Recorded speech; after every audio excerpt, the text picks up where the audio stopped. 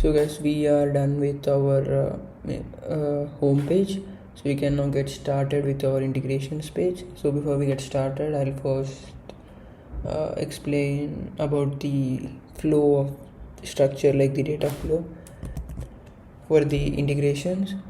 Let's go to Razor.io. So initially, first, how I want my integrations page is like just the integrations like this.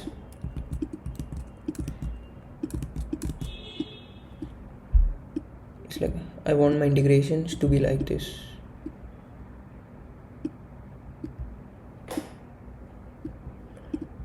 And this will be the sidebar.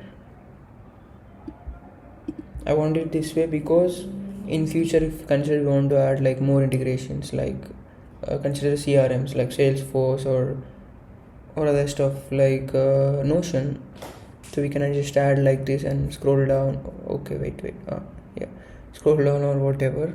So I prefer it this way. And here each integration will show a connect or disconnect button here based on if the user is connected or not. If the user is connected, I'll say connect. If the user is not connected, we'll show the button to the full length like this, saying connect. Yeah, it looks now good. If the user is connected already, then we'll show him a disconnect button. When he clicks it, he can disconnect, and also the settings button. So when he clicks on connect, I'll explain what's gonna happen, but when he clicks on disconnect, it's just simple, he get disconnected. It's a pretty simple route. We'll just remove the integration from the database. So it's obviously gonna say connect instead of disconnect because we can't find the integration. Boom. And when he clicks on settings, he can like change his preference channel or project or whatever. And here we'll keep the logo. Or whatever, and some text here, small text, like whatever bullshit. Okay, so basically what's gonna happen when we click on the connect button is, I'll explain. User will click on that connect button, then we will like trigger a redirected, like we'll make a request to our auth route in the background. Like for example, let's say we're connecting or like integrating, the user wants to integrate Asana, then the user will click on connect, then we'll make a call to our integration /Asana /auth route, then we'll construct an auth URL for the Asana integration, which will have like our client ID, redirect URI back to our app, the required scopes like project read, project write, project create new, or whatever, all the scopes, and state parameter. Then the user will then be redirected to the auth URL we just created, right? He'll be redirected to that one, and then the user will be shown like the auth consent screen, and once he clicks on OK there, then he'll be redirected back to our application, to the callback route, Asana /callback route. Here we will get the access token and refresh token for the user using the Asana's API, and then we'll store we'll get the access token and refresh token of the user, then we'll store both of them in our database by linking them to the user. And after that, we will redirect the user to the /integrations page along with query parameters like is Asana right. We'll say setup is equal to Asana. So when we redirect it to the integrations page, it will like detect in the query parameters like setup is equal to Asana. So then we will get our model, select project model. Wait, I just stopped explaining here, right? My bad. So user hits on connect, we will redirect it to auth route, and here we will construct the auth URL, and then redirect the user to the auth URL,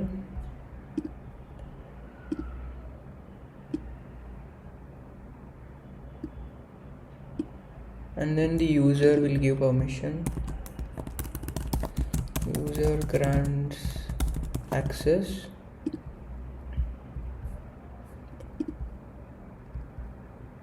After the user grants access, then he will be redirected to the callback route.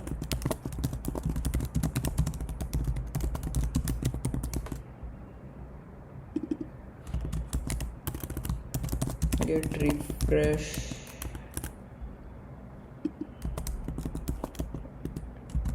access and refresh token and save it in DB. So after doing that, the user will be redirected to the /integration/setup is equal to Asana page.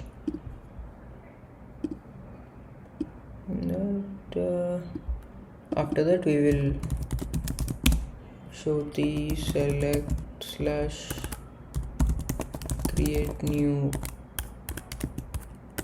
project model, and here the user will either select a project or create a new project. Here the user will either select/create a new project. Actually, for this we'll use our Asana/setup route to get route to get the projects regs of the user, and we'll use the post route to create/select an existing project. This is how it works so far. So once the user does that, we will have the project ID and the user's access token in the database, right? Store the project ID in the database. So generally, in order to create a task or an issue, whatever, in Asana, what we need is in which project to create the issue. That's all we need. But for verification case, obviously we need the OAuth access token of the user. Since we already linked the access token here in the database, we already have it. Using the user's ID, we'll fetch the access token, and also we are storing the project ID here. So we'll fetch that too from the database of the user in relation to the user. So we'll use both of those, and we'll create push the action item into the user's preferred Asana project. That's how this all works, guys. I hope everything's clear, right? First the user clicks on connect, we create the auth URL, the user grants access, so we save the user's access token and refresh token to database. Okay, I did not explain this. What's refresh token and why do we need to have it? I think you might know it already, but the reason is access token. Asana's access, calm down buddy. Asana's access token expires in like 3 hours. So what about after that, right? You can't access the user's Asana, so that's why we need refresh token. So there are two ways to use the refresh token. One is to create a cron job which runs every 3 hours, and and updates the user's access token, but I prefer not to do it that way. If you want, you can do it that way, but because there's no point, right? User, when he pushes an action item, before pushing we'll check first, before even making the API call, what's the current time and what's the Asana's access token expiring time. If the current time is more than the Asana's access token expiring time, then we'll just call to our function Asana, like create new access token function. We'll just pass the user's auth token and the user ID, so that that function will create the new auth access token and update it in the database. It's pretty simple. There's no point I see in create an access token. And if you're like, oh, but I want to know it to like the cron job method, we are actually doing that, right? Like we did not do it yet, but for in our lambda function to fetch the user's meetings from his Google Calendar. Actually Google's auth access token also expires in like 1 hour exactly, so we updated it for every 55 minutes in our cron job. So we're essentially covering both ways here. Okay, no one sees at loss, no loss of anything, so we're essentially doing it both ways. So at the user runs access token, we store the refresh token and save it in our database.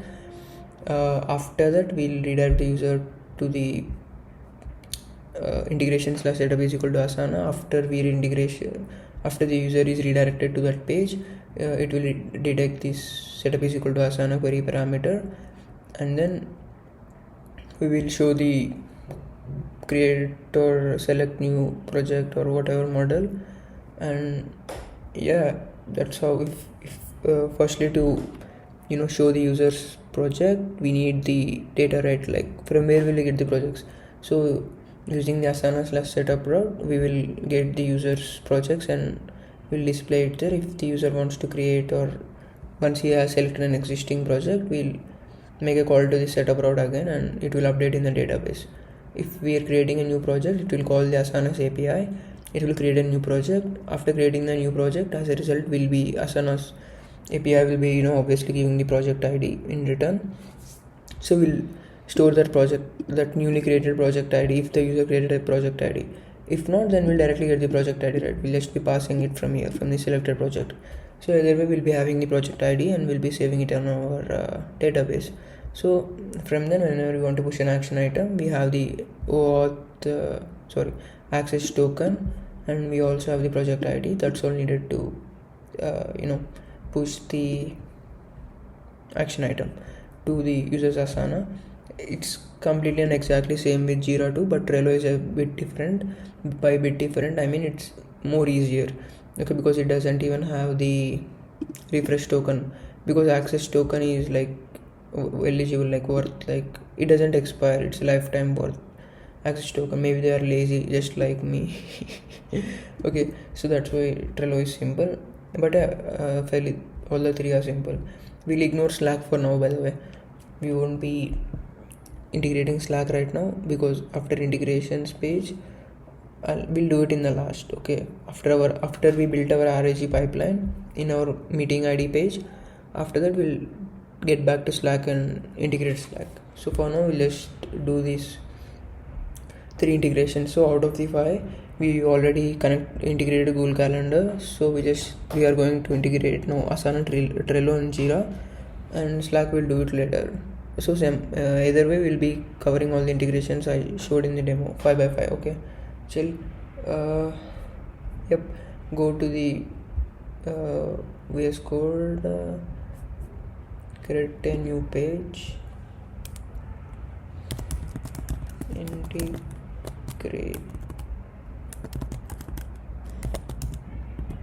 integrations,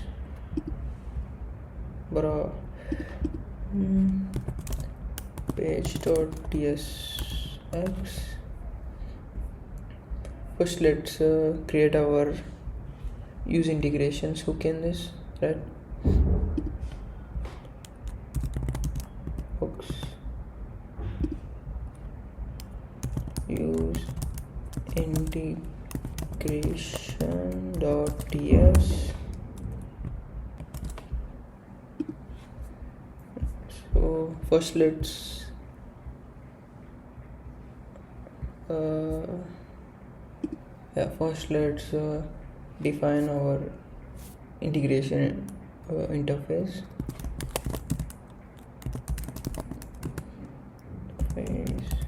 Integration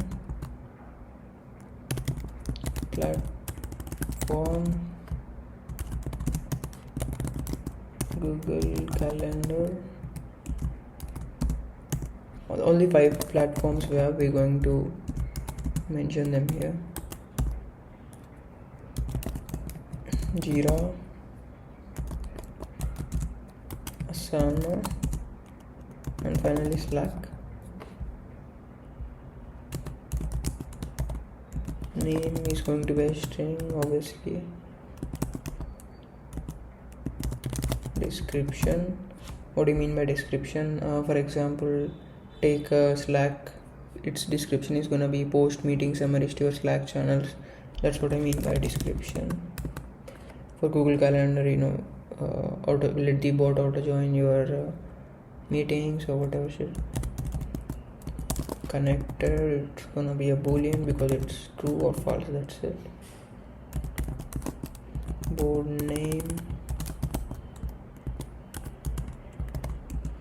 name is gonna be a string. Project name, string, and channel name, string. Logo is gonna be string because it's just a path. Yep. Export function, use integrations. First we will get the user ID from, I was typing from there, use auth from clerk. So let's define the state, const integration, set integrations, use state. This is of an integration type of array. It's gonna be a platform,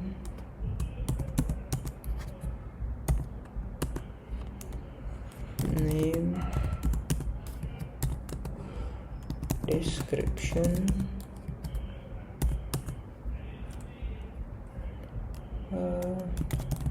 connector,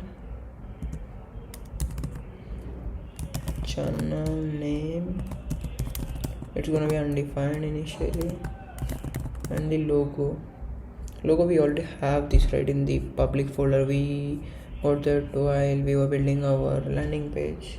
If you don't have it, or if you skip that part, then go to GitHub and keep those images in your what would I say, public folder. Jira, Slack, Trello.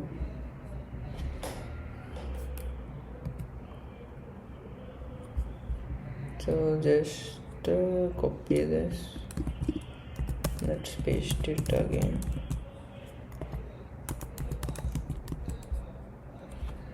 First one is gonna be called Slack, name Slack.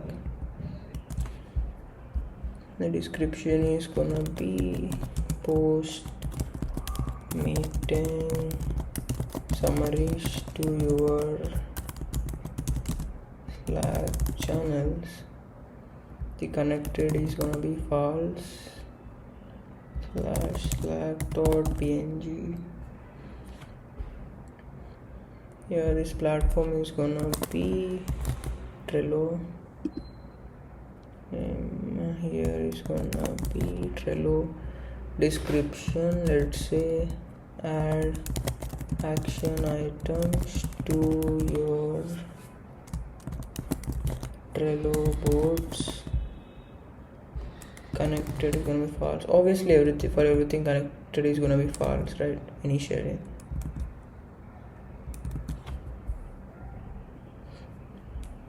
Let's set up images too. So it's gonna be trello.png, and this platform is gonna be Jira, name Jira.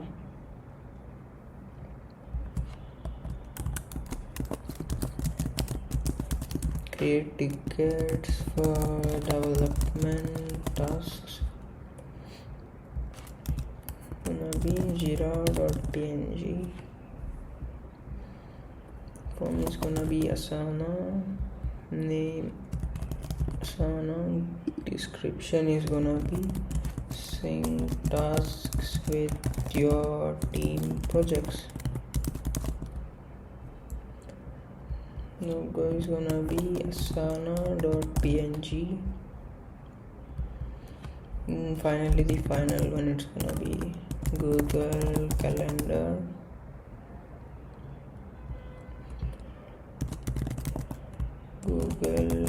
And the name is gonna be Google Calendar. Description, let's say auto sync meetings, because that's what we are gonna do, right? Logo is gonna be gcal.png.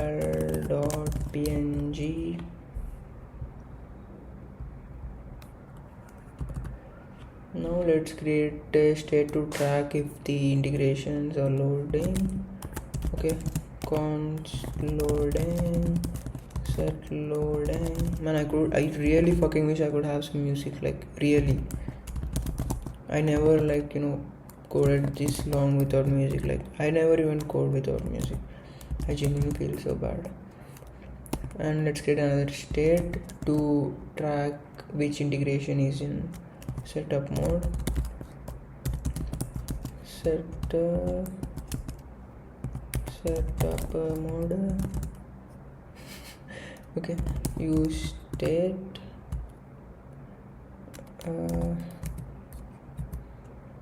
It's gonna be null initially.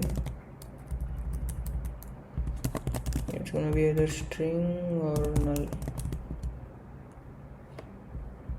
And let's create another state for the setup data for current integration. What do you mean by setup data?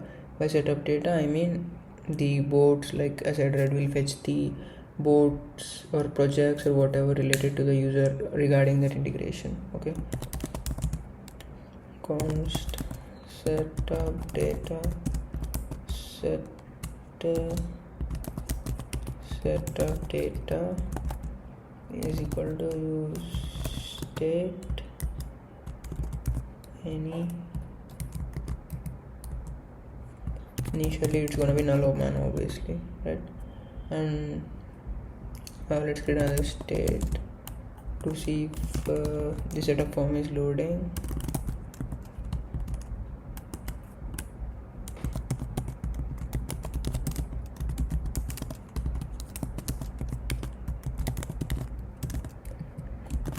To use state, it's gonna be false initially.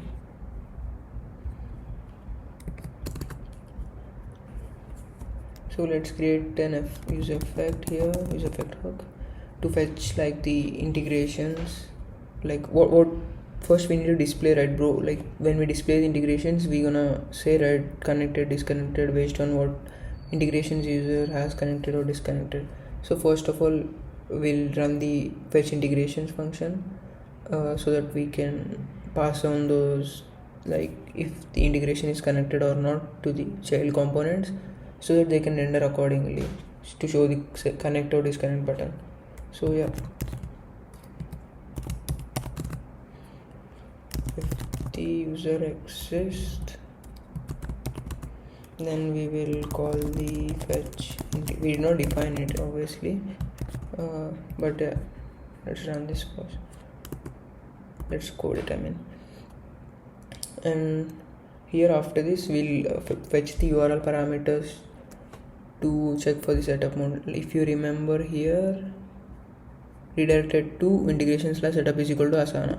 So basically when the integrations page loaded, then we will check for this, does it have any query parameters, and based on that we will set the setup mode equal to that integration. That's how we're exactly doing it. That's why I explained it back then pretty clearly. So while parameters, no, this is the params. Params is equal to new URL search params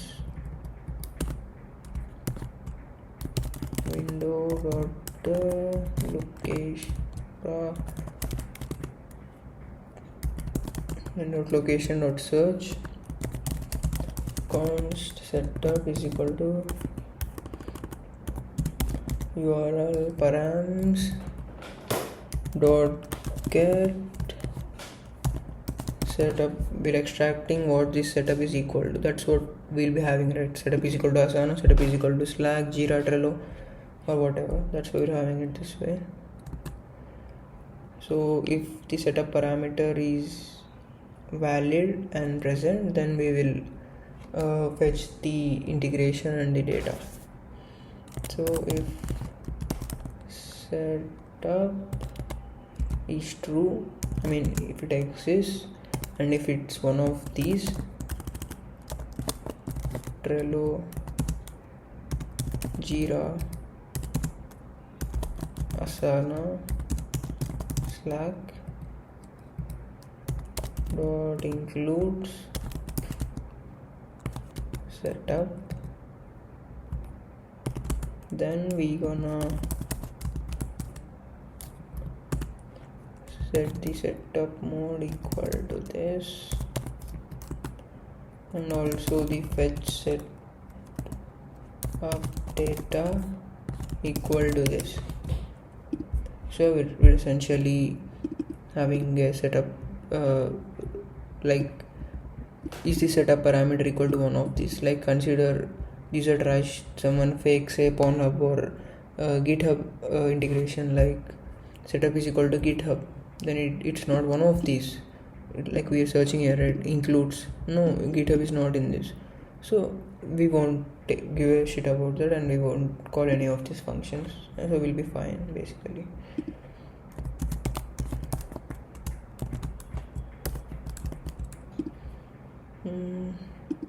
Yep.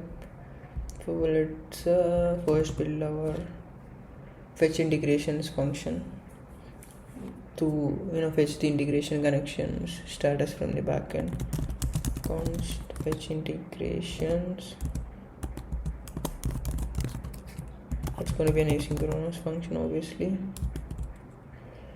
Then we're gonna wrap this in a try catch block.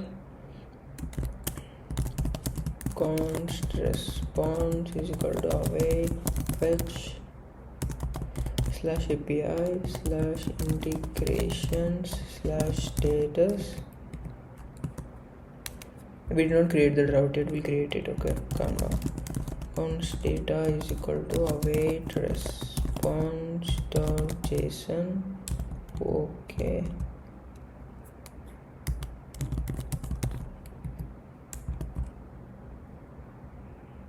What the fuck is wrong with you?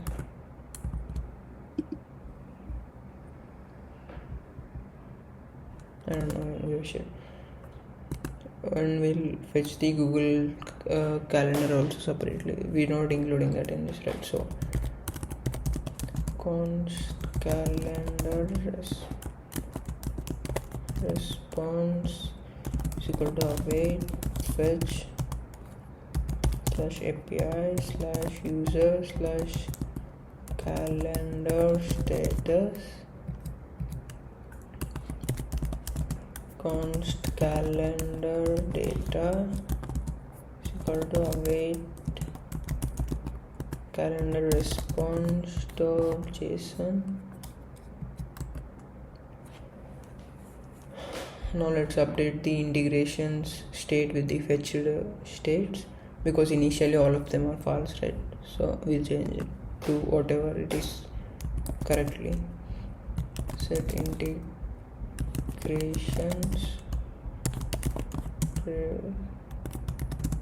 previous dot map integration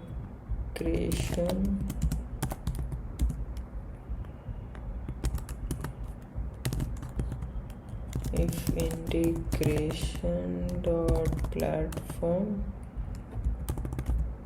is equal to Google Calendar. Oh, okay, wait. Google Calendar.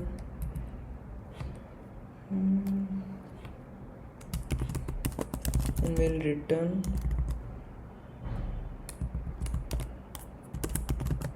everything is gonna be same.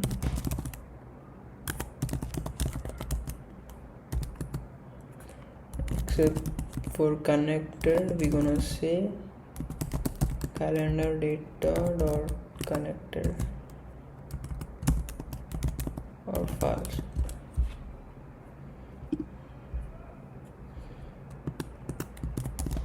On status is equal to data dot find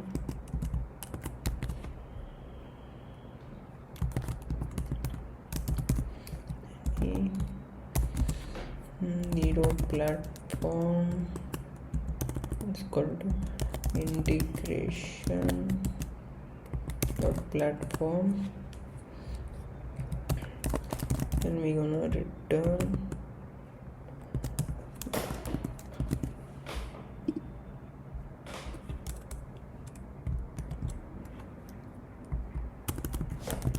integration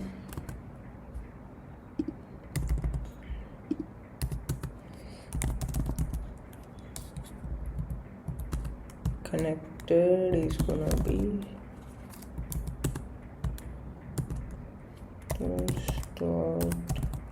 connected. If we don't have anything there, or if it's invalid, we gonna just say false.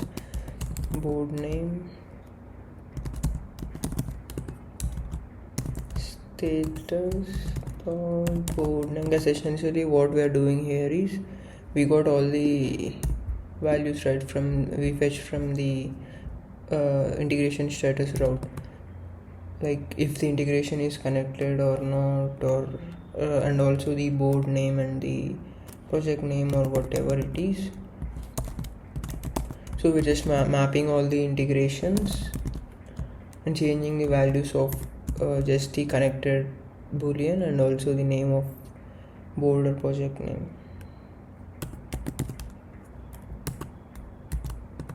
We have all these like board, project and channel because each integration uses a different thing, right? Slack has channel, Trello has board, Jira and Asana have project.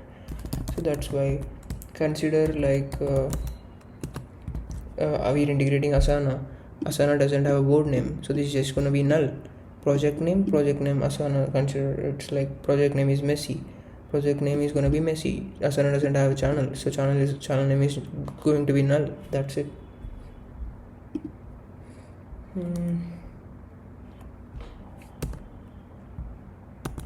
I think there is a mistake here in sense of closing tags. We'll fix it, just wait.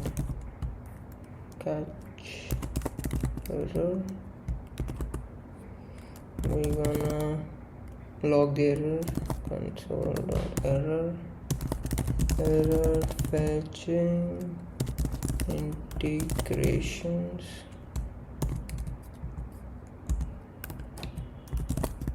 error, and finally we're gonna just keep set loading to false irrespective of it's successful or it failed or whatever.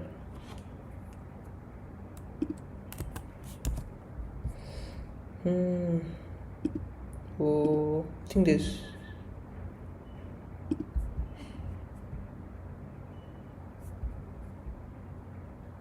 holy fuck.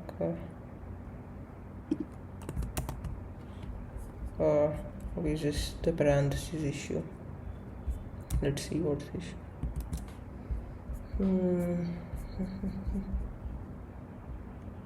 Okay, first here's an error.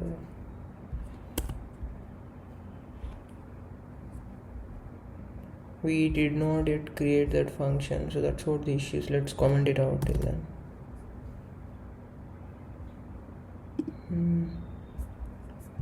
Nope, remove that.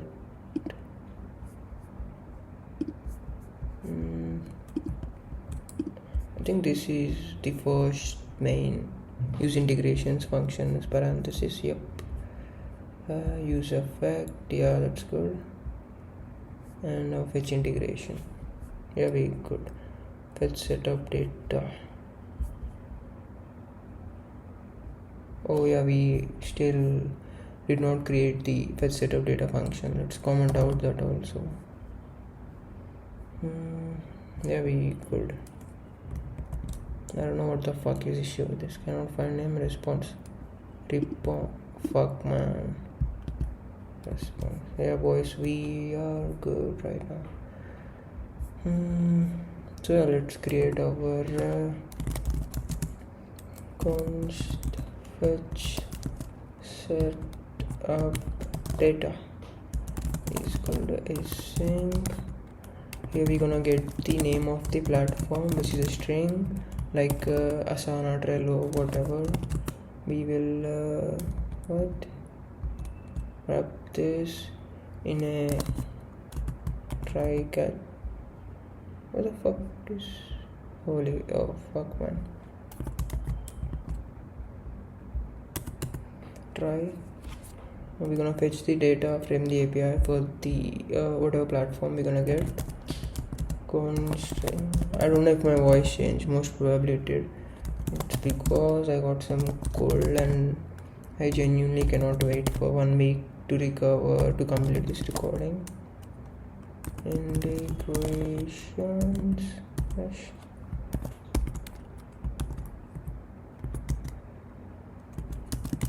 platform set up. Yep, my bad.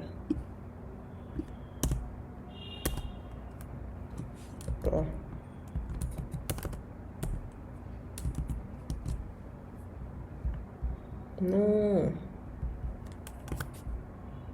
Yeah, my dumbass would not actually. I got lucky here because I would have not recognized it and I would have thought, bro, why is it not working, bro? What the fuck, man? I did that a fuck ton amount of times. That's why I know. And that's why I recently said like GitHub Copilot helps me a bit with that. Now update the setup data state with the data we fetch from this thing API route. Setup data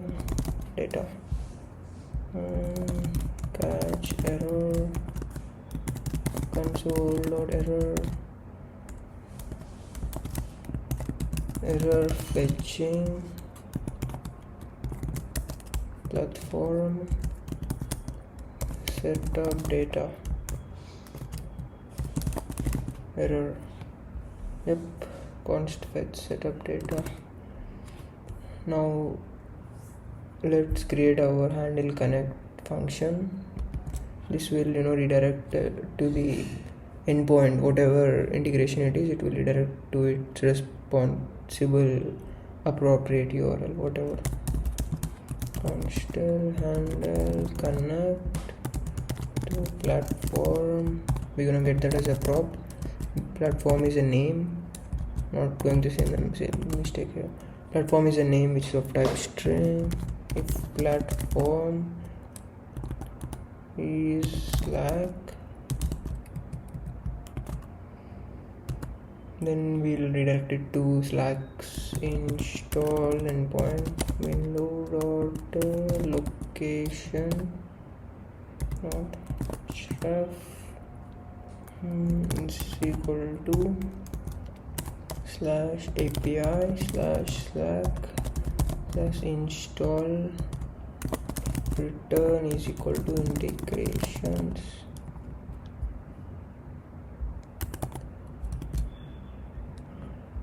else if platform is Google Calendar, then we redirect it to the Google Calendar connect endpoint. We already made that route, guys. Google/direct connect when we initially were building our homepage.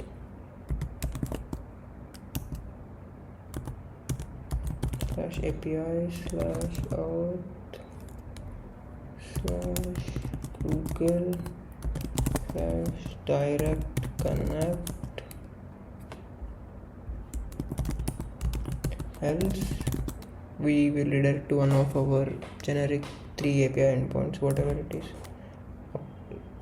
based on the integration.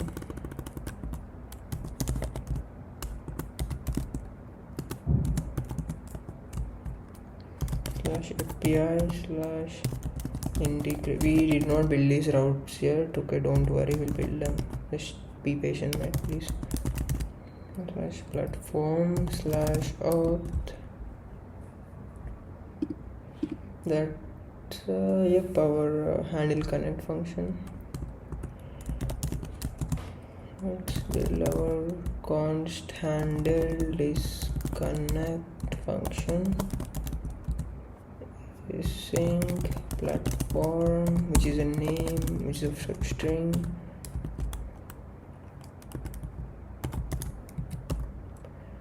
Try if platform is Google Calendar, then we gonna fetch slash API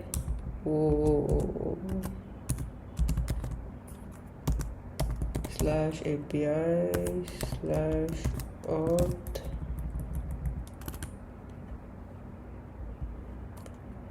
slash Google slash disconnect,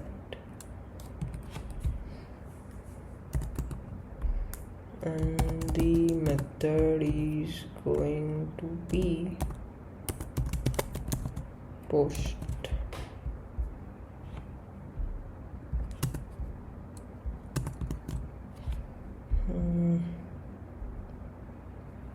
If else, whatever platform it is, we'll use our dynamic API routing. Slash API slash integrations slash platform disconnect.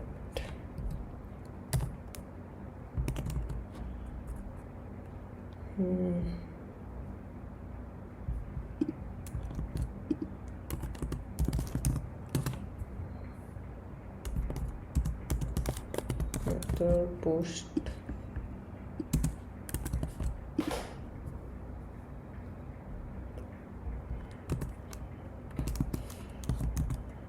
Fetch integrations. Why are we doing this? Because after disconnecting, we need to fetch the integrations again, right? Or else it's still gonna show us disconnect instead of connect, even if the user has disconnected successfully. We don't want that type of shit being shown to our users, right? Console.error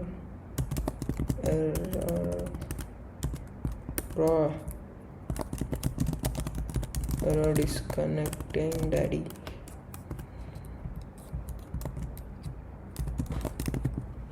Error.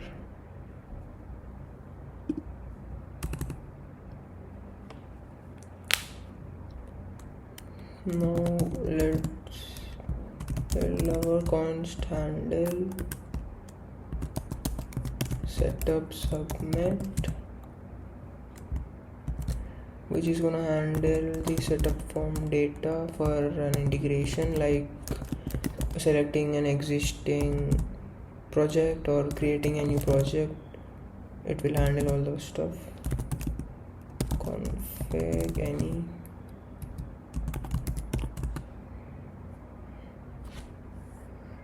First let's keep setup loading to true, so that the user will understand that we are saving it.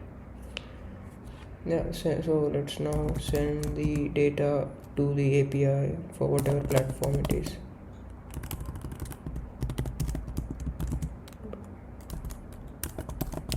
Await fetch slash API /integration /platform /setup.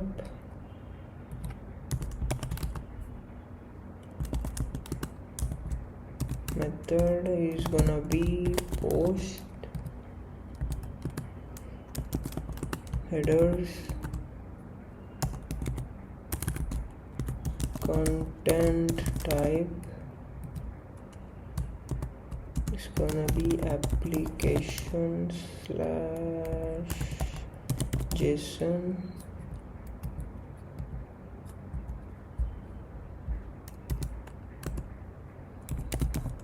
The body is gonna be JSON.stringify config. What will be passing in the config I'll show it later, but if you want to know right now, it's just going to be the ID and name of the project. That's it.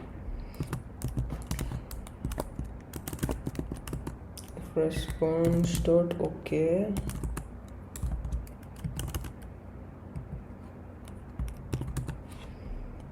Then we're gonna reset setup mode and data on success. So set setup mode null,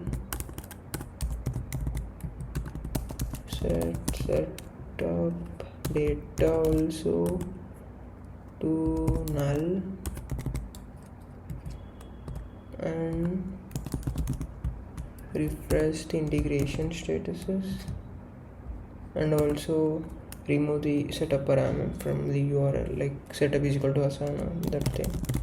Window.history.replace state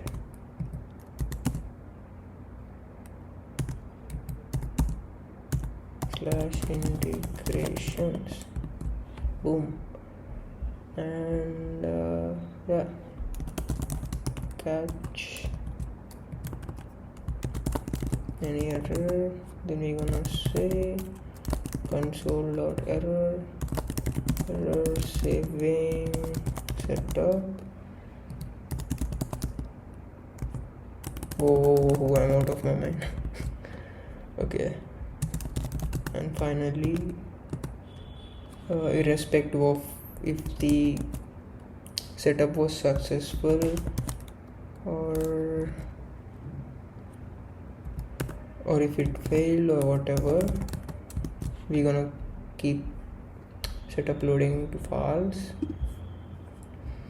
and we're gonna return all the state and handler functions so that we can use them in other functions. I mean, that's the whole point of creating a router. I don't have to explain that, mate. Now our this /integrations page can send all these components to its child components. Like, take for example, okay, if you want me to say an example, take this handle setup submit function. Okay, we will be passing this to the setup form component, which is like the model, to select, like where we will show the all the projects the user has. That model I'm speaking about will be it takes the props of a platform name and config. Okay, like I said, we'll be passing this to the setup form component. So there the user enters the name of his new project and hit submit. So we will from that we will pass this platform name and config means, like I said, the name of the project, or if it's a new, then we're gonna pass the name and we create new boolean. If it's an already existing one, we'll just pass the ID of that. So that's how this handle submit function will work, like how the data and props are passed to the child functions. I'll show you more clearly when we build it, but if you are just curious like me, that's how it works. Setup data,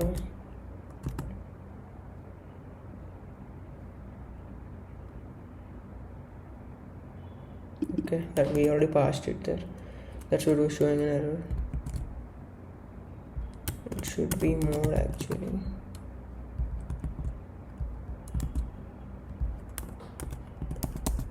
Setup data. After that, setup loading. Setup loading. Fetch integrations. Fetch setup data. Handle connect. Handle disconnect.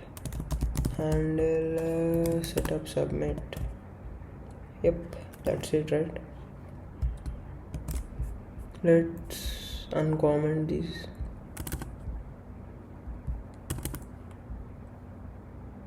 Oh bro, oh my god bro, how many typos am I gonna make? Fetch integrations. Yep, we can now start creating our API routes one by one. First let's create this integration status route. Go to API integrations. Wait.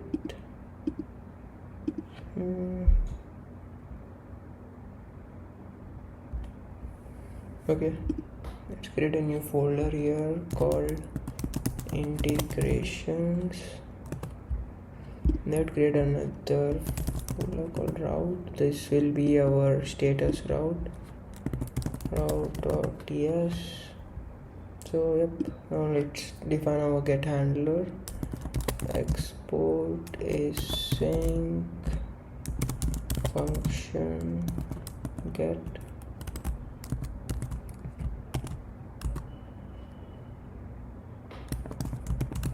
Try const user is equal to await current user. If no user, then return Next.response.json.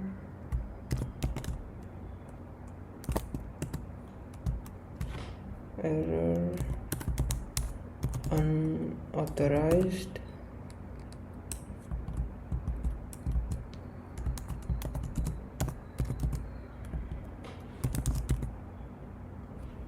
Authorized, bro, I'm so fucked, man. I don't even know the spelling of unauthorized. Okay, status 401, which means unauthorized. And now let's fetch all the users integrations from user integrations for this specific user from our database. Const user no integrations is equal to await prisma dot user integration dot find many, because obviously integration is more than one, right? That's why we are using find many. User id is gonna be user dot id.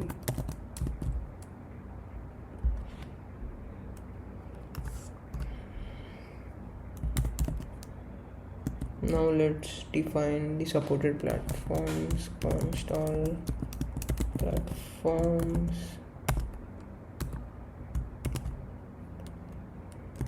Platform. Oh my god, bro.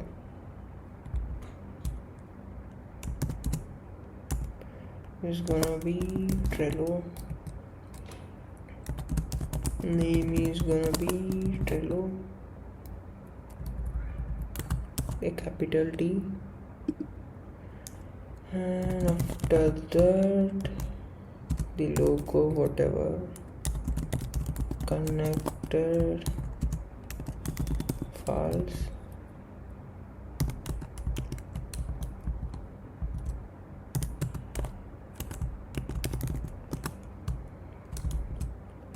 Platform. Let's copy this thing. This is gonna be Jira.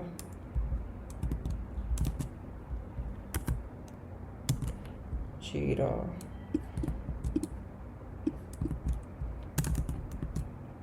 Let this be Asana.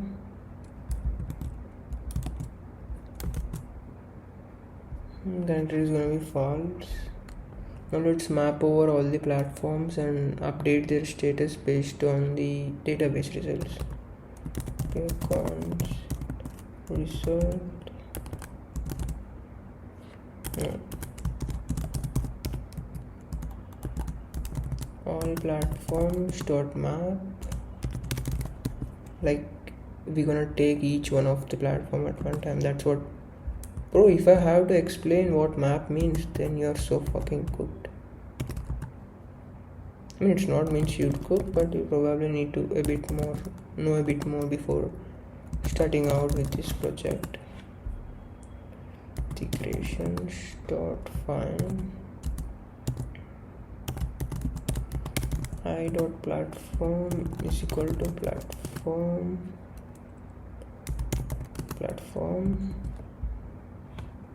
Then we're gonna return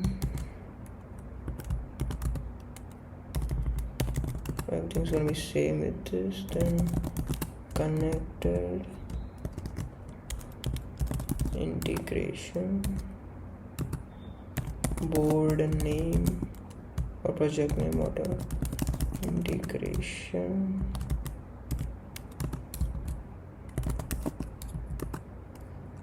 on board name, and the project name is gonna be integration dot project name. I think it's not even necessary to do this because I don't know. Wait, let me check. No, mate, we 100% need those. Okay, so first let's now let's check the database for the user Slack connection. Await prisma dot user dot find first, where clerk ID is user dot ID.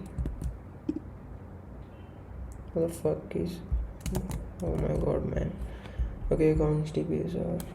Now if the user has Slack connected, then we'll just push the Slack connection into the result, or we won't. That's it. DB user dot Slack connected, and we gonna push it into result. So dot push platform Slack, name is gonna be Slack, logo keep it empty for now, connected true, and the channel name is gonna be DP user or preferred channel name.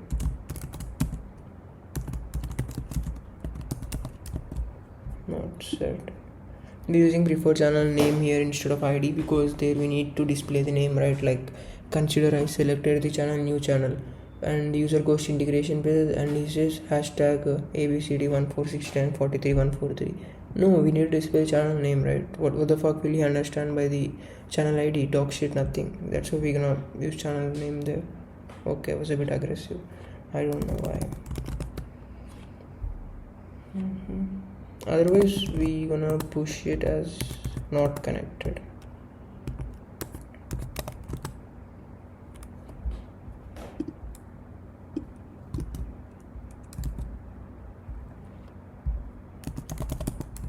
False. Now we gonna just return this integration status as a just return this return next response dot JSON result.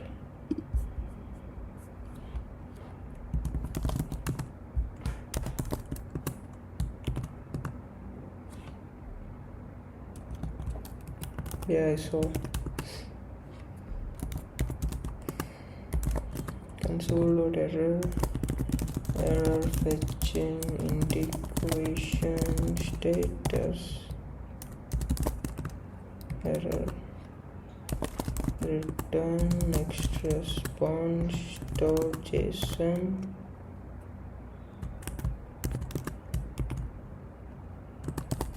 error, internal error,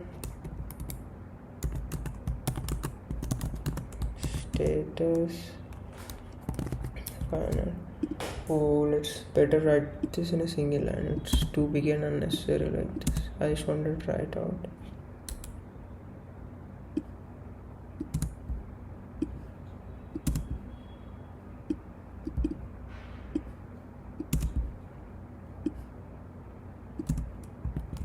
Yep, cool. Nice.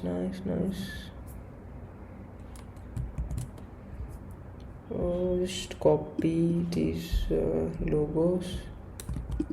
Let us use those logos here.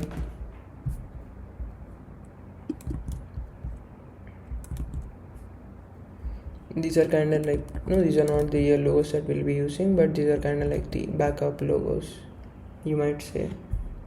Like if the image is for whatever reason unavailable, then we're gonna use this shit.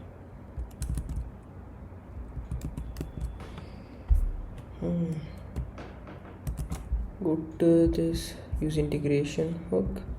We have this channel name for other stuff too, Trello, Jira, etc., which is not needed. Channel name is only for Slack, right? What the hell are you gonna do by keeping it for everything? Also here it should not be process, actually it should be project name. Those both are up and down. Probably I made a mistake there. Go to analyst scanner. It should be calendar. Also missing the leading slash here. Yep. Let's also remove this unused import. We created the integration status route. Now let us create the calendar status route. Okay, I think we already, we do already have it.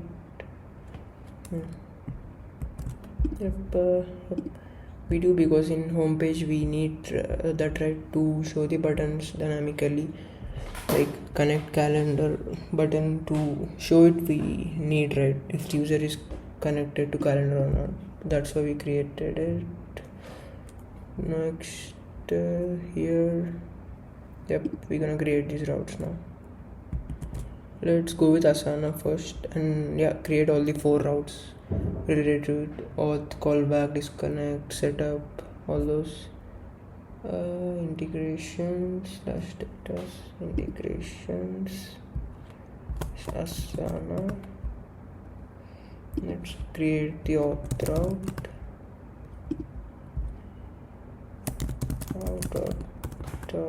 .ts.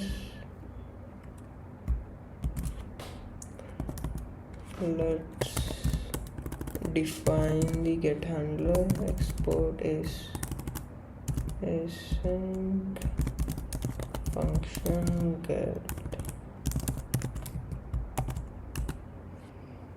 const user id await auth.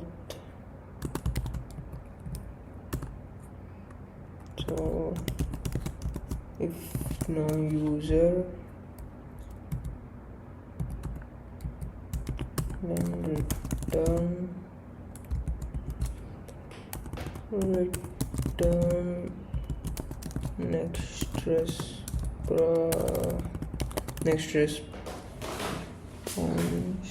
to redirect.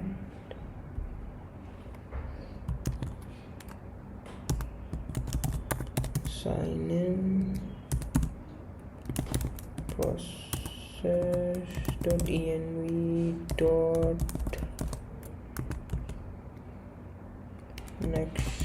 public app URL.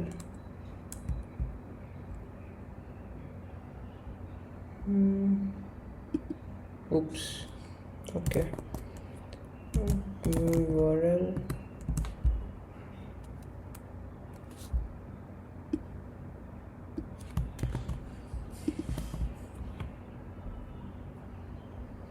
Now let's get the Asana client ID from our environment variables. Const client ID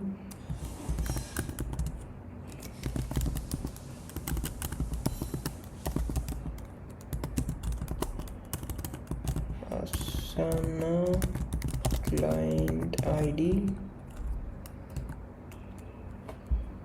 We don't have it yet, but we'll get it. Okay, just wait. We'll go and create our app first in the Asana developers thing. After that we'll get the client ID, then we'll keep it there. Okay, now let's set the redirect URI for the auth callback. Const redirect URI is equal to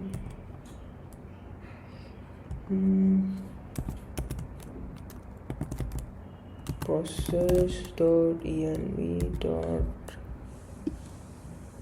the gap URL slash API slash integrations slash Asana slash callback. Yeah, we'll build a callback route like I said. Just wait, boy. Okay, now let's define the required auth scopes for our Asana. Const scope is equal to projects read, projects write, and tasks read, tasks write, users read, workspaces read.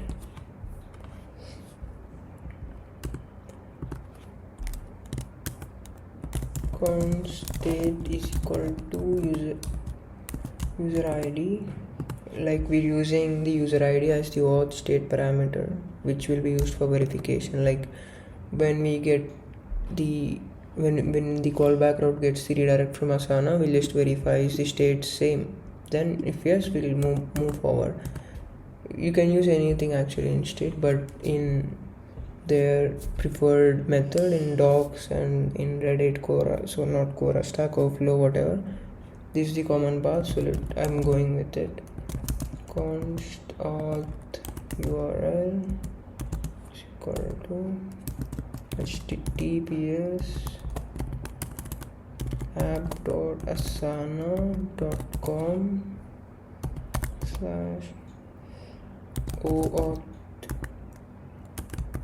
/ authorize client ID is equal to client ID which we have here, and redirect URI is equal to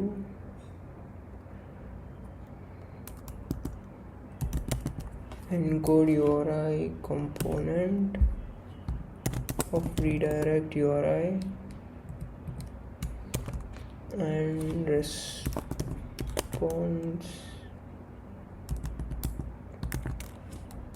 type is equal to code, and state, like I said, is gonna be state, and scope which we defined here just above, this one, that is gonna be here. Scope will be Encode URL component scope.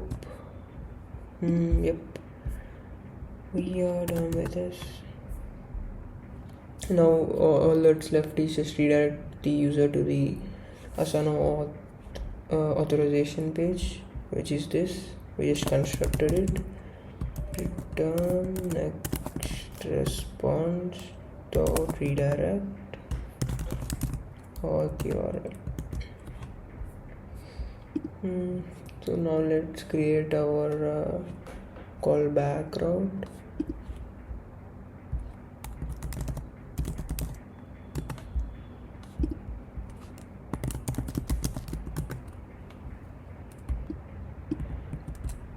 Let's create the get handler, export async function get request is of type next request. Let's get the user's ID. Const user ID is equal to await auth. Now let's parse the URL search params from the request. Const search params is equal to new URL of request.url. We're gonna pass from that URL. Now let's get the code from the query parameters. Search params dot get code. Let's also get the state parameter from the query parameters. State is equal to search params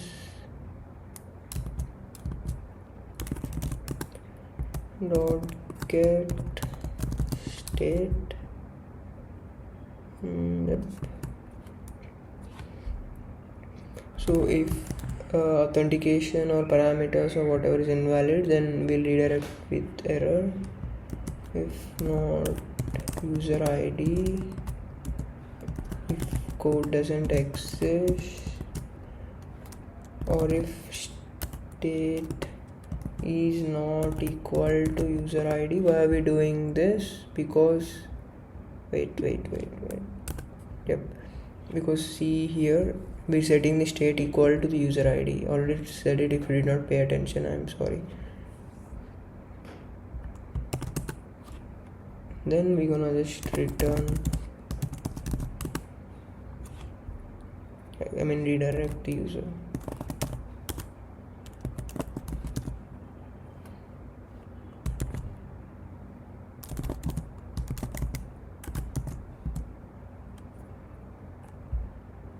Well, that was the issue. Next response dot redirect new URL / integrations error is equal to auth failed.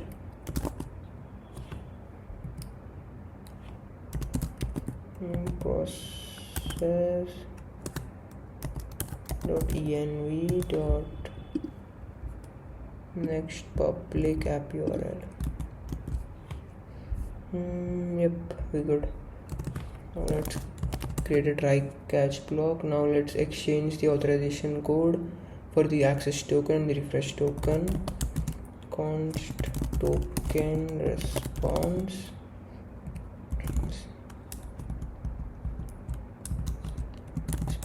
is equal to await fetch. We're making a call to the Asana's API.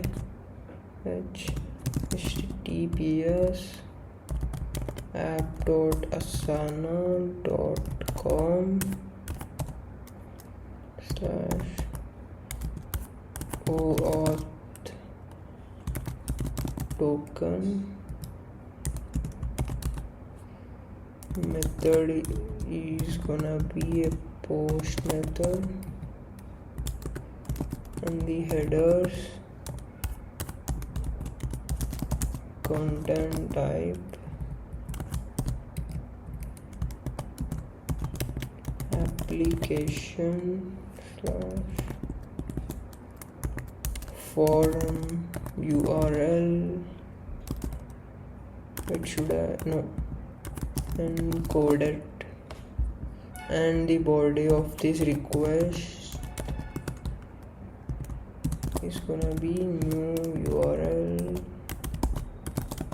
search params, where the grant type is gonna be authorization code, the client ID,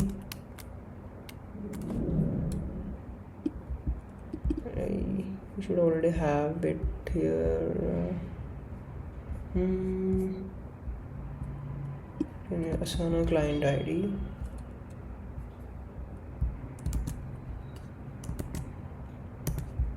like I said, we just using this, we just saying to TypeScript, bro, I really have it, so please shut the fuck up and don't show me an error. That's what it means. Client secret Asana client secret, and the redirect URI is gonna be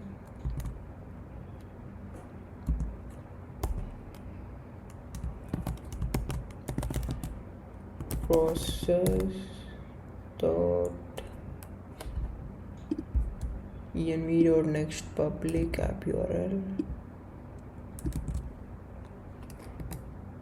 /API. Bro, if you wonder, guys, why are we using next public app URL, can't we just type localhost 3000? No, because when we deploy it, it's gonna be a big headache. You need to come to every file, and then you need to remove the localhost 3000, and then you need to keep your deployed URL, and then again if you want to try it out locally, then it's not gonna work. Why? Because it's directly to the deployed thing. Okay, even if you make changes, you can't see it instantly. So that's why if we have this next public app URL and we deploy it to Vercel, then we just gonna go to env variables, and we just gonna change it from localhost 3000 to whatever is our deployed URL. So it's gonna be very easy. It's not in a comparison, mate. It's very fucking easy this way. That's why we're gonna do it like this. Asana /callback. If you want, there's other way to, you can just use node env is equal to development, then use this URL, or else use this. You can go to next.config.ts and do it that way, but this is like very easy and a better way, if you ask me. If the token exchange fails, then let us throw an error.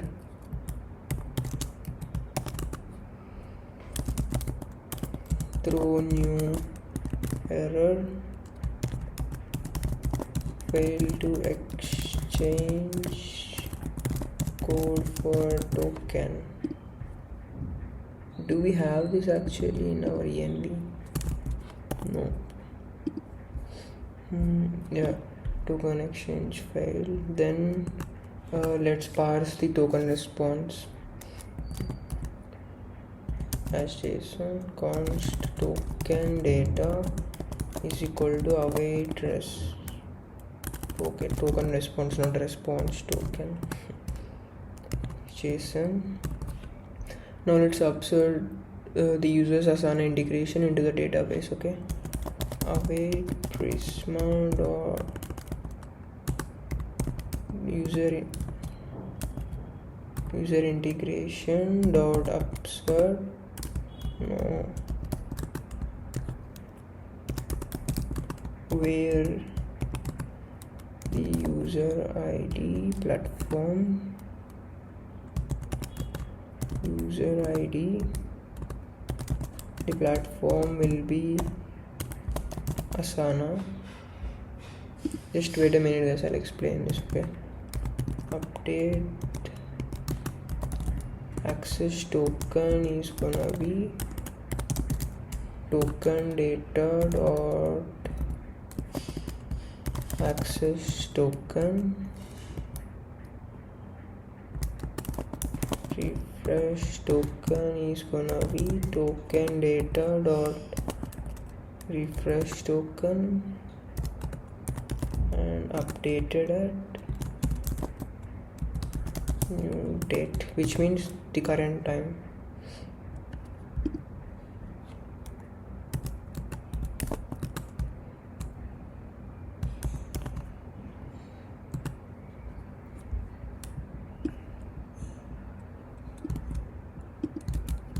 No, create a user ID. The platform is gonna be Asana.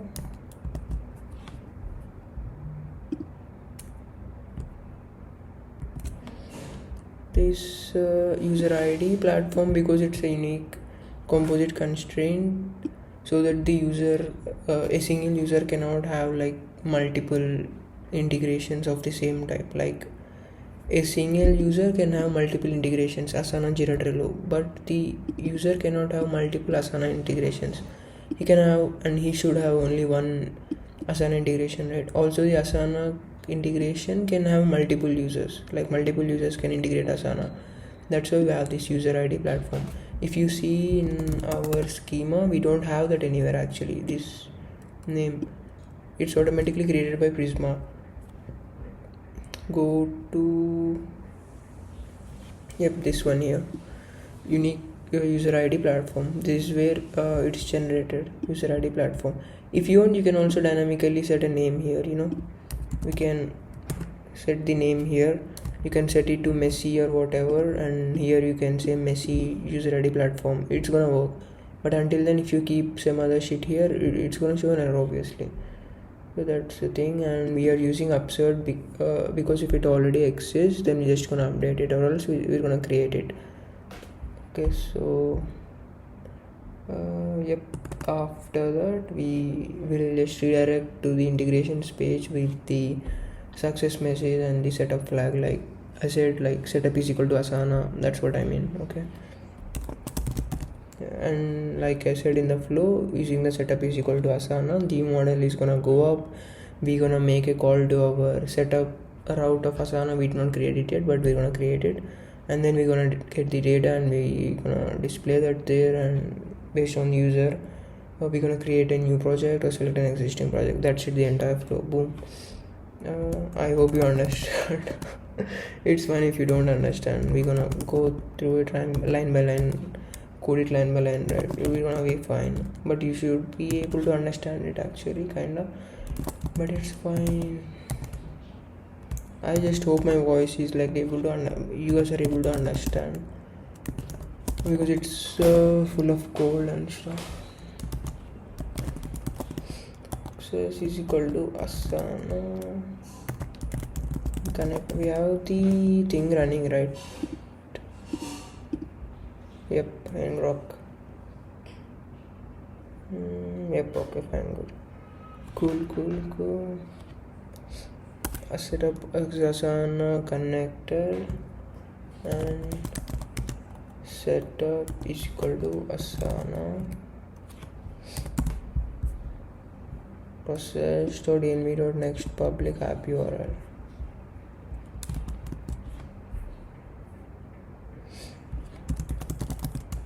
Or else catch error,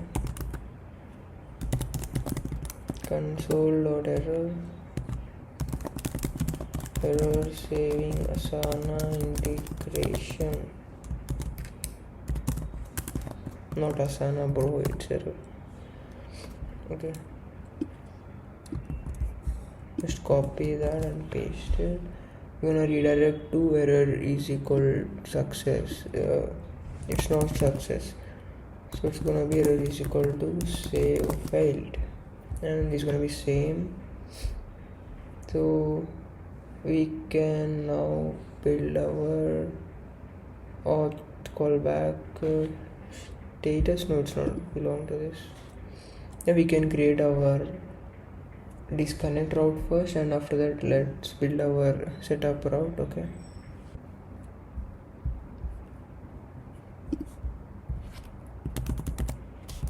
disconnect. Let's create the route.ts. Now let's define the post handler, export async function post,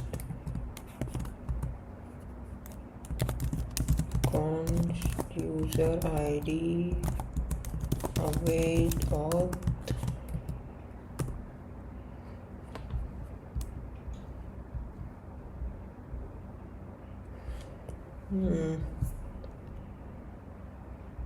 Okay, if not user id,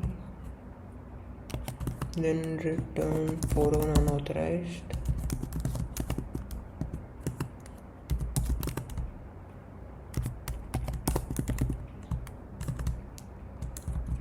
Error unauth.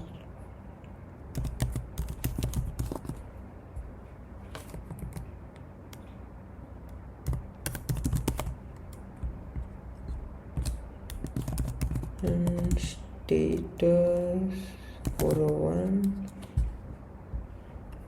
Below this, all we need to do, to disconnect the user is to delete the user's Asana integration or whatever integration from the database. Then obviously when we fetch it, there won't be any Asana integration, so it's gonna show disconnected, right? That's it, and that's the best way and most efficient way to do it too. Prisma, probably the only way to.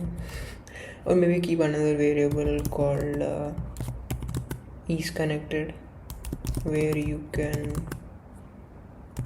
based on the user's thing, we can set connected or disconnected, but there's no whole point of storing the user's auth token or whatever when he disconnected, right?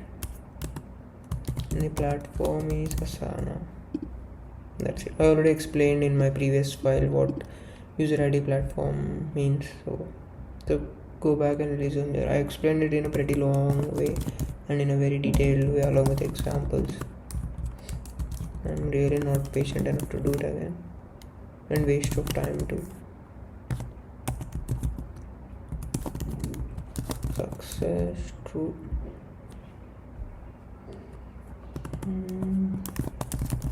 Return. Nope, my bad. Catch error, console.error, error disconnecting Asana, error, and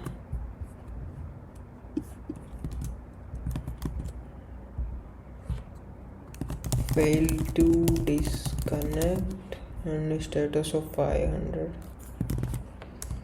Boom, cool. Now let's define the final route regarding to Asana, which is the setup and the most important route, setup route.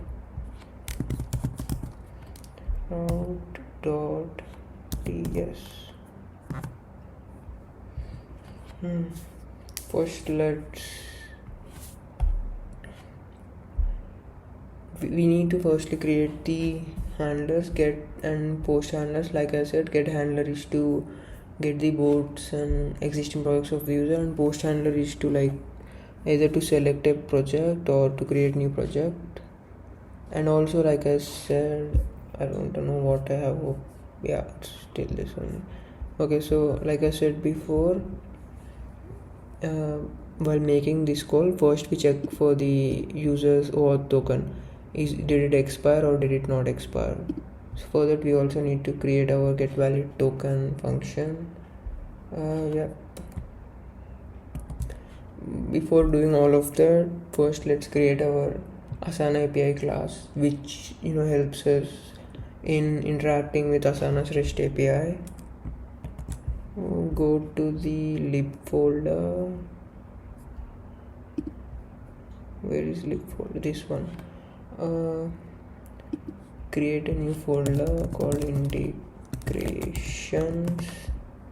Then let's create another folder called Asana. In that, let's create Asana.ts. You can name it whatever you want, doesn't really matter. Okay, so let's define our Asana API class. Export class Asana API. First, let's define our base URL. Let's use private because we will also be having the base URL object in our Trello and Jira too, so there should not be any conflicts, right? So if we use private, it's gonna be limited to this particular file or API, whatever you mean. No, file, not API. It will be limited to this particular class. That's perfect. Yeah. So yeah, base URL https app.asana.com/API/1.0. Yep. Now let's fetch all the workspaces accessible to the user. Async get workspaces token, which is gonna be a string, const response is equal to await fetch this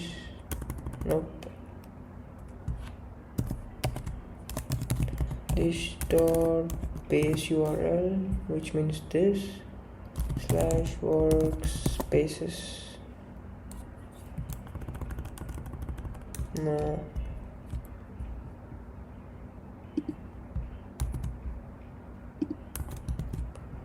workspaces and headers authorization bearer token.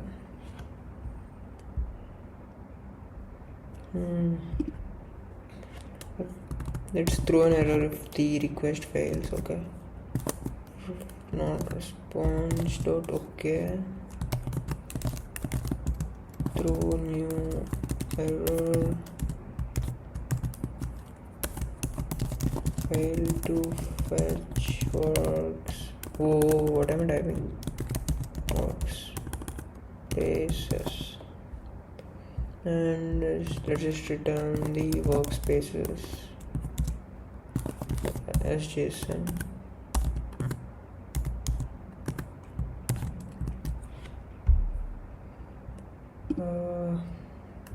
Now let's fetch all the projects in a specific workspace.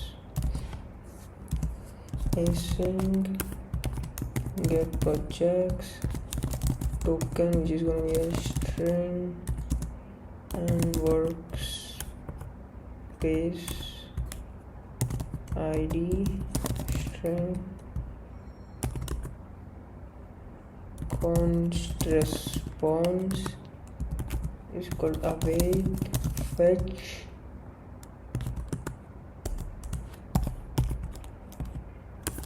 this dot base URL /projects workspace is equal to, guys, we're exactly doing what they suggested and what they gave in their docs. So if you got any doubts, just go to their docs, right? Just go to their docs. YouTube, I think you can't find much in YouTube because no one made much content on this stuff. The one that made, they're pretty outdated, so you're gonna like have a lot of errors because I tried it already. Yeah, just go through the docs. They're pretty very simple but pretty long and shit. So yeah,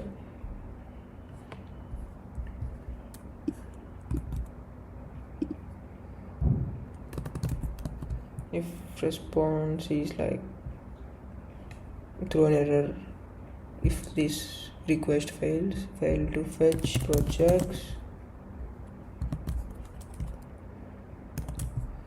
Yep. Now let's create a new project in a workspace. Like in the setup form that the user is gonna get, if he clicks on like create a new project and enters the project name and hits enter, this is where the main work will actually be taking place. Okay, let's create a new project function now.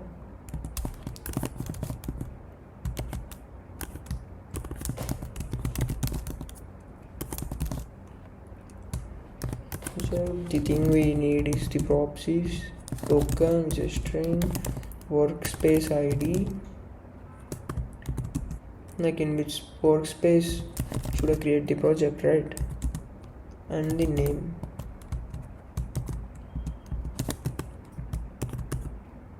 That's it, guys.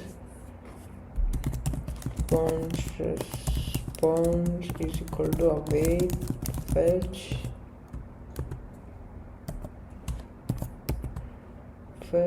this dot base URL projects. Method is gonna be a post method, and the headers authorization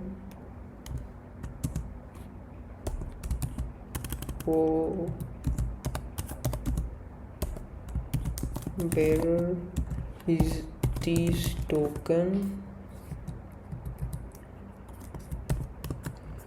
and the content type is obviously application/JSON. Okay, and the body is gonna be JSON.stringify data, and the name is gonna be just the name, and the workspace is gonna be workspace ID. Boom. Yep. Oh, what's the issue here, darling? Yep, a comma, bro. Okay, so after that,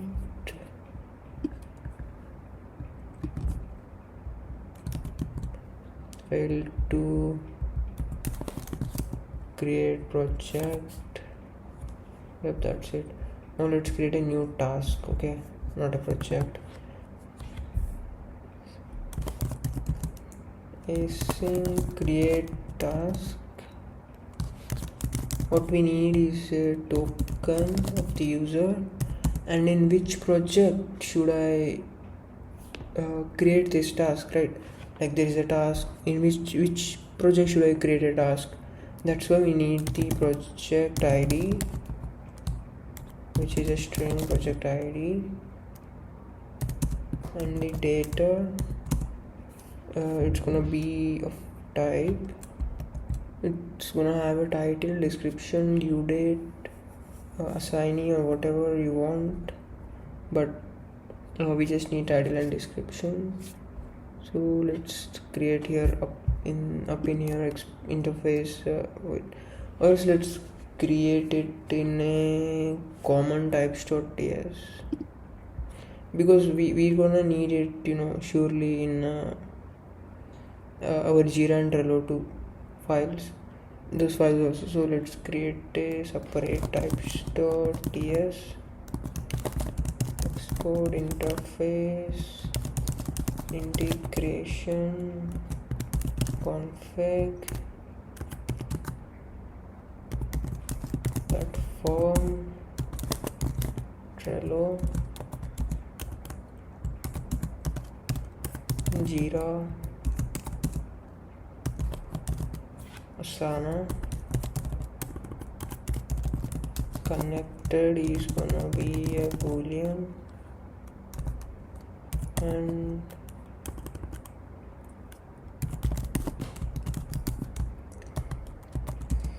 board name is gonna be a string, Okay, and project name is gonna be a string 2. Let's define our export interface. Action item data, it's gonna have a title and then description,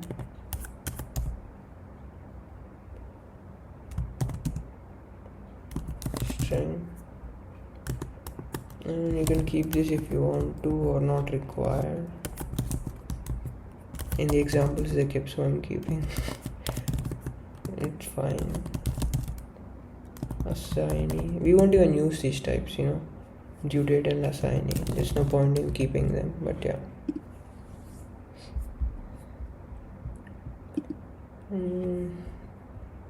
Here data is going to be of type action item data. Cons response is equal to await fetch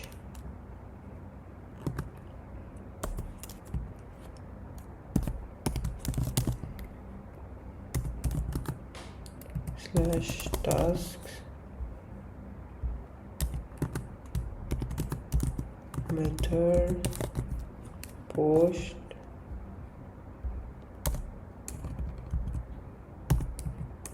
oh god, so that's not what I want to do. Yeah, third post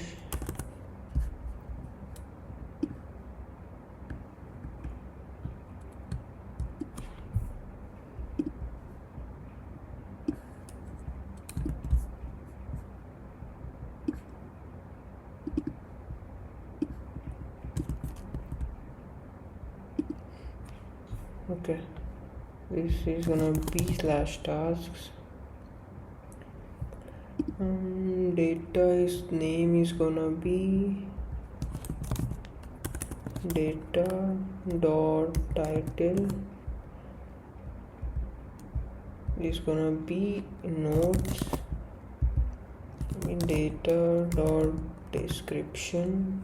If that does not exist, we can just say action item from the meeting.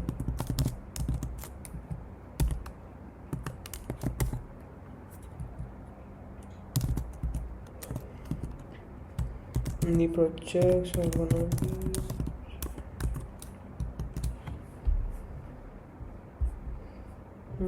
yep.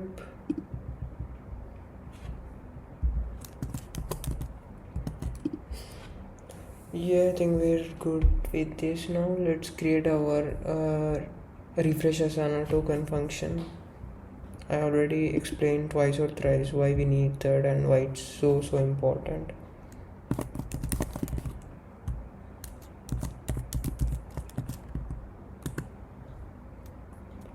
Let's export async function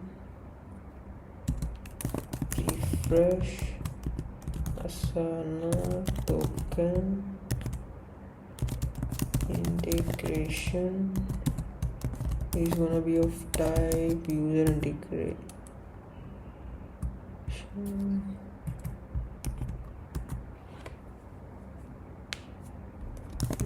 Try let's send a post request here to Asana to refresh the access token. Okay, that's the point of this whole function. Its response is equal to await fetch https app.asana.com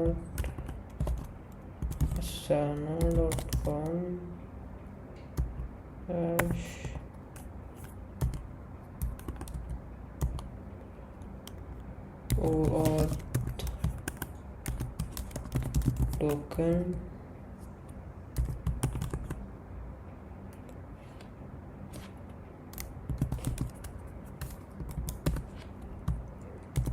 this is the times where I wish I had Copilot, I would be like 5x 10x fast. Headers, content type,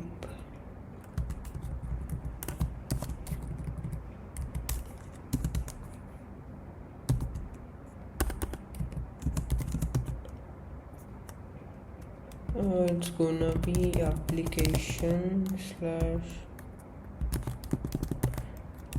form URL and coder. The body is gonna be new URL search params.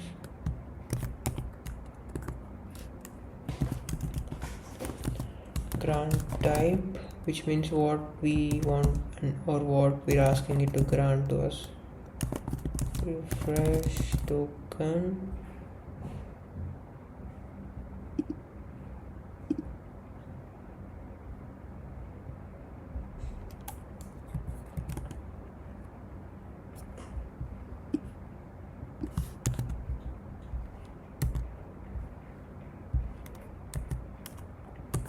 And the client ID, which is our ID, okay, ours, not the users or customers.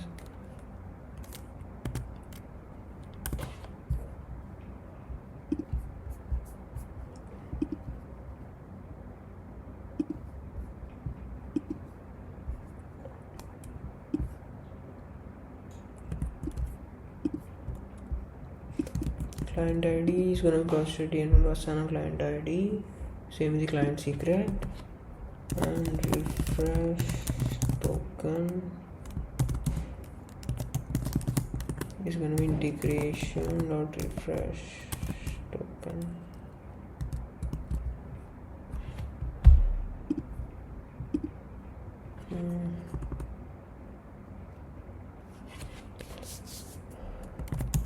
Let's parse the response as JSON.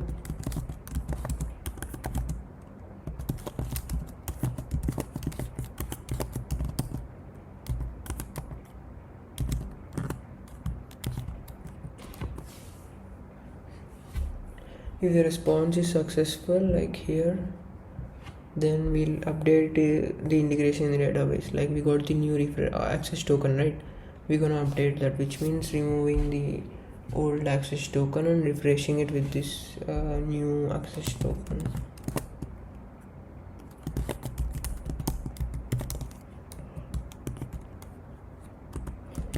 Const updated integration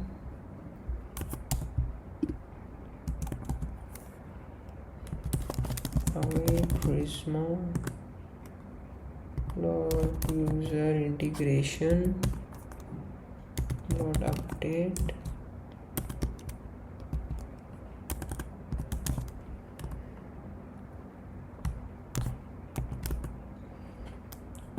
where the ID is the integration dot ID and the data is gonna be access token is gonna be data dot access token, refresh token is gonna be data dot refresh token.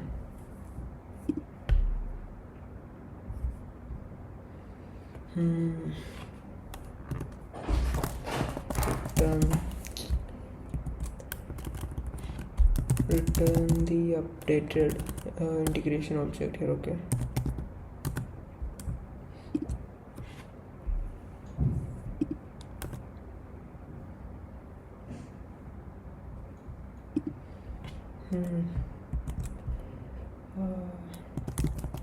Else we gonna console.error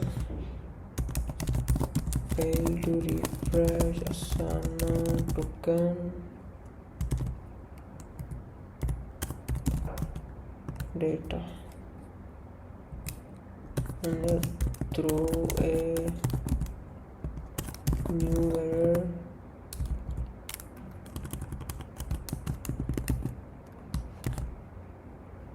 I'm gonna say token refresh file.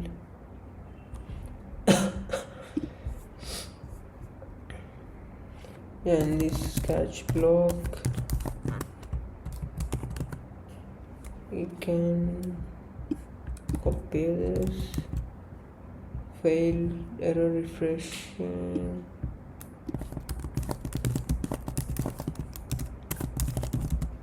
Asana token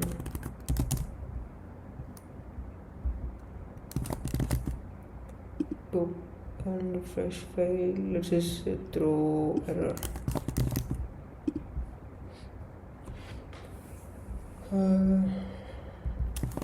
Refreshing. Yep. For that we got the Asana API class, and I go back to our setup route, and yeah, we can start building in this now. Let's first define a helper function to get the valid Asana access token. Like if it's expired, then get the new access token. If it's not expired, just return the original. Okay. Function get valid token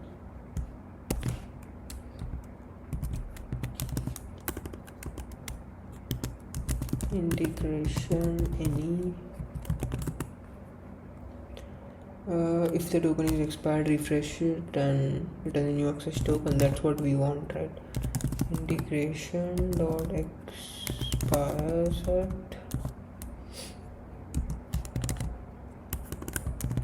and new date is greater than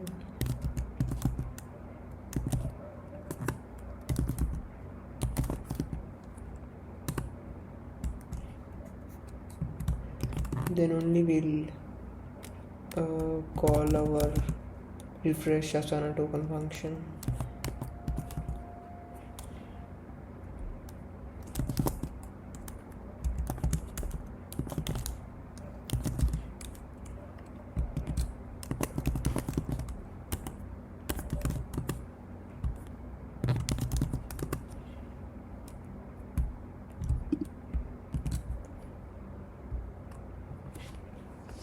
We'll just return the updated access token.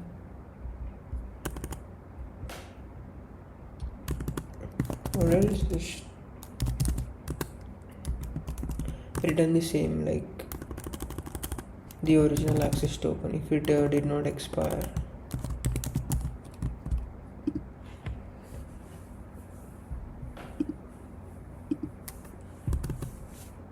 Guys, I hope you understood this, guys. Okay, I explained that line already. Like if the expire set field, like the integration exists, then only we'll make this comparison. If it does not exist, then this won't even get executed, so that we don't get any error and stuff, right? Cool. So let's define the get handler to like fetch the available Asana projects that the user has. Export async function get user ID is equal to await auth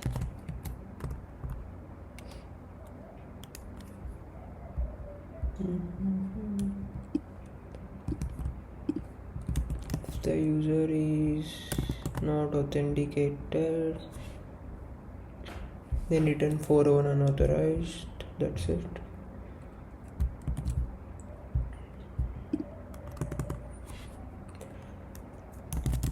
Now let's fetch the user's Asana integration from the database here.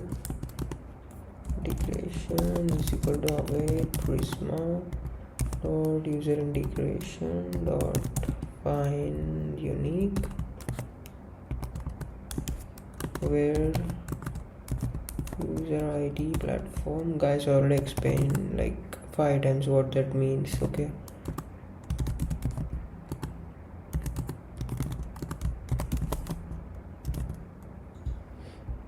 just go back and watch if you want to know what that means. Alright, if not connected to Asana, just return an error. Return next response.json error not connected. Status is gonna be 400. Let's make a try catch block here. First, let's make sure we have the valid OAuth token. Okay, so the token is equal to await get valid token. This is the function we defined here. Okay, and we pass the integration as a prop to that from here. Let's create a new Asana API instance.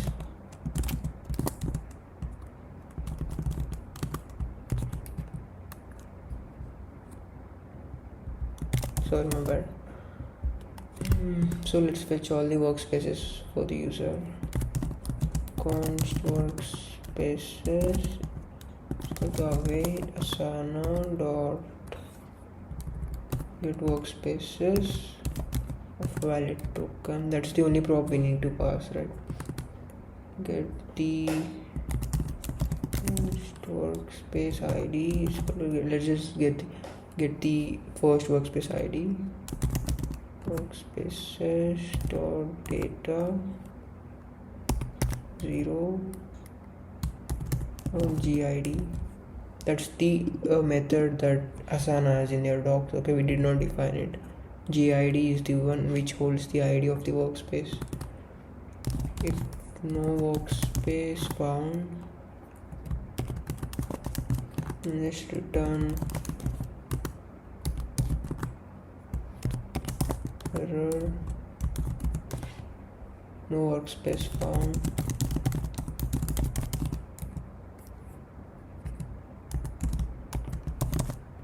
Status 400.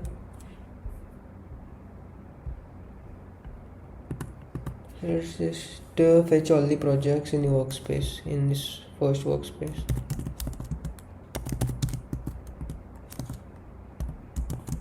Await Asana dot get projects. We need to pass our token and the workspace ID. Okay, let's just return the list of the projects and workspace ID as JSON. Next response.json projects is gonna be this projects.data. If there is an error of its null, we'll just return an empty array which says that there is no like projects there. Catch error console.error error fetching Asana projects error. What's the okay? And return next response.json. It is gonna be failed to fetch projects and the status of 500.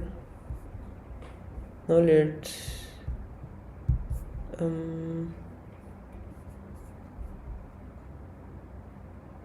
yeah, we're good. Now let's define our post handler to like either set up the project or set up the existing project, or to like create a new Asana project for the user. Okay, export async function post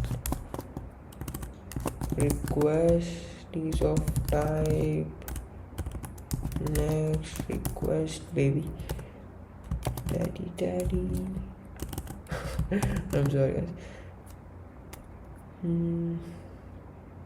Yeah, const user id is equal to await auth. This is parse request body for the project details. So basically when the user hits save there, when sending the API request, will also send the project name, also the create new boolean, project name, project id, workspace id, all that stuff. Okay, so let's pass the request body to get those details. Okay, project id, project name, workspace id, and create new is equal to await request or JSON. So if there is no user, so now let's fetch the user's Asana integration from the database.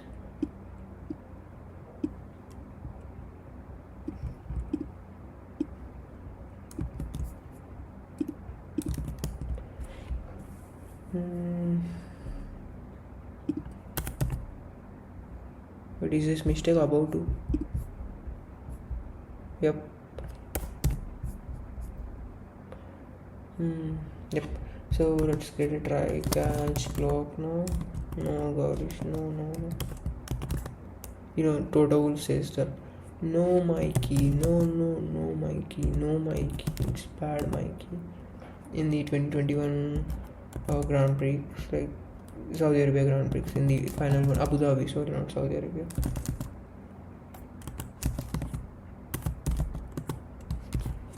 Yeah, we're just getting the valid token of our integration. Let's create a new Asana API instance.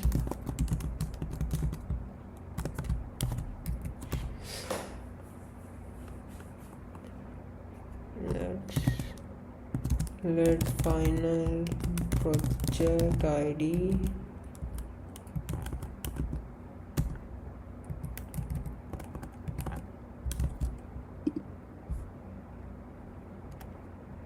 is equal to project ID. Let final project name is equal to project name. Yes, the reason we're doing this is like initially the final project ID and the final project name will be this we get from the request, and when we make the call like API call to create a new project, then we get the new project ID and project name, then we'll change these values to that and save that, and finally whatever it is, project ID and project name, we'll be saving that in the database. So if you're creating a new project, then automatically that values will be in this. If you're not creating, then this is the final one. We'll just add it to the database. That's why we're having it this way. If create new, and like if the user wants to create a new project and there is also a project name, then only create a new project. New project is equal to await Asana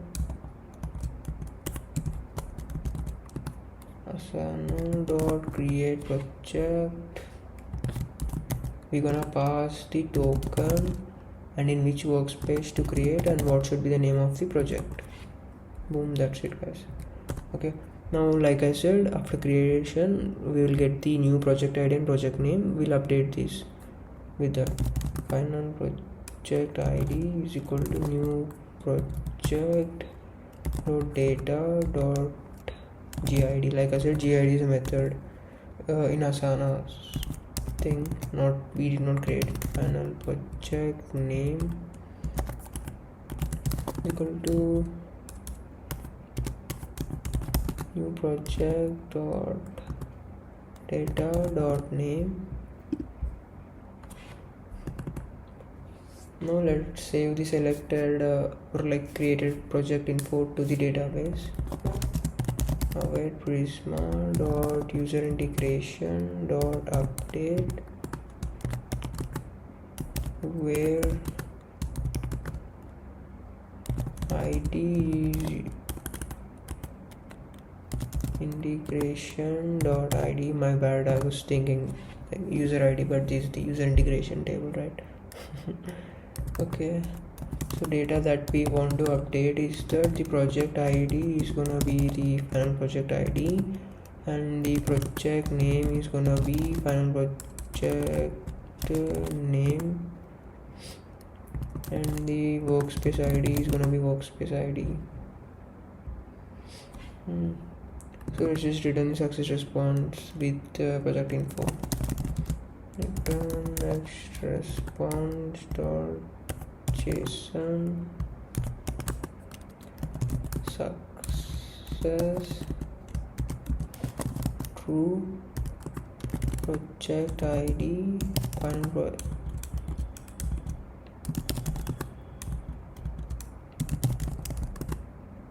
project ID project name final project name.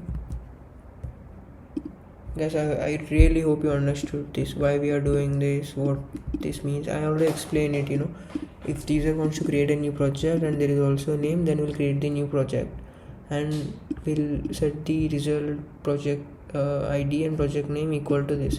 So if you're creating a new project, then these values will be this. If you're not creating, then directly we'll push these values to the database. Otherwise, we're gonna push the product ID and project name into the database.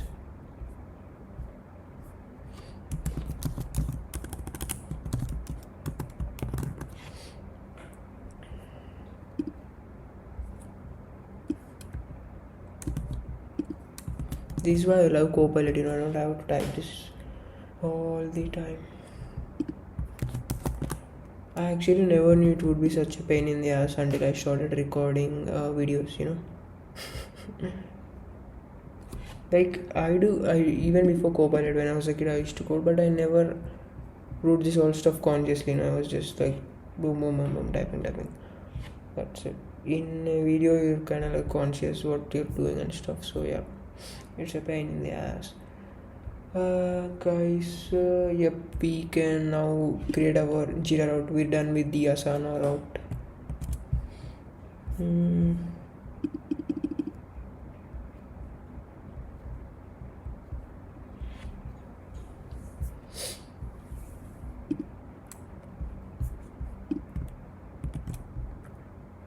Go to the auth route. Just add this leading trailing slash here. Go to the callback. Here it should be refresh underscore token, guys, not just refresh token, or else it's gonna show undefined there. Okay, it also needs to be small t actually, not capital T.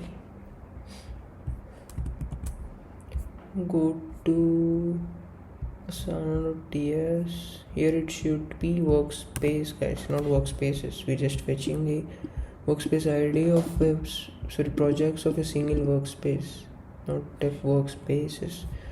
Yep. Do we have any other? Yep. Description.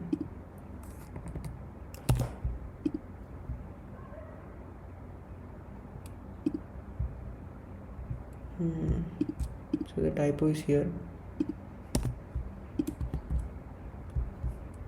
Yeah, we good.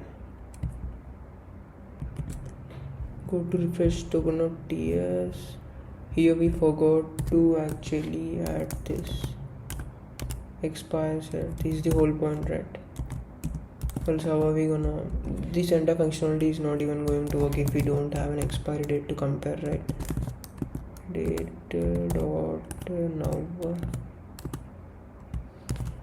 now, which is the current time, plus data dot expires in star 1000. I already explained it, guys, at the start when we were discussing about Google, what this logic is and what it does, but I'll say it again. Consider the Asana token expires in 3 hours. What are you going to store in database? Like 3 hours? You can't store it, at least you can't even store it like that in database. It doesn't even make any fucking sense. Like when you're comparing, the time is 11 right now, when does the token expire? And it says 3 hours. What the fuck does 3 hours mean? From when to when? So that's why we got the token at 9 p.m. right? And then the token expires in 2 hours. Consider token expires in 2 hours. So in the database we're gonna store it like token expires at 11. So 9 plus 2 is 11, right? That's how we consider. I'm fetching the API at 10:30. 10:30 is less than 11, so I'll still consider token did not expire, and it's going to work because it's valid till 11, right? This is that logic. Okay, it's pretty simple.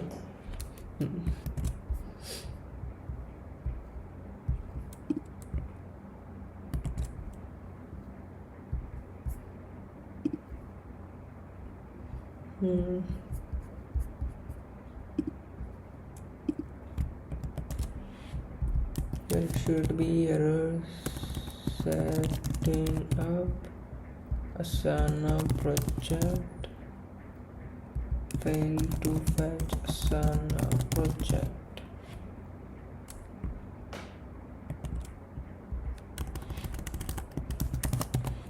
Setup, yep.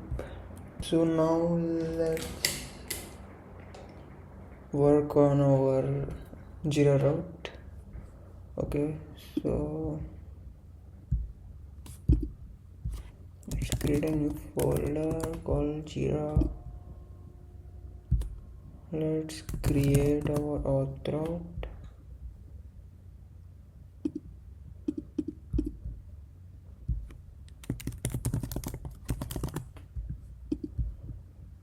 Yep.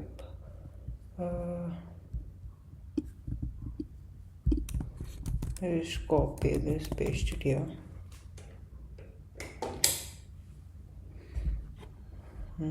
What we're gonna change here? This should be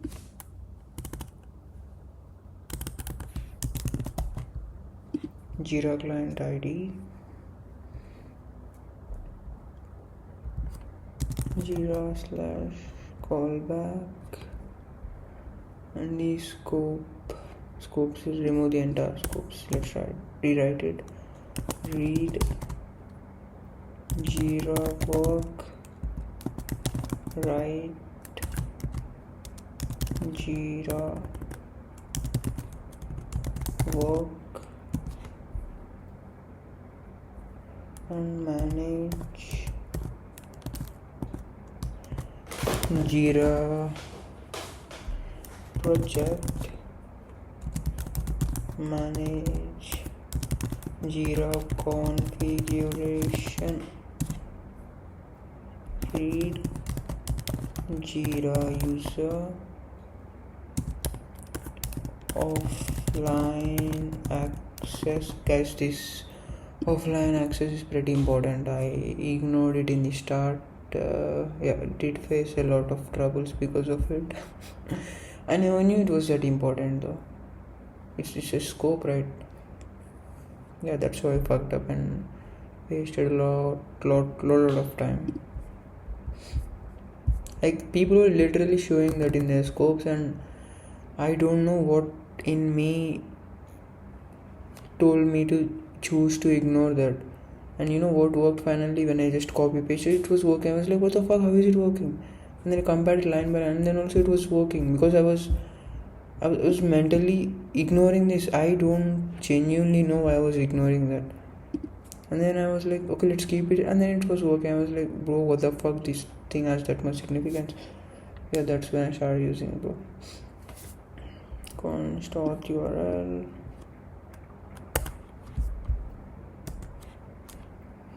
https auth.atlassian patreon.com/authorize audience is equal to api.atlassian.com and client ID is the client ID that we define here. Client ID. Where are we? Here. And client ID is equal to client ID and scope is equal to scope and redirect URI is equal to redirect URI and state is equal to state, and finally response type is equal to code and prompt is equal to consent. Yep. And then we're gonna just redirect the user to the Jira authorization page. Now let's build the callback route and then the disconnect route and then the setup route. Okay.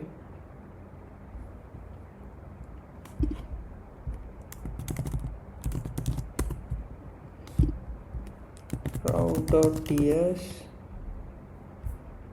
First, let's define the get handler for the Jira auth callback. Export async function get. The request is gonna be of type of next request. So let's get the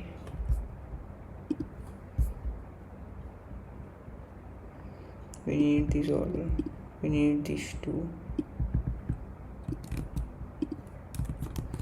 If we getting the user ID, we're searching from the search params for the state and code parameters, and if those don't exist then we'll just redirect the user to auth. I already explained it in the initial Asana callback. It's pretty similar, not pretty similar, it's entirely exactly similar. Okay, so go back and watch that if you did not watch it. Now let's exchange the authorization code for the access and refresh tokens. Okay.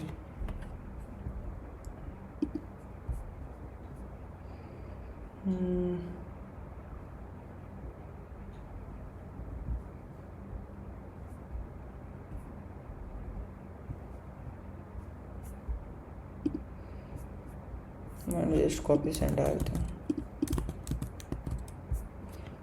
Okay, let's see and go and see line by line. If we need to change anything, we need to change everything obviously, but yeah, this needs to be auth.atlassian.com/auth/token. Method is post. The content type is gonna be application/json body.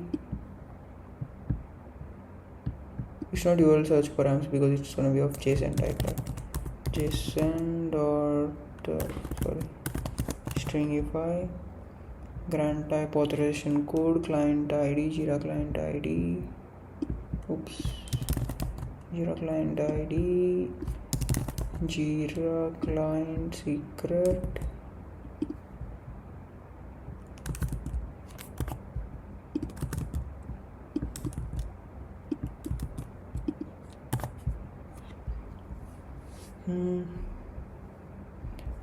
Integration/Jira/callback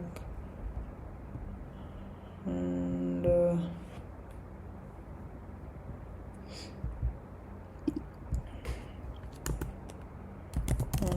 error text equal to await token response dot text. We're gonna throw new error. Let's also do console.error token exchange failed.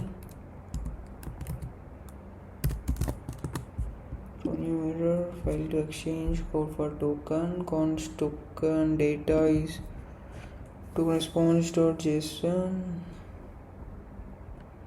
Then we fetch const resources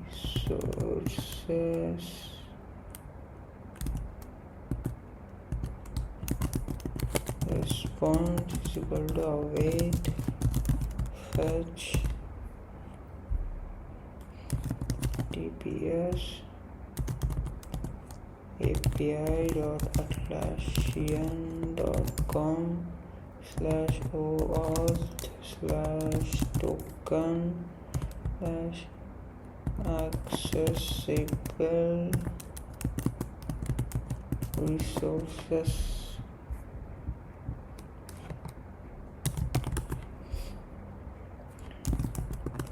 Headers authorization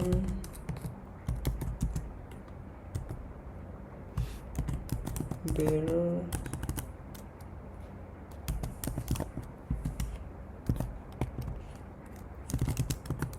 token data dot access token not resources response dot okay. Then we gonna throw new error failed to get accessible resources const response resources is equal to await resources response.json. And let's get the first cloud ID from the resources. Const cloud ID is equal to resources 0.id.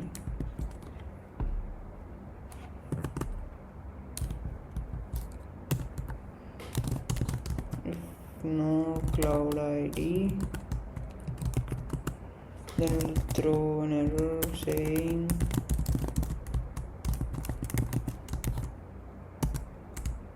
no accessible Jira resources found. And we'll just update or create the user Jira integration in the database. Platform is gonna be Jira, not Asana. Token updated at new date. Here we gonna say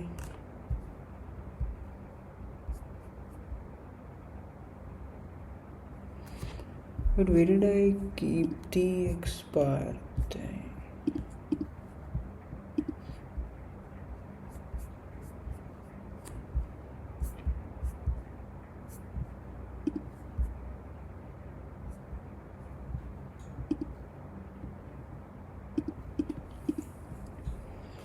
Okay, leave it. Let's just go here in this add expire set new date dot now. As already explained this like 2 or 3 times what this entire logic means and why we need it, what's gonna happen if we don't have it. Okay, go back and watch once if you want.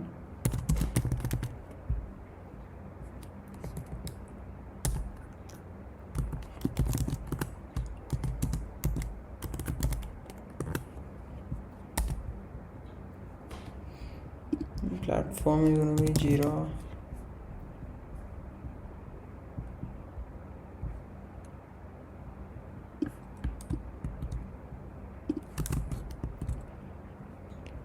workspace ID, cloud ID. Success is equal to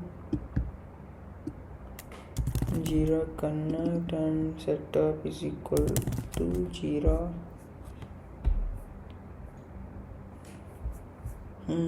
Cool.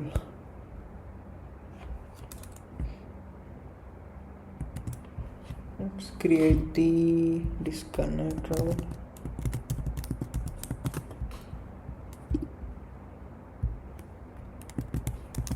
Route.ts. Okay, so let's go and copy this. Let's make like modify it. Okay, because they must be similar a bit. Unauthorized. Let's change it to Jira, and boom. That's it, guys. Yep. So let's create hotel setup route, the most important one and the final one too. Route.ts. We need to first create our Jira API class and the refresh Jira token function.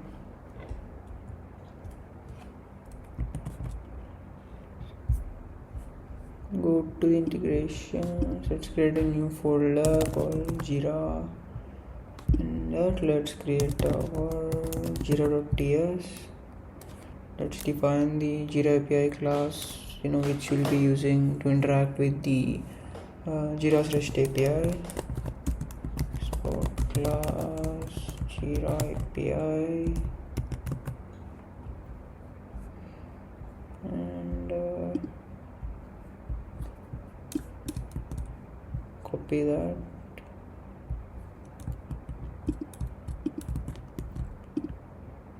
Change this to https api.atlassian.com/x/Jira.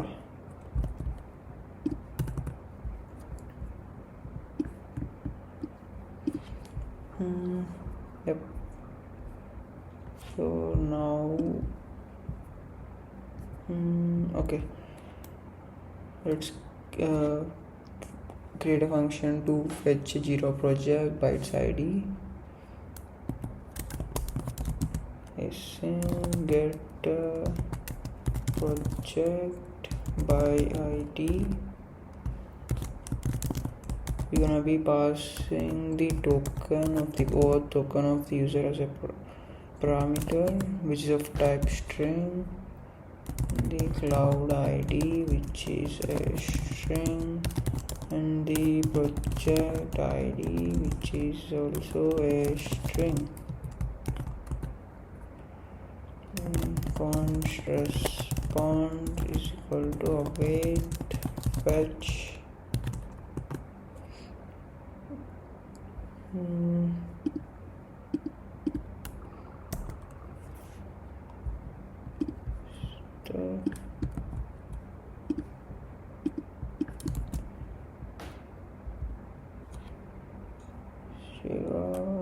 slash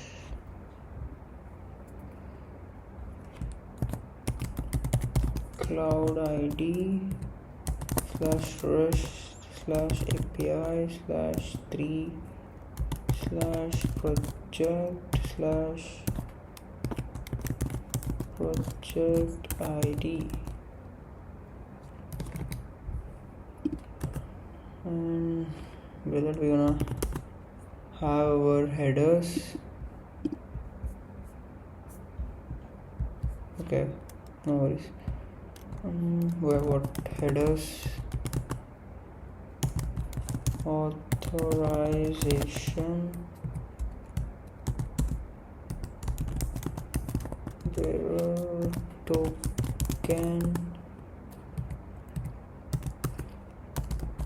and accept application/JSON. Boom. that's it. And if the response is not okay, we're gonna log and throw an error. It's not okay. Const error text await response dot text console dot error Jira project error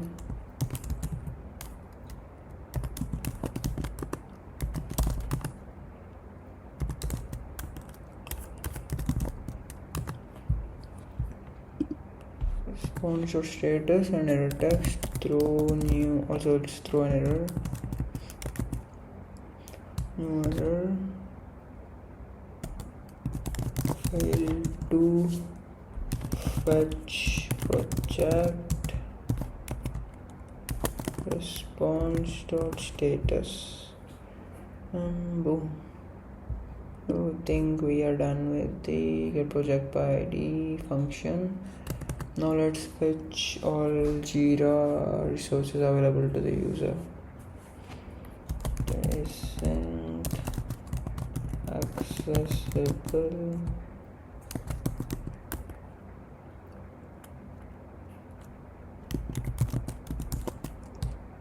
We're just gonna pass a token because we're just finding out all the resources accessible to the user, right? We're not sending anything or receiving anything, so const response is equal to await fetch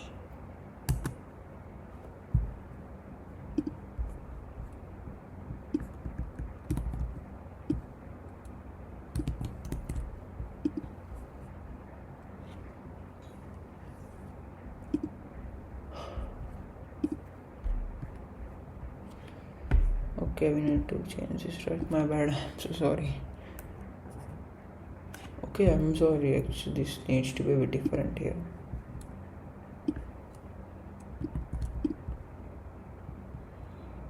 Fetch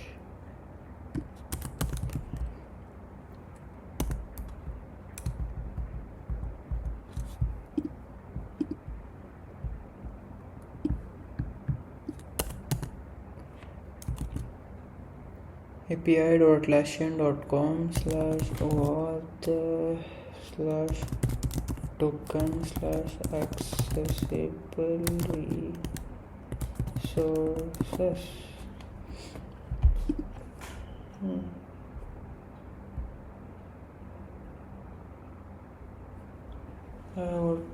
If the response is not okay,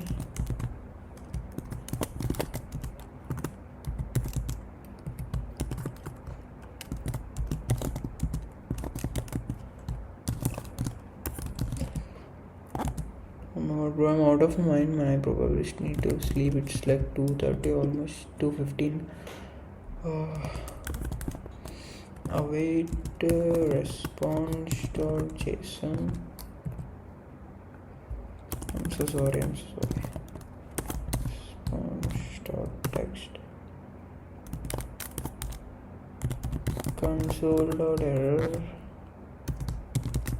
Jira resource this error response.status error text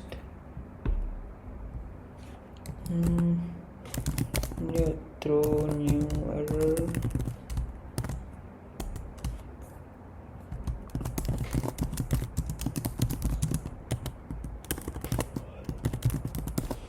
fail to fetch resources response dot status and then we'll just return the resources.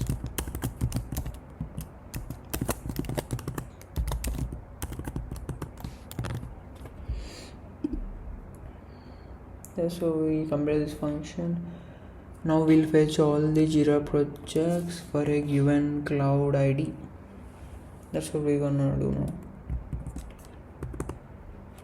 Let's fetch all the Jira projects for a given cloud ID. Async get projects. The props are gonna be token and cloud ID. Bro, string, man, it's not strong.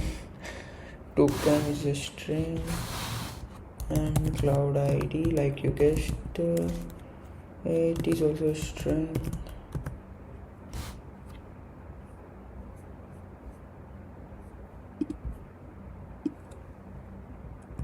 Just copy that, paste it here. Response, fetch, just give me a minute. Cloud ID /rush /API3 /project / it should be search. Yep, we good now. Headers, yep, and not response. Okay, response of text. Jira projects error. Failed to fetch projects. Yep, that's it. And just return response.json.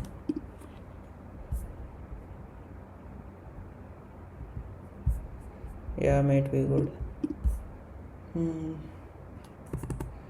Now let's fetch the current Jira user for the cloud ID.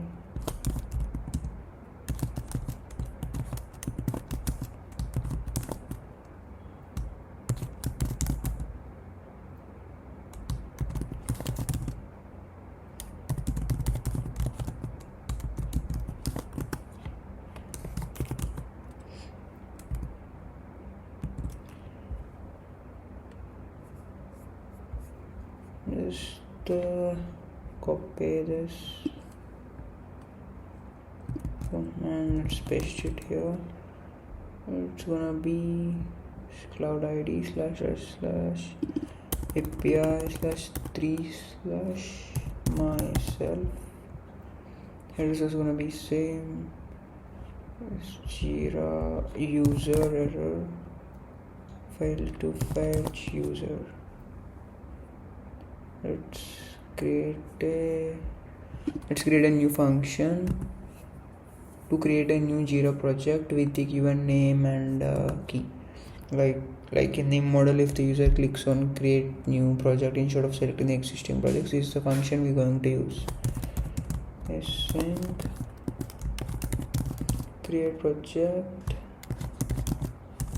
token which is going to be a string, cloud ID which is going to be a string, and name of the project is also a string, and key is also a string. Key, what do you mean by key? I'll explain it later when we are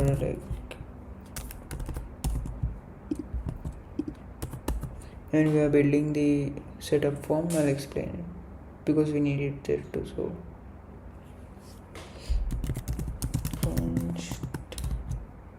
current user is equal to await this dot get current user. We're gonna pass token and cloud ID as prop. This is the exact one, we're using.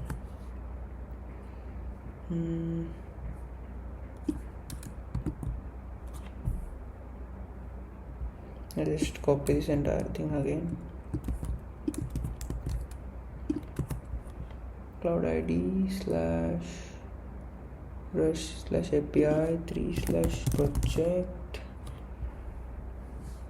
Method is gonna be here in this.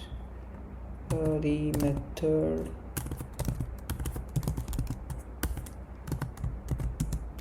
is gonna be a post method. The headers are gonna be same, and the body is gonna be key no.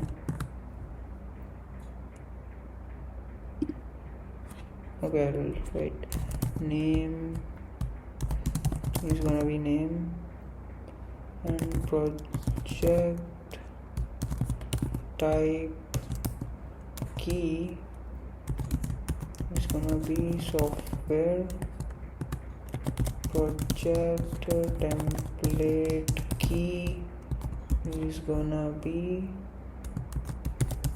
com.py_access.greenhopper.jira basic software development template. Guys, if you wonder where I got all of this shit from, it's 100% either from Stack Overflow or from like the official docs of Jira in the Atlassian website, or from the community discussions in the Jira website. Like, I was actually suffering with the offline access thing, like I said in the auth route of this Jira when we were coding the auth route. I exactly found it in the discussions, developer discussions. I just went there and wanted to post an issue, but in their guidelines, the first one, I usually don't read guidelines, but somehow that day, in whatever mood I was reading the guidelines, and the first point was first search in the existing discussions if any of your issues there, and I searched it there. So yeah, then I copy pasted his code. It was working. I did not understand why. Then in the end, I understood that it was because I forgot that offline access, and I was ignoring it for whatever reason, like I said.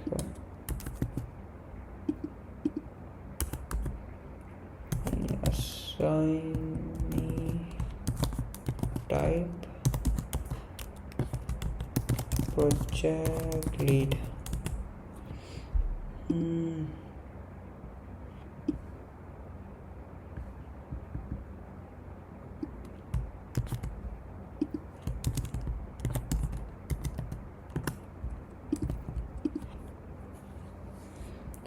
Body JSON dot stringify. We are good.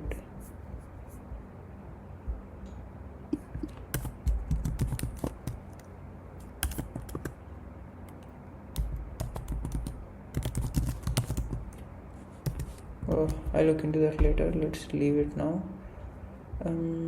Text console error, Jira create project error, response to status error text, fail to create project,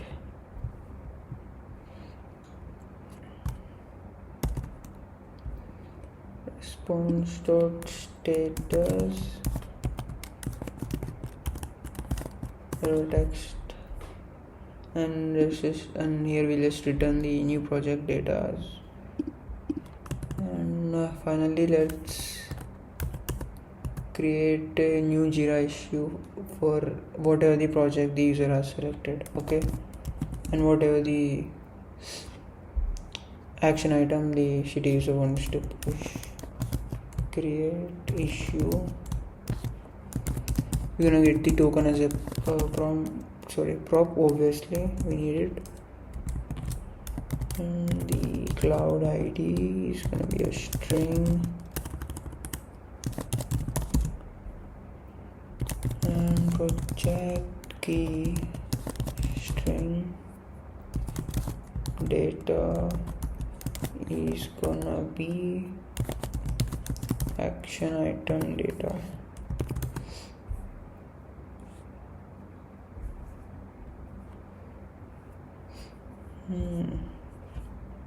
Just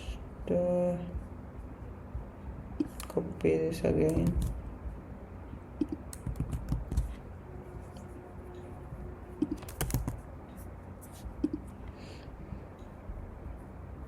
Okay, so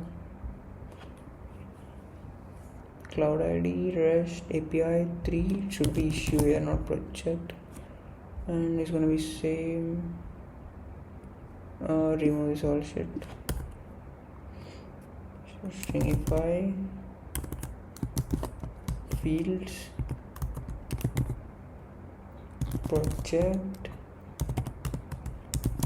key is gonna be project key, and then the summary is gonna be data.title, and the description is gonna be type is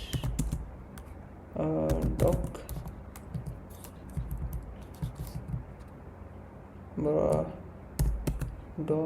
and version is 1, and the content type is paragraph, and the content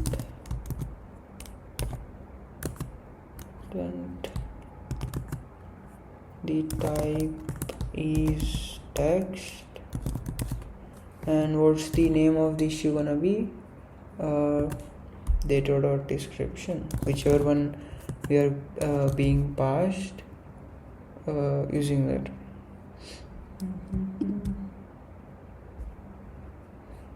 Like we being passed the data, right?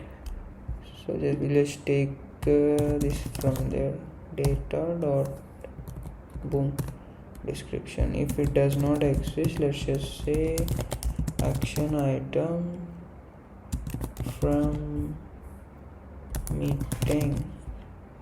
Okay, cool. Description. Okay, fine. Description. So after this, the issue type name is gonna be task.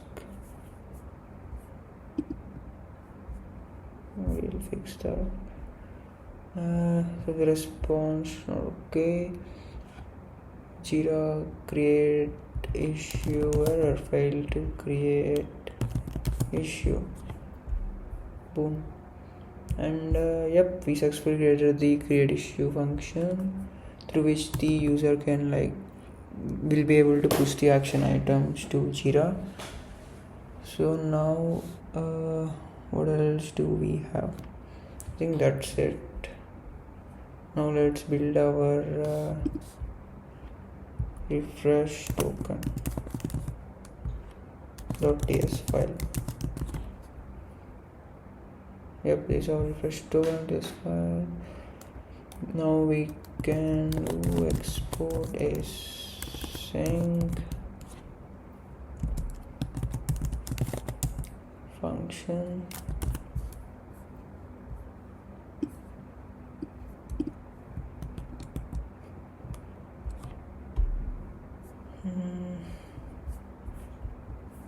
Just copy this, paste it here, refresh Jira token response is equal to author@atlassian.com/auth/token. Method is gonna be post. This is gonna be application/json. So obviously we need to change this, right? We need to say body is equal to json dot stringify. Grant type refresh token. This is gonna be Jira Bro and Asana Honey. Jira client ID, Jira client secret. This is gonna be same. Data is going to await response.json. If the response is successful, then we will be updating that in the database. Access token. Yep. Return updated integration. Fail to refresh Jira token, which not Asana token. Bro, so yeah, we did successfully complete everything for Jira also. No, wait. Yeah. yeah, my bad. We need to fill this thing too.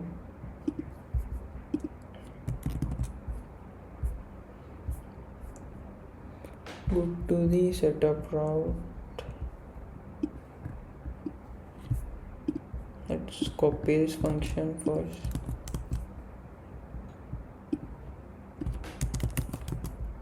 You're gonna say refresh Jira token, then instead of refresh Asana token, because this is a Jira file one, obviously.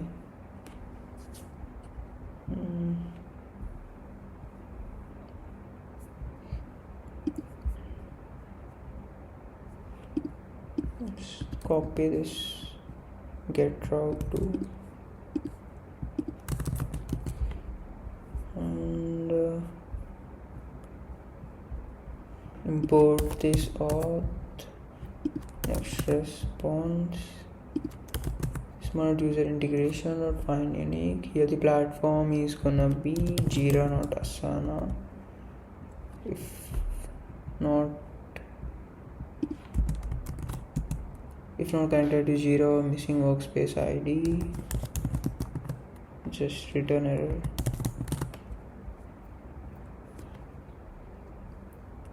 Valid token, get valid token, const Jira is equal to new Jira API. We can remove all this stuff now.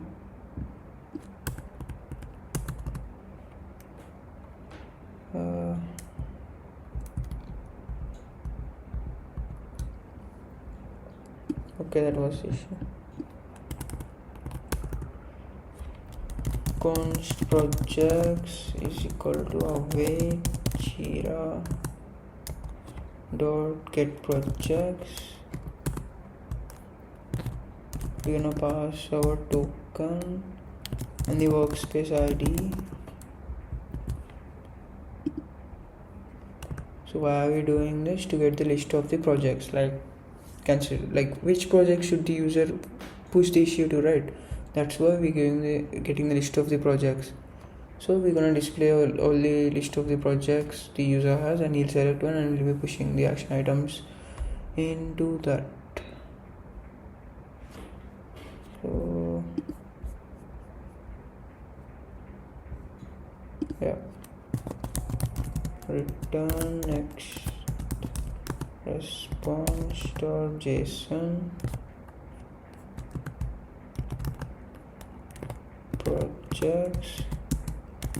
projects dot value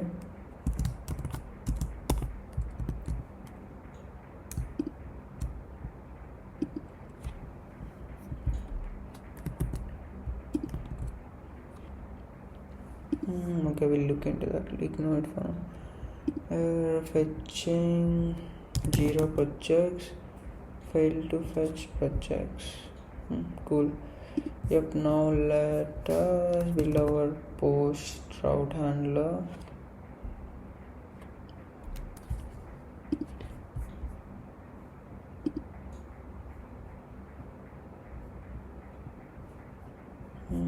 Okay.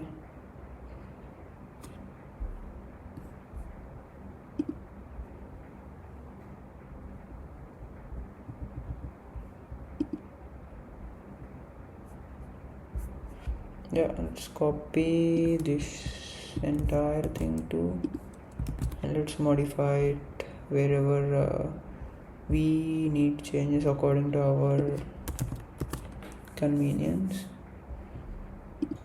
User verification, project ID, project name, project key, and create new.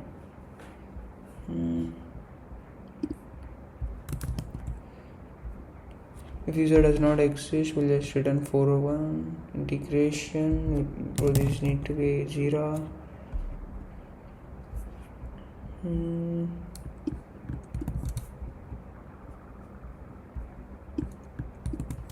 Not connected. Get a valid token. Jira is equal to new Jira API. Let final project ID, final project name. Let final project key is equal to project key.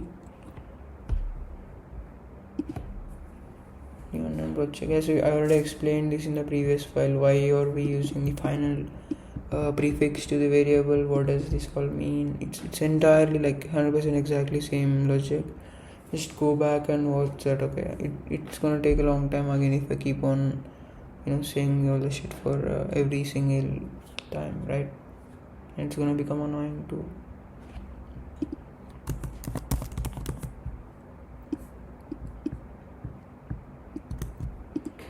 Const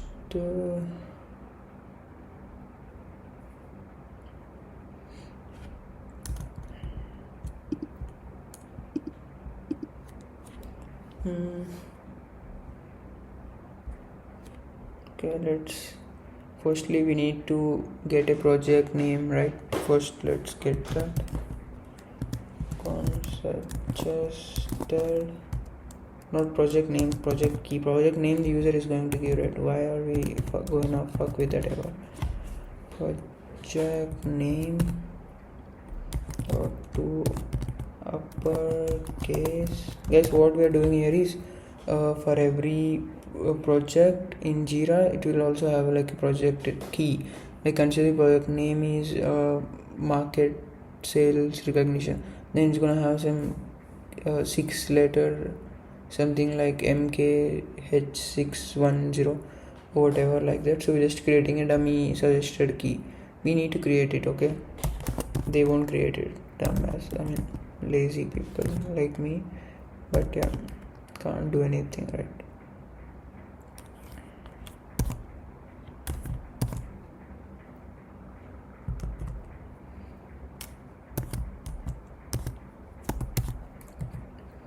SG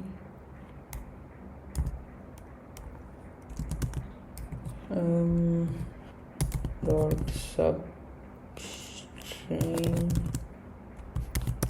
0,10 and const key is equal to project key or suggested key. Now let's create a new project.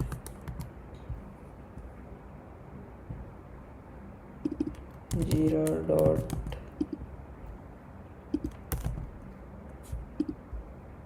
we did not create an instance of Jira yet, right? Oh boy, fuck off. That was the issue. Jira dot create project. Okay, probably some parameter.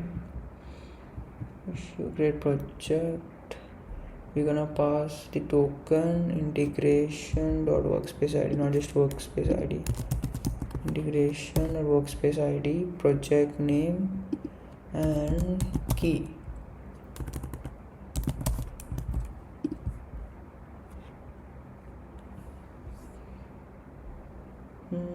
No, this is all gonna be in the try catch block still.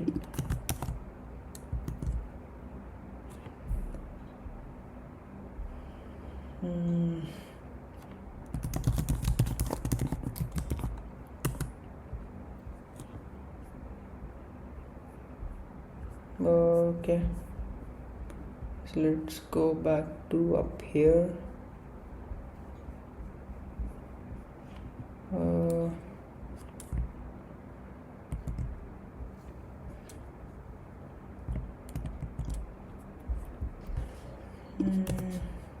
Let's format this nicely, okay?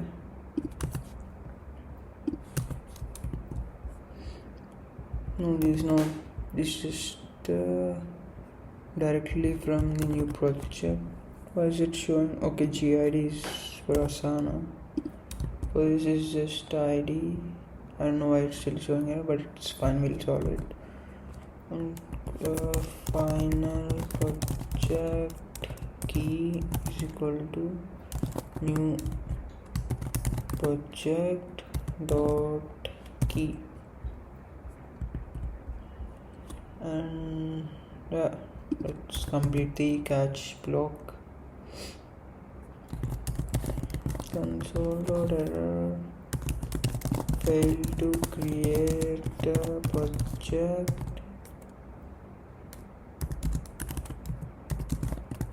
error. I'm gonna say return next response dot json error, no, error, failed to create project, you may not have admin permissions. Actually, this is not an appropriate reason. You may not have admin permissions, but that's what I found in their docs, and that's what they recommended. So I'm just keeping it that way. But to be frank, what they say doesn't matter, and even more importantly, just for an error handling, it's not much important to discuss or to think about. That's why I kind of ignored that and just kept it that way. Else if of project ID. So basically, if the user wants to create new one, then this execution is gonna, what the fuck, why do we have so much gap here? The execution is gonna take place if the user selects an existing project. This is gonna take place. Const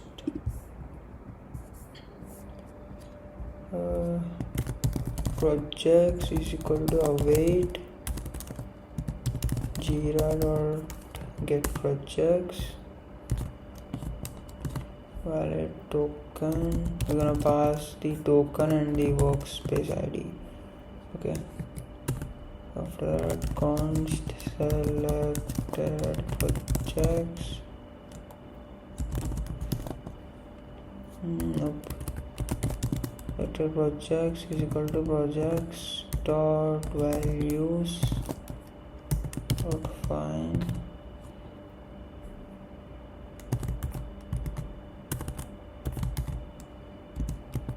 ID project ID.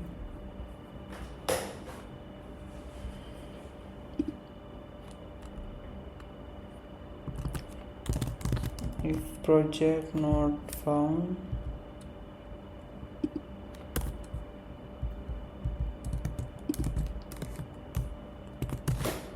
then we gonna return a response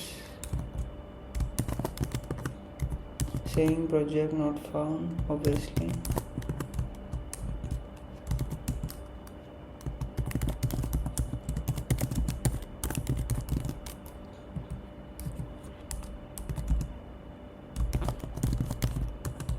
Status 404, and update the project key and name that we get from here, like I said, and I explained that in the Asana integration. If you did not see it, go and see it. It's gonna take a long time again if I need to explain everything from scratch. Selected project dot key, final project key, final project name, selected project dot name,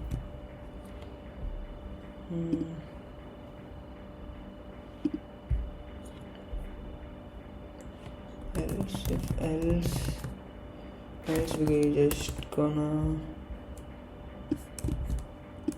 say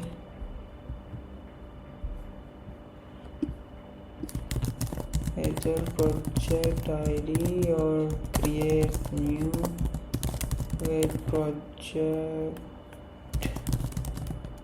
name must be provided. Yep.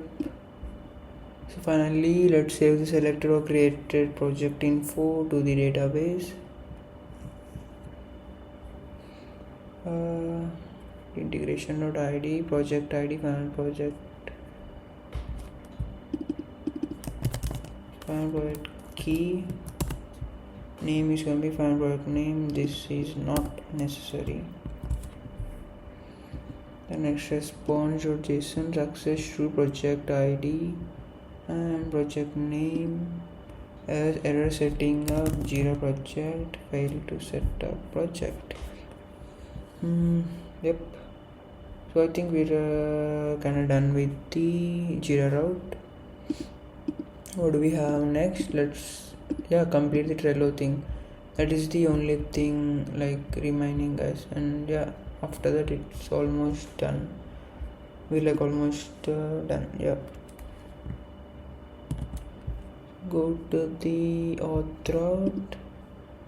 Here it should be next response.json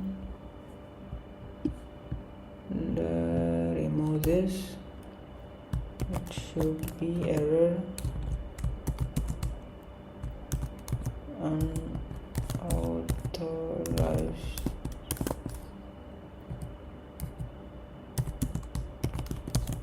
status 401. And also here it needs to be Jira work and Jira project. Those two typos.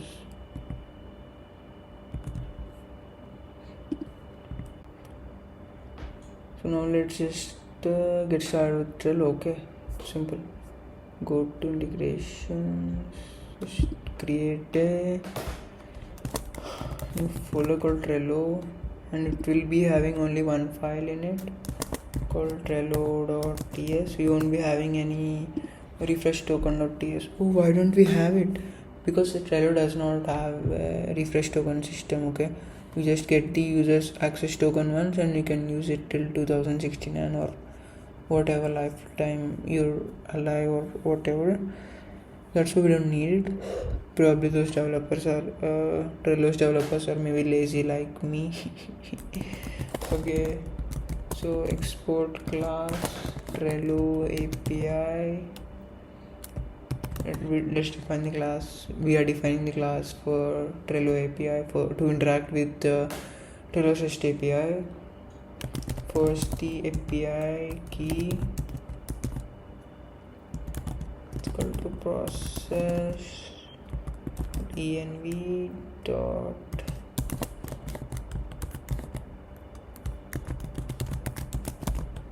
API key. We're assuring TypeScript here. So private base URL is equal to https api.trello.com/1. So let's fetch all the boards accessible to the user. Async get boards.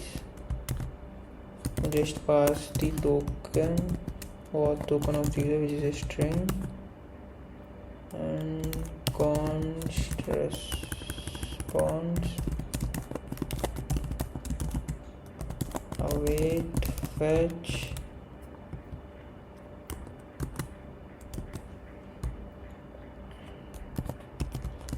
this dot base URL /members /me/boards key is equal to this dot API key and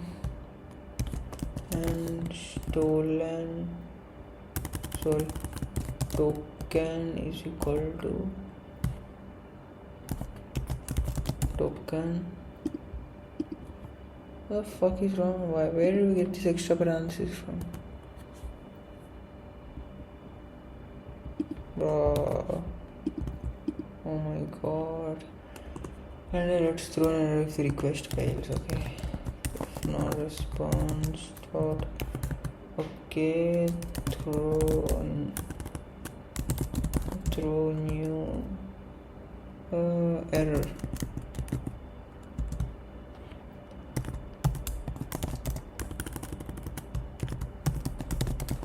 Failed to fetch bots,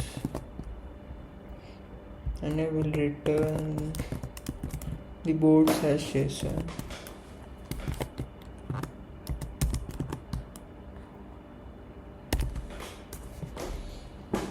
And now let's create a new board with the given name of whatever the user like. When the user gets that setup form open in front of him, and when he clicks on the create a new board, enter a board, then this is the function we're going to be used, and this is a function that's going to get data.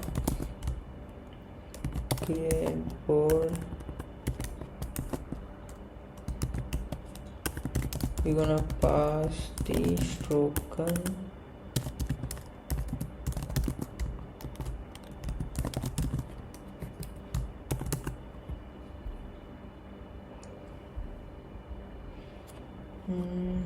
just copy this and this. This URL is gonna be remove this all shit. /boards key is equal to this dot API key, and taken is equal to token, and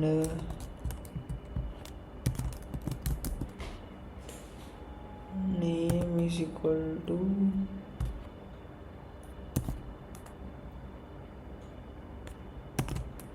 encode your component name and default is equal to true. Fail to create a board.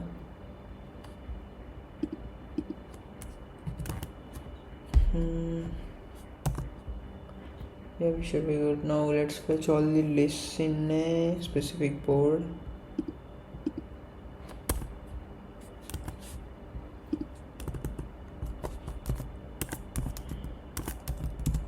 Async get board list. I'm gonna pass a token which is of type string and board ID which is also type string.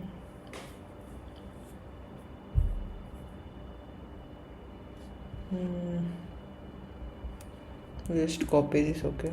Just paste it 2 times.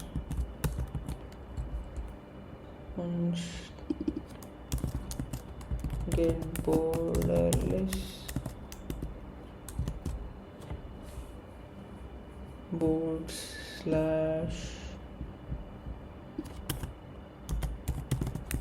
boards ID.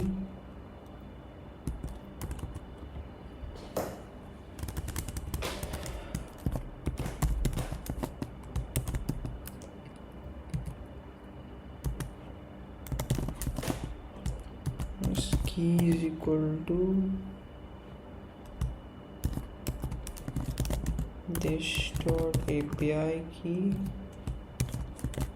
and token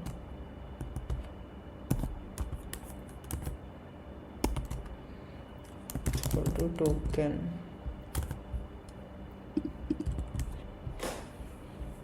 If response not okay,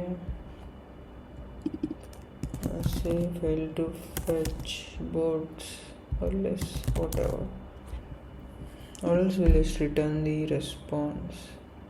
Credit card token list ID and data. That's what the all three stuff we need. List ID, string, data is gonna be of type action item data. It's gonna be create card. Okay, not board, that's why it's showing error. Response slash cards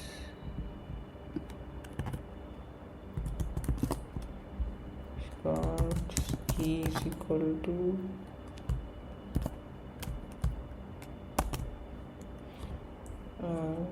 this dot API key and token is equal to token and ID list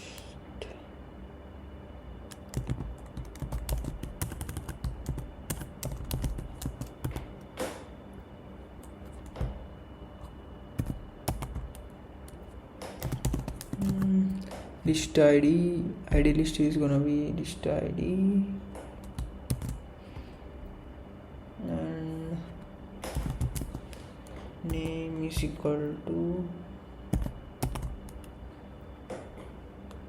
and code URI component, and that we're gonna select our title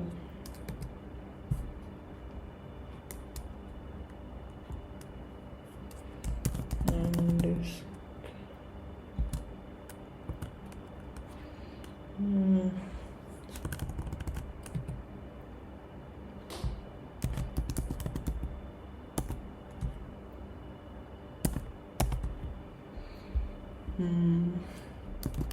and code URI component data or description.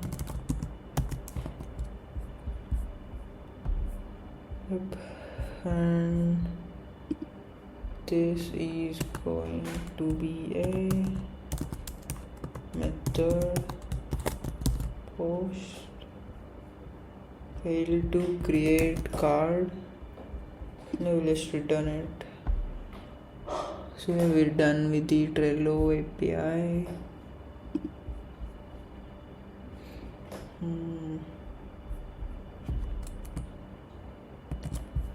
Go here, close Jira, close Asana.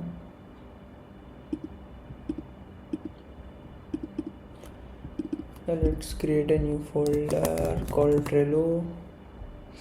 I mean, that's what we're working on, right?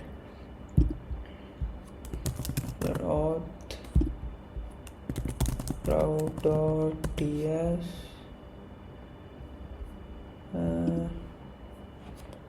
So let's define the get handler for the starting of the Trello auth flow.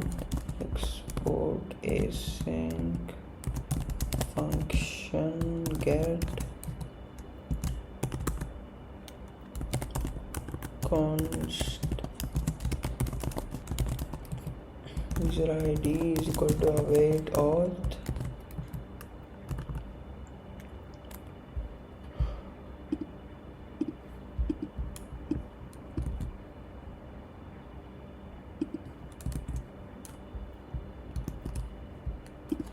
if no user exists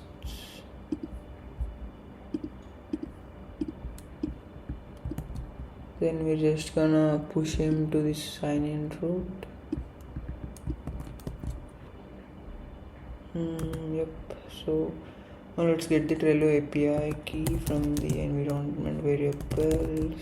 Trello API key to process .env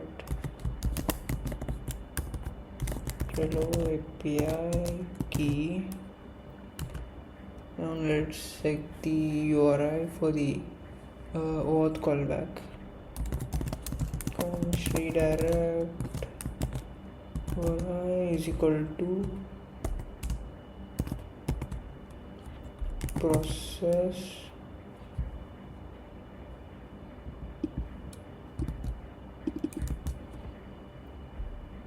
host.env next public app URL slash integrations slash Trello slash callback.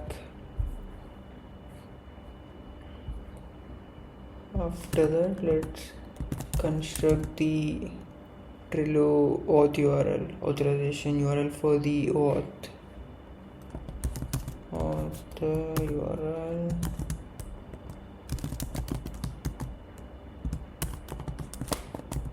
trello.com /1/authorize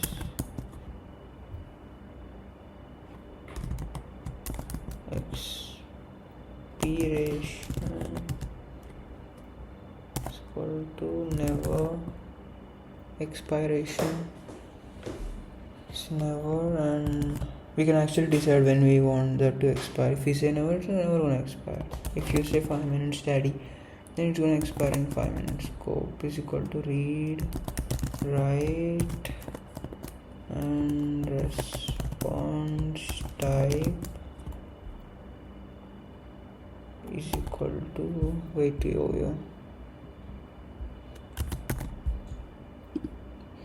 response type is equal to token, and key is equal to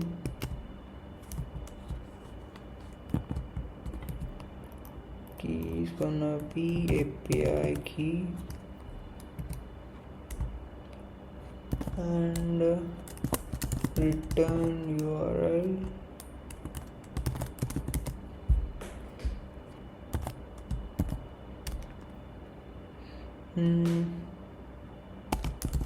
encode URI component redirect URI, and then finally redirect the user to the Trello authorization page. Return next response dot redirect auth URL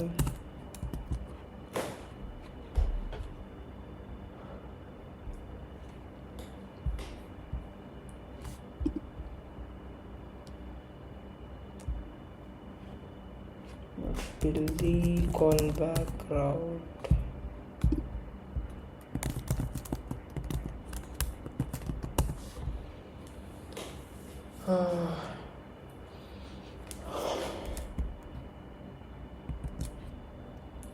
Let's define a get handler for the Trello auth callback.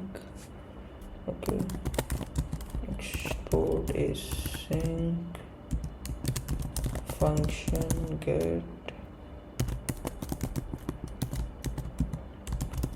next request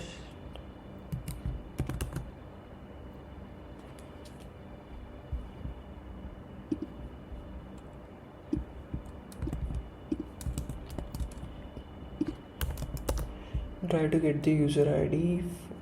If user does not exist, then we're gonna redirect him to integrations dot error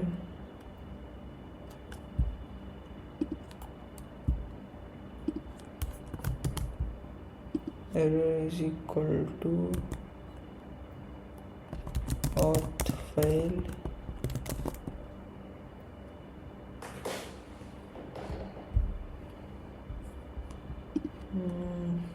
yeah.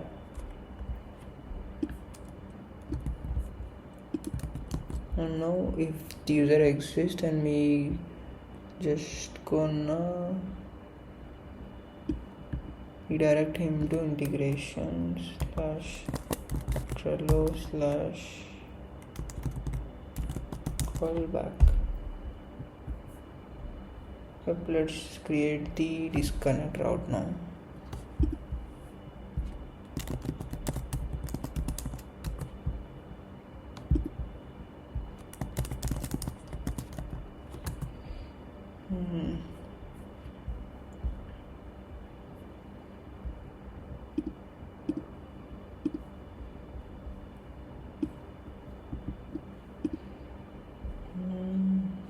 Just copy this, paste it here, and we're gonna change some stuff. It's not Jira, it's Trello. Access to error disconnecting, Trello failed to disconnect, Trello.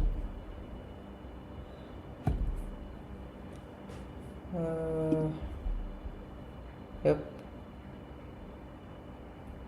and he's in a project. Okay, just wait.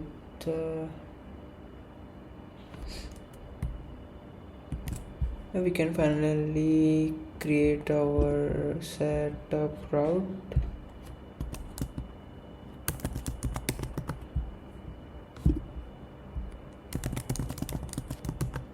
Let's code the get handler to fetch the available Trello boards of the user. Now export async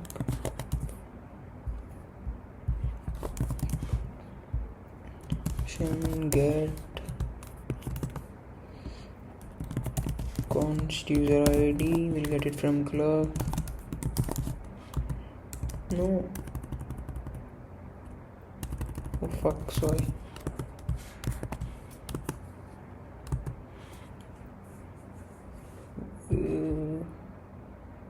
It's a promise, so we need to await it. My bad.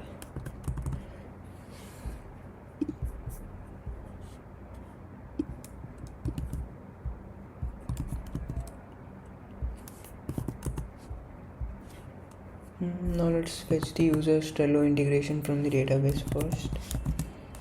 Const integration is equal to await prisma dot user integration dot find unique where user ID platform. Guys, I already explained what user ID platform means. Okay, so go back and watch it if you want. You can just also keep it like user ID, since both are same. Platform is Trello. Yep.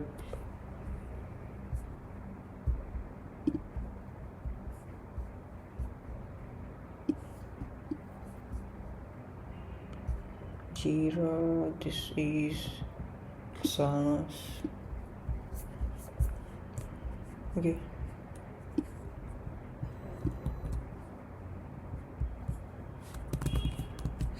If no integration exists, then we'll just return not connected. Now let's start a try catch block here. First, let's create a Trello API instance that we built. Const Trello is equal to new Trello API.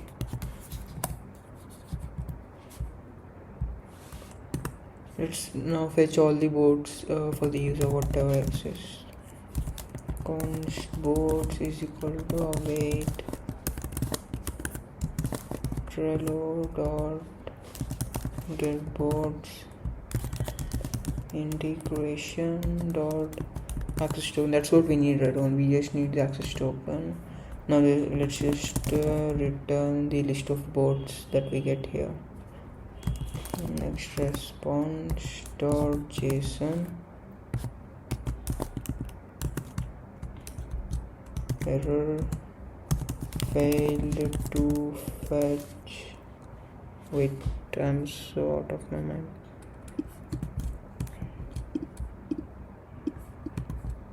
That should be in the catch block. Failed to fetch boards and status of 500. Let's also throw a console error saying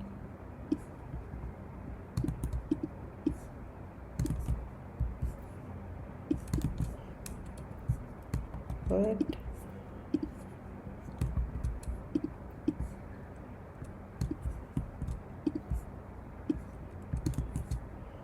Error fetching Trello boards and the error, we need to return these boards, right? Return next response.json boards. Yep, we're done with the get handler. Now let's design the post handler where the user can either select an existing board or create a new board. Yeah, export async function post request was of type next request. Let's get the user's ID. Next user ID.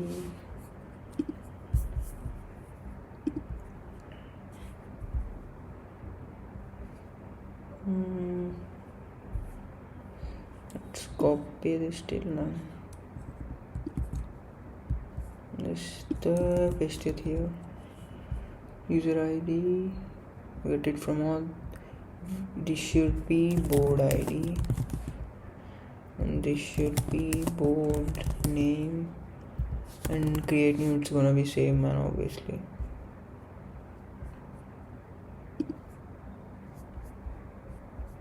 If user is not authenticated, return. Then we'll fetch the user's Trello integration from the database, not Jira. It should be Trello. Yep, and if not connected to Trello, then we just say not connected error. Show not connected error. Try const Trello is equal to new Trello API instance.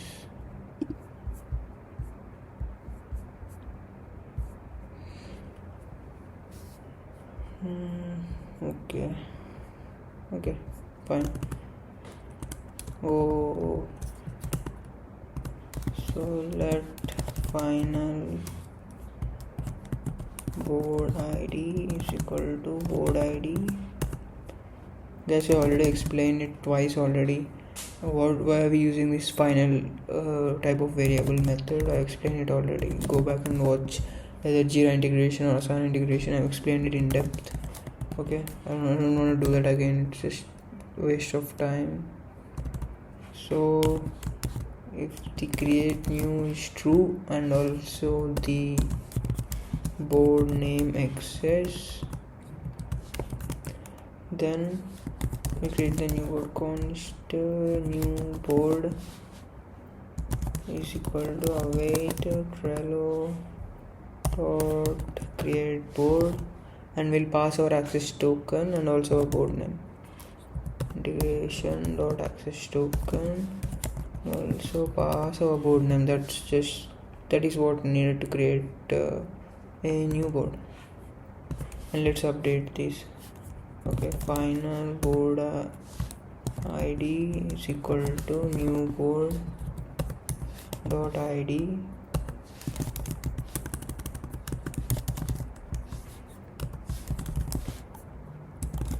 Final board ID is equal to new board dot name.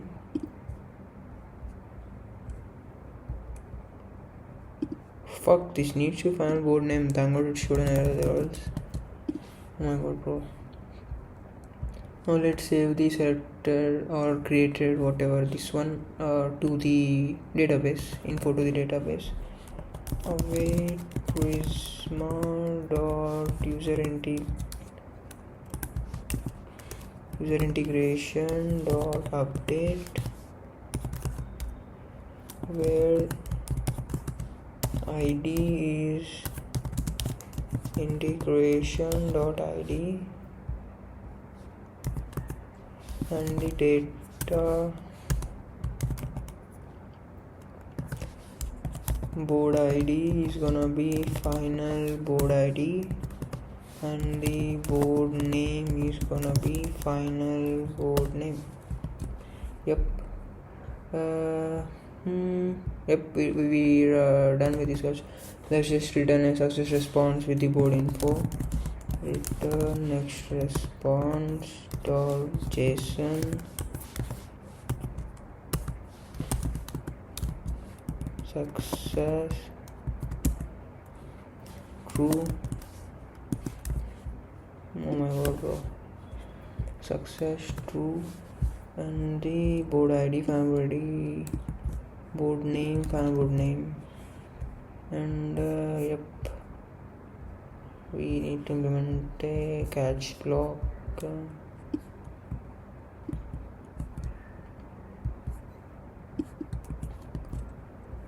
Error setting up Jira, Trello board. Failed to set up board.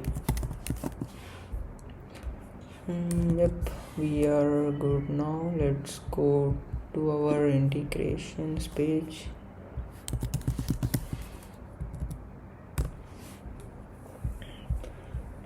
Yep, we did completely create our hook and all this API routes, helper functions and all that stuff. Now let's build the components of the integration. That's it, and we will render them all of those in the main page by importing them and passing the necessary data or functions or states or whatever we get from the hook to our child components, and they'll render successfully. That's what we're gonna do. And yeah, we're almost done with the integrations part. Probably some 30 minutes or 20 minutes. That's it. Let's create another folder in this integration folder called components, and then let's create our first of the two components, set up form.tsx. This is the model that is gonna be open when the user clicks on the settings or connect or whatever. Okay, first let's install the select component, this one. Just go ahead and install it.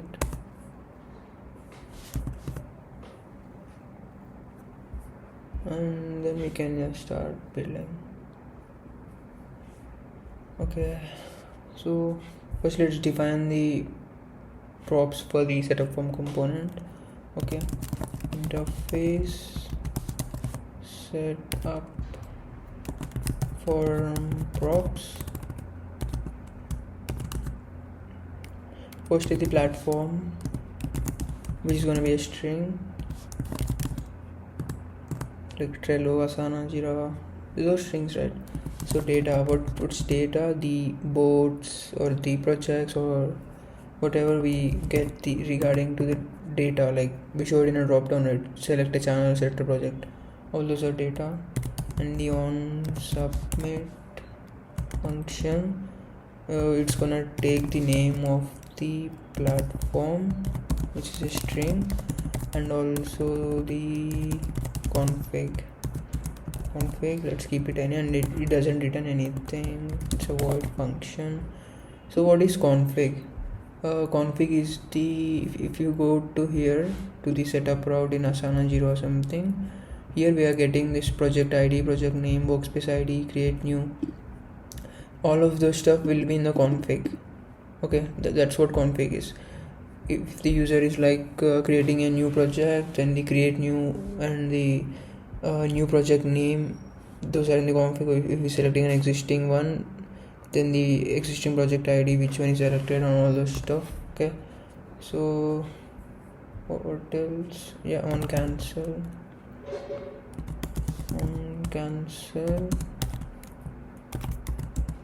it's a void function too.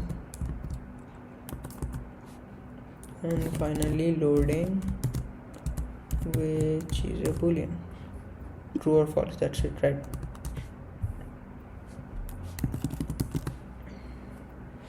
Oops, this looks ugly though.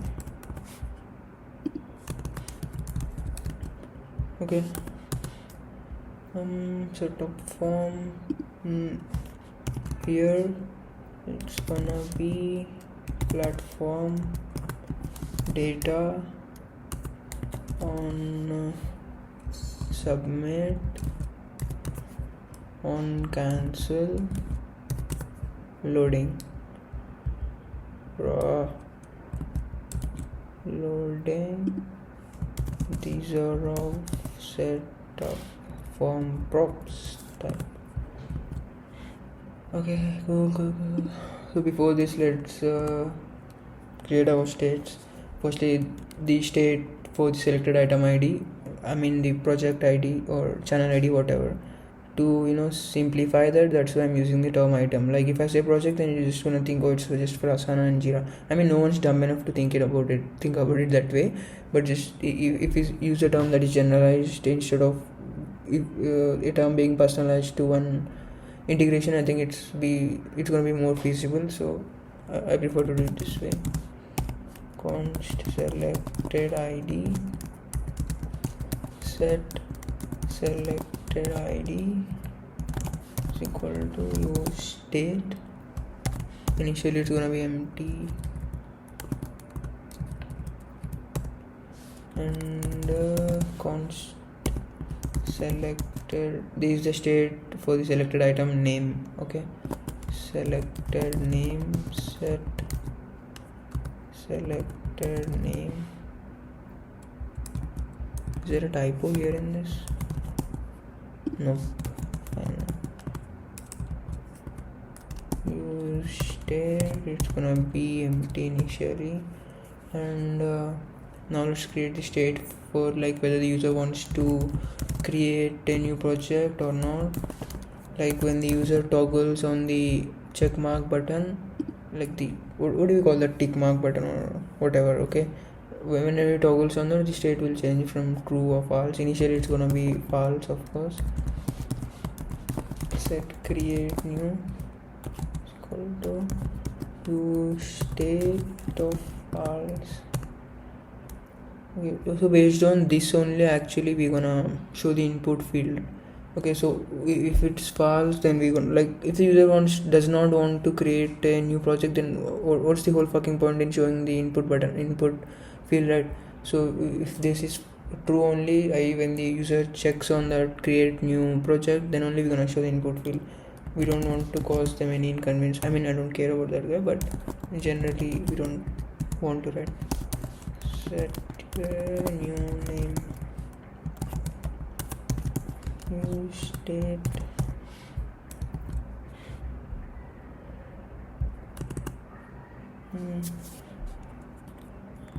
now let's determine the list of like what items to show on the platform.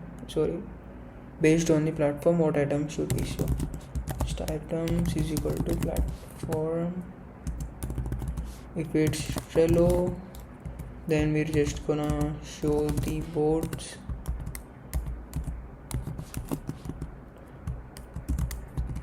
If its platform is Slack, then we'll show the data.channels, or else for other stuff, which means if it's Jira or Asana, then we'll be showing data.projects. Okay guys, if you did not understand what this means actually and why are we doing that, so basically when we get the data from the API, we get all of these, right? Like consider we're trying to integrate with Trello. When we get the data for Trello, only data.boards will contain the Trello boards. Why? Because it's obvious, right? Trellos are boards, so we're gonna just store them in data.boards field. So data.channels and data.projects are gonna be empty, so there's no point in fetching from them, right? It's just gonna show null. So for the respective platform, we'll just access that respective field of the data. That's why we're doing this. And if you think, oh Gaurish, then why can't we just say data.items and store for everything whatever it is, be it Trello, Slack or Jira, Asana, why can't we store it in data.items? Because that's not the preferred way. That's not the way it's done. I've seen in Slack, I've seen in the developer discussions, everyone is doing it this way. So why should we be some clowns doing it in a baby ass way? We also shall write the production level code. That's why it's like this. Boom. Const item label this to determine the label for the item type, like board or channel or what. It's pretty similar to this. If it's Trello, we're gonna call it a board. If it's Slack, then we're gonna call it a channel. Like we get it from the data, right, guys? Like for Slack, we'll get the array of names of all the channels of the user, like general discussion, memes or whatever. Then we're gonna call all those channels. Okay, this is not mandatory though. Item label is not mandatory. You can do anything, but since we're doing this, and since this is the preferred way, we're doing this also. Platform for projects, if you want, I mean we are doing a project actually, but if you want, you can just say item for everything, and it's gonna be more simpler and more confusing too. So it's up to you. Hello board. The platform is Slack, and we're gonna call it channel, or else we'll just call it project. Boom. Now let's define the handle submit function, okay, which will be used or trigger whatever grammar you want when the user like either selects an existing item from the drop down list or creates a new one and hits the save button. Okay, that's when we'll trigger this. We'll use this handle submit function.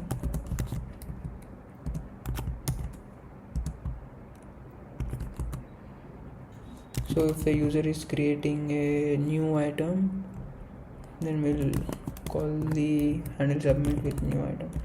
So create new will be true firstly. Already explained it. Wait. Guys, like I said here on submit, we're gonna have the platform name and also the config. Okay, if it's create new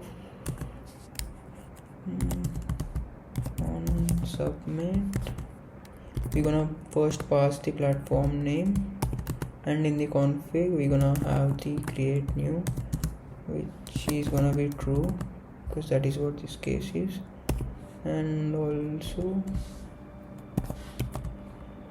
item label name,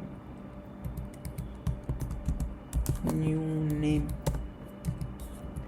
that's the name, and workspace ID is gonna be data dot workspace ID.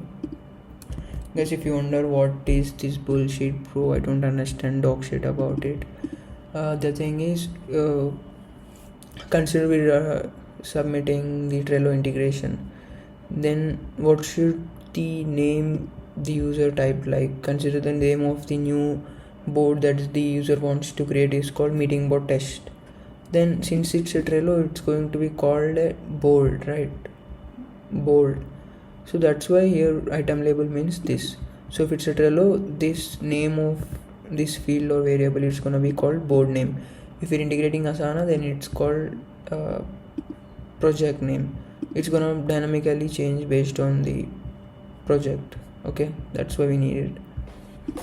Or else for everything, if we gonna keep, we have to then, if you don't want it this way, then for everything we have to like keep a generic name like item name like that. So it's not good, and I already explained the reason why. Go back and watch if you want. I genuinely am not the patient guy to say it again. Or else, which means if the user like selected an existing one, then on submit platform name firstly, and then copy this and let's keep it ID here, and let's selected ID, the which item the user selected, that ID, and also which one the user selected, the name of that. We have the states here for that already. Okay, how will they be updated? Down we will have our Shatsy and select component. So when the user clicks on a item from the drop down, we'll just update it in the state, and from the updated state we'll making this handle submit function. So very good, and it's going to work.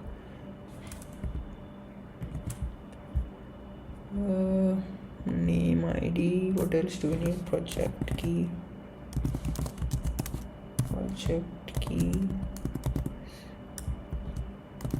selected ID, and the workspace ID is gonna be related to workspace ID. Okay, because I think we should be done here. We can now render the form UI right now. This is the container for the div, container div for the form. Now let's create a div for the selecting or entering the item, whatever. Okay, let's give this a class name of margin bottom 4. In that, do we have Shatsy and label installed? Nope. Let's install Shatsy and label.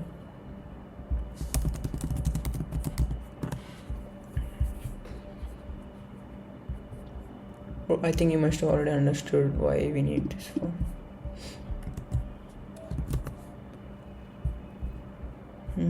Come on, boom. Okay, okay.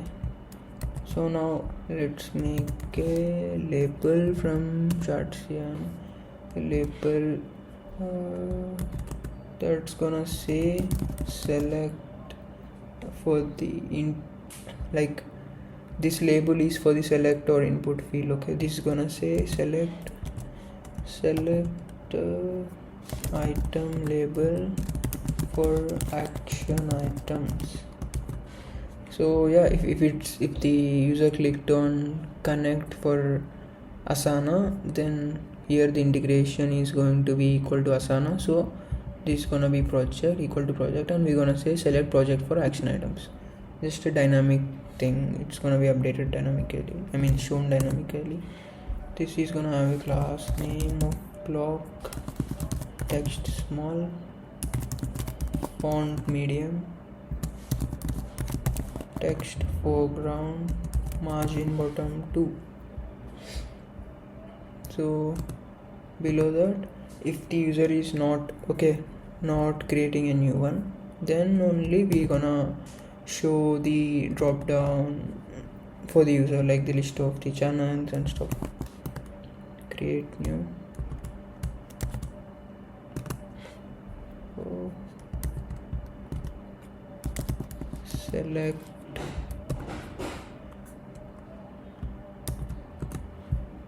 so this select the value of this is gonna be selected ID, and when the value changes, on value change, we're gonna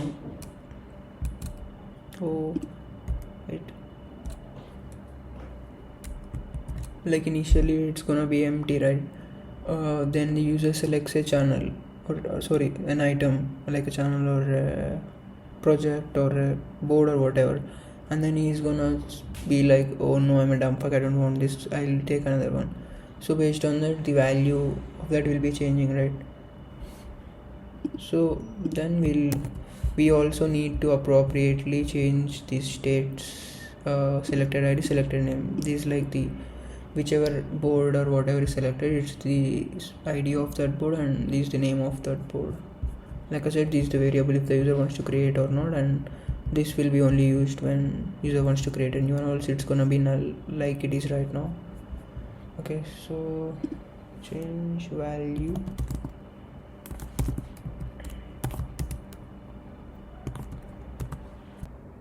Now whatever the item is selected, we need to find the selected item from the entire list and put the set selected ID and set selected name equal to that. Okay, fonts selected is equal to items dot find item any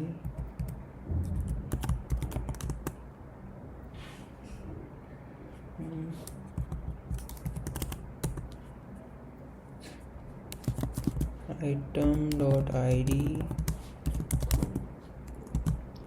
or item dot key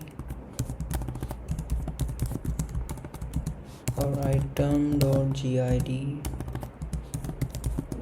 We're having it three ways, guys. We're having it three ways like this because gid is for Trello, key is for gid is for Asana, key is for Trello, and Jira ID is for Slack, channel ID and stuff, project ID here with this.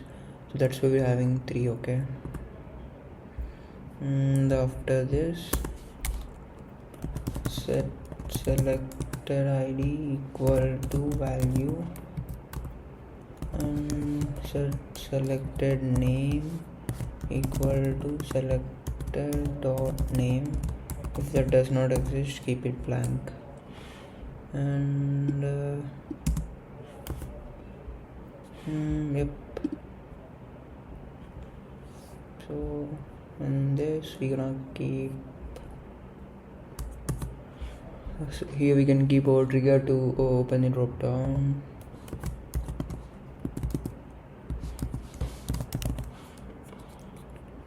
Select trigger, class name is width full, and select value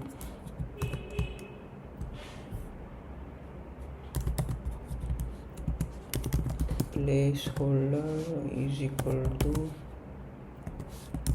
choose existing item label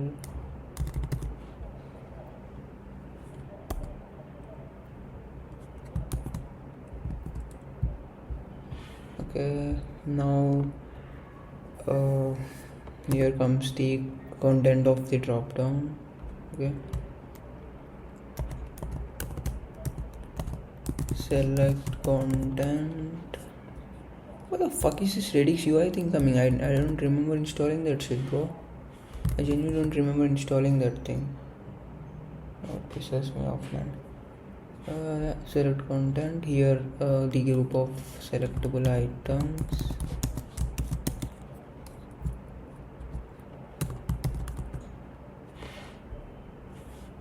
Now the label for the group. The label. In this we keep the item label dot character the first index position dot to uppercase. Yeah guys, if you wonder, I did copy this line from Stack Overflow. ChatGPT. Yes. So what this means is that consider the item label right now is board. Okay. So what this does is item label dot caret 0th index. So which means B. Okay. So the B will be capital. So right now after this thing, it will just be B here. So if you do item label dot slice excluding the first index, then it's gonna be B plus OARD. So essentially it's gonna be board but with a capital B, and here we're adding S, so it's gonna say boards. It's just to below this we're gonna like map over and display all our items, boards and like that, or else like if it's Asana then we're gonna say projects and we're gonna display all the projects. That's why we need this. Now let us map over all the items to create select options. Okay, items dot map items dot map item any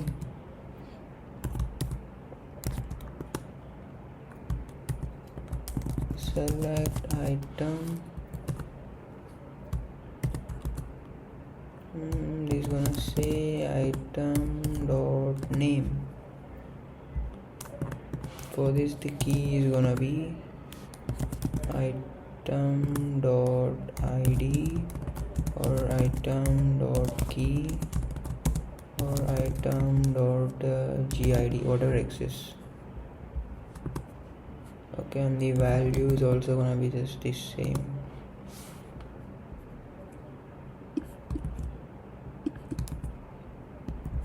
Yep.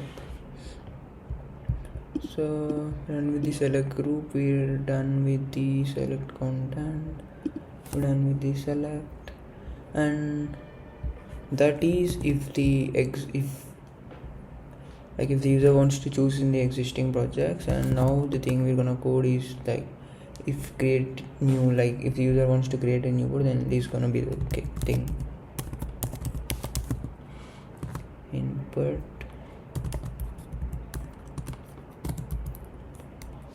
type is equal to text. The value of that is gonna be new name, and on change we just gonna set the new name equal to that, guys. That's it. Set new name equal to e.target.value, and the placeholder is gonna be what shall we say, enter the new board name or project name or whatever, depending on the integration. Enter new item label name.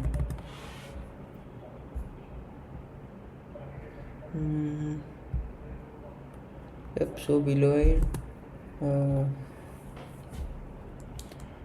is a section like to create the checkbox. Okay.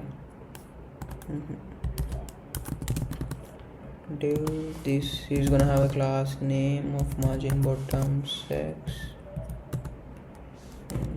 This div is gonna have a class name of this container is going to be a flex container, and also it is for like the checkbox and the label. Okay,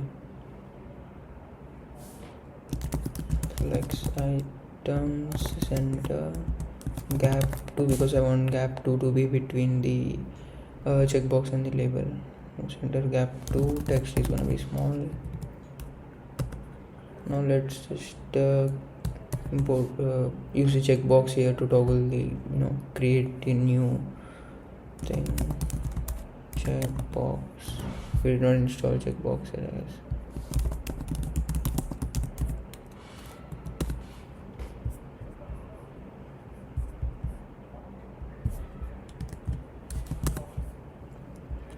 Install checkbox.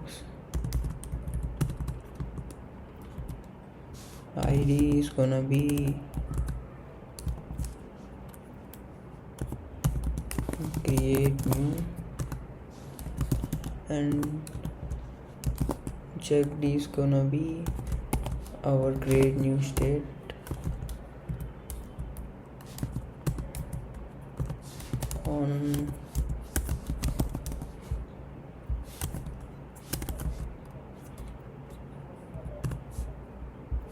On checked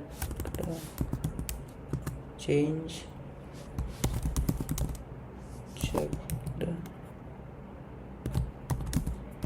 set create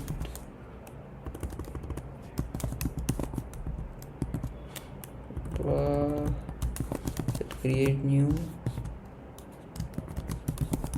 checked.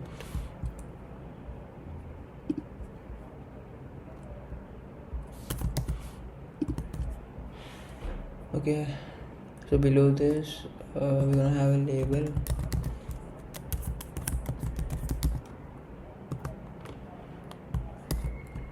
and it's gonna say create new item label.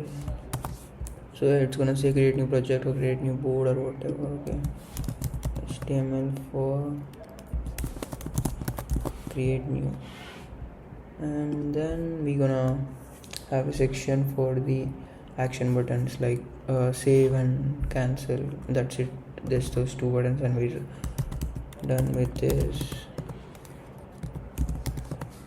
Class name is gonna be flexcap3, and let's construct the cancel button right now. It's gonna say cancel, and the variant is gonna be outline. On click, it's gonna be the on cancel function.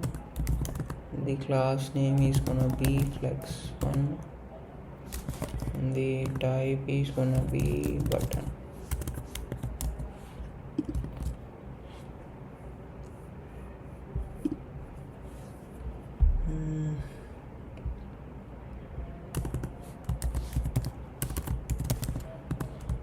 Let's construct the save button right now. Okay,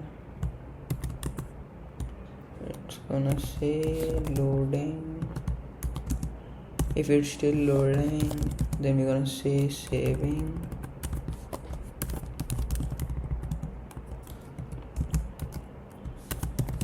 Or we're gonna say save. For this button, on click is gonna be handle submit, and disabled is gonna be if it's loading then disable it, or if it's not, create new, and if not selected ID, then also disable that. And also if someone has checked the create new toggle and did not enter a name and is trying to save it, then show their seat no new name. So yep. Class 1 type, just copy that from here.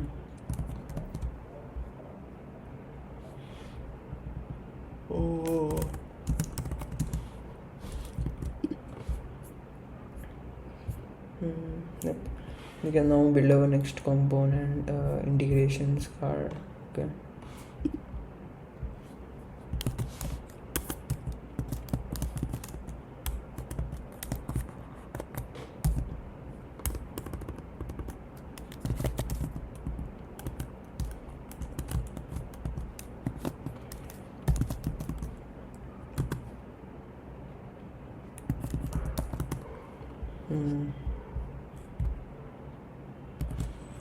First, let's define the interface props for the integration card component. Okay,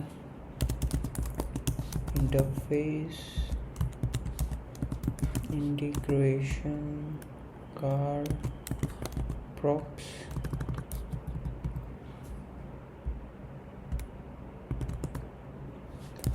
Firstly, we get the integration, which is of type integration. Do we have that in the use integrations hook?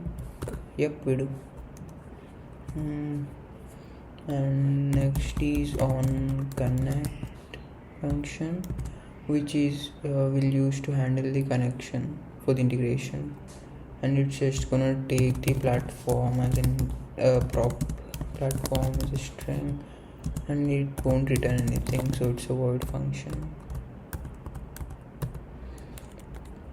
And another function for disconnect,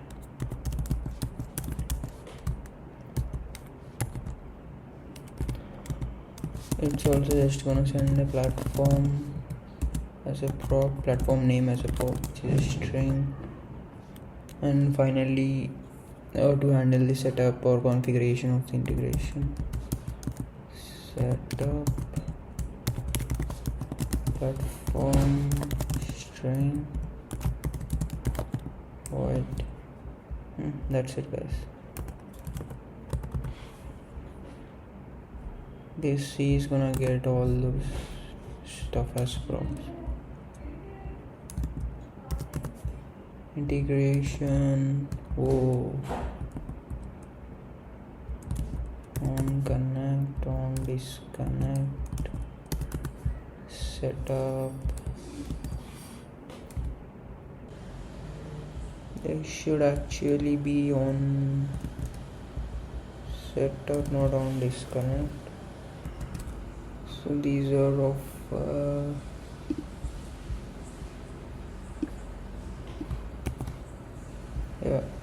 so these are of type integration card props. Bro, this is very badly formatted, man.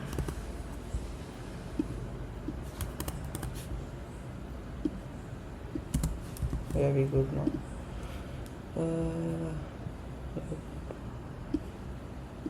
I just can't see it, if it's that way, because usually how I code and how I have it is like this, so it feels a bit weird for me.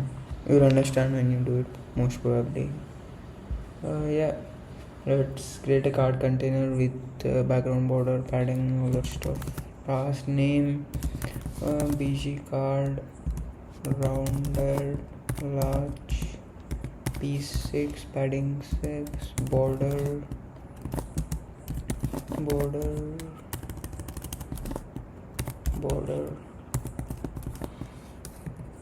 and this, let's create our header section with logo and name. This is gonna have a class name of flex, items, start, justify, between, margin bottom 4, div. This is gonna have a class name of flex, items, center, gap 3, and this is gonna have this div is gonna have a class name of width 8, h8. It's gonna be relative and flex shrink 0. And let's display the integrations logo here. Okay, image,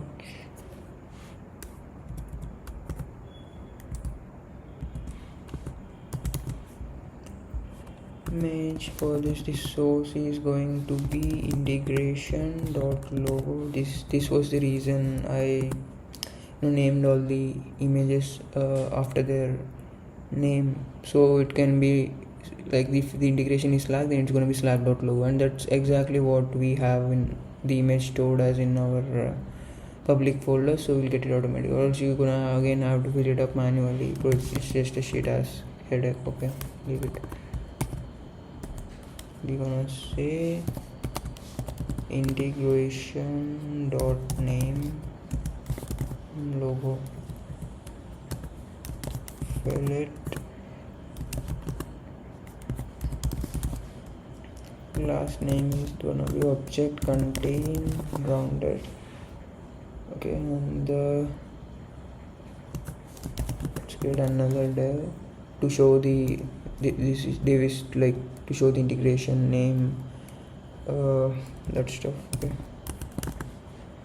here we're gonna just do integration dot name font semi bold, text foreground, and below that let's show the connected badge if the integration is connected only. Okay, first we'll set the condition integration dot connected, then only we're gonna render this shit. Okay, and we're gonna render a span that is gonna scream connected daddy, connected. It's a Sunday night past 12. No, I feel like I don't know, man, weird feeling. But yeah, I don't care. Getting work done is what is important, right? BG green 500/20 text green 400. I mean, I did go to the Superman movie today though. It was cool, man. No, pretty good. The new restart to DC. Hopefully James Gunn does it all right. Text mode BG green. Yep, we have our connected badge, which is gonna only show up if the integration is connected. Okay. Yeah, hopefully James Gunn does it in a good way. If you don't know, James Gunn is the same guy who directed the Guardians of Galaxy. I really like Guardians of the Galaxy, but he is doing the same mistake here what he did there, and which I did not like. Teammates are like weak, they're not powerful enough. That's the same thing going on here. Just check from Lucid React. Superman is weak as fuck. Batman, the one which came 2 years ago, I guess, weak as fuck. I don't know what's fun in that. Consider Ben Affleck, bro, crazy man. Consider Man of Steel, Superman, Henry Cavill, crazy. I like them in that sense. But yeah, Jack Snyder should have continued. I really liked his film. But yeah, we can't do anything. And I don't care much about movies. It's just time pass. I'll watch it. I'll fuck off. That's it. Yeah, integration not connected. Let's keep our integration description here. Okay.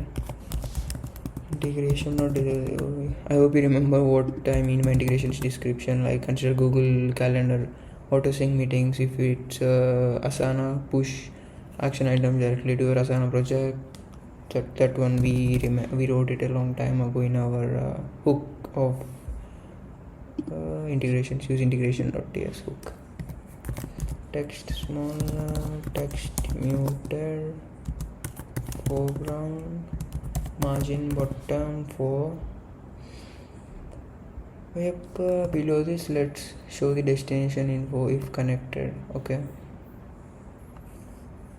I mean it's pretty logical. I don't have to explain anything. How the fuck will you show the destination if the user is not connected, right? It just doesn't exist, bro. I genuinely don't see what is there to explain in that. Okay. Integration dot connected if that's satisfied, and also integration dot platform is not equal to Google Calendar. Bro, I will beat the shit out of you if you ask me, bro, why are we not doing this for Google Calendar? Like, bro, dumbass, Google Calendar doesn't have channels or projects, right? We just submitting it for Slack, Jira, Asana, Trello. Why the fuck does Google Calendar have any channels? So yeah, okay. Integration or board name or integration or project name. Guys, I already explained this 3 or 4 times. What's project name, board name, why are we having 3 different types, why. Okay, just go back and watch during any integration. I explained it clearly. Alright,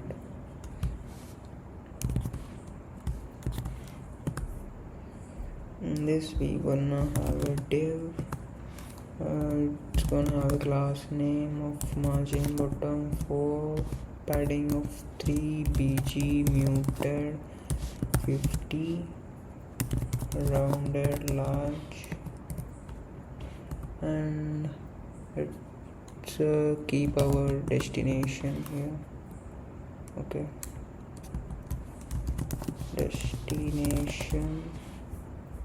This div is gonna have a class name of let's say text extra small, text muted foreground, and margin bottom of 1. Now let's show the destination name based on the platform. Okay, this is gonna have a class name of why don't we keep it same, right? Why didn't I copy the class name too? Dumbass. So in this integration dot platform is Slack. Then we're gonna show the integration dot channel name and hash integration dot channel name. Oh, channel name. Okay.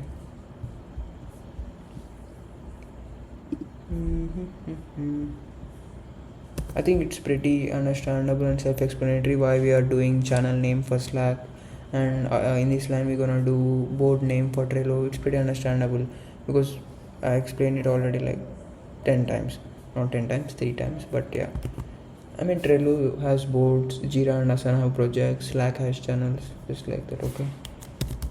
Integration dot platform is Trello. Oh, integration dot board name, integration dot platform is Jira, and integration dot project name, because it's project for Asana and Jira, right? Integration dot platform is Asana, and integration dot project name. Yep, I think that's it. And now let's show the status info if connected or not, like for the Google Calendar. Integration dot connected, and integration dot platform to Google Calendar.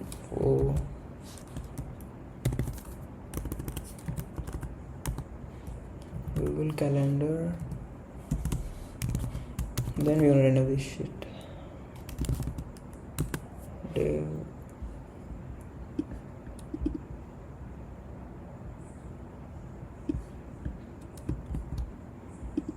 We could have copied the entire thing, but it's fine. Now this is good. Text access in bottom status. This should be status because its destination doesn't make any change for a fucking calendar, right? Pretty self-explanatory, bro. I do all the mistakes only when I'm recording. I go in a flow state when I'm coding by myself, but yeah, recording is very, very different.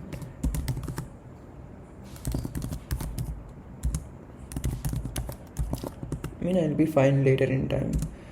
It's just that I'm new to it. I need to get a bit adapted to it, and I'm not pissed off with myself either.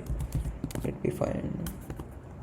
Lambda auto sync enabled.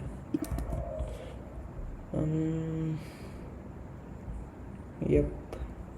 Let's show the action buttons now. Let's start the action buttons section.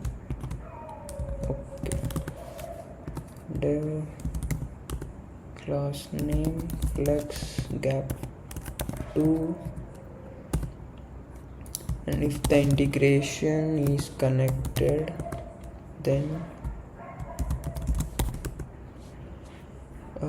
and if the platform is Google Calendar, then we'll show only disconnect button, because there's no point in showing the settings button to it, right? What the fuck will the guy do, the user do by if we keep a settings button for the calendar, right? We don't have anything else to choose, right, in a calendar.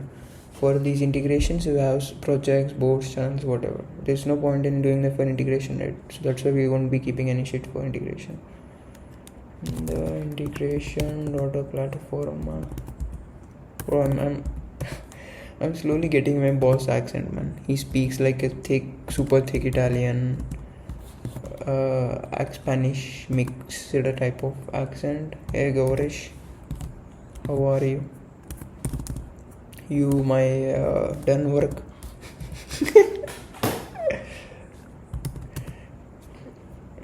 No, I'm unable to replicate it. Okay, I'm not mocking him or something. It's just I genuinely love that accent. Like I really love that accent.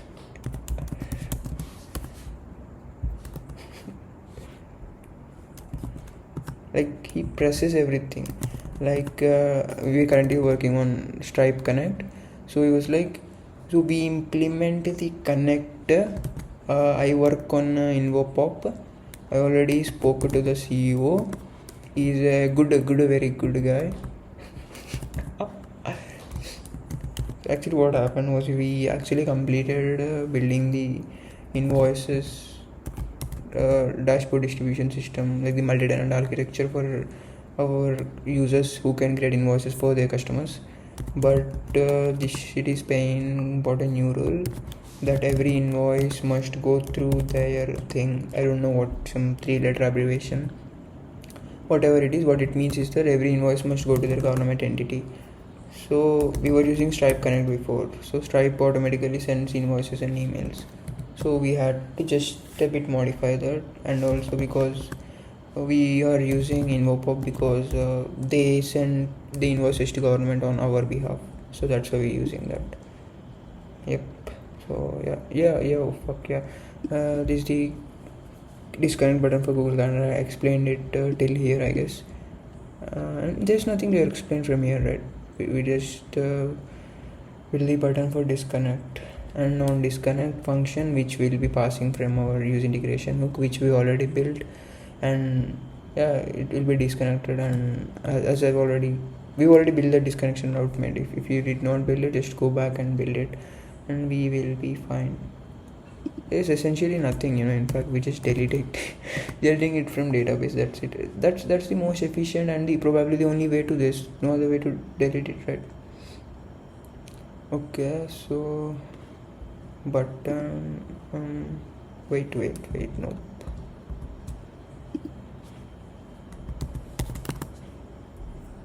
For other platforms, this is like for the other platforms. Okay, button disconnect. Wait, just copy this. Okay, so this is gonna be disconnect. This is also going to be same. Variant is outline. This should be on setup. Integration or platform. Let's change this to px3 py2. The type is gonna be still button, of course, and remove this disconnect. Like I showed in the start, we're going to have like a settings icon,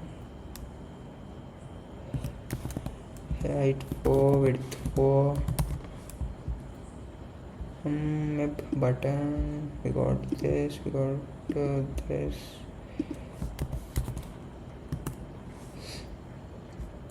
Something seriously fucked in our button, and I don't know. I do know what it is. That was a nice sync.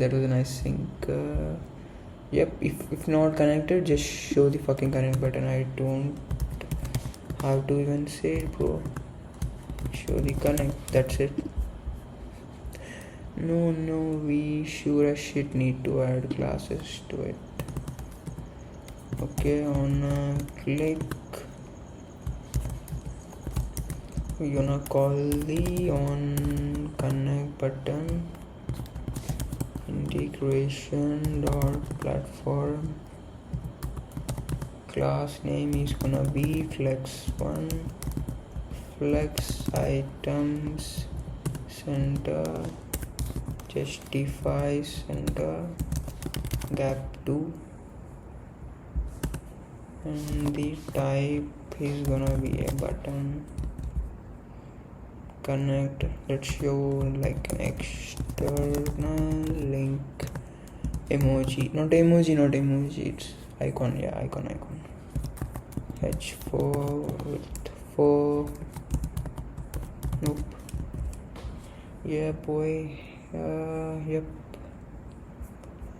Yeah, we are done with this. What's the issue?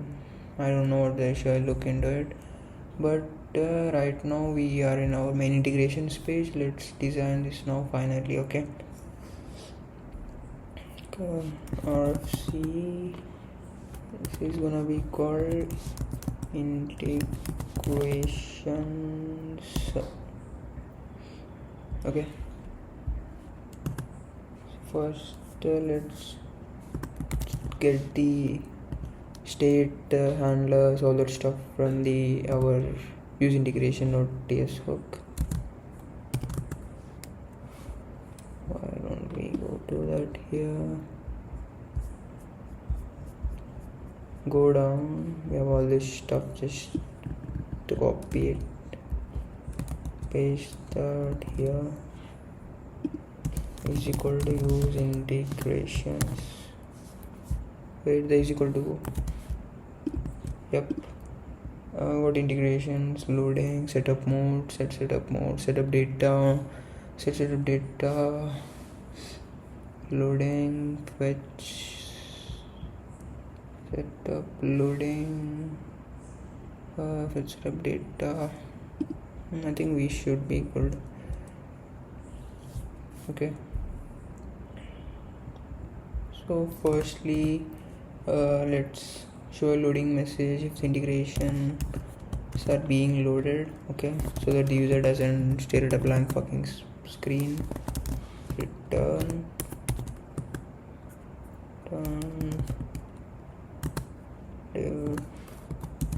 class name is gonna be min height screen, bg background, padding of 6. Let's just keep a loading integrations message. That's it. In the center, max width 4xl, mx auto, and loading integrations. No, class name is text center, and here let's render like the main page content. Okay, this is gonna have a class name of min height screen as you expected, and bg background, padding of 6,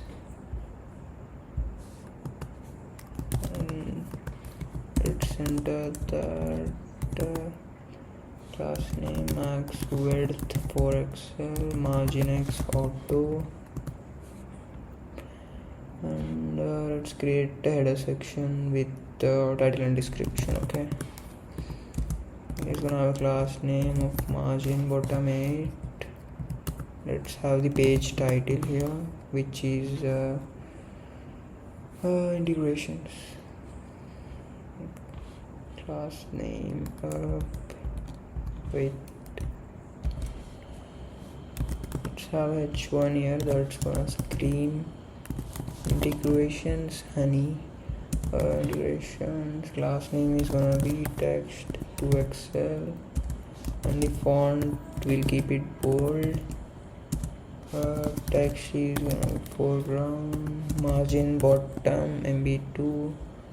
Already tried it, guys, by keeping this h1 like the color gradient we saw in the landing page, but it was looking very, very ugly.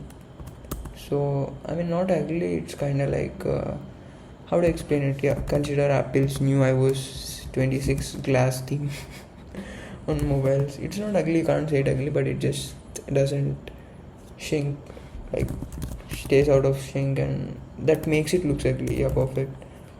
It's not in sync, that is what makes it looks ugly, even though it's not ugly in reality. Connected your favorite ports. Connect my people are gonna troll the shit out of me. connect your favorite tools. I would have typed tools there instead of tools. Tools to automatically add action items from meetings. Boom. Yep. Now let's show the setup form model if only the setup mode is active. Okay. Setup mode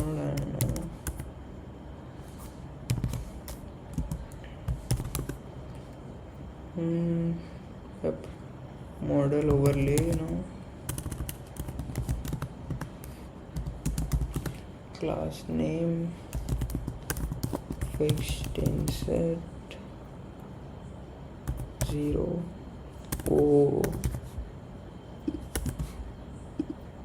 insert 0 bg black 50 flux items center justify center and z50, like the z index for this model will be z50. Why gosh, why do we need z50? Yeah, you can go ahead and keep z5 too, it's gonna work 100%. But some components, like if you're using any component library for like consider UI, they are like pretty extreme and aggressive z index. I've gone through it myself. I was thinking there's a bug in my code, then I just rapidly increased the index and it was working. Like I was keeping 5 or something and it was not working because UI has like 10-15 in some of their components. Consider the loading screen component, it has a z index of 15. Okay, that's a, you're gonna be messed. Like, what's the fucking problem keeping z index 50, right? You're gonna go over any potential issues like edge cases if you keep 50. And if you're like, no man, I'm gonna keep 5, yeah, try it. If it works, good. If it doesn't, I don't know, man. Dev class name is equal to, I'm gonna be trolled as fuck, bro. If this video by any chance any means becomes famous, bro, for all the shit I'm talking till now, I'll never speak like anything like that again. If like one of my video becomes famous, then I'm gonna be like a first bench student in a school type of guy, just shut the fuck up and write the code and explain it and just end the fucking video. I don't know, it's all right. Who wants to? Until unless you're a Penaldo fan, Ronaldo, I mean, both are same, right? Sorry. Skip h2. This is gonna say setup. Just write a class name for it. Text large, font semi-bold, text foreground, margin bottom 4.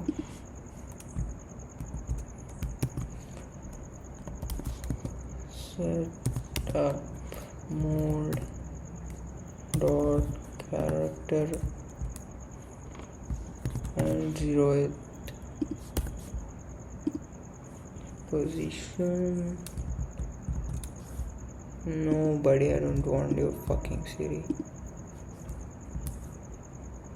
Okay, that's the issue. I was thinking, why is it making me push the optional mode? Okay. Setup mode and setup mode dot character 0 dot to uppercase. Bro, I really hope you remember why and what we are doing here. I already explained in the other file, but I'll say that again. We just like if it's Asana ASA and A is small, then we just capitalizing the first letter. Okay, we just getting the first character of the integration, capitalizing it, and then adding the next, like excluding the first character, the other all characters. That's why we're gonna slice here. We're gonna slice the first character. Oh my god, what's so wrong? We're gonna just slide the first character, so now, so because of that, now instead of Asana we got Asana. That's it. Let's now render the setup form. Let's render the setup form component here. setup form. Let's pass our props to it. Firstly, the platform is going to be setup mode, and the data is going to be setup data, and the on submit is gonna be handle setup submit. On cancel, we need to design it now. On cancel is nothing, we'll just cancel the setup and reset the states, like back to null. Setup mode data, sorry, set setup mode and set setup data, we'll just keep it null, that's it.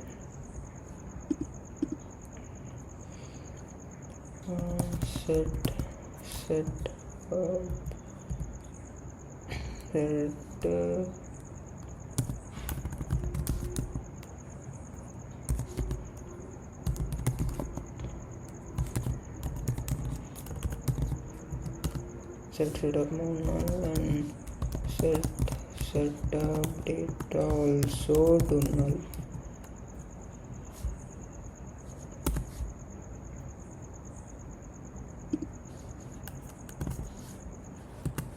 What the fuck is wrong with you? I don't know. Look into it. Ignore it now. Window.history.replace state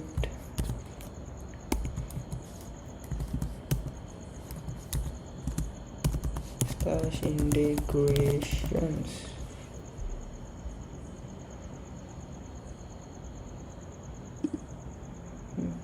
Oopsies. No.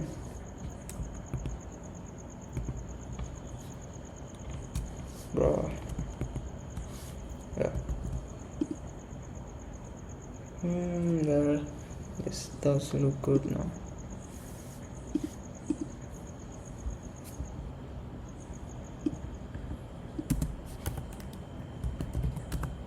And loading is equal to setup loading.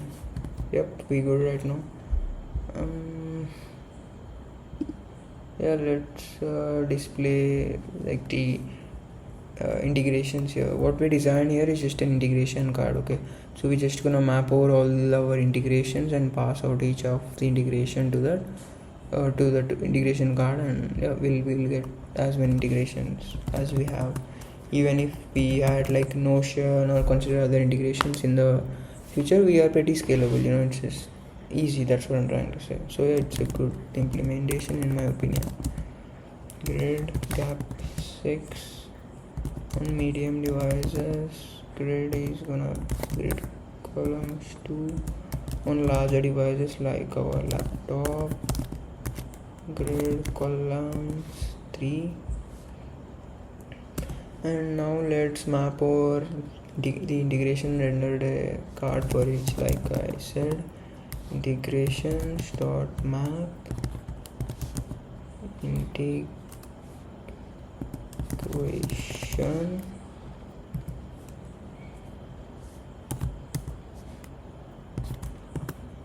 let's render the integration card here, and the key is gonna be integration dot platform, and the integration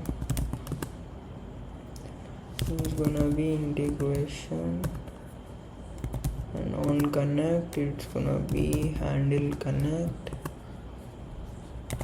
On disconnect, this is going to be the handle disconnect function. And finally, I guess on setup, which is when the user clicks on the settings icon, then platform,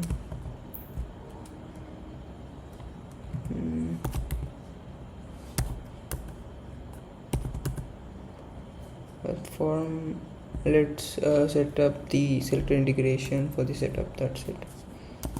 Set setup mode platform, and set setup data also equal to that platform, guess I genuinely hope you remember we created all these functions: handle connect, handle disconnect, set setup mode, set setup data, what set setup data does, what set setup mode does, why are we keeping it there. I explained like really in depth while we created this use integration. I can explain it now, okay, but it's just gonna take a lot of time, which is not worth it. You can just go back and watch it. We created those functions in the hook, and we imported those functions here from the hook, and we are passing it down to our child component so that they can use it. That's it, as simple as it. I genuinely don't understand if there is anything complex related to it. I hope there is nothing complex related to it. Okay, why am I speaking into X? Yeah. And finally section, this basic explaining how integrations work or something. This is not mandatory to have, completely up to you. I like to have it so that I don't have any empty space in the bottom. Margin top 8, PC card, rounded, large, P6, nope, P6, border.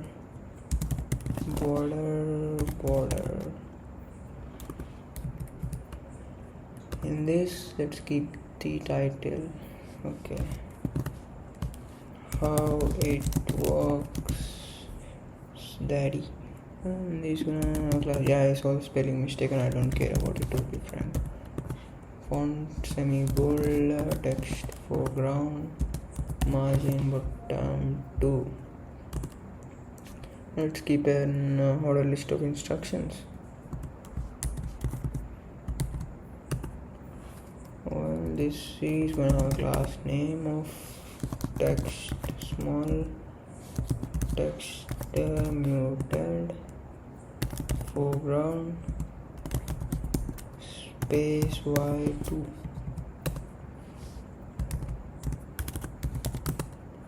This is gonna say one, connect your preferred tools above.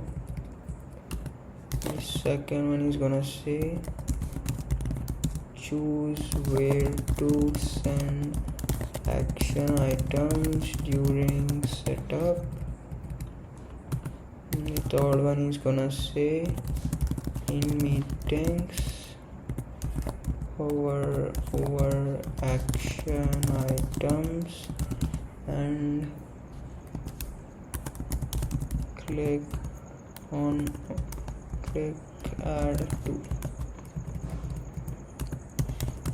And he's gonna say select which tools to add the task to from the drop down. Yep. Yeah guys, we should be done with it. Let's see if there are any bugs or anything right now. But yeah, we're done with the main code. Almost done.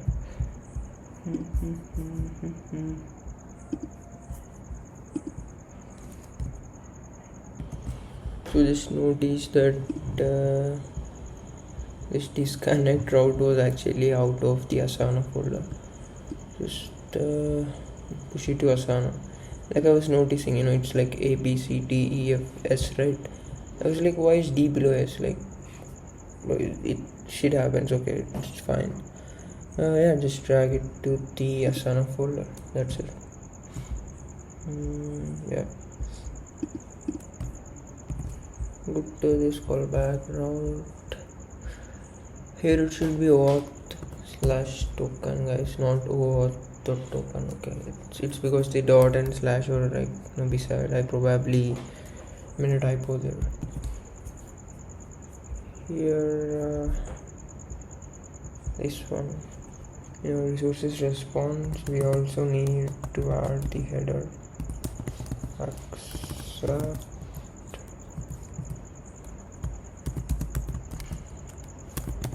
application/JSON.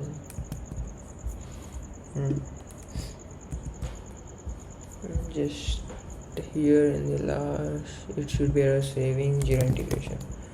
It's probably because we copied the catch block from the Asana route. So yeah. Let's go to this setup route. Here it should be dot find, not f. Okay, and also this should return status code of 400, not 404. Okay, and also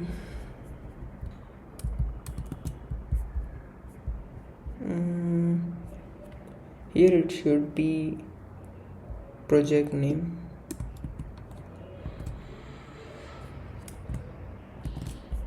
Also here it should return final project key, not ID.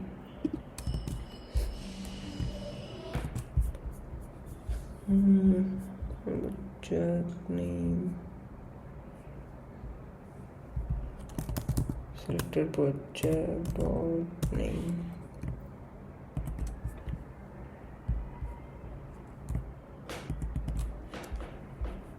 Because in this it should be key, not G. Okay, it's K and J or like beside, so I probably made that. And it should be and here, not the $sign.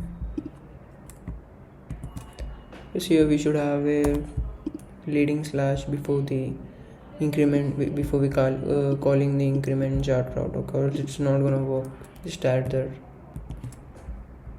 Make the bot schedule and meeting ID optional. Here we'll be trimming this parsed string. Okay, we are not going to convert the trimmed parsed content into a string. Okay, it entirely changes the logic and flow. Here let's say your completed meetings will appear here. Last name, it's gonna be text muter foreground. It should be width full here, FUL, not FUL, a typo. We should leave a gap here. Let's make this text muted foreground. It doesn't make much difference, you can keep it any way you want. It will just make the attendees and the time look more subtle, more good. That's it. No, zero change in the functionality.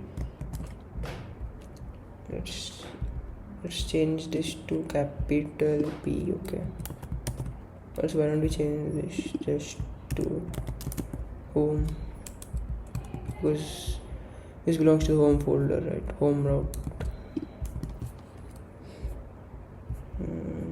We can remove this too. What else? Let's say loading.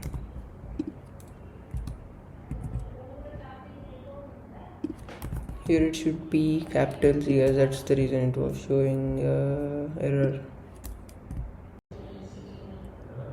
Let's rename this to use integrations.ts. Yep, and here it should be MX auto, not max auto. It's not gonna work, obviously, right?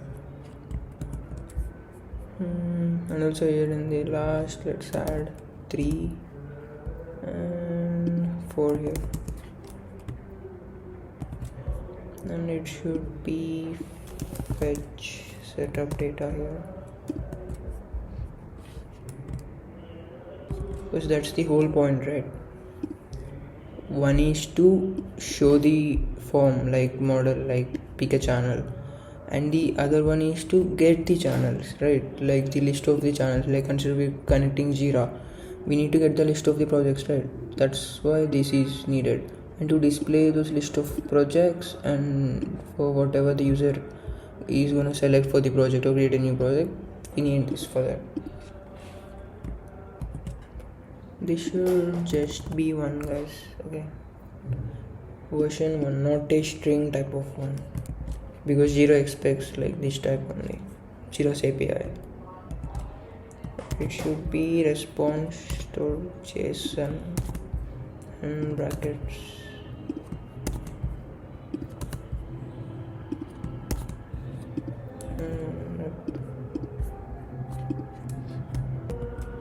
here we need to add return response.js. There's some fucking concept going on near my home and I'm so pissed. Here it should be auth/token, guys, not auth or token. This is not mandatory, guys. We can name it whatever we want, but I prefer to have it as base URL only. So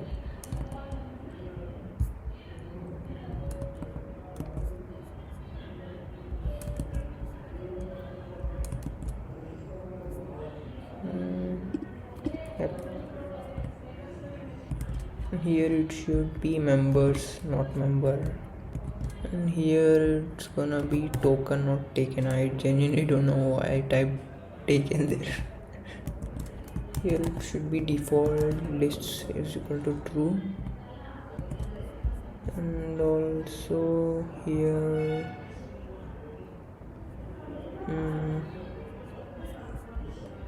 this shall be board ID, guys, not name. So we need to add a comma here after this. We should add it in the upline actually, but it's fine. It works wherever it is. Keep the description here optional, guys. Here it should be small d. Oh, this one. Wait. I'm glad I saw this right now already, or else, when I connected Stripe again, I would be looking around like an idiot. Oh, what's the issue? Okay, fine. Where is that? Yeah, here. It should be active, guys, not activate. Wait, what?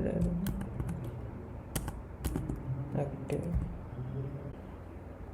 Let's create our Trello app right now. Okay, just go to trello.com/powerups. Let's log in first. Okay, click on login, and no, we need to sign up actually, like for a new account. Okay, let's do it, guys, and then log in. Yep, I logged in. So go here and type /admin. Just you don't click new.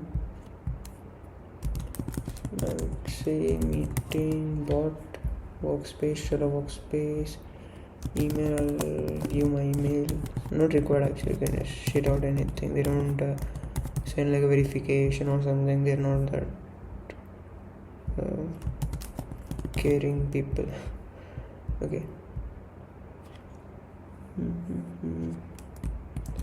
Go to our terminal and let's get the ngrok URL that's been running since ages.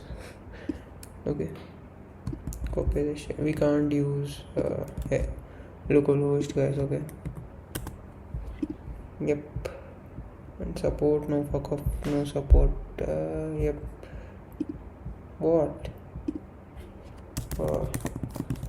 voice69gmail.com. Yeah, guys, my bad. Support was also mandatory. It's correct, everything. Yep. So we can just go and generate an API key.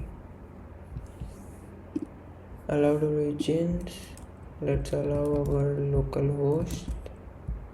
Okay, and also our ngrok.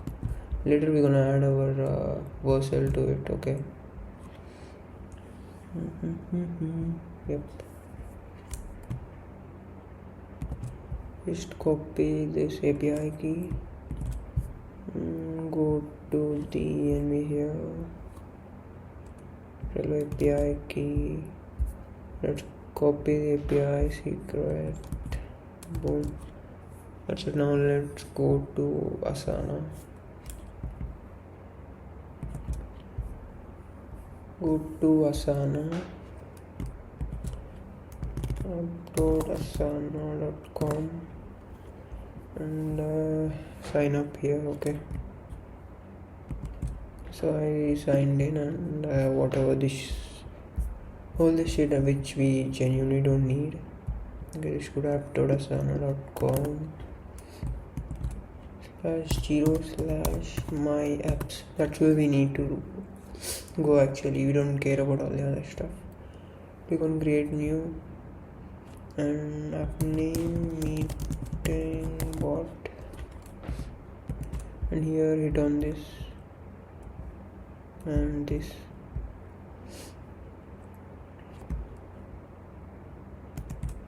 And let's go to auth, hit on add redirect URL. We gonna say localhost 3000 /API /integrations /asana /callback. That's where we're gonna go. Okay,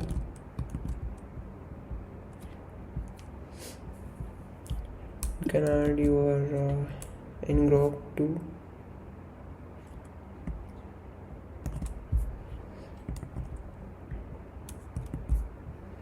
I think it's already copied there. Yep. /API /integration /asana /callback. Yeah, we good. And go down here to projects, hit on read write, and go to tasks, hit on read write, and what else do we need? Users read and workspaces read. Don't save changes. That's all the only the scopes we need actually there. We don't need anything else. And go to manage distribution and keep this to any workspace. Save changes and go back to basic information. Copy the client ID, Asana client ID, the client secret. Yeah boy, we should be good now. The final one is Jira. Okay, man, I genuinely hate Atlassian, bro. Like see how big of a thing there, and just see their website. It's so fucking buggy. Like, I don't know, man. I just genuinely feel like like a high schooler crappy project type of website. This Atlassian and Palantir, these two big giants, I genuinely have no fucking idea what they do. Everywhere I see Palantir. I don't know what the fuck do you do, bro? And that CEO is like, and his famous quote, first I was too poor to learn how to drive because I can't buy a car, and then I was suddenly too rich, so I did not learn how to drive. Like, I don't know, man. It's a fucking dumb statement actually. I don't know.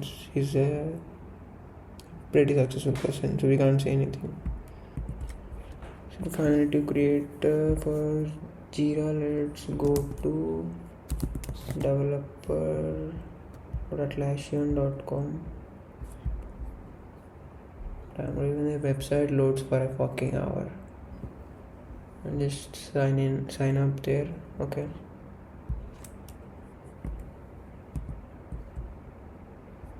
and here let's go to /console/my-apps. Here hit on create OAuth 2.0 integration, app name MeetingBot. I don't fucking agree, bitch. Yep. So go ahead to distribution, hit on edit, and here go to sharing. Okay, not sharing. Yeah, I'm trying to fuck around. When a name Messi, use your own name. Messi is my name. Privacy policy, you can use anything. I personally use. Okay. GitHub.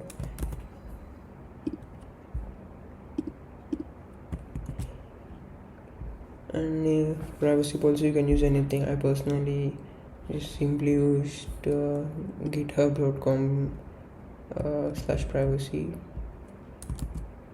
For terms of service, same, github.com/terms/tvs or whatever. Same here again, github.com/contact. Yep, that's it, and hit save changes here.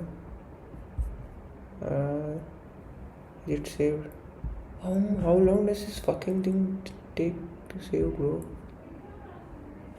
And I hate this shit. I don't know, I hate some stuff for no reason. Like take Ronaldo for example. He's great, he's cool, but I still hate him. Click on add, then click on configure. Here are like all the scopes that we need to, we want to add or whatever. Click on edit scopes. Click on this read Jira work, manage Jira project, manage Jira configuration, read Jira user, write Jira user. It should be fine. Total 1 2 3 4 5 6. Yeah, I was playing around. I guess that's it. Scopes used 5. We should be fine now. You don't have to fuck with the granular scopes. They are of no use for now. Click on add. Here for the callback URL, go to the localhost, copy. If you want, you can type it out. Unless you're a lazy fuck like me, /API/integrations/Jira/callback. I hope there are no typos because I did it actually. And the issue was that here there is no Copilot to save my ass. Like if I do any typo in VS Code, Copilot was covering my ass. Here if I do, it won't, and yeah, that's a very very pain in the ass. Yep, we are good. So finally go to settings. Here are our client ID. Why the fuck does this go up when you copy? Bro, this is such a high schooler project UI. Ew. Bro, even in my side projects I don't have such a bad UI, man. I did not self-design it, I used Shatsian, but at least they were on top of each other. What will this go down and down? Ew, bro. I hate this shit. Ew, bro, I fucking hate this shit, bro. I hate this thing, chat. Copy the client ID, it goes up again, fucking dog shit. Copy the client secret. Man, I hate having call, bro. Fucking hate that shit. This next public app URL is nothing but localhost. Don't forget to change this, guys. When we when we deploy, change it to the deployed URL, like whatever x.wasl.app or wasl.com, whatever shit. Okay, before we try out the integrations, we just need to do two small things. The first one is that we still did not create the disconnect route of Google. It's pretty simple, very straightforward. We're gonna build that. And secondly, we do not yet have the Trello process token route yet, so we need to build that too. So what's Trello process token route and why do we need it? So basically for Jira and Asana, they are pretty straightforward. They return the code in URL query parameters. So query parameters are server side readable. Okay, so we just extract them from the returned URL. It's pretty straightforward, but it's different case with Trello. Trello gives back the code in URL fragments. So basically URL fragments are only client side. Server side we can't read them. So that's why we need a client side page which will extract the query parameters from the URL fragment. We will do window.location.href or something and get whatever the current Windows location URL is, and from that we'll extract the token code. So that's how Trello is actually. And Jira, Asana, Slack, Notion, all those are client side. So we don't need all those are server side. We don't need a client side component like we are going to build one now for Trello. We don't need all that for those. I mean, from what I've read in the, like what I've seen in the YouTube videos and stuff, this is how Trello is integrated. I'm not sure if there is any other way, like the modern way of having an OAuth 2.0 client, server-side level of client. I'm pretty sure there isn't, but if you find any, I'm really sorry. I could have seen more good and more better research more nicely, but I did my best, and I think it doesn't matter much actually.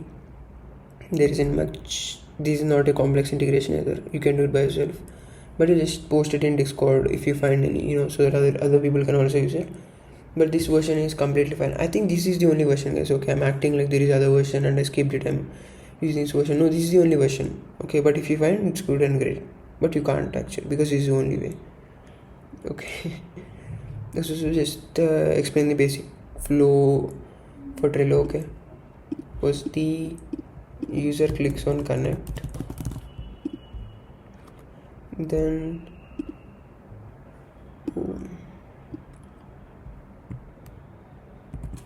redirected to /API/Trello integrations /Trello/auth.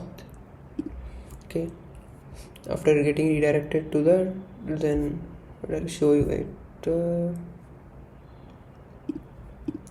After that, then we are redirected to /integration/Trello/callback. This is the client side component I'm talking about. Okay, callback.tsx or something will build a client side component. Wait, what is this even?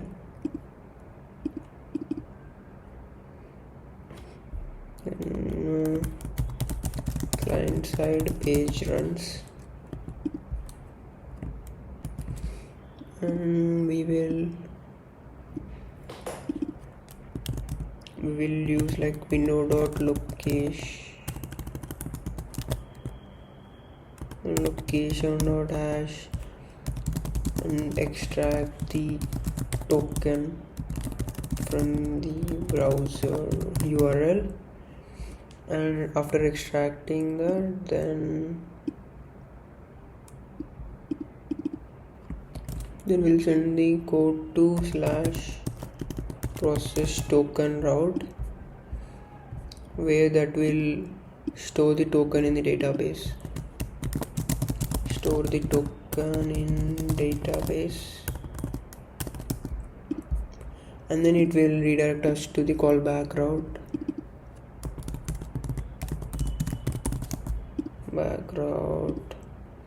And then yeah, we're almost done.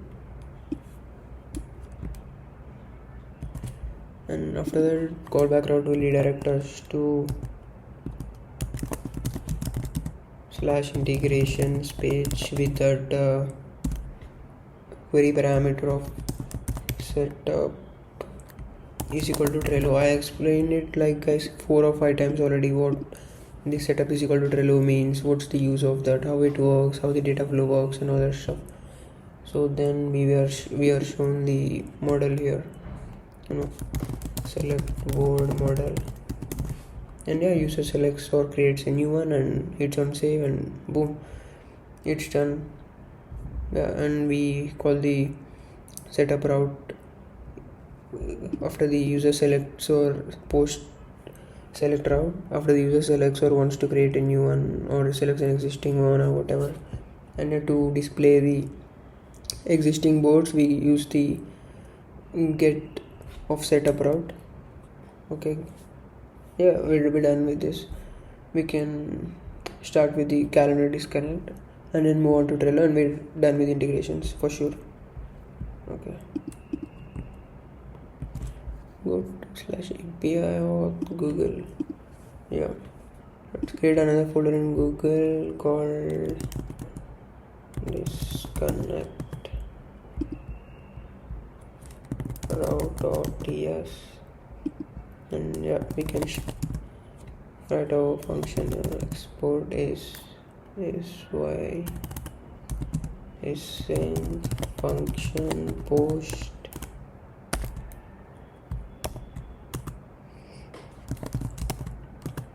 We'll wrap it in a try catch block. First, let's get the user ID from clerk. Wait, auth.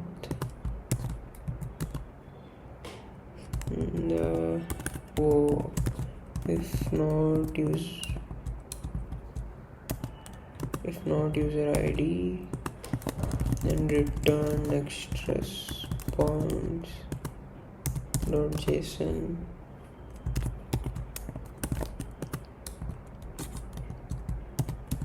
Error not auth. You can write the full thing if you want, but I won't. Return status of 401. After this, let's import Prisma here.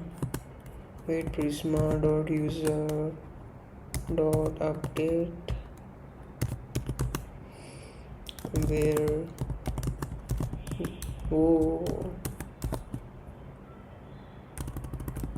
clerk ID is user ID, and the data we want to update is calendar connected false, and boom. And Google access token null, Google refresh token. It's gonna work, guys. Even if you don't keep the access token, refresh token, and token expiry to null, it's gonna work 100%. I tried it already, but yeah, it's good practice to keep it this way. Let's keep it that way. Return next response .json.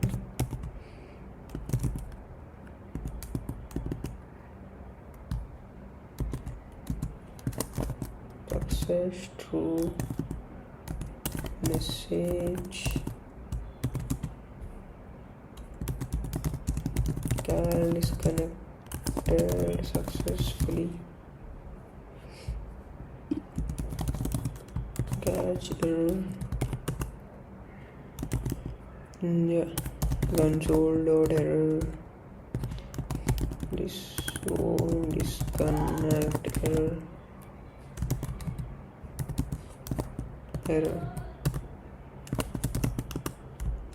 Return next response.json. Error.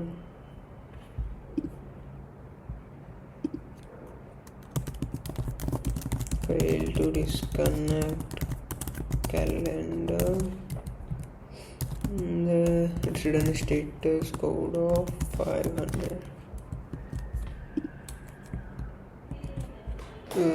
Go to integrations. Let's create our client-side callback page now. Not here.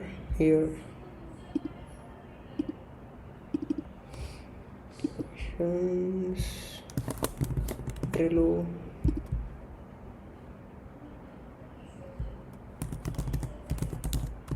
Callback and page.tsx.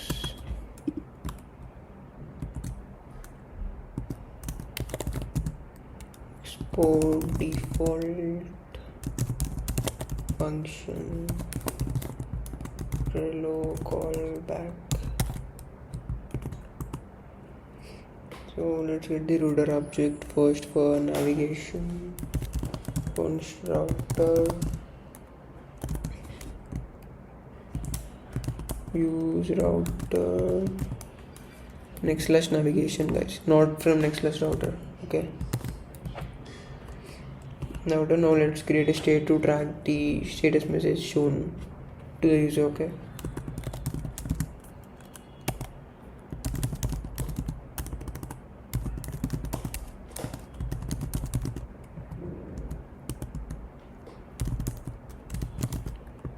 State,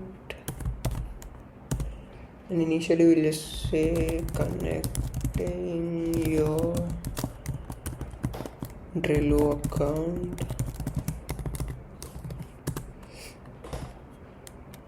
And let's create a use effect which just runs like when our component mounts, like when we redirected to this page. Let's define an asynchronous function, that we'll use to like process the Trello token from the URL and then send it to the process token route. Const process token is equal to async. Let's get the hash part of the URL, like after the hash. Const hash is equal to window.locate no.location dot hash dot substring.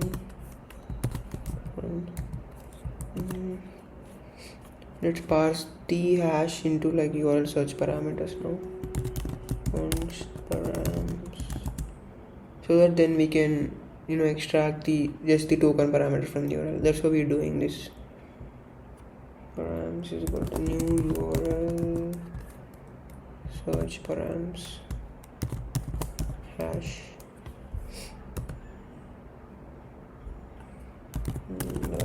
const token is equal to params dot get token. We just need the token parameter from the URL.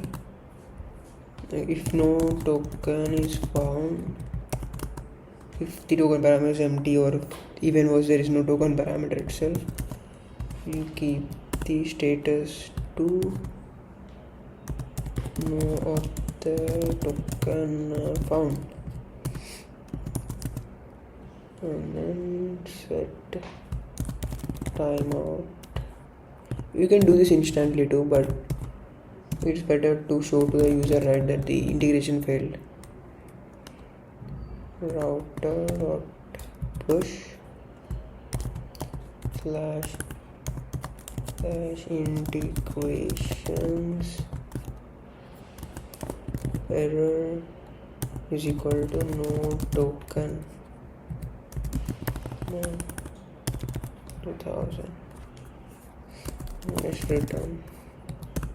No, what the fuck is a received Russian ruble?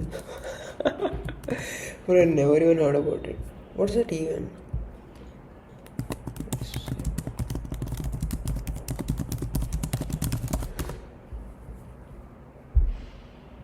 What the fuck is a Russian currency doing in my VS Code? How much is it worth though? Oh, it's same. Russian and Indian almost same, bro. I think UK is the worst, guys. £1 is equal to like 100 rupees. Like, bro, like my first internship was based out of a company, out of a UK, and when they were paying me in pounds, it's easy to calculate, like just multiplied by 100. Kind of cool. Okay. Yeah, let's set status right now to saving your connection.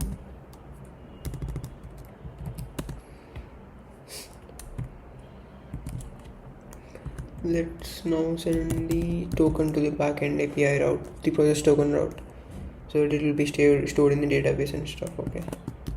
Let's response is equal to fetch API / integrations / Trello / process token. We did not create this route yet. We'll do it now. Okay.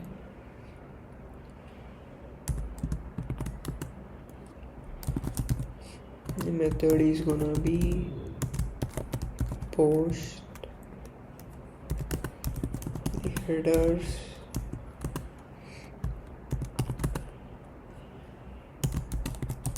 content type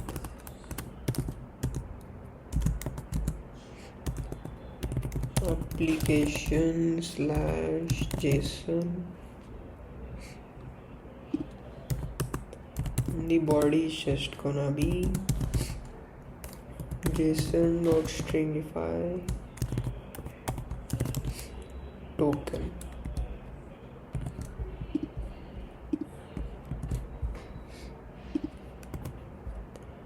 So we're sending the request to the API route, and if the API call is successful,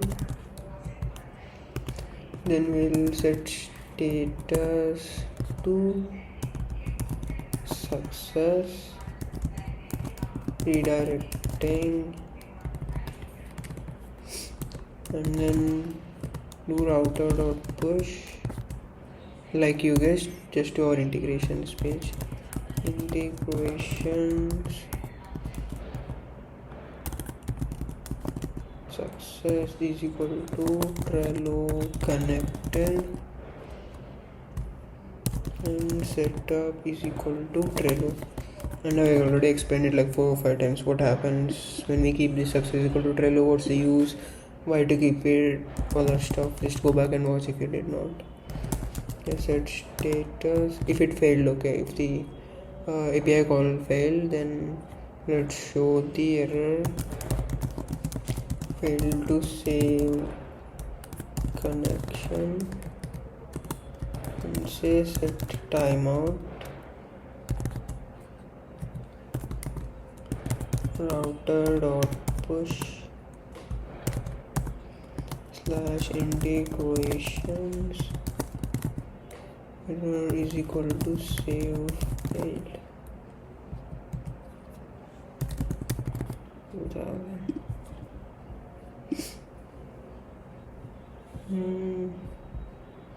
Just redirecting to like after 2 seconds. So that's what 2000 means. It's not a code. I mean, no one's dumb enough to think 2000 is a code, right? Hopefully, until unless my friends are watching this or Ronaldo fans. Yeah. Patch error. Wait. Oops.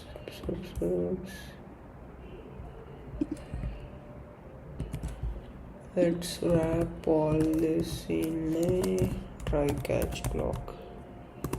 Okay.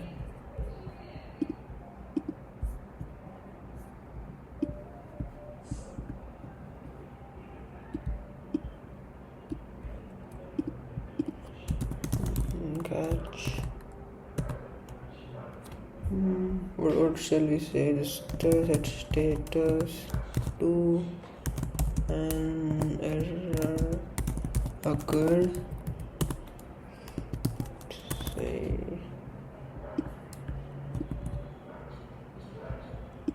set timeout to integration error failed. Save. That's all the same. Yeah, let's just call the process token function in the component mounts. Okay. I think we should be out of this, right?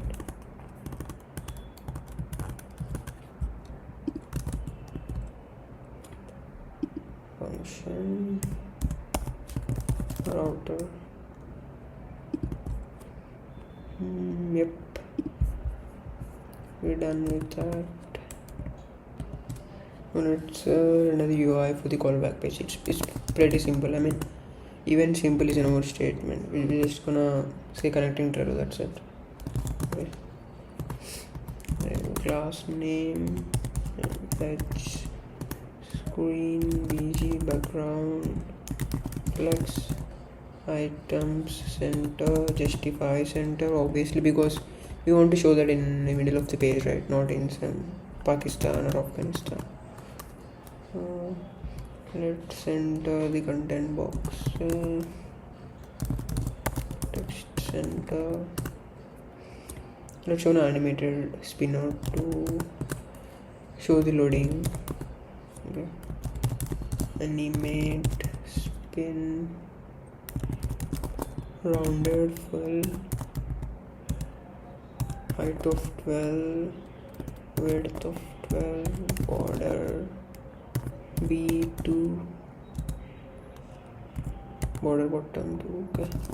Border primary, margin X auto, and margin bottom 4.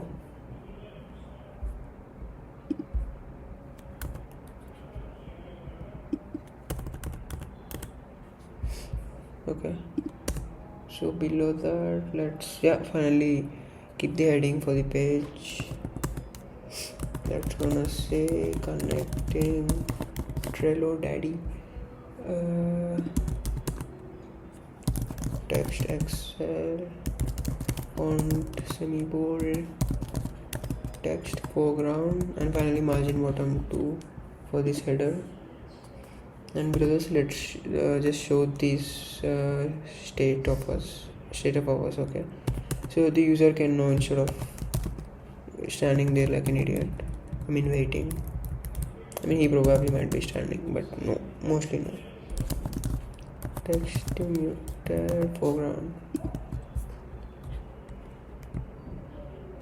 So is everything okay here?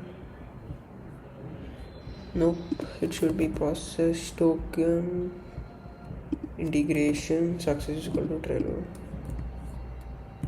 and probably the final part of the integrations code is the process token route.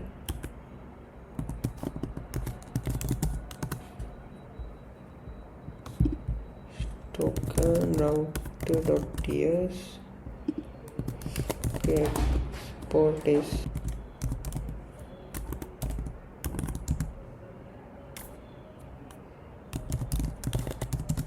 impose. This is gonna get a request which is of type next request.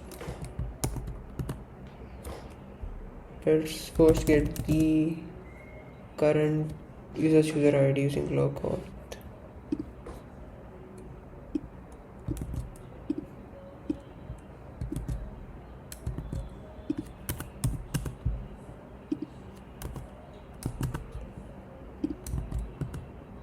Okay, let's get the token. Okay, let's pass the request body to get the Trello token. Token is equal to await request.json. So if the user ID is missing, let's also add token here. Okay, if the user ID or token is missing, let's just return missing user ID or token. A status of 400. Now let's just update or create the user Trello integration in the database. It's already explained why we are doing upsert instead of just update. Okay, back when we were in Jira and Trello, both twice actually. Just go back and listen. I also said it with examples about why is it needed, etc.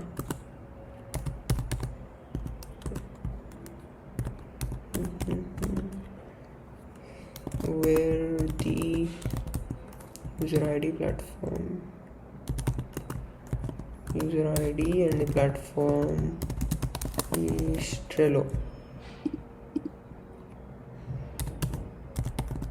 If it already exists, just update the access token to this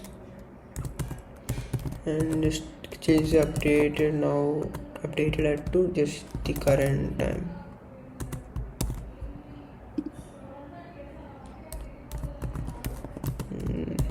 If it already does not exist, just create a new record with user ID is just the same user ID, and the platform is gonna be Trello of course, and the access token is token.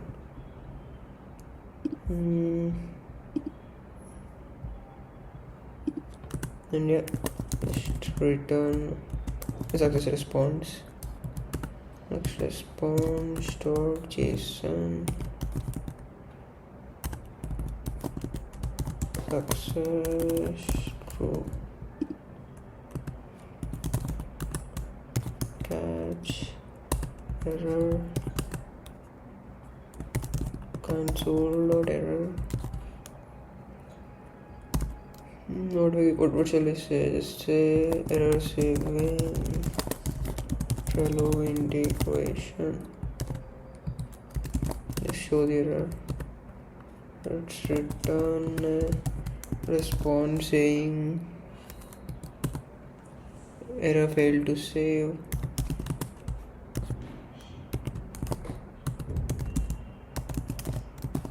fail to save, and the status of 500.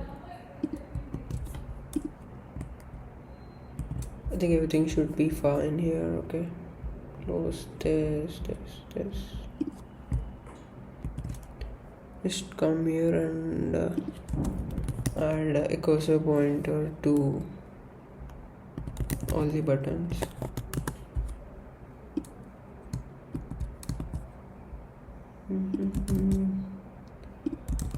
Yeah, that's it.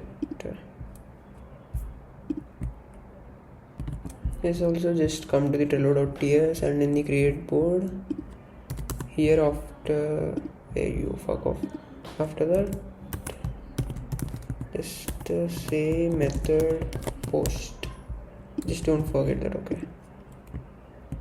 so come here and add cursor pointer here.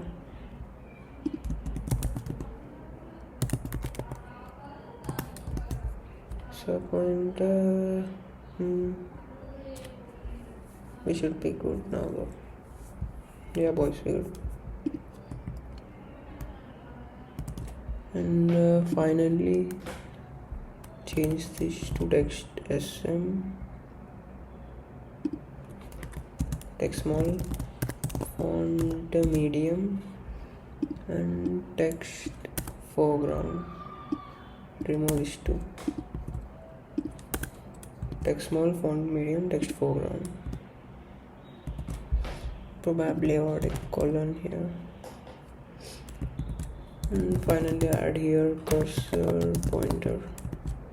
Okay, that's it guys. We can just go right now and try out all of our integrations. Okay, we're in our home right now.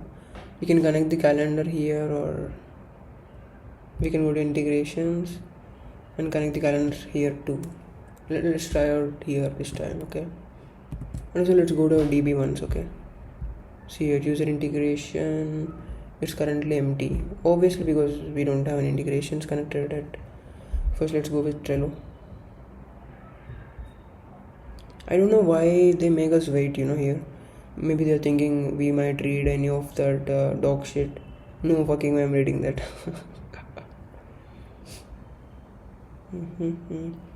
Yep, we almost connected. We can choose an existing board here. Messi Ronaldo business flowchart. I'll show you. Wait, these are the ones I have. Where is Ronaldo which? Yep, Messi Ronaldo business flowchart. I can create a new one too. I'll create a new one too here. I will say Michael Jordan. No, I don't know his spelling. Let's say LeBron. Okay, let's just go here. Okay, wait, location, sorry, destination LeBron.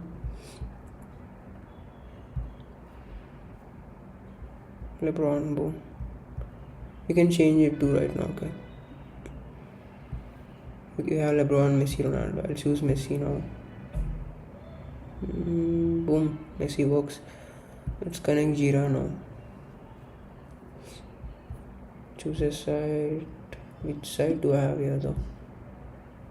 This one, the long ass one. This one. Okay, why are they making me wait? Okay, I think it's Atlassian shit in the end. This fucking Atlassian, bro. I hate that company. I think I already spoke about that, didn't I? Fucking dumbass company, bro. I genuinely, like, I'm not disrespecting anyone's hard work, but I think some companies are like genuinely overrated. Like, consider Notion. Like, bro, what the fuck, man? I was like, dude, really? That's the evaluation of Notion, man. Like, I don't know, man. I don't even have any words. The CEO must be a very, very fucking smart guy. That's how they scale to that big. Okay, yeah. See this, these are our current projects. This was genuinely the first initial name, guys. I did not modify it. I just added as there. Okay. Why don't we also try to create a new project? LeBron. Save.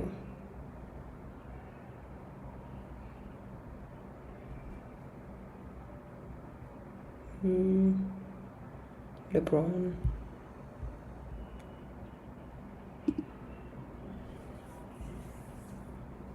LeBron, boom. We can change it to, I mean obviously we can change it. Let's change it to Messi again. Yep, Messi. Go to Asana now. Let's choose a project here. Let's create a project in Asana 2. Let's name it LeBron here also. LeBron. Go here and refresh it. Yep, LeBron. You can modify it to keep it Messi. Boom. And finally our Google Calendar, guys.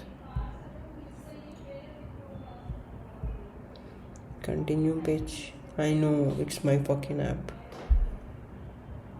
Boom. We connected successfully. Integrations. Yep, we got our Slack connected, Jira connected, Trello connected, Google Calendar connected, and we got a cool UI in my opinion, at least. Integrations.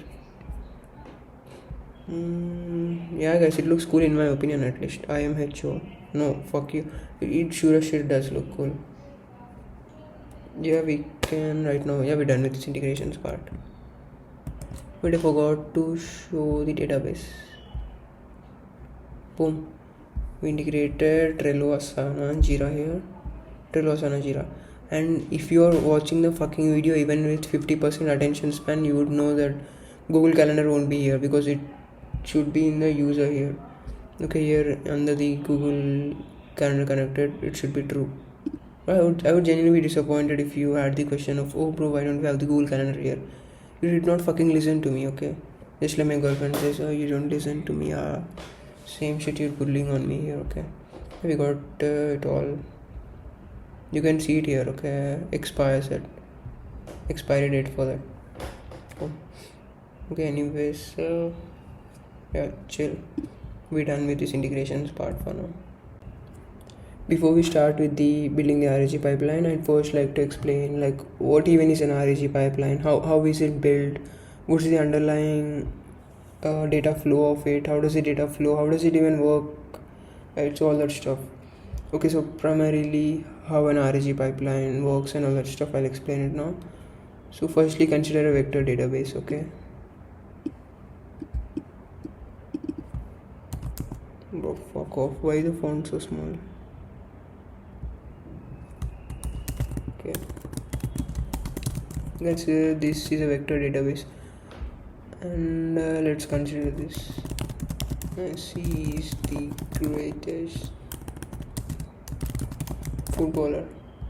Okay, consider a sentence like that. So it's vector database is not like a normal database. I mean it's pretty self-explanatory, but in a vector database, sentences are not like stored directly. It stores the embeddings of a sentence. I mean, it just stores the embeddings. That's how it works. It does not store like any formal text or something. It just stores the sentences. So how are the embeddings formed? Like, how do you even get the embedding of this? That's why we got two things. One is the OpenAI's embedding model, and the other one is Hugging Face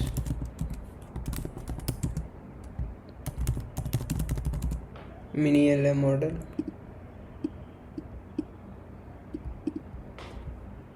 You can use any of that, okay?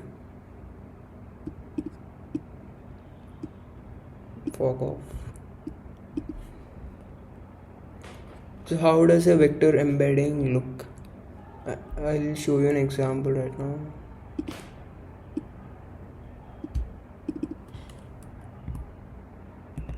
It's kind of like 0.83 negative 0.12, whatever guys, I can just type 0.69 negative 0.143, whatever it is. It's currently this is just 4 dimensions, okay? 1 2 3 4. It's a 4-dimensional vector, okay? OpenAI has like 1536 dimensional embeddings. That's how it is.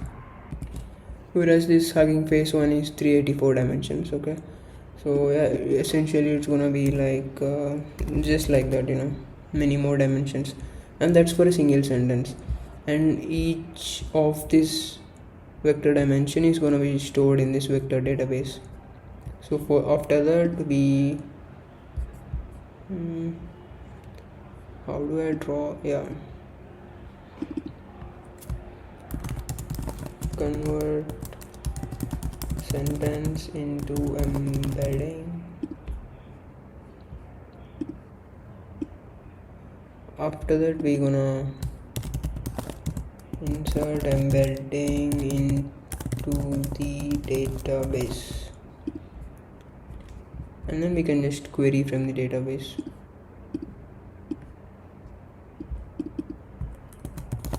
Query similar sentences from database, and yeah, that's how we get the similar sentences. That's what like the main flow is, but I'll explain this to you right now by having a graph or something.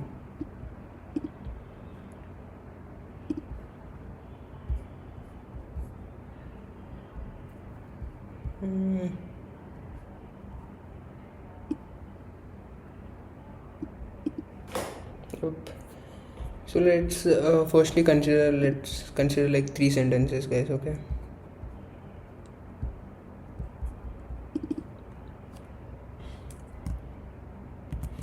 why is this thing so big? I increased it myself though. Okay, let's consider 3 sentences. Messi scored a fantastic winner goal in the final minute. And let's take another sentence. Kevin practiced his passing skills before the match.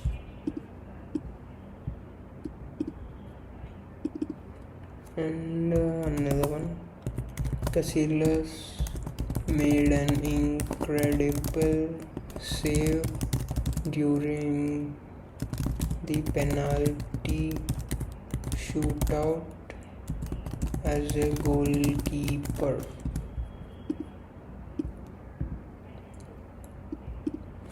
So these are 3 sentences, and let's take another 2 sentences.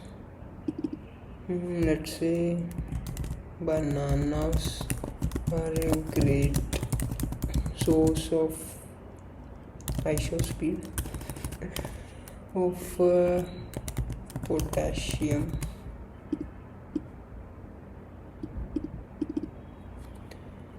And what shall we say another one? I like fresh apples and oranges because they are tasty.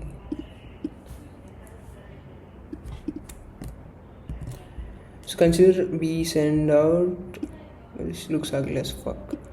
Consider we send out these 5 sentences to our OpenAI embedding model.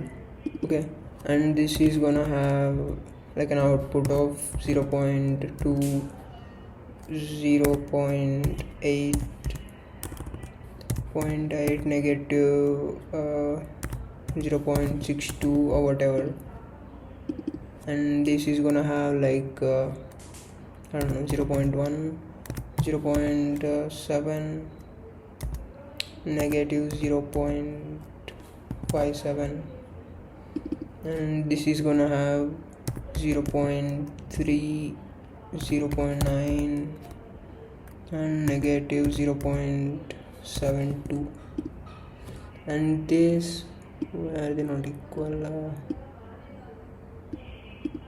Okay, forgot the braces here. It's not important, the concept is important, but still uniformity.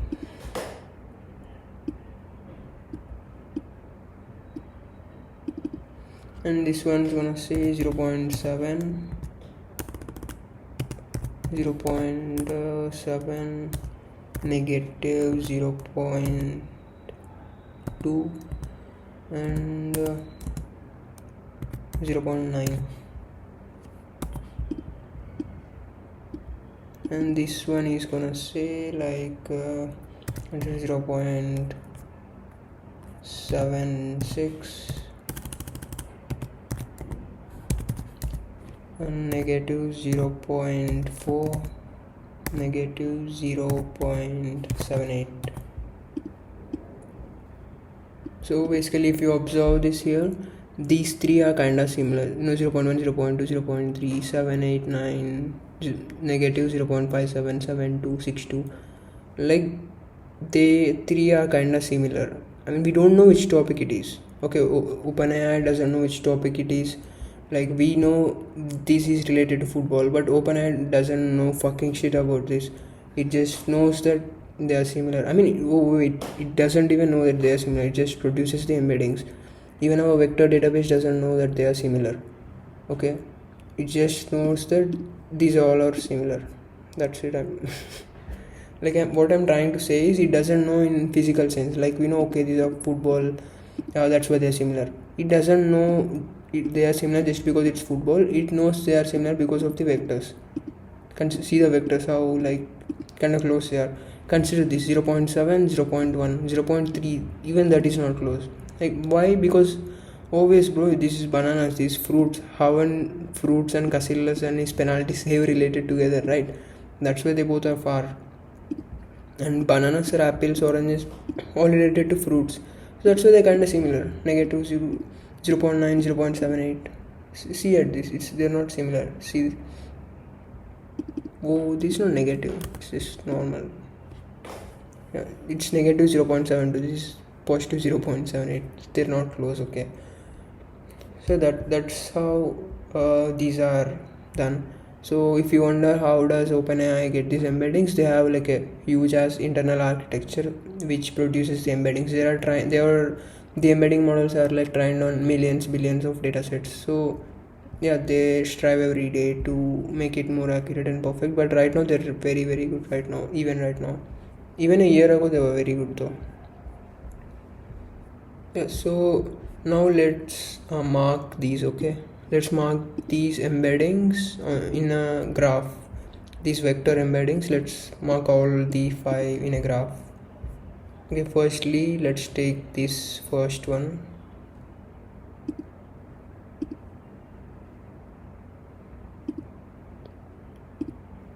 Let's mark it in green. Oh no.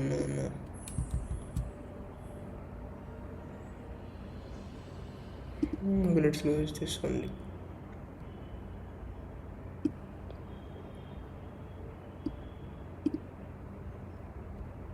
What's this called? L, right? L. No, let's ignore it. This is that way, but it looks ugly, man. Okay, why don't I do this? It looks ugly as fuck, but it's fine. That was the first sentence. Let's mark the second sentence now.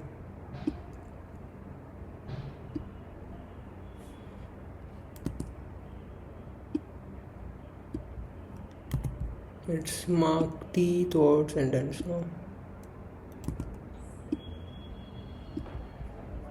Okay, these are the 3 sentences. Why am I like keeping them together? Because the vectors are together. I am not drawing something similar or drawing them close. Okay, it's just because the vectors are similar, they will be similar in the graph.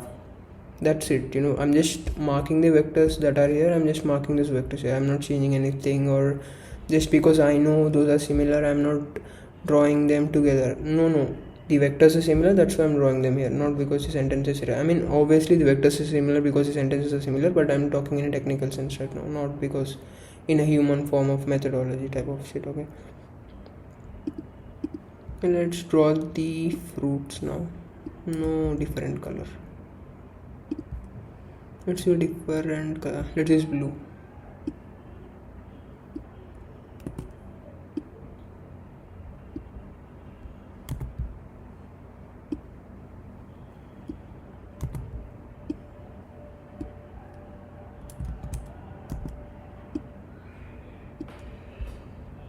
Yep, we successfully drew out all the 5 elements.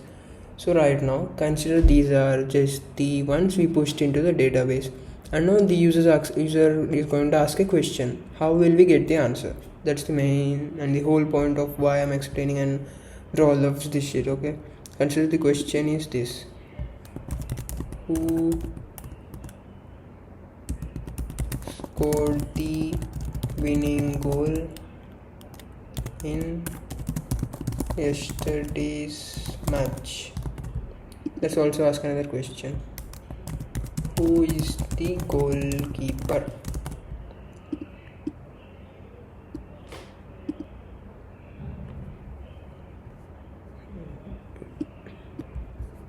Let's draw an embedding for this. Usually I'm really lazy to draw an embedding for this. Just copy one of this. No. Let's just say 0.25, 0.73, and negative, what shall we say, 0.69. Okay, for this let's draw a vector, create a vector embedding. Let's say 0.18, 0.63, no, 0.83, negative 0.77. Okay, so OpenAI just created these embeddings for this question. We push a question into the OpenAI embedding model and it gives us a vector embedding. So then we push this to our database. Sorry, we don't push it, but we just query our database. Okay, Pinecone, take this like vector embedding and give me the most similar ones to this. Like we can mention it like top K or something. We can mention it actually goes two way, you can just say give me the top 5 similar ones, or you can mark a threshold greater than 0.7. actually it's kind of like from -1 to 1, where bro it's pretty self-explanatory, man. -1 is like the most dissimilar one and 1 is the most similar one. So if you say give me a threshold of greater than 0.1, like it actually uses the thing called cosine similarity. Cosine similarity, like how it works is it measures the distance and angle between the vectors. That's how cosine similarity works. Like it measures the angle difference in it. Like see this angle, like how firstly initially how do these vectors are in this direction because of the vector embeddings, right? It's this way and it's this way. So more angle means they're more different. It's simple, I'm not explaining in mathematical terms because this is not a math tutorial, it's a programming tutorial. So it measures in terms of the angle. If there is less angle, that means the vector embeddings are more similar, right? And the less the angle, the similarity is more closer to 1. And if they're pointing in different directions, it is like more far to 1, kind of like 0 or even worse -1 if it like in this direction or something. So that's how cosine similarity works. See this here, you'll understand it more clearly here. Cat, dog, apple, banana. See cosine similarity 0.998. It's because they both are animals. Apple and dog, they're not fucking similar. How bro? Okay, no, I won't explain about it. Okay. Yep. Yeah. So consider where are we? Yeah. So based on that, consider this question. We should mark this question. Take this line. I'll try to take red color. Okay. Let's keep this question here.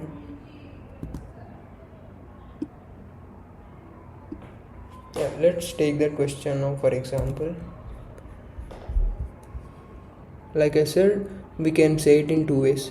We can either say top k, which is like top 5 similar ones, or else all the ones with a threshold greater than 0.7. They might be 100 vectors.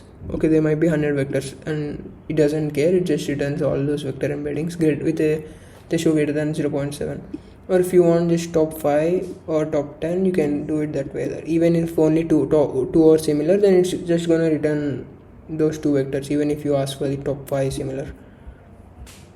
I mean, only if the two embeddings, like consider you have like 5 ones and the fifth one is really not even related, it's like 0.998, and even if you say that top 5, it's gonna return that one.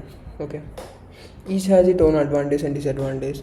I personally used this one, during my previous internship when I was like building an RAG pipeline where the user can chat with the screen recording. Okay, so yeah, we get the embedding, and this is how it's marked, like on a visual plane. We ask to Pinecone, hey Pinecone, give me the top 5 similar embeddings related to this, and it's gonna give this 3 or 2 or whatever in that case. So then we're gonna send these 3 things, or consider in our case we just got these 2 things. Okay, just ignore this for now, and let's just say we just wanted the top 2 and we just got this top 2, and then we send these both to ChatGPT.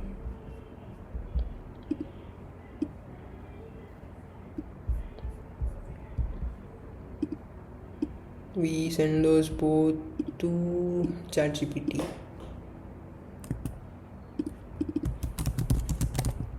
and we ask it, like we give it the context.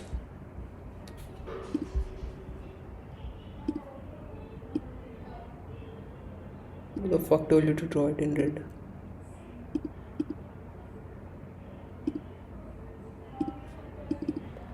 We give it the context plus question.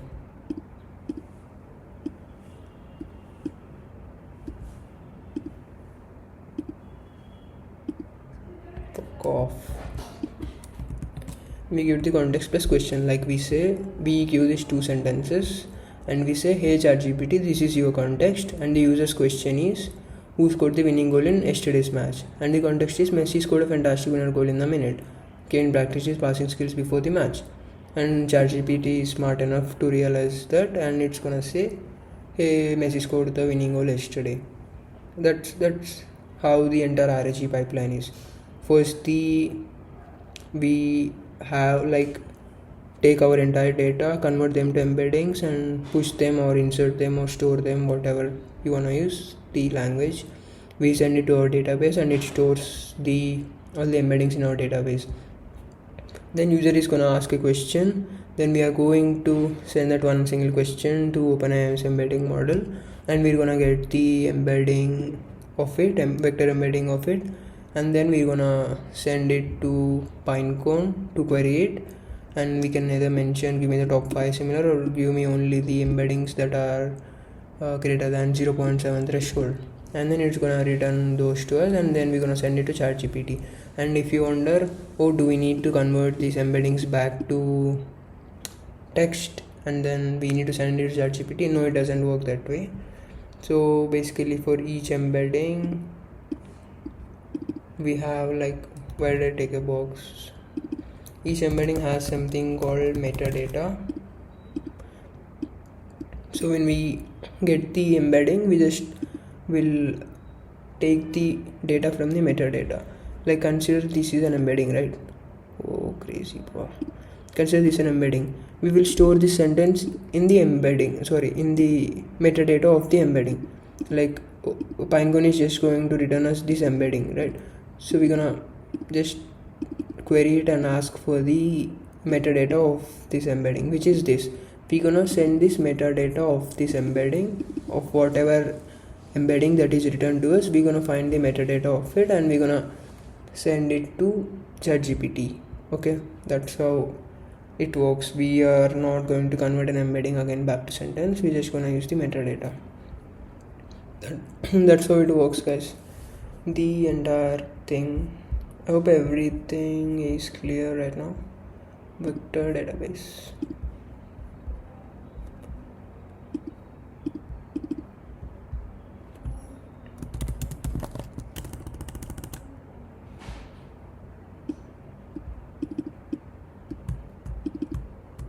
Bro. Data sentences.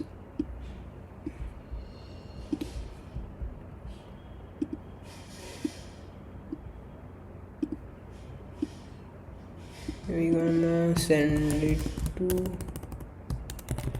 OpenAI's embedding model. Sending it to OpenAI's. Yes, I hope everything's clear, man. I've explained literally in caveman terms, bro.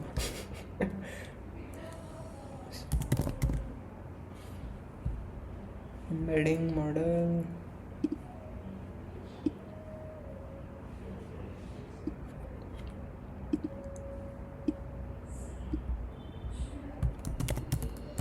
Converts to embeddings, and then we gonna insert all the embeddings into Pinecone or whatever vector DB.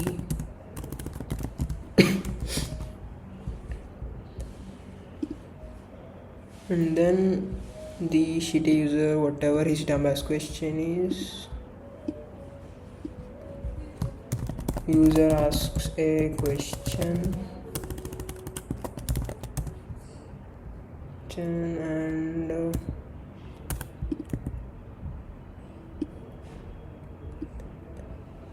what's this called? Okay.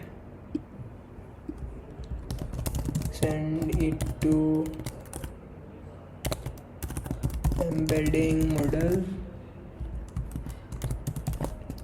Converts the user's query into vector embedding, and then we are going to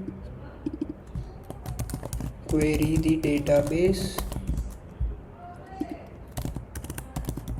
vector database with the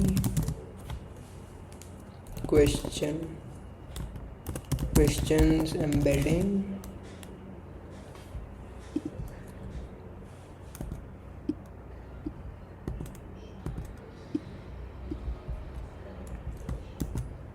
DB finds the vector DB finds the most similar embeddings using cosine similarity.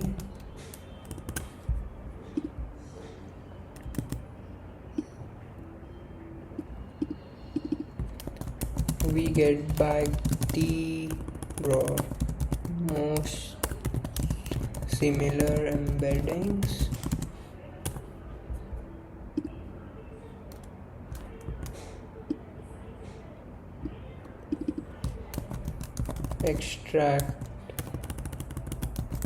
We extract the metadata of the embedding. Already explained like an example of it.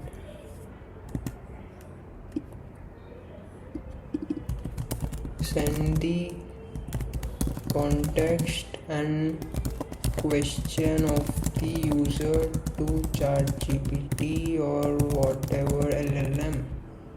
Yes, all these names are just for context, guys. You don't have to use Pinecone. There are a lot of other vector DBs. Like take Quadrant for example. Pinecone is not open sourced. Quadrant is, I think, the biggest or one of the biggest open sourced DBs. So you send the context and question to the LLM.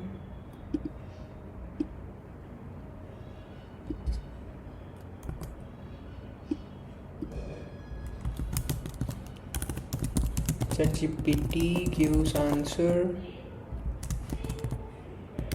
Display the answer to the user. Boom, that's it, guys. And yeah, by the way, here query the database with the questions embedding, right? You can actually also use some filters here, like query only embeddings related to this user ID or something. Okay. But yeah, what I said is I'll explain the main data flow of the RAG pipeline, which is this. I said I'll explain how the RAG pipeline even works. Which is this. Okay, so I don't think that there is anything else. It should be clear by now actually. Bro, so fucking cooked if you didn't understand this. I literally explained this in caveman terms, man. Anyway, we'll now build our RSG pipeline, then we'll build our meeting ID page, and yeah, we're 80% done with the video hopefully. And yeah, let's go and create our meeting ID page. Okay, let's create a new folder called meeting, and in there let's create another folder which will be a dynamic route called meeting ID. This is the notation for a dynamic route in Next.js. I think no one of that basic level is watching this video. Hopefully you should already know what this is, hopefully. But yeah, even if you don't know, it's fine, I think. So I don't know, man. I think you should be knowing that though. I mean, it's fine even if you don't know. Now let's create a page.tsx here. Before we write the code here, let's create our hooks.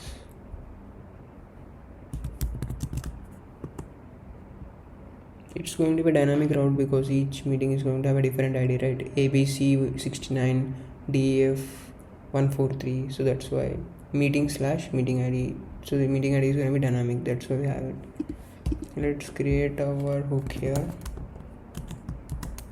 Use meeting detail.ts.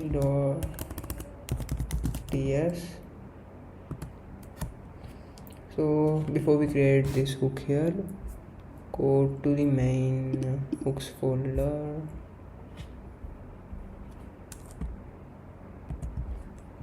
create a new hooks folder here.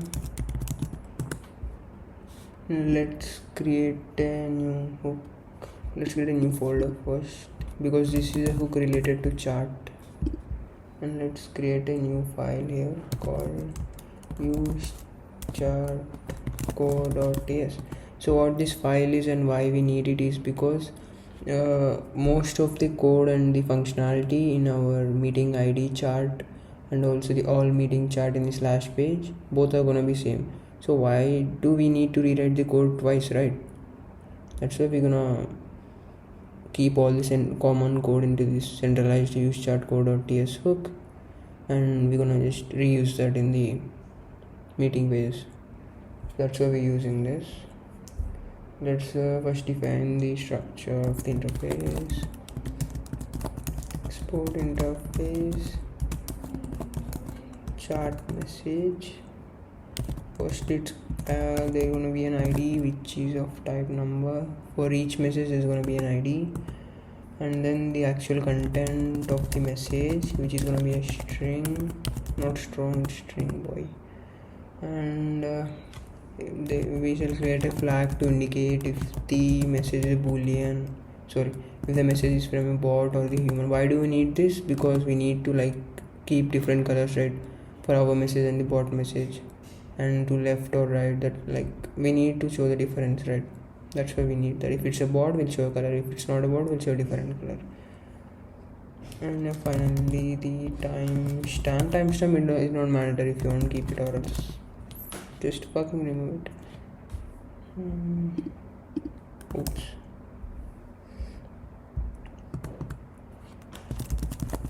Let's define another interface like to initialize the chart core hook.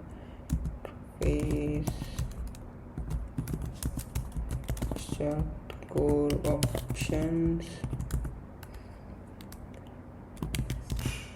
Firstly comes the API endpoint to send the chart request to, which is going to be a string, and the second one is get request body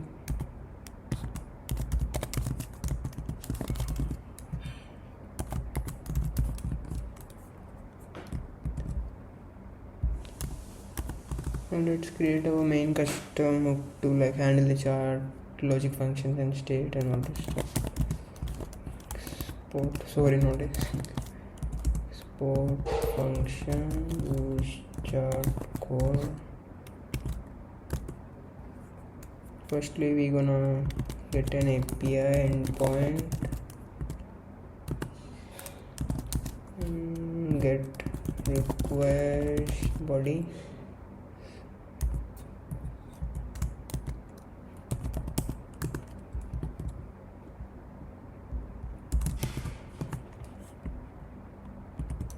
let's create the states now. If you wonder what these are actually, I will explain them later, but if you want to know right now only what the API endpoint is, that we'll be using this hook in two routes, which is like the meeting ID chart and the chart with all meetings chart. So consider the user is trying to chart from the meeting ID page, so then we'll in the API endpoint we'll do /chart/meeting API, or else chart all meeting API route. So that's why we're gonna have this API endpoint thing here. And what do you mean by get request body? This is for the filters and stuff, like meeting ID or something, user ID or something. That's what it is for. You'll get to know, like you'll understand it when we build it. So let's create the state to hold the current chart input from the user. Set chart input use state.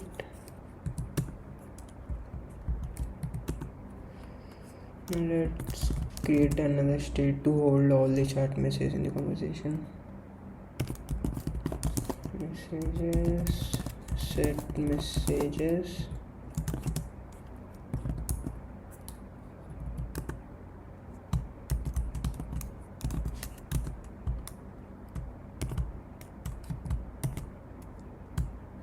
Initially it's gonna be empty, of course.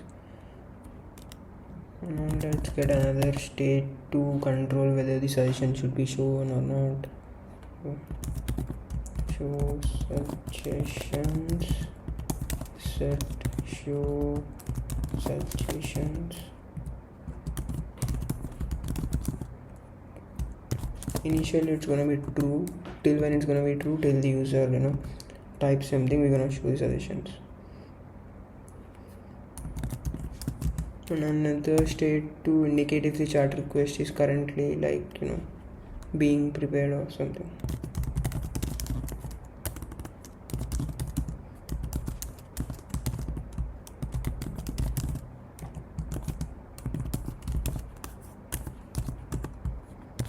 State initially it's gonna be false.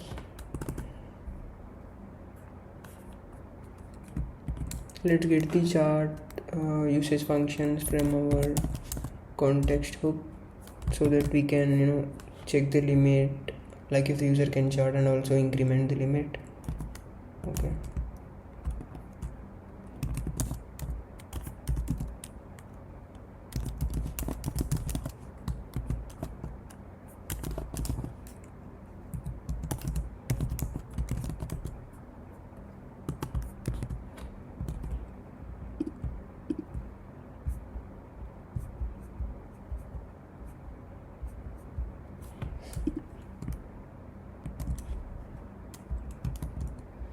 Should be increment chart usage, my bad. Okay, now let's create the function to handle sending a chart message. Const handle send message to async. First let's prevent sending if the input is like empty or if it's already loading.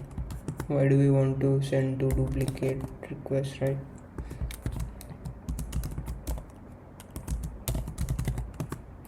It's loading, just return.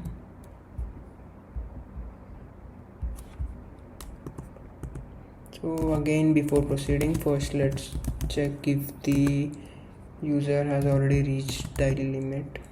Okay. Do you have the toast here? No, we don't. Let's implement the toast later, okay, in the end. Now first let's hide the suggestions when sending a message, because we don't want them to collaborate the answer in the session. It's gonna be very bad. And also set is loading to true while processing, so that the user will understand. And let's create a new message object for the user's input.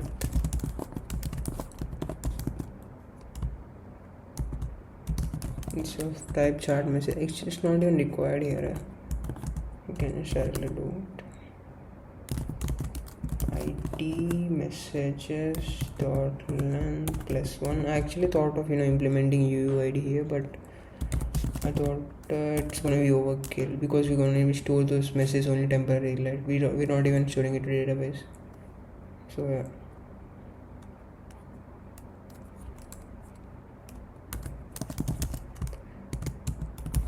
Let the content equal to the user's chart input.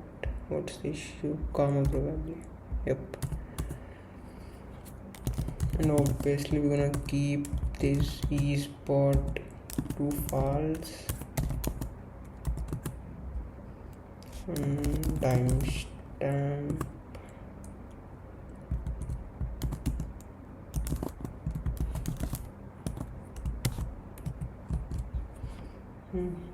And let's add this new user's message to the message array, so that it's gonna be displayed in the chart.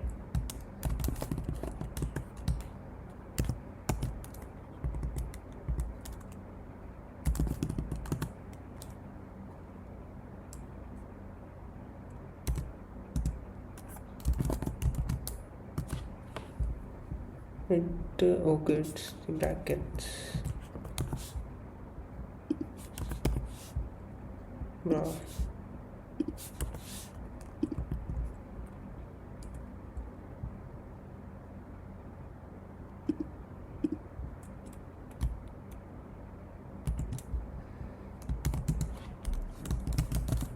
Let's add the types.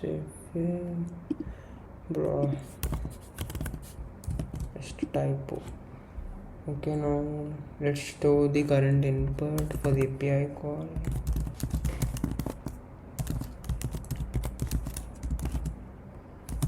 Chart input, and let's create the input field after the user has hit enter, and we're already storing the value here, so it's safe. Now let's implement a try catch block and send the user's message to the API endpoint. Response is equal to await fetch API endpoint, and the method is gonna be post headers content type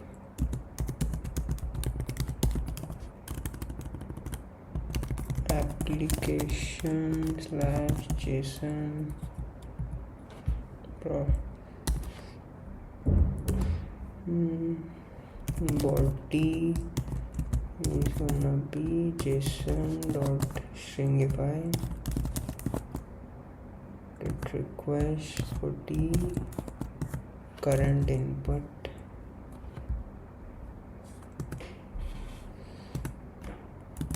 Let's pass the API's response as JSON. Await response.json. We're gonna get the API endpoint through our input, guys. Here it's gonna be passed as a prop through whichever component is gonna use it. And like I said, it's just gonna be two components: our meeting ID chart interface and our generalized chart interface. So we're gonna use this. If the response is successful, let's first increment the chart usage, of course. Increment chart usage, and let's create a new message object for the bot's reply.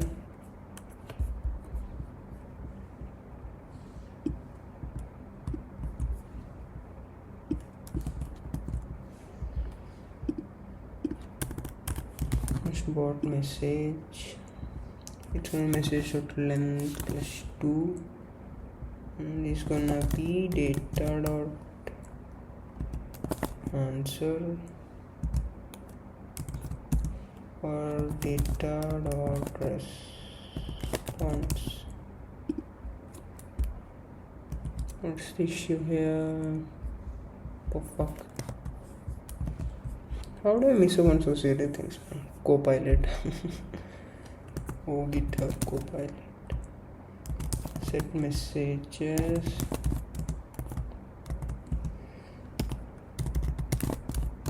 We're gonna add this bots reply also to the messages array. Oops.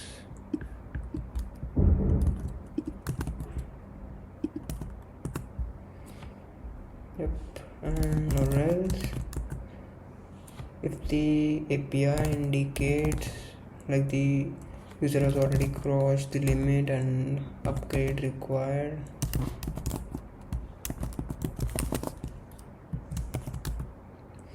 then we're gonna create a special message to the user prompting the user to upgrade.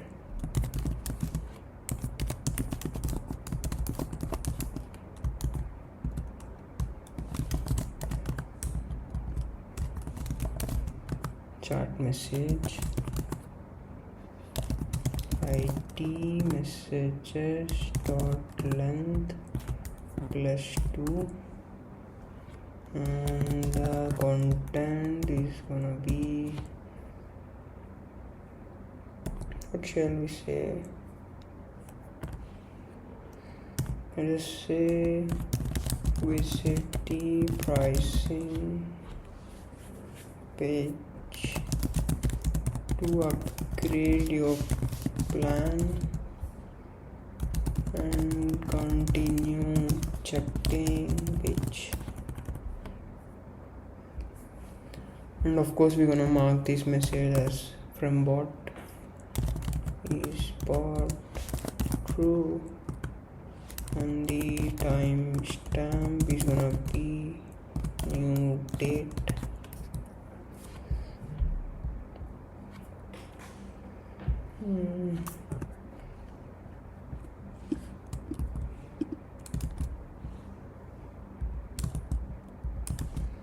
Just add this to the message array, and else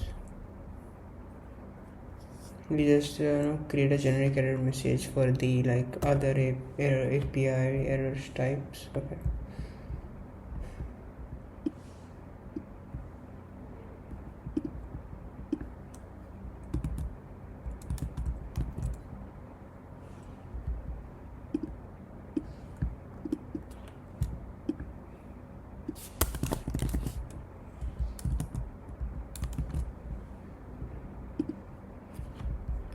So what shall we say? I got an error, fuck off.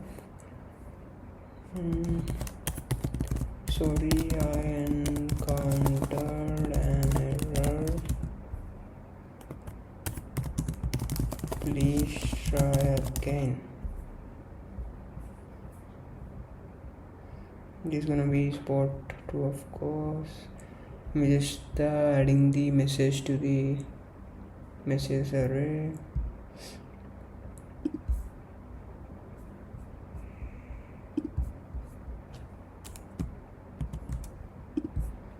Let's start with our catch block.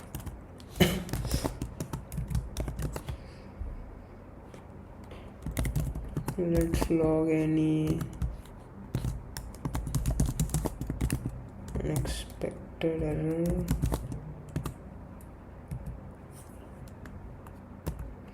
Let's create a message for connection errors.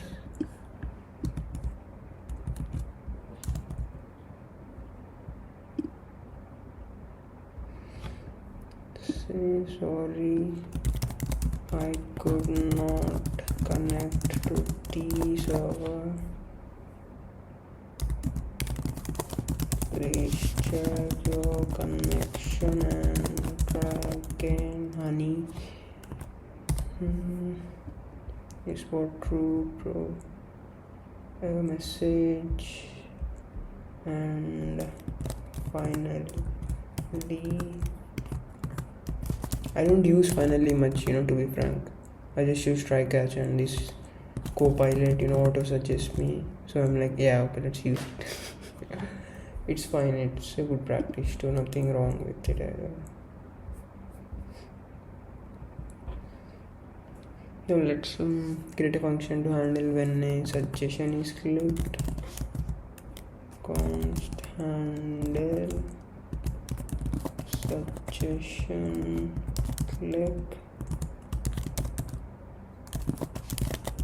Suggestion is gonna be a string.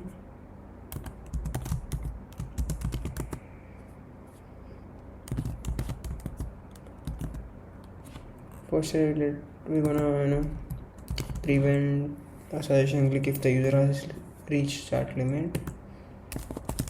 We need to add a toast message here, guys. We'll do it in the end, just wait. So let's hide the suggestions after the guy whatever dumbass clicks on, and we need to set the chart input to that suggestion.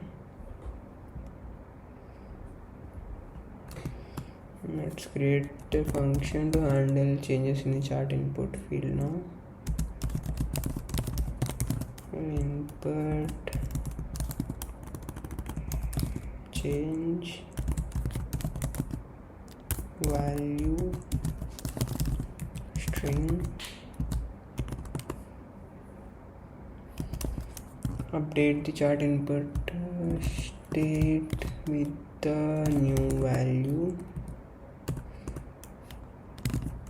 and also let's hide the suggestion if the user starts typing.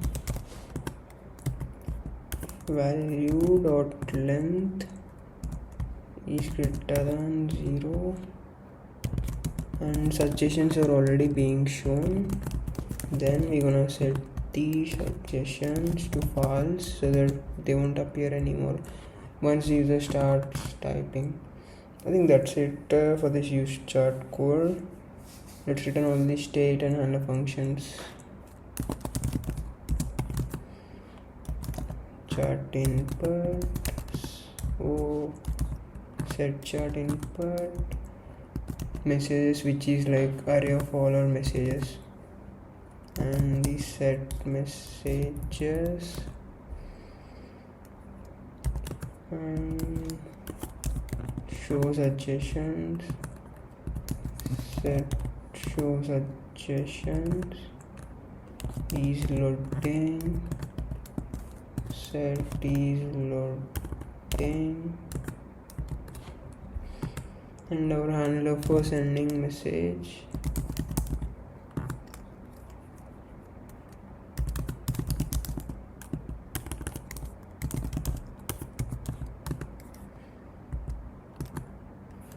Handle input change can chart, which says if the user can chart or he just needs to fuck off. Let's go to our use meeting detail.ts and let's define our interface structure for the meeting data, which we're gonna get from the API. Export interface meeting data, and the firstly the unique meeting ID, which is gonna be a string, and the title of the meeting is gonna be a string, and the description of the meeting is gonna be a string, and the start time, which is a string. Bro, please don't ask me dumb questions like, bro, why do we need start time? Because we fucking are showing the start time and end time of the meeting in the meeting ID page, right? So obviously we're gonna need those.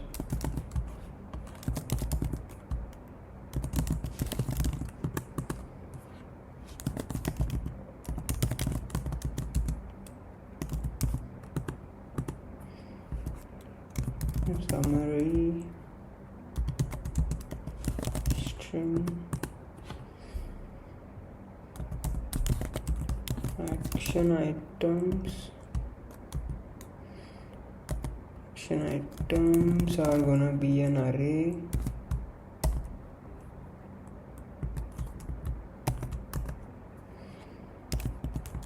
which is actually every action item is gonna have an ID which is gonna be a string, and also a text which is what the action item is gonna be, you know, like kill Jake or something, which is gonna be a string, right? And the process boolean to like check if the meeting is processed or not, and the processed at what time, and the recording URL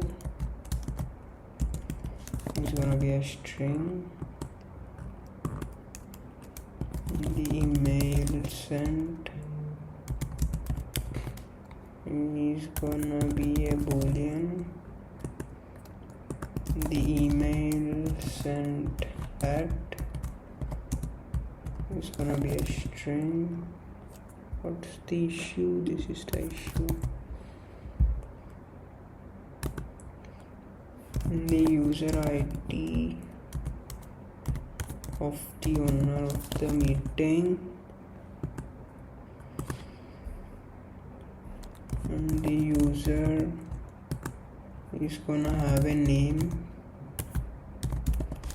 which is a string, and the email too, which is also a string. And finally reg processed, which is like if only our meeting data is converted into embeddings and inserted into Pinecone or not. That's what this boolean is about, not string, man. Boolean. Yep. Let's create our hook to manage meeting details and chart for the meeting now. Export function use meeting detail. Firstly, let's get the meeting ID from the parameters, like from the URL. First because it's a dynamic route, right? So it's gonna be like whatever our deployment link is, consider xyz.meetings/meeting/meeting ID, which is gonna be abc123. So we're gonna get that abc123 from the parameters, and then we're gonna query the database, and then we're gonna get all this data. That's the flow here. Okay,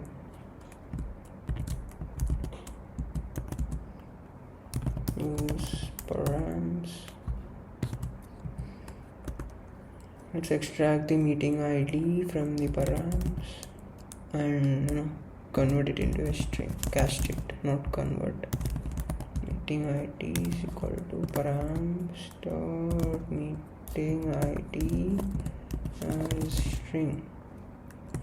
Now let's get the user ID, and is loaded from the use auth from the clerk.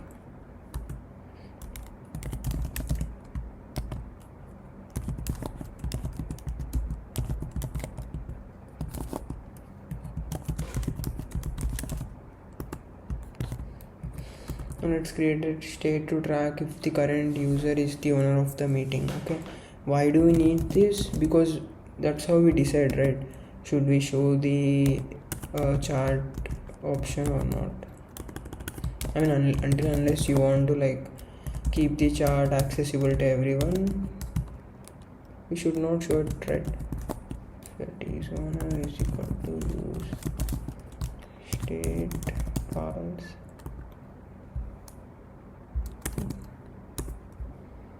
Use state.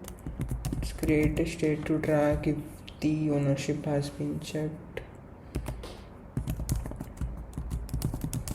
User checked, set user checked is equal to use state of false, and let's create a state to track which tab is active. like the summary tab or transcript tab. Active tab, set active tab equal to use state. It's either gonna be summary tab or the transcript tab, and initially we're gonna of course keep the summary tab. You can keep whichever shit you want. I like this, so I'm keeping this. And another state to store the local action items for the meeting.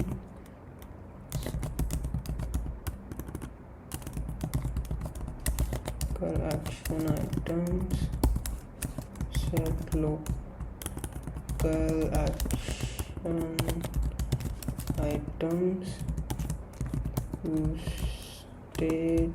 Initially it's gonna be empty, of course.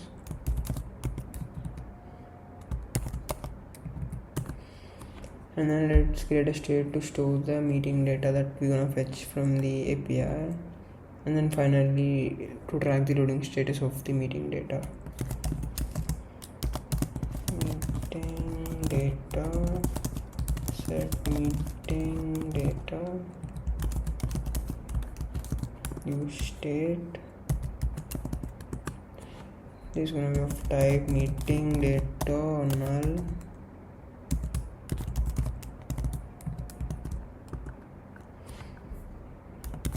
State to track if still we're like getting the data from the API.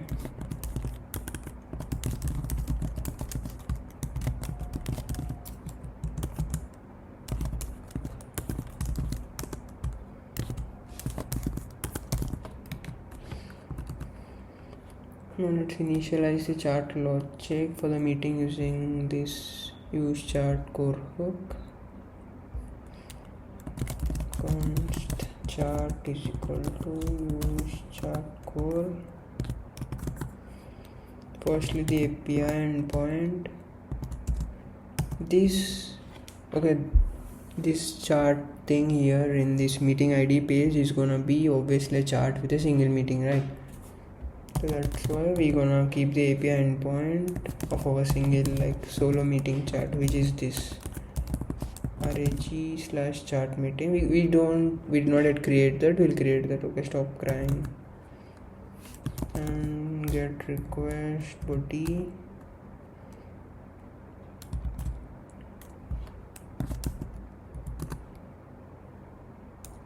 Nope. Request body input.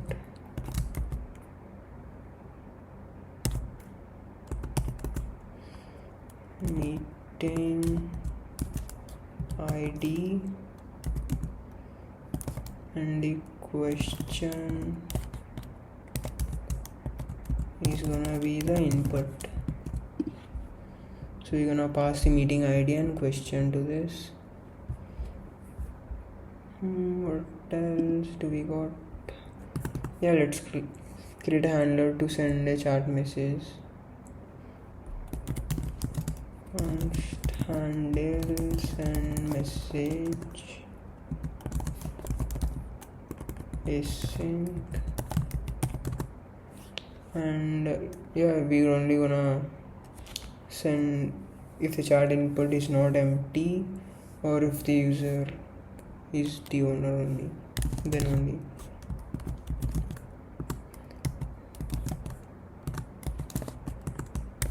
The chart should not be empty, and if it's not the owner, then we're not gonna allow the user. Okay, then we'll just call the chart handler to send the message.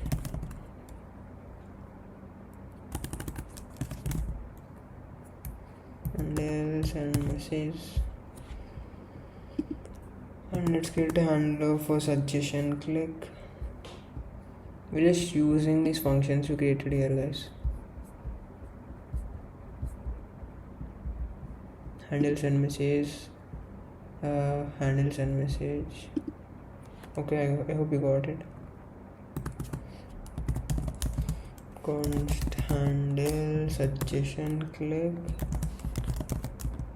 Suggestion is gonna be a string. That's what we're gonna get as a prop. The suggestion, like whichever suggestion user gonna click, then we're gonna have a function which calls this function and passes the selected suggestion as a prop to this function, and we're gonna send the suggestion to our backend, like to the API route, and that suggestion will be passed to the API, like the RAG pipeline, and that's what we're gonna get answer for.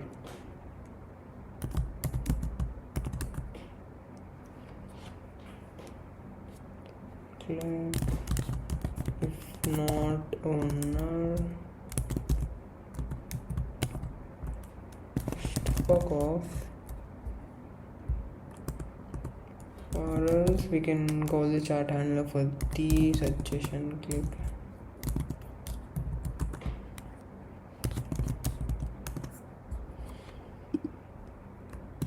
Let's create a handler for input change now.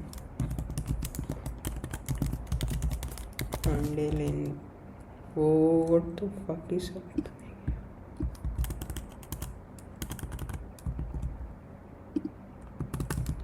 Handle input change value, which is gonna be a string, and same here. And chart dot handle input change value. Now let's create a use effect to fetch the meeting ID.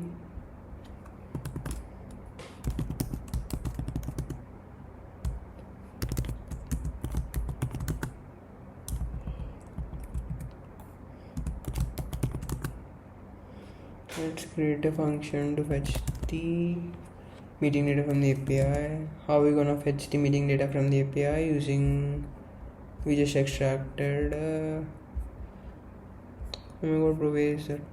And we just extracted the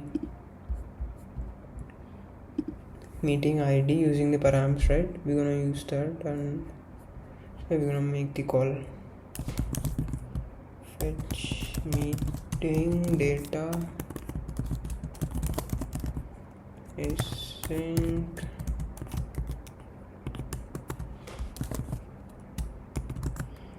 let's make a request to the meeting API endpoint.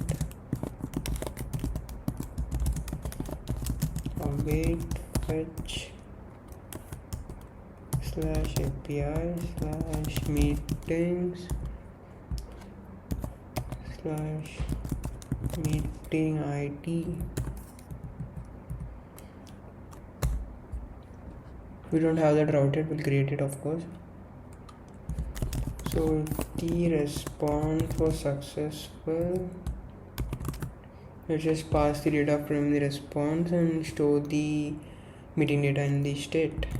Okay, data is equal to await response dot JSON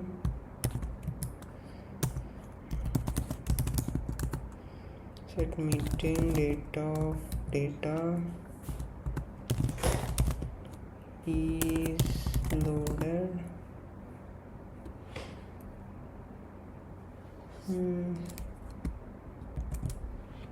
Like if the authentication info is loaded, then let's check if the current user is owner. Okay, const owner status equal to user ID. Data is the same as data dot user ID.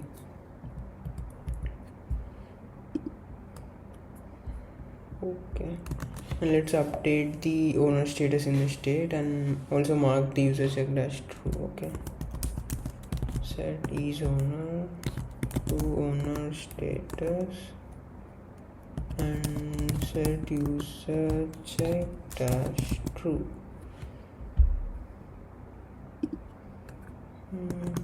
If And if there are action items, let's update the local storage. Data dot action items exists, and also its length is greater than 0, then only we're gonna fuck with it. What's the point of caring about it when it's 0, right? Action items, data dot action items, or else let's just clear the local action items and just keep it empty.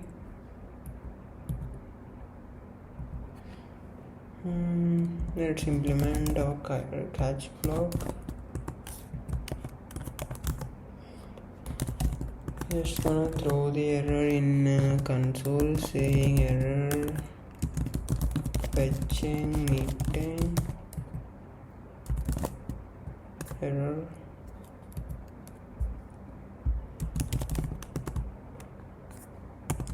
And finally set loading to false, and yeah,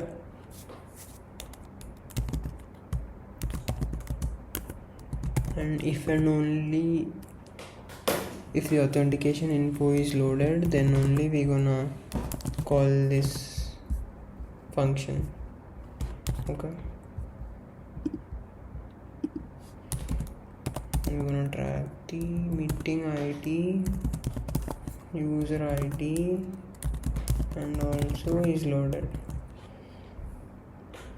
And now let's create another user effect to process a transcript for RAG if needed. Actually, we don't even need this process transcript function here, but the reason we're doing this, like why don't we need it, is because initially itself when the webhook data comes to our webhook, then only we're gonna analyze the data, and then only we're gonna even add to the database, right?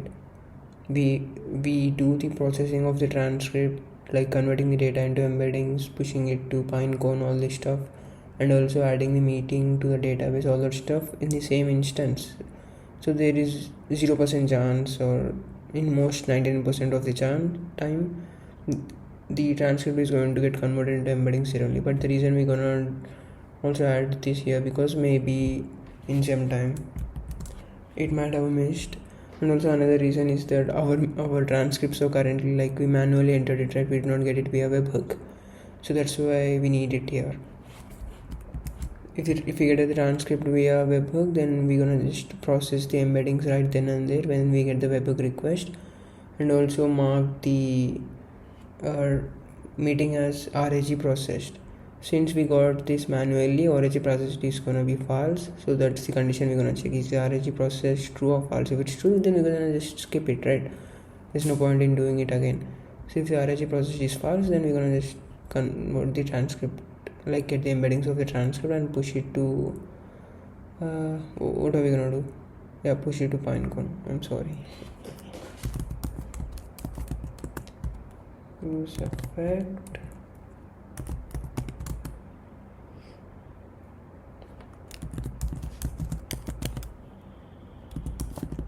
process transcript async. First I'm gonna try fetch the meeting data,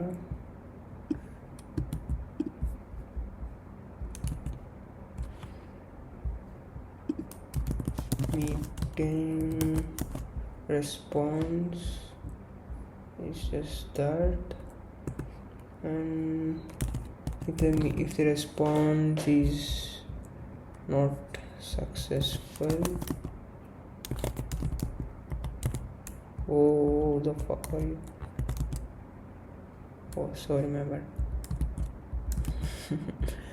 it's not successful, and just return. Now let's pass the meeting data from this response. Const meeting response for JSON, and if the transcript exists and it's not processed and the user is the owner, then only process it, or else no.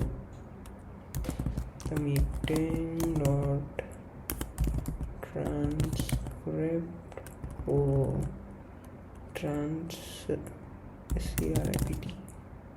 script and meeting.reg process. Reg is not processed,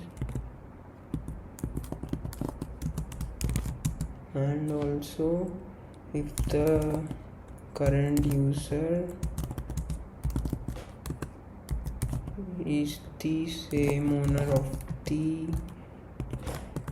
meeting, then only we're gonna process this transcript. Let's first create a variable to hold the transcripts text. Transcript text, it's gonna be empty initially, of course, and if the transcript is a string, use it directly, which is impossible kinda, right?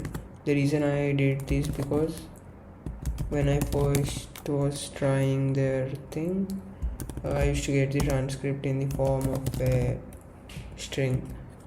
Later they migrated their hostage and all, a lot of stuff. Later it's changed, so I kept both ways. So be it. What's the issue, right?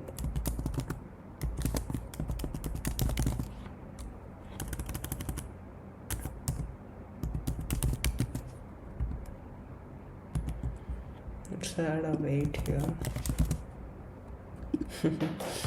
Yep.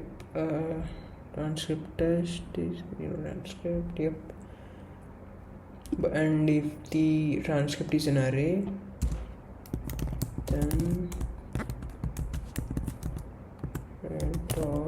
is array meeting or transcript. This is the current form. Okay, current form of the transcript. Transcript text is equal to meeting dot transcript dot map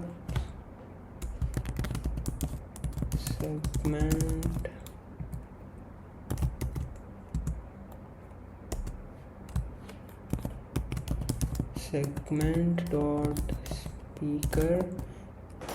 Each segment is gonna have a speaker, right guys? And we're gonna keep that speaker and map all the words and keep that in one line. Go ahead and see the example transcript. That's when you're gonna understand. It's a very simple, straightforward explanation. Like we have those in a bunch of arrays, right? Like start, end, and word, start, end, word. So we're gonna get all those words in this. We're gonna get all those words and convert that into a sentence. And for each entire array, we have in the end the speaker of it. So we're gonna keep the speaker just in the start, and we're gonna keep that colon or whatever it's called, and we're gonna just keep the one entire line of whatever the speaker bullshit he spoke. That's it. Word any word dot join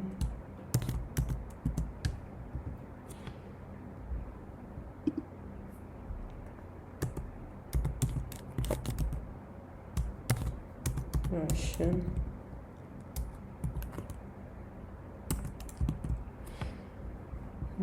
Yep. And you're gonna send the process transcript to the RG API endpoint, which we did not yet create, and we will create it. Okay, chill out. API /rg/process,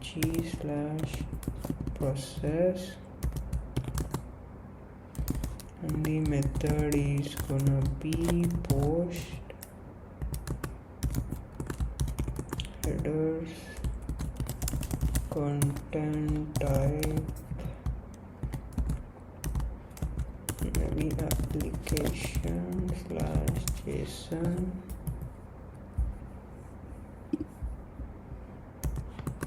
and the body is gonna be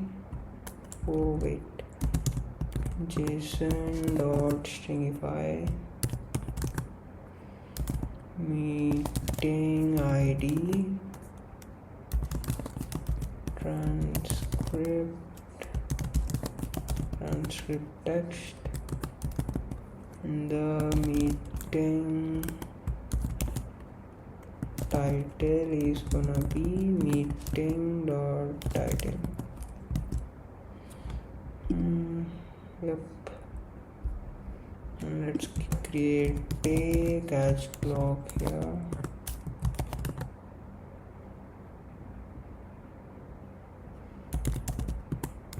Console.error, which is gonna say error checking RAG processing.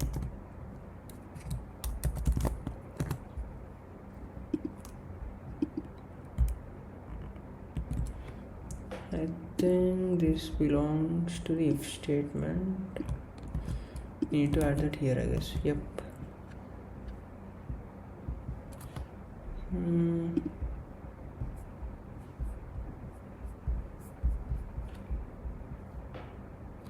Okay, so what's next? And yeah, of course, only process the transcript if authentication info and user check are done. So check, then we're gonna call this process transcript function. Meeting ID, user ID is loaded, and user checked. Let's now create a handler to delete an action item by ID, and only if the user is the owner, of course. Okay, not is owner. Just return.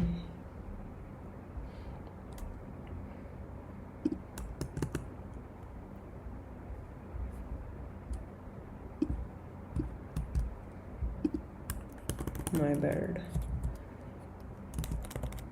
Const delete action item. I think I need to go and sleep, man, really. ID number, like when the user clicks on an action item, we're gonna have a function there which passes the ID of the action item to this function, and we're gonna use that ID, find the action item whichever it is, and we make the delete request to the API, so that finally the action item is going to be deleted from our database. That's it.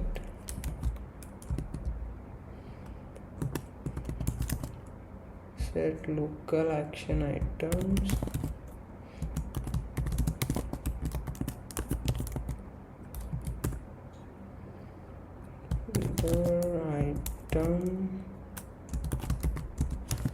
Item.id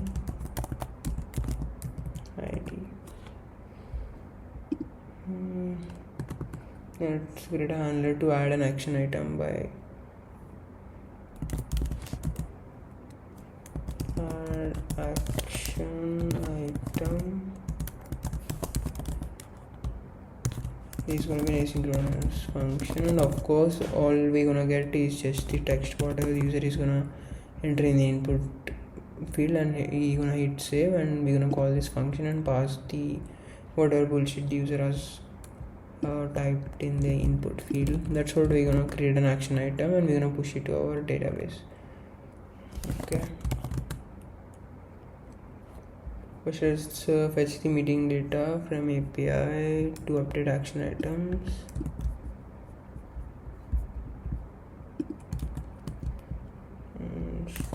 Response, and if the response is successful,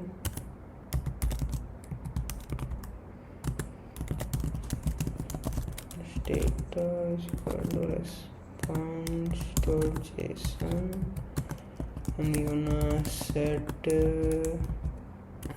meeting data to data. Oh, we need to await this, wait.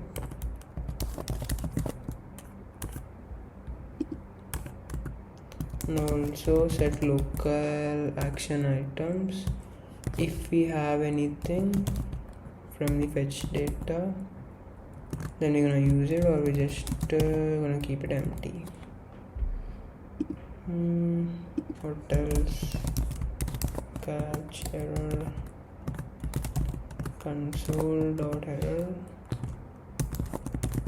error refetching meeting data. Error. Yep. So let's prepare the display data for action items. Const display action items, local action items dot length is greater than 0, then local action items dot map item any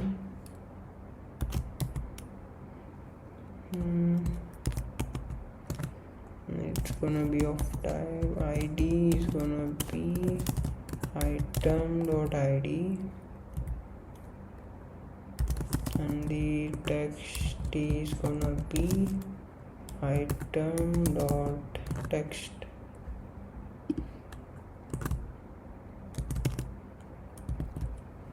If the local action items length is 0 or less than 0, it's how the fuck is it possible? Action items being less than 0.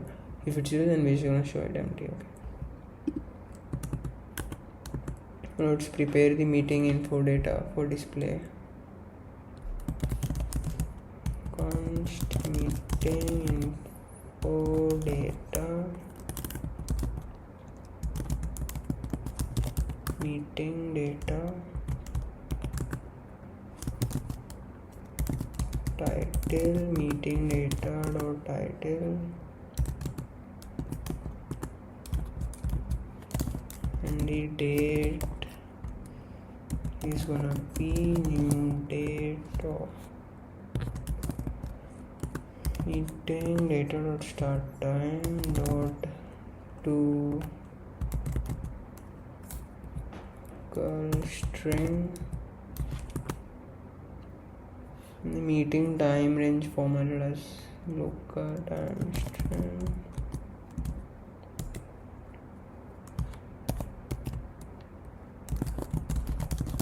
New date meeting data dot start time to local string is gonna be, since it's time, is gonna be local time string actually.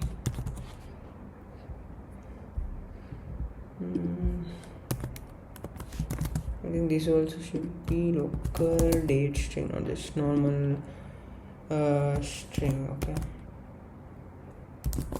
New date meeting data dot end time dot to local time string, and finally the username.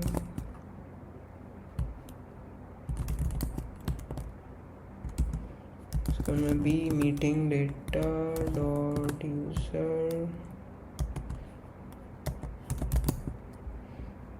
name, or else nothing exists, we're just gonna fall back to user.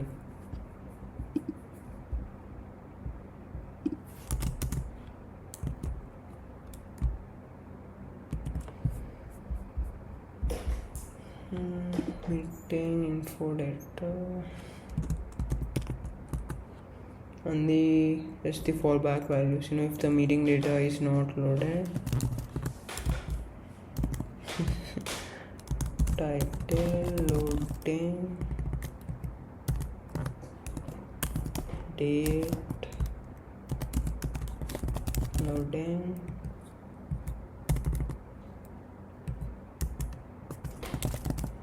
time, and username.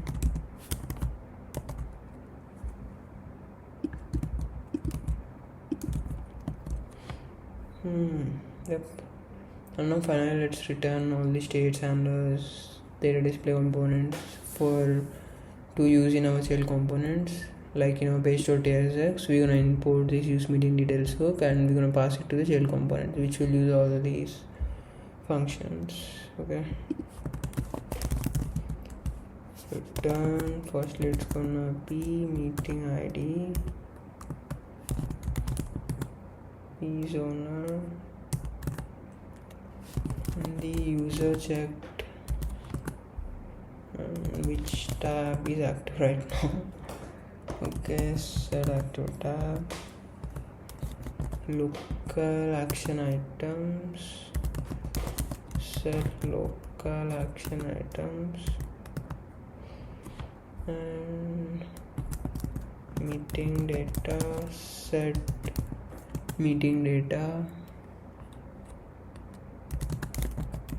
loading,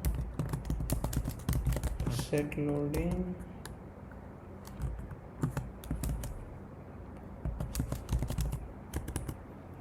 chart input, it's gonna be chart input,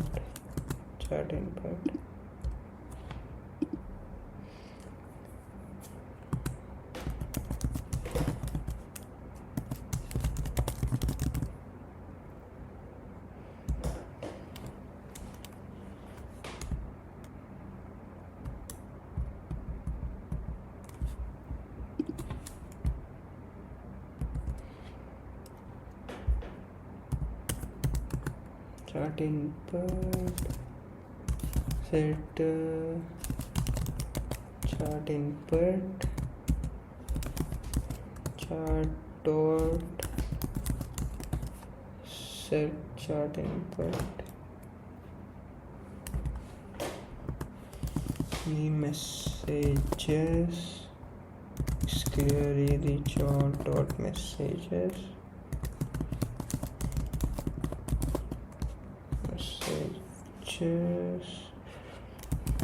be chart dot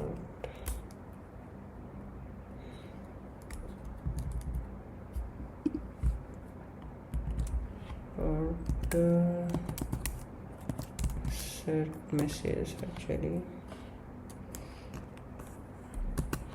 to show the suggestions or not.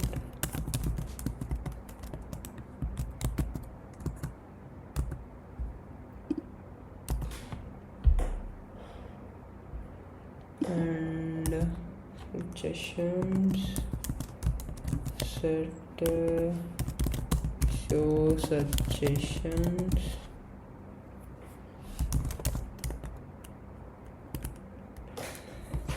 dot set show suggestions is loading, chart dot is loading,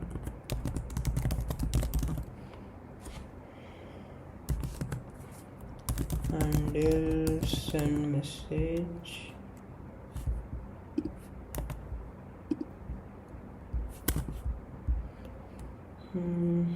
yeah, handle send message, like the handler for sending messages, and the handler for suggestion click, the handle for input changes, handling for deleting action items,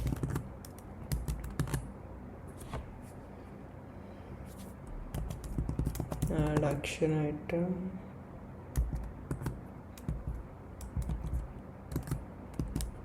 display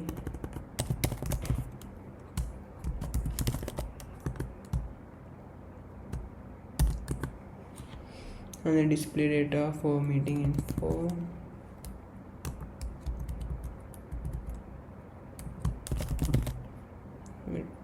Meeting info data. Remove this shit. And let's go to this meeting ID page and we can start. I think before that, let's create our use action items hook and we can start building the components and stuff. Create this new file. Use action items .ts.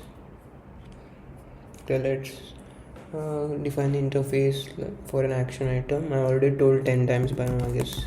Action item is just gonna have a text and an ID. That's it. Interface.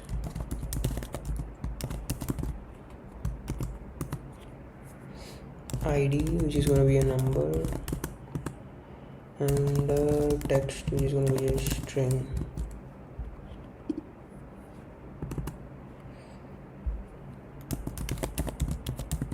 Interface integration. The platform name, which is gonna be a string, and connected status, which is gonna be a boolean because it's a true or false. The name is gonna be string, and the logo, which is gonna be the path, is also a string. Now let's create our hook to manage action items. Export function, use action items. We gonna get the meeting ID as a prop, which is a string, of course. Let's get the user ID from clerks.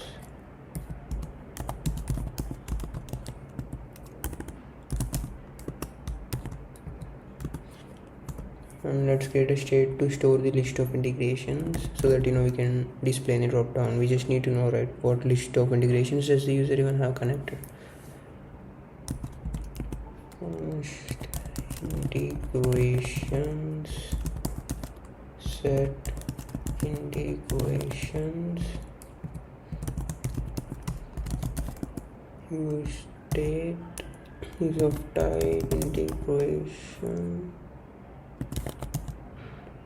integration array, and of course this is gonna be empty initially. We need to import this. Yep. And let's create a state to track if the integrations have finished loading the integrations list. Integrations loader, set integrations loader. Initially it's gonna be false, and let's create a state to track loading status for each integration.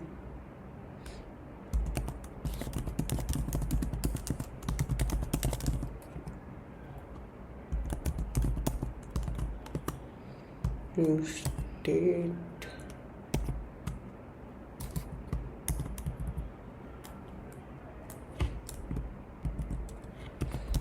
the key is gonna be string boolean.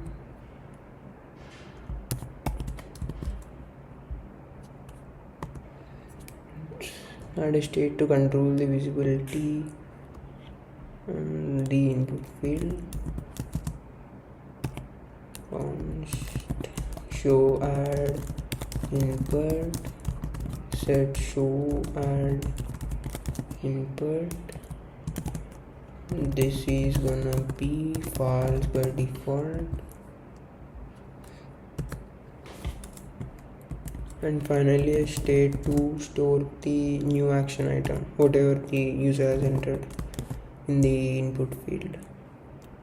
Const new item text, set new item text, use state.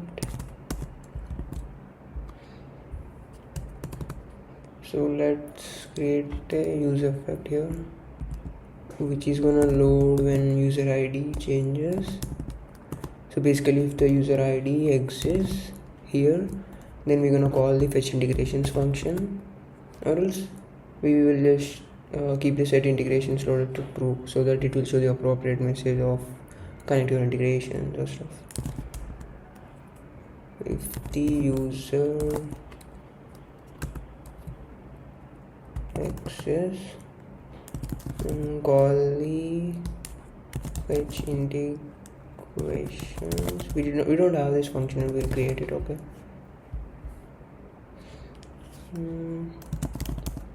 Or else we just gonna set integrations loaded to true and user ID here. Yeah, let's create the function to fetch the integration status from the API.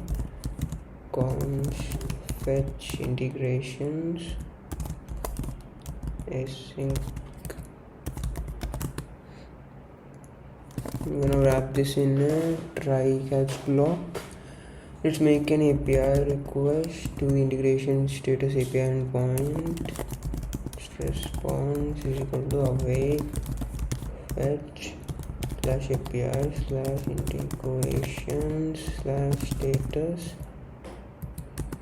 Let's pass the response as JSON. This response. Const data is equal to await response dot JSON. This really has become an issue for me, guys. I usually use Copilot. So when I type const data is equal to await, then I automatically get this response.json. So basically I'm forgetting these braces when I'm typing it manually. And also yesterday the creator of Rust has taken a controversial take on things like cursor and stuff. He said he can genuinely feel it in him when he's coding using programming using cursor. He can feel the he can sense it that he's losing grip and he's becoming dumb or whatever. He really said that. I don't know what's gonna happen. And also cursor slashed like new limits or something, and people are like very fucking angry. I don't know what the fuck's gonna happen with cursor. They're already at a 20 billion evaluation. They started like barely 1 year ago. Probably like the fastest growing. Data any data dot connected. What we're doing here is we're gonna get the list of the integrations, right, which are connected. In that we're just filtering out the which all the integrations are connected, and also we're removing the Slack from the response, irrespective of if Slack I'll show it. Irrespective of if Slack is connected or not, we're removing Slack because we don't want that, right? We just want to push the action item to assign Jira and Trello, right? If you want Slack, you just keep Slack too. I mean, it's not gonna work like that, obviously. Just gonna need a new path to push the action item to Slack. So we in the data, which is this response, from this data we are just filtering out only the connected platforms and also removing the Slack. That's what we're doing here.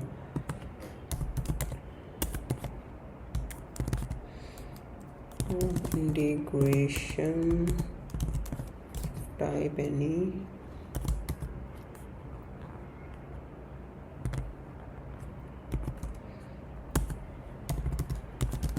integration, and the logo is gonna be, that's why I told you, just keep the integration naming like I said. I don't know if you did, but yeah, you're gonna struggle a lot if you did not take my way. to integration dot platform dot png. After that, just update the integration state with the data we got here, the filtered and mapped one. Set integrations with logos. Boom. The catch: if the integration fetching fails or whatever, we're just gonna keep the set integrations to an empty array. And finally, let's mark the integrations as loaded regardless of success or failure. Set integrations loaded true. And let's just return all the state and functions, and we're gonna import this hook in our main meeting ID page, and yeah, we're gonna pass out all these functions to the child components. That's it.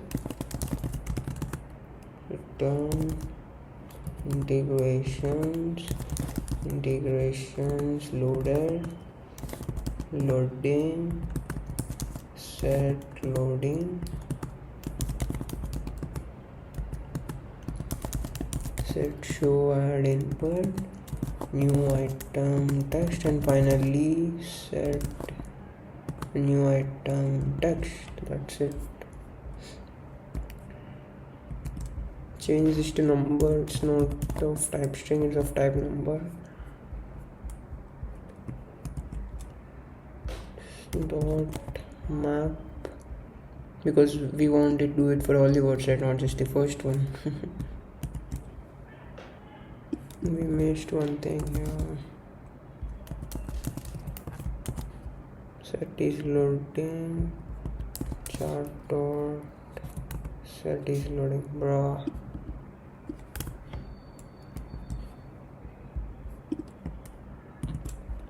It should actually be can chart. We should have the checkout another place, this one. Yep. Also here it should be true, obviously, because this is a bot message, so obviously this bot should be true. Just like I said before, first first we need to convert the normal JSON format to text format. That's the first thing we need to do. No, I don't want this color.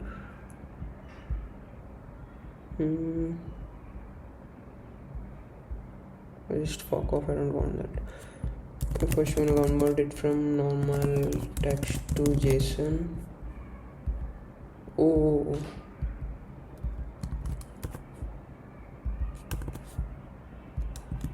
JSON to normal text, and convert text to embeddings,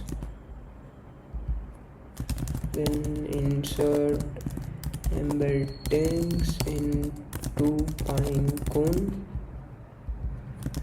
then retrieve the embeddings and send it to ChatGPT.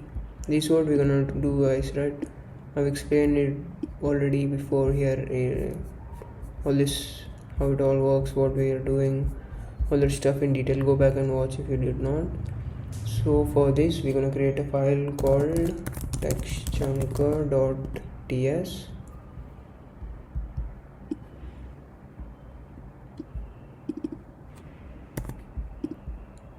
For this, first we create the textchunker.ts, then we'll have it in text format, right? Then we're gonna send it to another file called openai.ts, and here we are getting the embeddings, and to push that embeddings and also to retrieve the related embeddings, all that stuff, we're gonna use this file called pinecone.ts. These are not aligned at all. Is it important? Right, it's not important.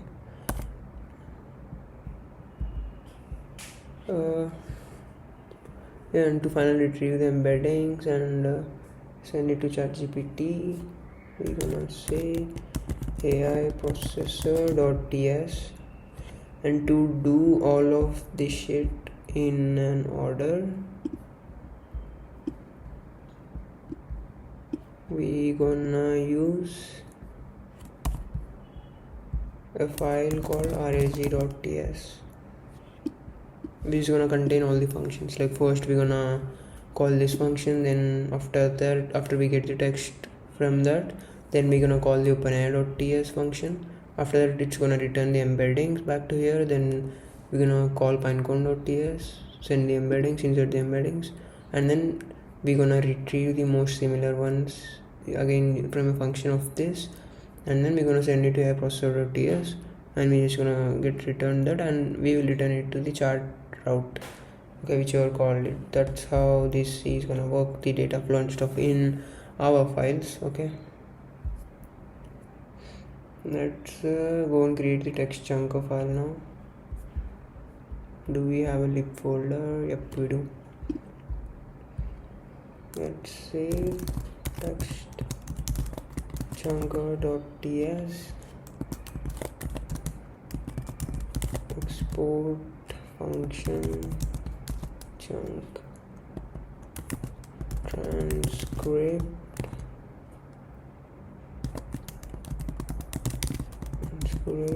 string. Wait, I think I made a mistake here. We're actually gonna get the transcript already in a text format.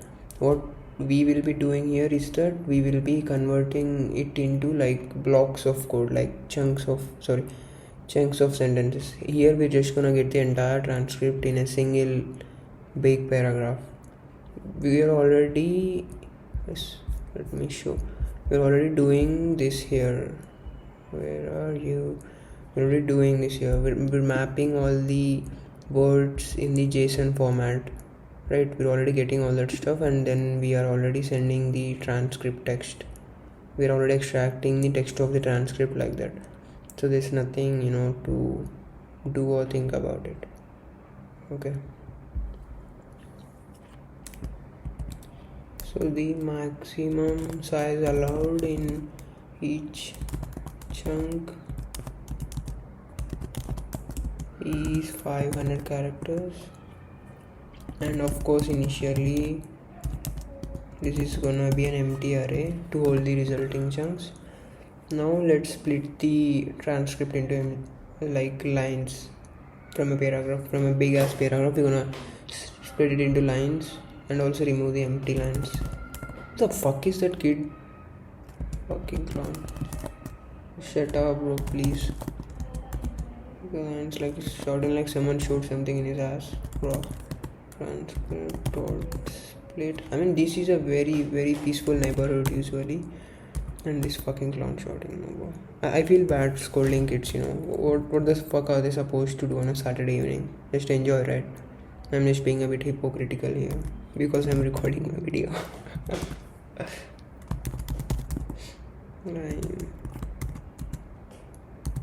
My daughter trim. Let's create an empty string, like a empty string, to build like the current chunk.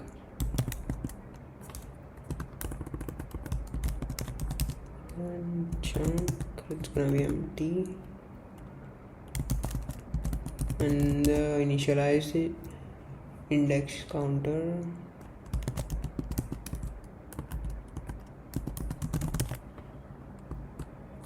Now let's loop through each line in this transcript. So what we're gonna do is, into each chunk we're gonna add like all the lines till the maximum character size is in the entire chunk is like 500. We're not going to split any lines, guys. Like consider we added 4 sentences into a chunk and it's like 470 characters covered, and the next sentence is like let's say 60 characters. So if we add it, it's gonna be 530 characters, which is not what we want, because max chunk size is 500. So it's not like we're gonna split it and keep 30 characters in this chunk, 30 characters in the next chunk. No, we don't be doing any of that shit. Okay, we're gonna skip it, and for this chunk we'll just have 470 characters, and we'll just use that sentence in the next chunk. We're not gonna be duplicating, or we're not gonna be splitting in half. Okay, chill out. For const line of speaker lines,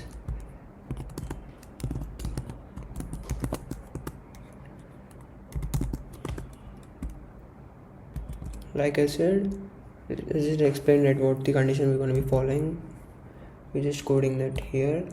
If adding the line would exceed the chunk size, and also like the chunk is not empty, then push like this current chunk into the chunks array. Okay, current chunk dot length plus line dot length greater than max chunk size, and current chunk dot length is greater than 0. Chunks dot push, we're just gonna push the current chunk into the chunks array.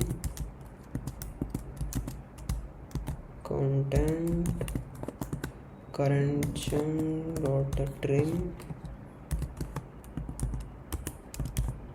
chunk index,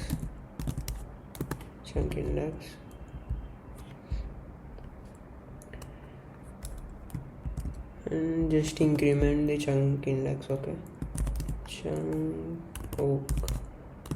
chunk index plus 1, and the current chunk line plus, we're just starting the new chunk with the current line, or else just add the line, this line, to the current chunk, because it still did not exceed, right, the maximum character count. Okay, current chunk plus is equal to line plus, yep,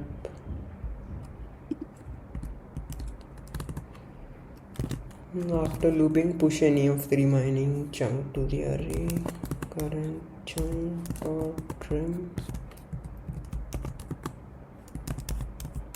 chunks dot push, content is gonna be current chunk dot trim, the chunk index is gonna be the chunk index. Just return chunks.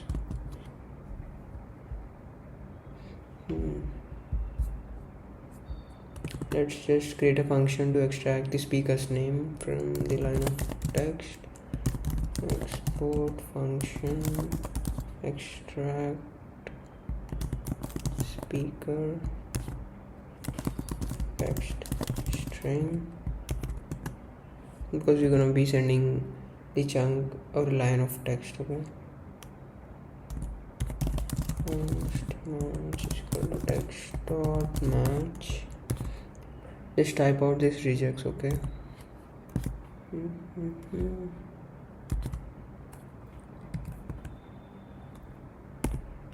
wow, the fuck is this thing doing here?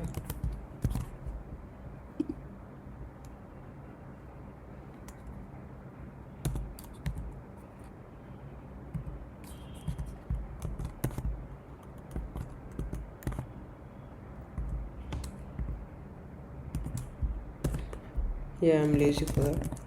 And just return the speaker name if found, or else we just gonna return null.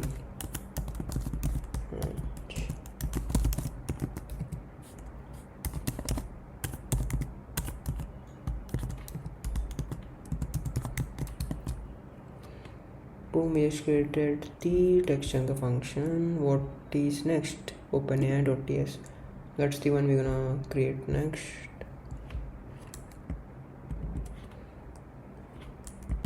For this, let's first install OpenAI package, npmi OpenAI.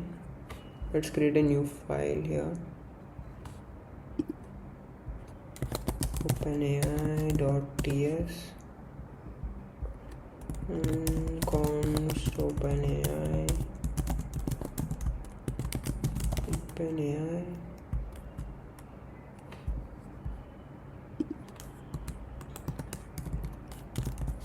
import OpenAI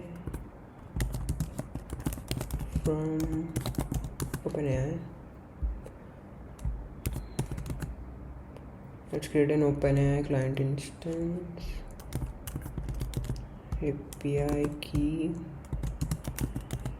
process.env.openai API. OpenAI API key. Now let's create a function to create the embeddings. We're gonna be creating two functions. One is to create an embedding for a single text input, another for the multiple text inputs. Why do we need two? Because the first one is kind of if the user asks a question, then we need to convert it to embedding, right? For that, and the second one is the meetings data, the transcript. Okay, to convert that, we will be obviously sending chunks of data, right? So we just gonna use that export async function, create embedding, text is string. Let's call the OpenAI API to generate the embedding for this text we receiving as a prop. Const response is equal to await OpenAI dot embeddings dot create. Model is gonna be text embedding 3 small. The input is gonna be text,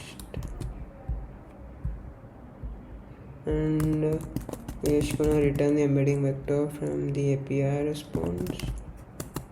Response dot data dot embedding.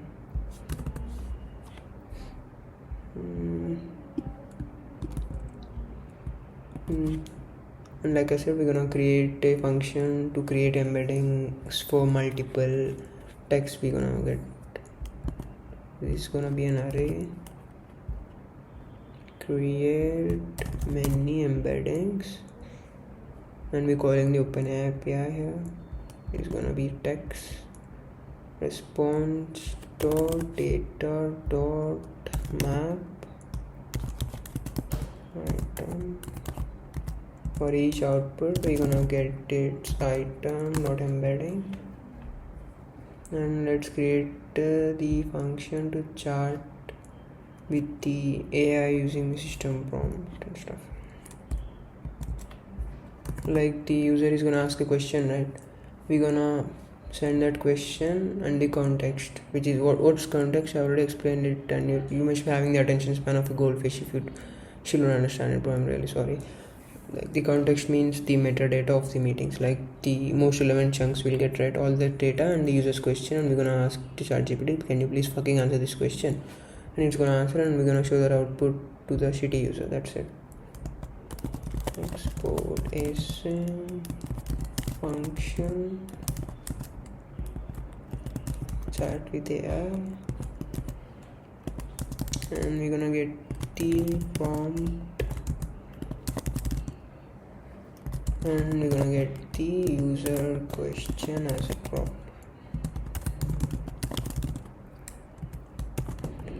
We will actually be creating another file, guys. In that we will be creating our system prompt, we'll be getting our context data, and we're also gonna type a big ass prompt, all that stuff, and then we'll be passing that prompt and user's question to this function. Okay, we still need to create that thing. Okay, we're not getting it from the air. Okay, we're not getting the system prompt from the air, we're creating it from scratch. Okay, chill out. and let's create the OpenAI API. Call the OpenAI API.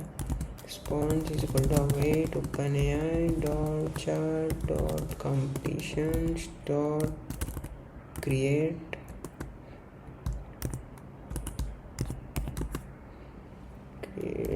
model. Which one shall we use?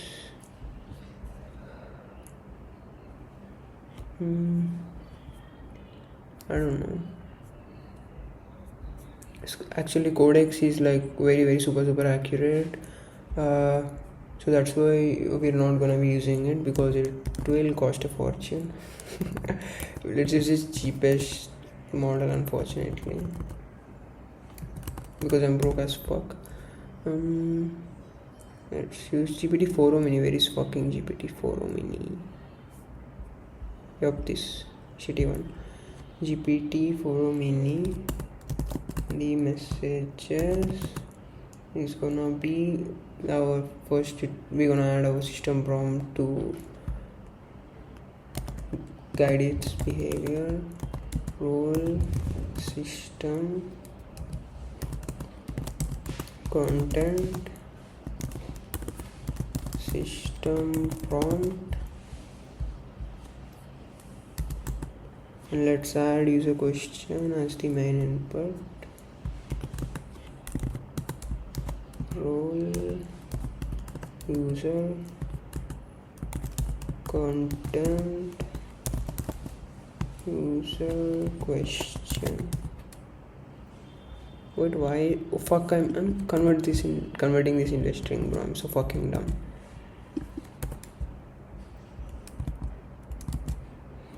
Yep. After that, this is not mandatory, guys.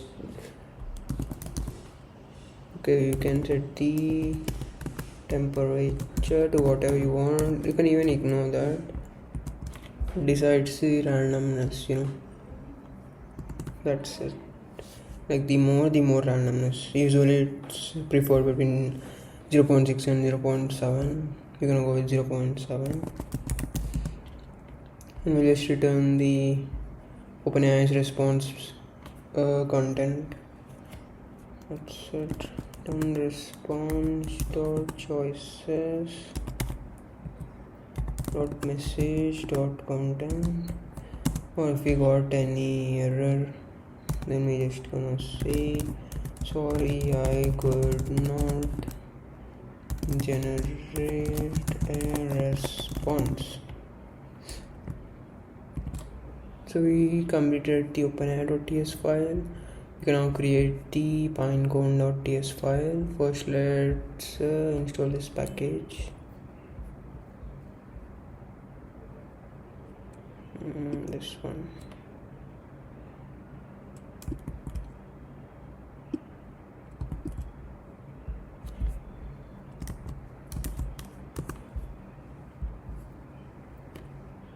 Create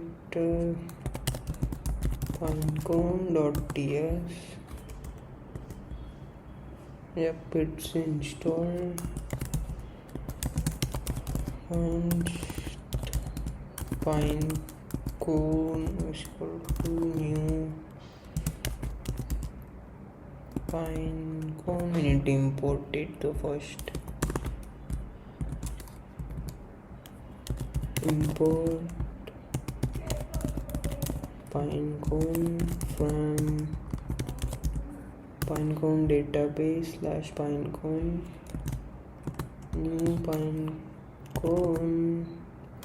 The API key is gonna be process.env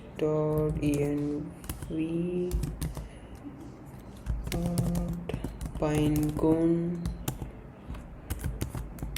API key.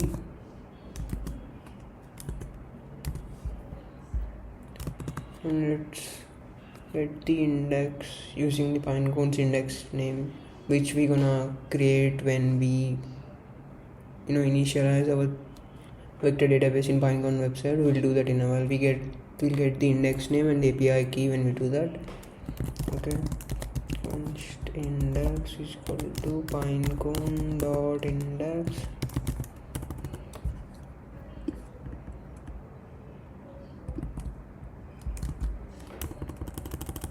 pinecone index name. Let's create the function to save the vectors now. Export async function save many vectors.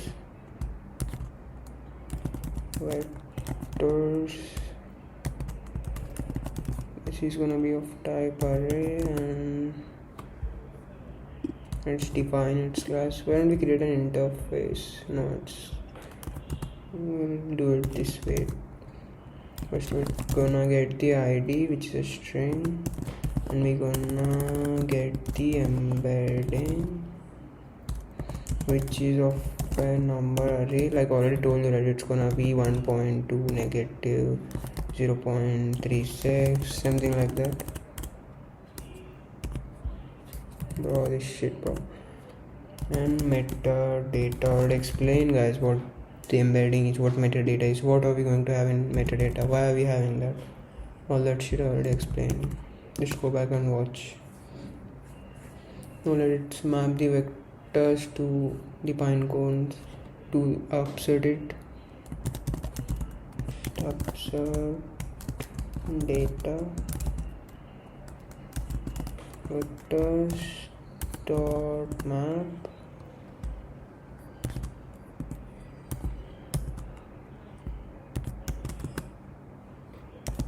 id v dot id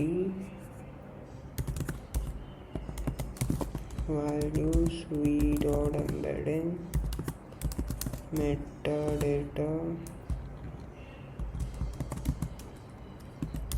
vector dot metadata, and we'll just upsert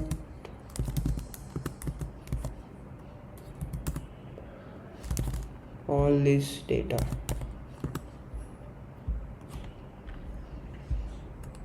That's it. Now let's create our function to search for the vectors in the pinecone using an embedding. Like we're gonna get the question and we'll just search similar vectors to that. That's the whole point, right? I explained it, guys, already. All this shit here I explained it. Export async function search vectors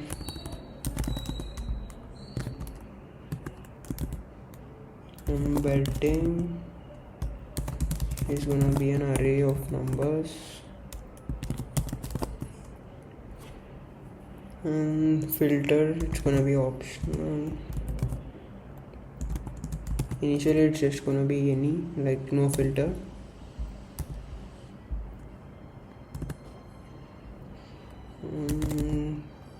Top k, if we pass a number, it's gonna be that number, or just 5.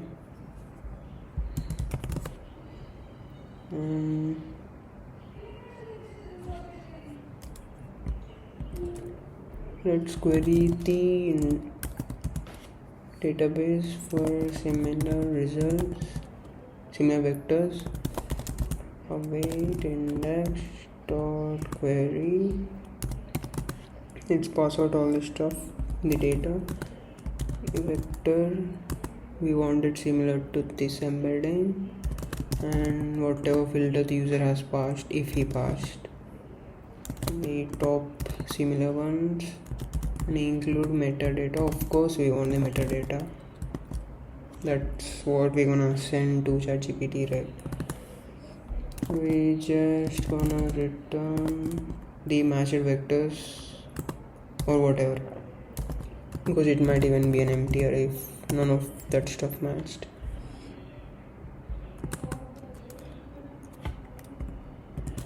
Let's now go and create our AI processor.ts file.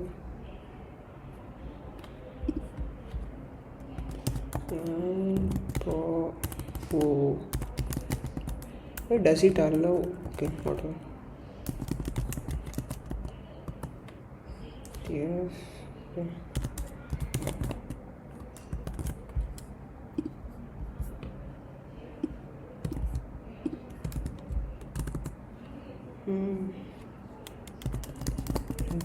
interface. Let's define the interface structure for the process meeting data. Processed meeting summary is gonna be string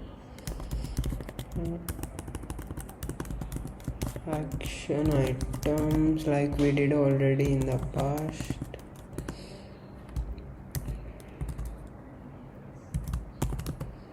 It's gonna be an array of each action item is gonna have an ID, which is a number, and a text, which is a string, which is the action item itself. Okay, let's create a function to process the meeting transcript using AI.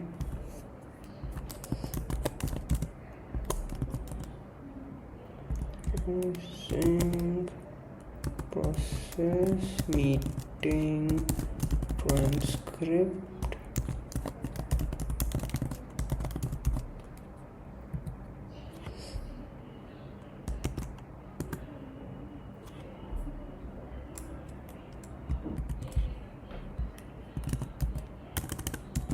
So basically what this function is for even is that we are kind of like, when the webhook is done, we're gonna get the data here. We're gonna just convert all the get text from the JSON format, and we're gonna send it to the send it to this file, and it's gonna send to ChatGPT, and we're gonna get the action items. That's what this is for, guys, entirely. Okay, so this file is not related to the chat thing. I was wrong here, actually. I'm sorry. We don't need this file here. It's actually the rag.ts file, which should be here, and in the rag.ts file only we're gonna call this, do all this function. We're gonna chunk it, then we're gonna convert it to embeddings, we're gonna insert it into Pinecone, and in the end we're gonna retrieve it again. The similar embeddings will retrieve it again from Pinecone, and we'll send it to this openai.ts file. So essentially it's something like this again. I'm so sorry. Fuck off. We don't need this function actually, but since we created the file, why don't we do it completed? No, let's just leave it. Okay, just ignore this file for now. We'll create it again. I'm deleting it because my dumbass will again, the function is created, right? I'll call this function and I'll wonder, oh, why is the function not working? And then I'll come back here and I'll realize, okay, I did not even write the code here. I'd rather delete this and create it again later when we need it. Let's create the rag.ts file now. rag.ts, where is this here? Let's create the function. Let's create this function where we're gonna convert the text into chunks, and we'll save it as embeddings in the vector database. Function process transcript, and we're gonna get the meeting ID, which is a string, user ID, string, transcript is also a string, and finally the meeting title, also a string.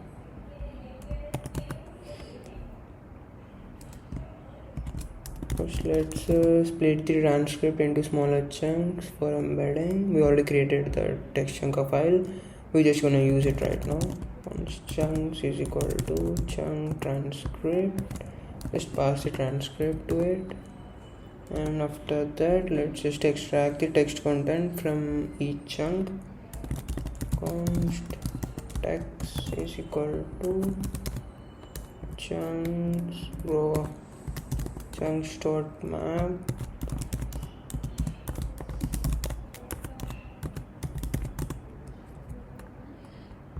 Let's create embeddings for all the chunk text.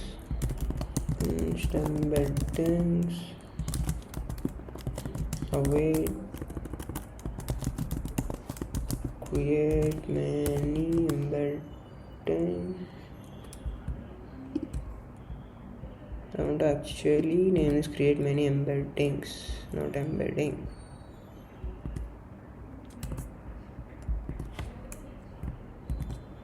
And we gonna pass the text to it, all the chunk text.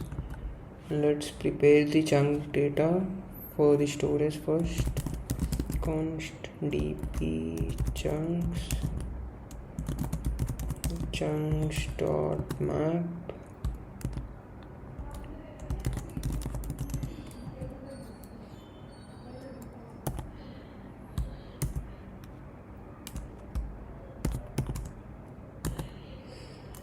Is the meeting ID to link the chunk to the meeting, to the respective meeting.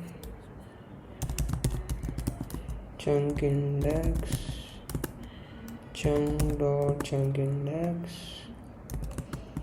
content. It's gonna be chunk.content, and the speaker name. We created that function that extracts speaker. Gonna pass chunk dot content, and let's just create the vector ID. It is not mandatory, guys, but we just storing as vectors IDs. Meeting ID, or you can just use the user random UUID too, your wish. Chunk index. What's the issue? Comma is the issue. Await prisma dot transcription dot create many data dp chunks. The reason I do it this way is that we'll know like the chunk belongs to which meeting, so that's why I use the meeting ID here. You can just copy the meeting ID and query your database for that meeting, and you can just read the transcript there. That's why I'm not using a UID here. It's pretty easy to just do UUID, but this is more good, and of course it's gonna be unique because there will only be one chunk, right, with the chunk index. Skill duplicates true. This is not necessary, but just in case. Now let's prepare our vector objects to finally store it in our pinecone storage. Const vectors is equal to chunks dot map chunk index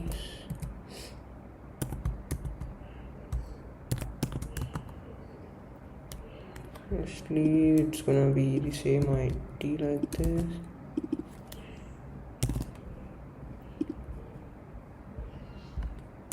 Now send the embedding. It's gonna be embedding index.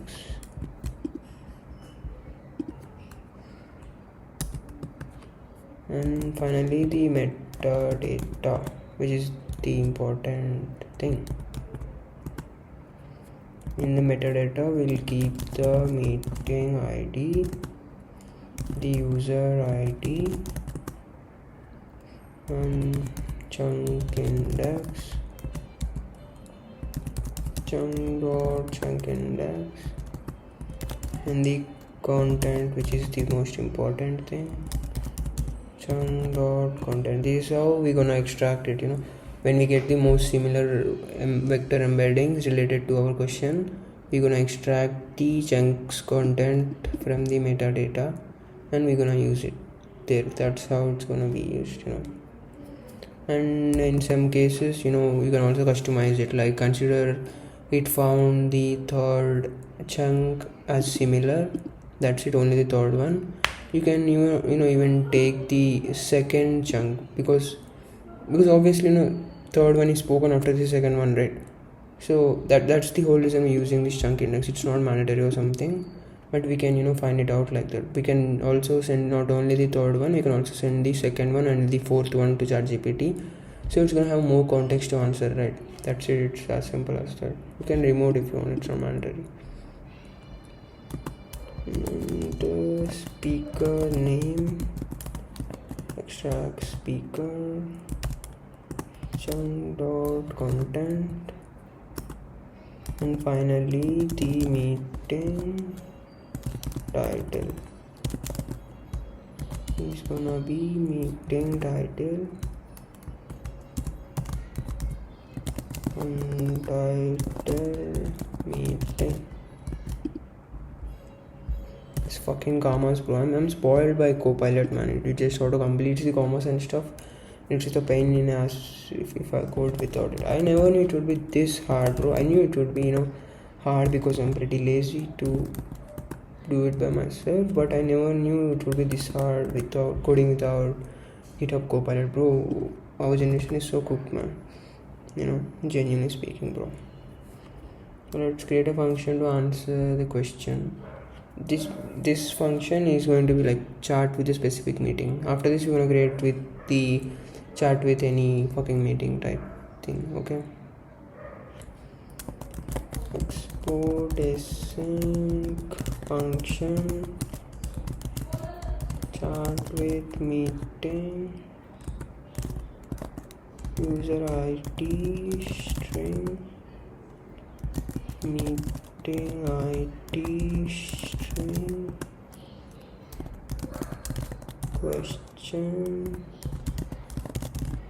string,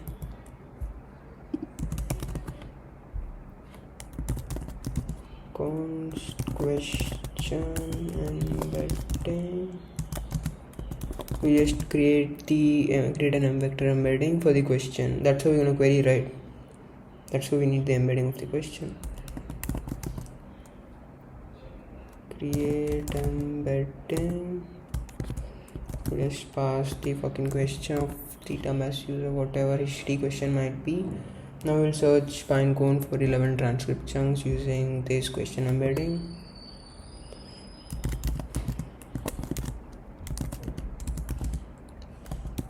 First results is equal to await search vectors,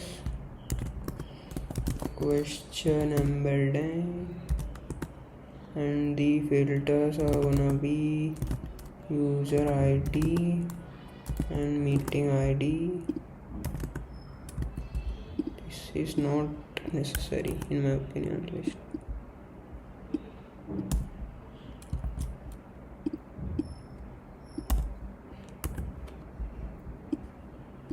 Why was the N coming there? I did not click on N. Whatever. We're gonna limit to the top 5 most similar chunks. We don't need so many, right? I mean, it's up to you though. You can keep 10 or 12 or 2 or 3. Now let's fetch the meetings details from the database. And meeting is equal to await prisma dot meeting dot find unique.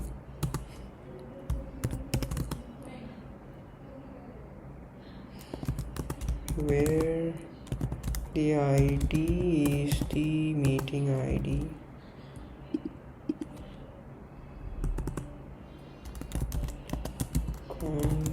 Context is equal to results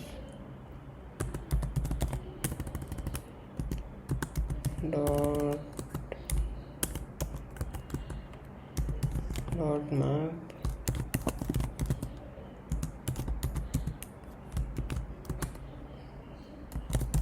const speaker is equal to result. We're just building the context string here, guys. Okay, to send it to ChatGPT. Speaker. By the way, guys, I just heard the news. Marcus Rashford is coming to Barcelona. He was literally like begging, guys, like that's how determined he was to come to Barca. And Nico Williams deal fell through, and literally in a single day my fucking team pulled off Marcus Rashford. Like yesterday there was zero news, and in just like 12 hours before it was zero news. 12 hours later, Marcus Rashford, here we go. Most unexpected, you know.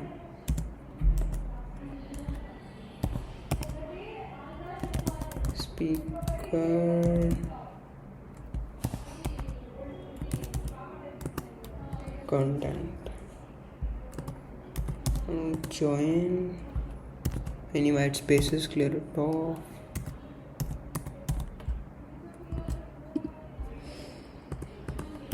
Now let's create a system prompt for the ChatGPT API, like we'll be sending, right, along with the meeting info and context.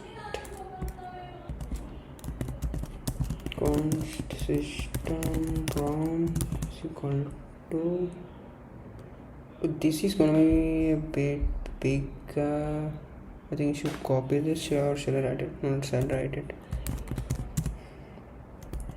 You are helping, guys. If you wonder, I got the prompt on how to prompt ChatGPT by prompting ChatGPT. You know, you could actually already feel the difference. You know, my dumbass English is not this good as ChatGPT. You know, asking, hey, I'm building this thing, so I'm gonna sending the data and all the metadata and all this stuff to ChatGPT, and also the question, like I'm going to be sending the context and the question. What ChatGPT needs to do is understand it and then give me a response so that I can send it back to the user. Now give me a prompt which I can use to prompt the ChatGPT. So that was my prompt, and it gave me this prompt, and we are just using it. You are helping someone understand their meeting, bitch.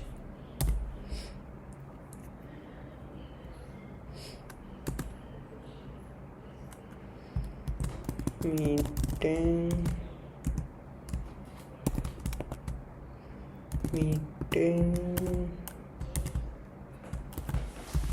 dot title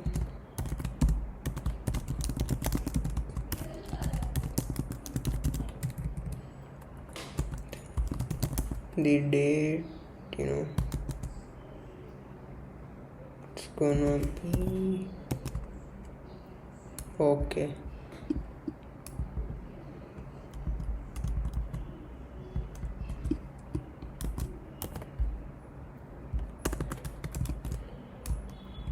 Date is gonna be meeting dot created at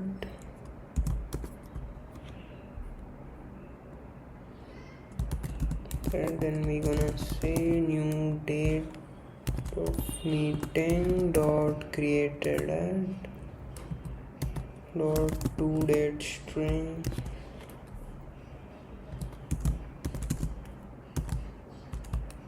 unknown.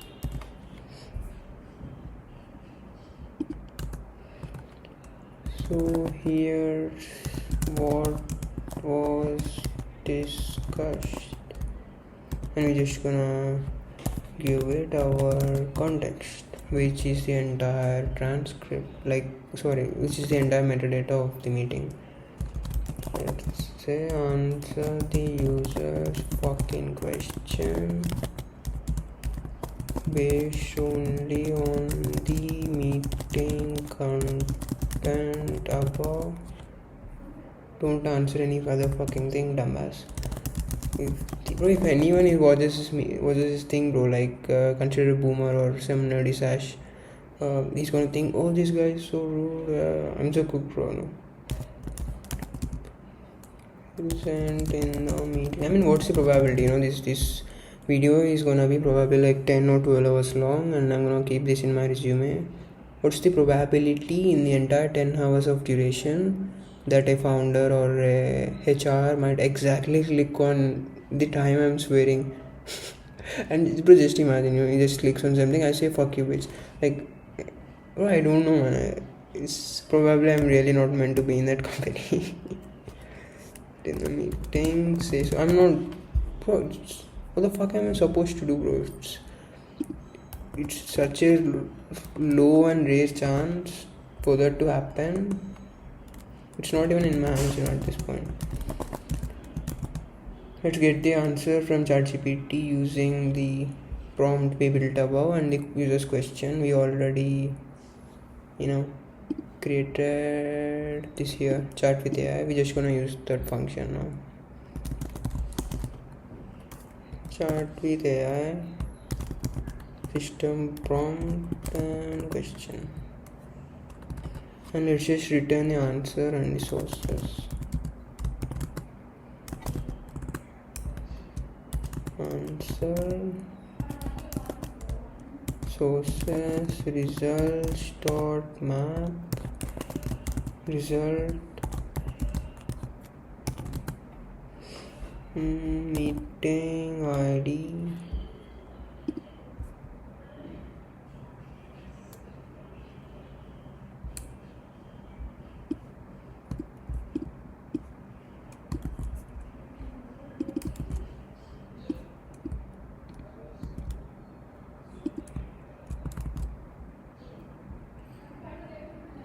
okay, let's start from scratch.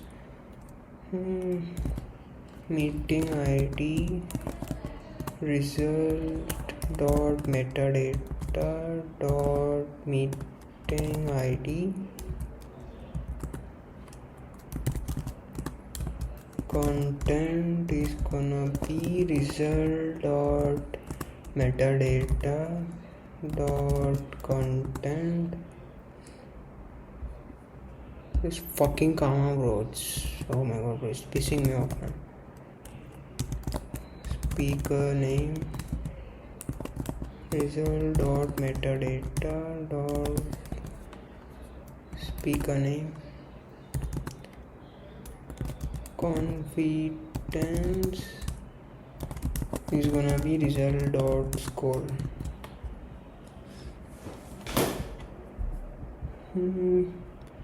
Yep, we are done with this chart with AI function. Now let's create our chart with all meetings. Sorry, we just done with the chart with meeting function, which is like charting with a single meeting. Let us create our chart with like all meetings function right now.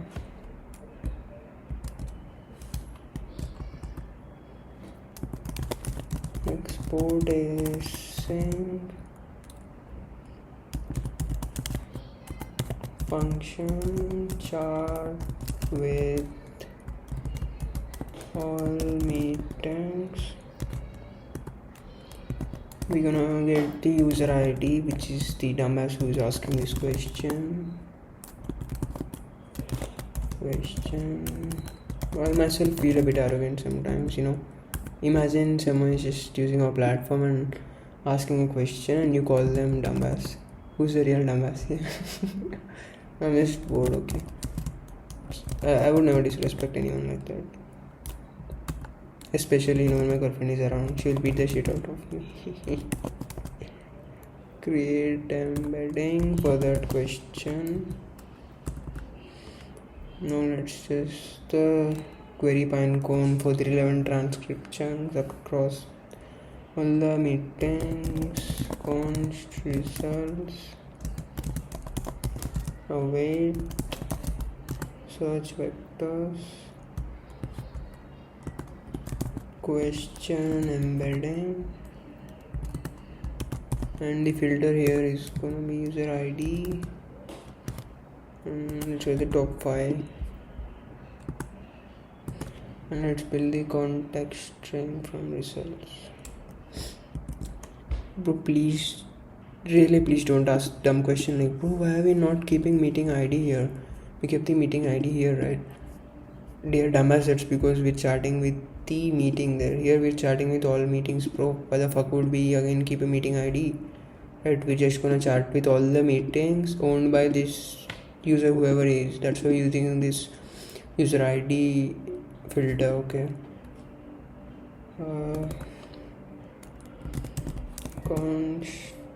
Context is equal to, just go ahead and copy this.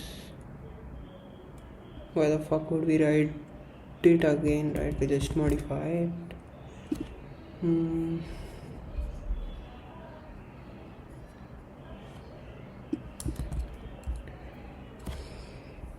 So here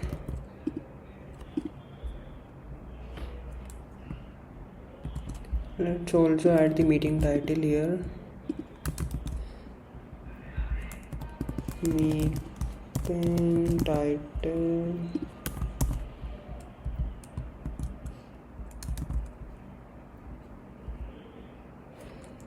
untitled meeting.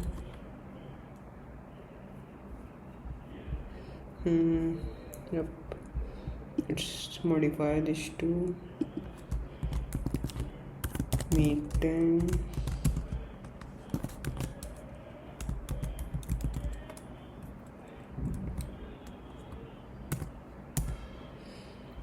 speaker, and that's the content.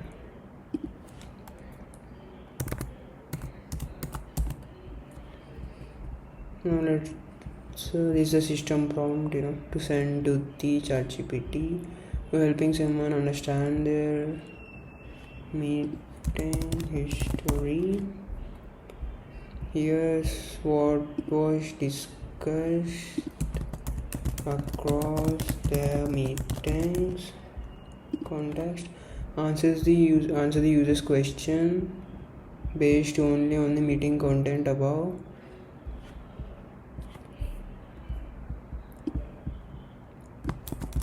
When you reference something, mention which meeting it's from.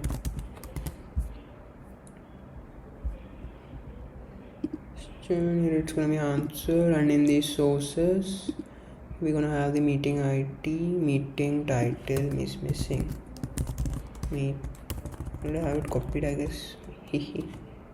Yep, meeting title result dot metadata dot meeting title. We got the content here, speaker name, and the confidence score which Pinecone is gonna give us, and like how confident it is that they are similar. That's it. Helping someone understand their meeting history. We don't even need this. Understand the meeting history. Here's the content. Yep, we are good. Let's go and create our API routes now. Let's see first which API route we're going to create. I think it was process. No, it was chat meeting. Yep.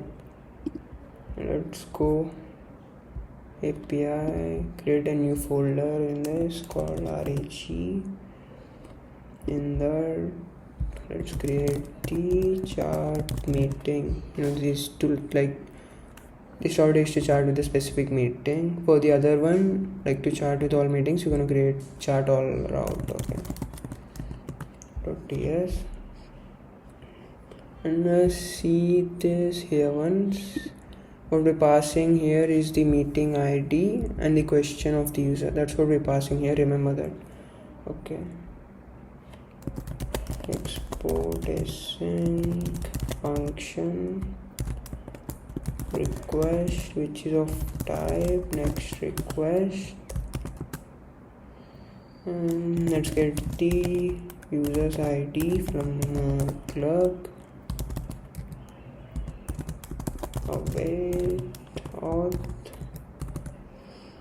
If the user is not logged in, just fuck off. Return next response.json.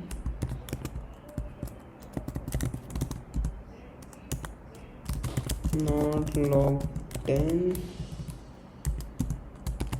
and status of 401. Let's pass the meeting ID and question from the request. That's what we're getting in the request, right? Meeting ID question. Const meeting ID question is equal to await request.json. So if either the meeting ID or question is missing, we'll just return it saying an error. No meeting ID or question, and we're gonna say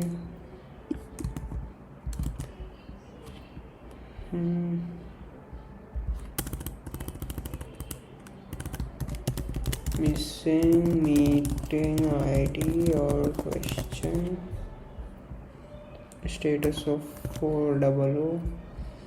Let's implement a try catch block here.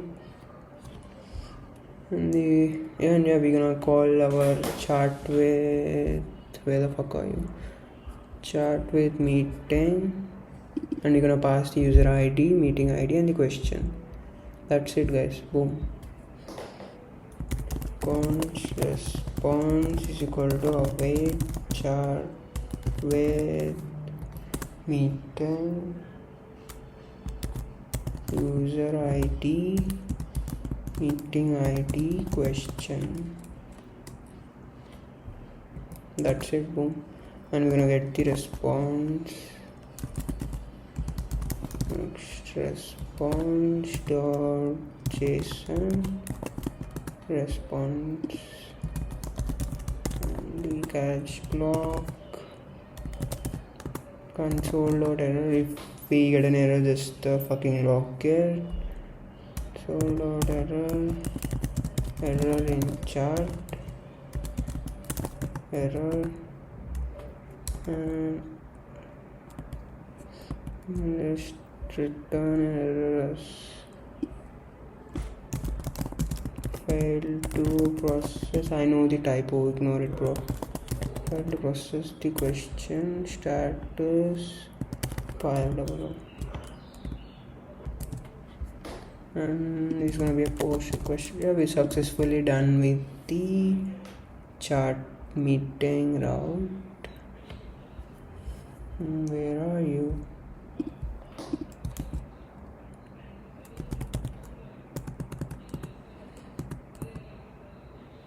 Wait. Yeah, now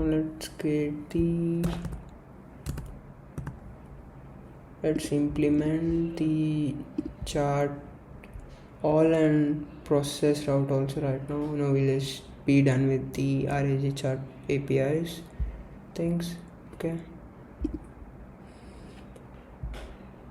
so implement the process now. Process route .ts.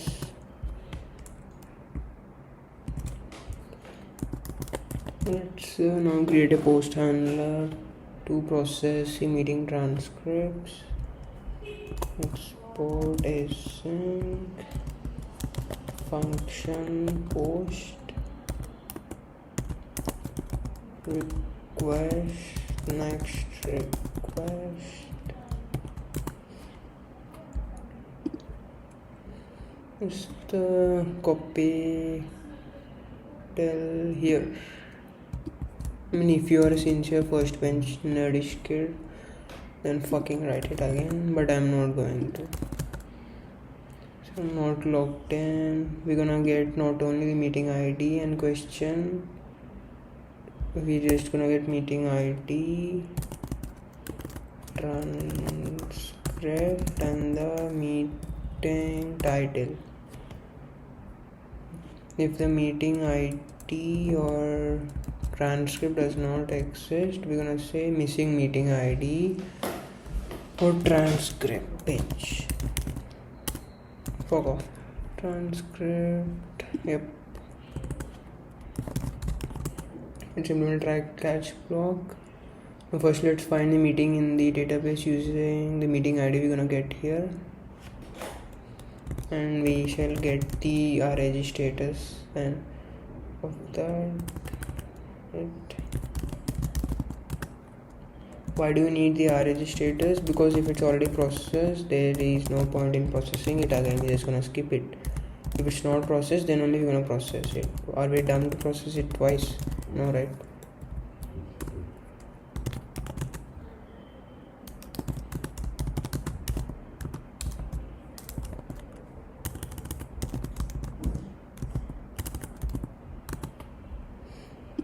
No, my dumbass was almost, doing user ID, but filtering by user ID, and yeah, will be fucked.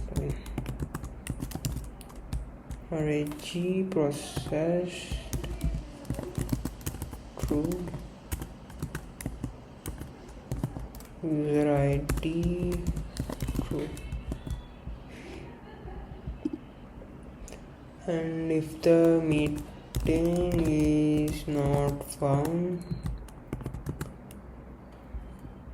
then we gonna say meeting not found. What else you gonna say?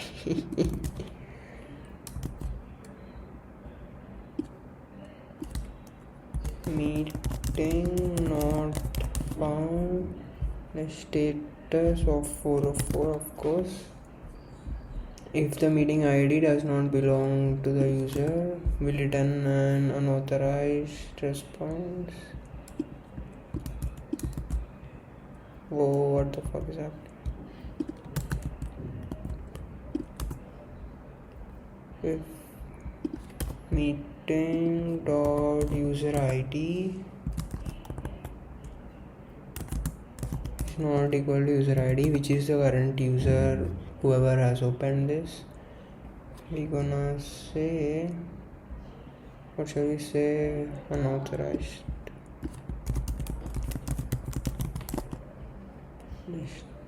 Status of 403, and if RAG has already processed,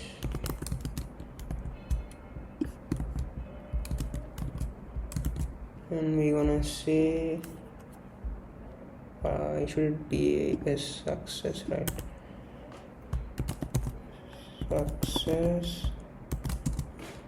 true, and message is gonna be already processed.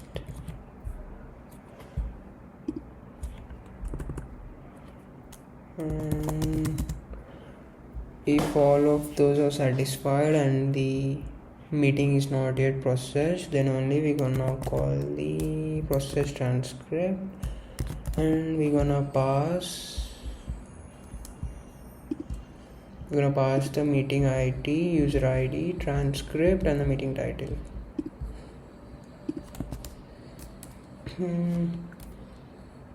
Meeting ID, user ID, transcript, meeting title. And after that is done, then we gonna mark in our database as RAG has been processed, so that we don't redo it again and again. That's why we need to mark it as true, like saying it's processed now. And not update where ID, meeting ID, and the data. RAG processed true, RAG processed that date, which is right now.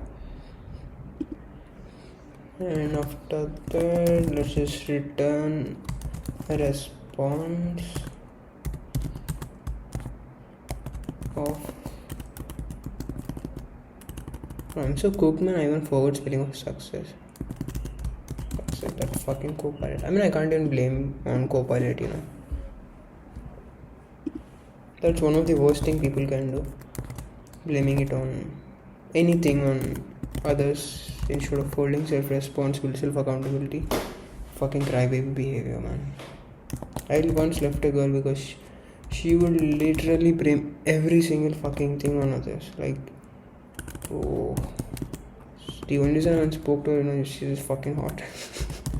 That was back in high school though. I wouldn't do it right now. And obviously because I have one. But even if I don't have one, I would not speak to such kind of girls. They're just so fucking toxic.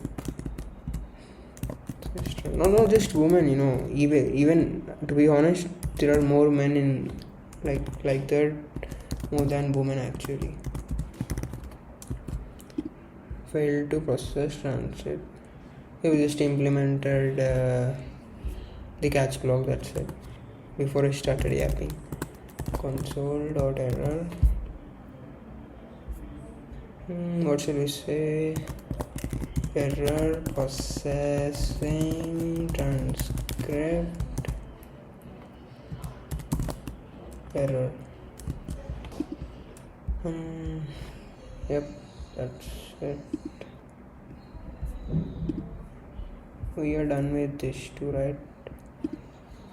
Now let's create our chart all route.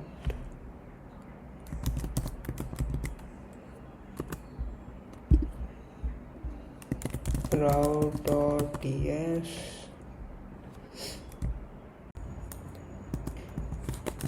Let's create a push and a function for charting with all the meetings. Export async function post request of type next request.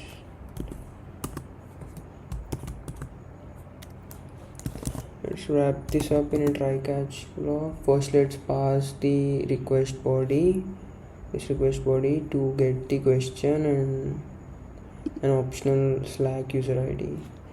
Okay, we did not yet build the Slack integration, so we won't probably understand that, and it's fine. I'll explain later. We'll come back to this later. Just this route. I mean, it's simple to understand, guys. In our Slack bot, the user is gonna tag the Slack and ask a question, right? How many leaves did I take or something. So obviously we're gonna search through all the meetings. So why would we create another separate route, right? We're just gonna use this existing chart all route, like in our Slack integration files. We're gonna call this chart all route. So that's why if a Slack user ID is passed, we'll take it. If it's not passed, if a Slack user ID is passed, then it means that we're getting the request from the Slack bot.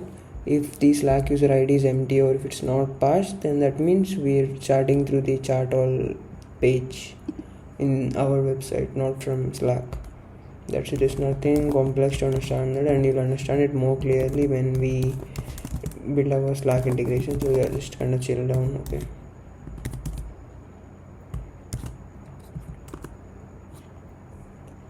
if no question, and return next response.json error.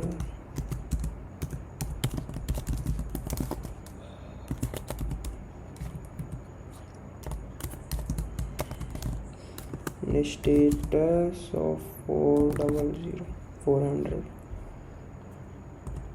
Okay. First let's initialize the target user ID variable with the Slack user ID if it's provided. Target user ID is equal to Slack user ID. If no Slack user ID is provided, that means we got the request from the normal chat all page, not from the Slack. Okay, so we'll use clock to find out the user ID.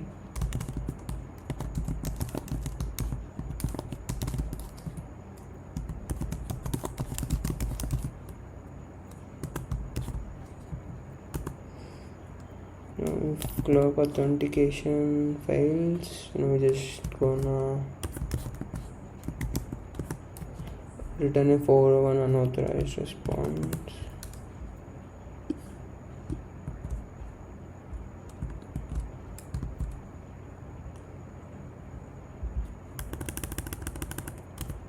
Not logged in is gonna be 401, and let's set the target user ID to this clerk user ID if this Slack user ID does not exist, guys. Okay, if it already exists, we won't even be covering this case. Okay, so if this Slack user ID is provided, then let's just look up the user in the database, find out that user, like to whom does that Slack user ID belong to.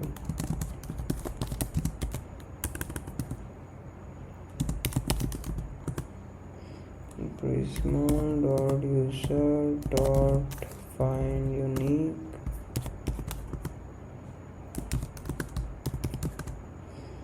ID Slack user ID, select clock ID true. If the user is not found, we'll just say that error user not found, status of 404 not found, and then we just gonna set the target user ID to the clerk's user ID from the database. Target user ID is user.clerk ID, and finally we'll call the chat with all meetings to get a response for the user's question. We're gonna just pass the user ID and the question. That's all we need, right? We don't need any meeting ID, obviously, because it's chat with all the meetings. Why the fuck would we pass a meeting ID? Once response is await chat with all meetings. Target user ID, return next response .json response. If we get any error, just gonna catch the error, console.error, error in chat, error, just gonna return next response .json, and the error is gonna be failed to process question answer. So we need this answer because the Slack bot needs to reply something there, right? You're just not gonna leave the user idle, right, when he asks the question. I encountered an error while searching your meetings.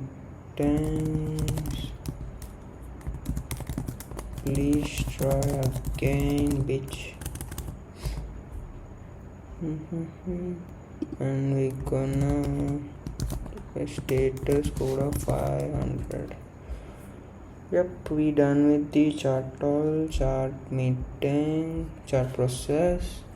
Now we'll create our meeting ID route. Okay, go here and just hit on route.ts.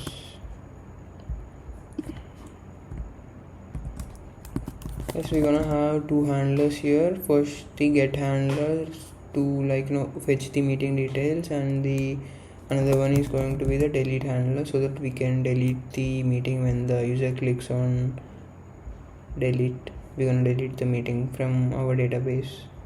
That's what the delete handler is for. I mean, it's pretty self-explanatory, bro. I'm even explaining that.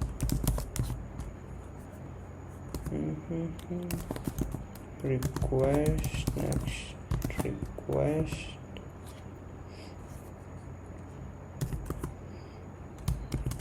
params,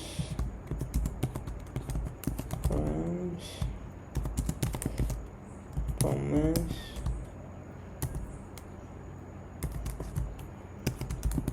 meeting ID string. We're gonna get the meeting ID.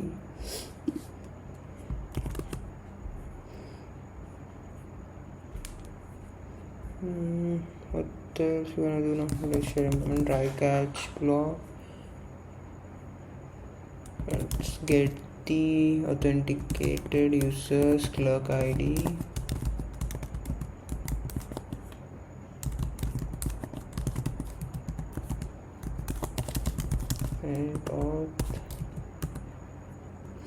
Let's get the meeting ID from the route parameters, like you know what params mean, right? And meeting ID is equal to await params.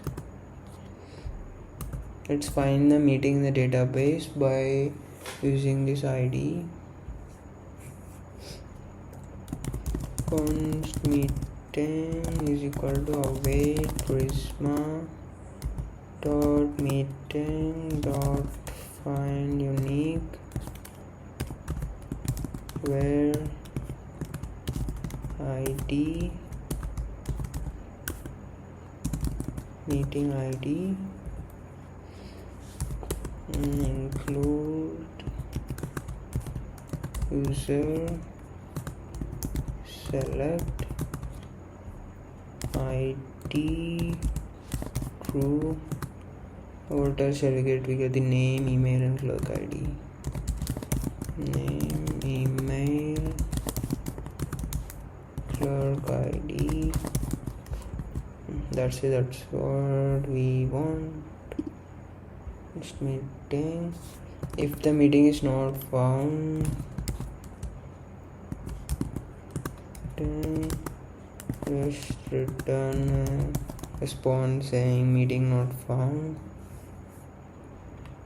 Next response .json error meeting not found.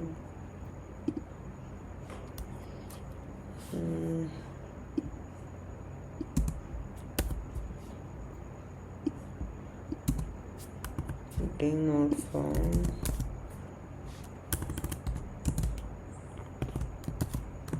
Status 404.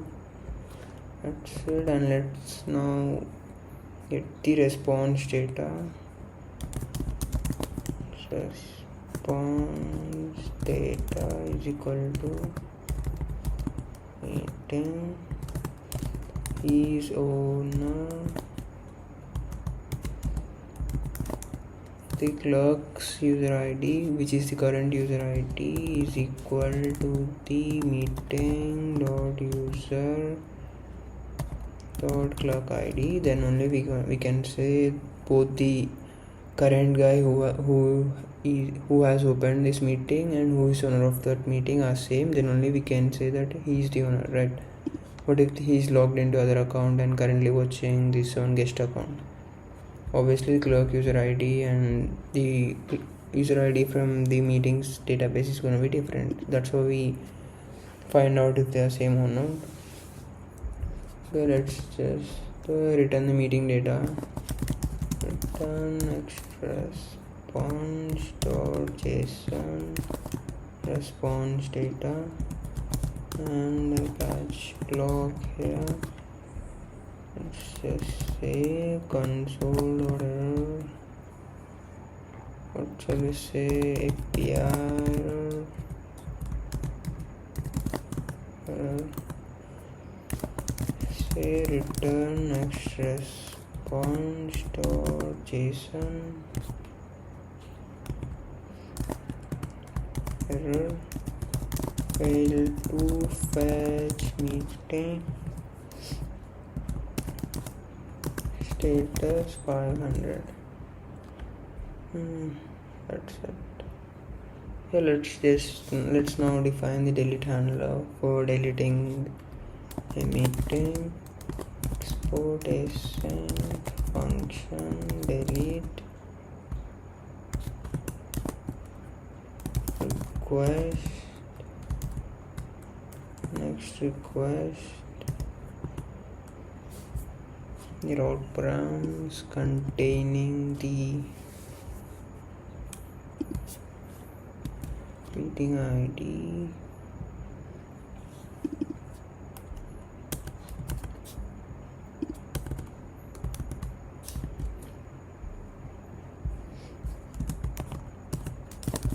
try. Let's get the user ID from club.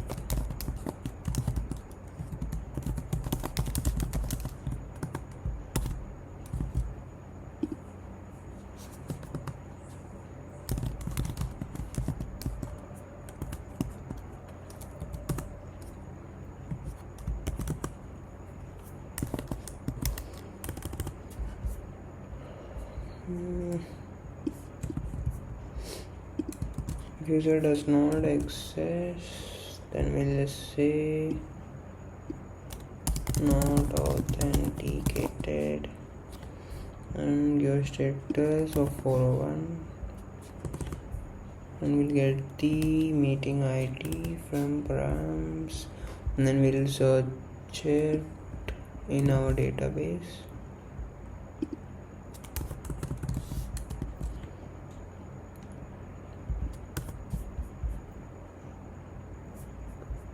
Okay, yeah, it's fine. Unique where ID meeting ID include user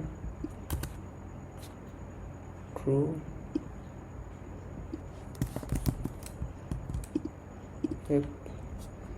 If meeting is not found, let's just say meeting not found.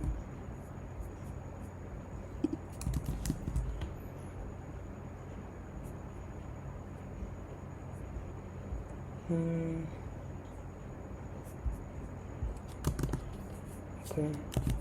If the authenticated user is not the owner, we're just gonna return a 403 response error. Meeting.user.clerk ID user ID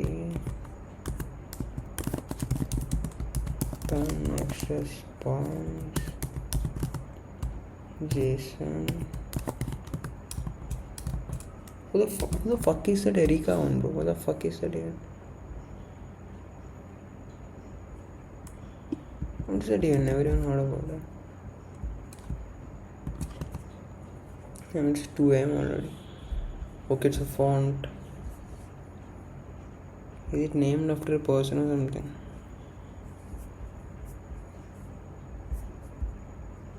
Damn.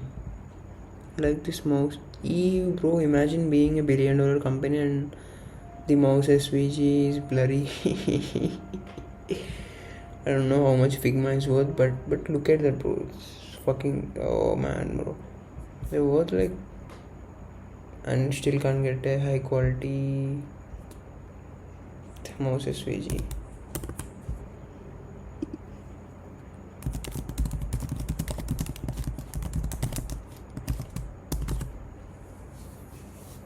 Yeah, you don't know dog shit, always use ChatGPT. Nah, bro, I don't know this shit right now.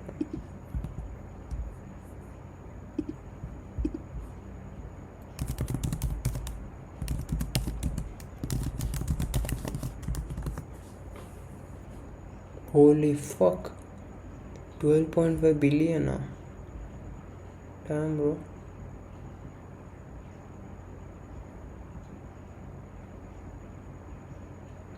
$20 billion for the thing. Holy fuck. Who even made that offer for 20 billion now? 20 billion. Who the fuck? I don't know who is more dumb here. The person who tried to buy Figma for 20 billion, or the dumbass who rejected 20 billion of for Figma. Damn, it's not even Canva, right? But I think Figma is pretty good actually, though. No, not gonna lie. But Figma designs and stuff, it's pretty cool. But bro, 20 billion is, oh my fucking god, bro. Even Canva, I think, is, in my opinion, especially Notion, bro, I kinda hate it already. They're like overrated as fuck, bro.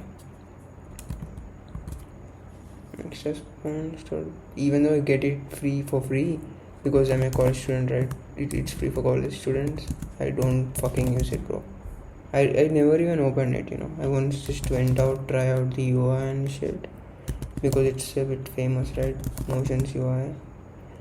Not authorized. What the fuck? Not authorized.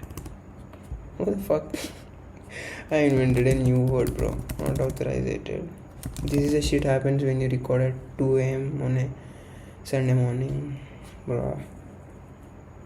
Delete this meeting.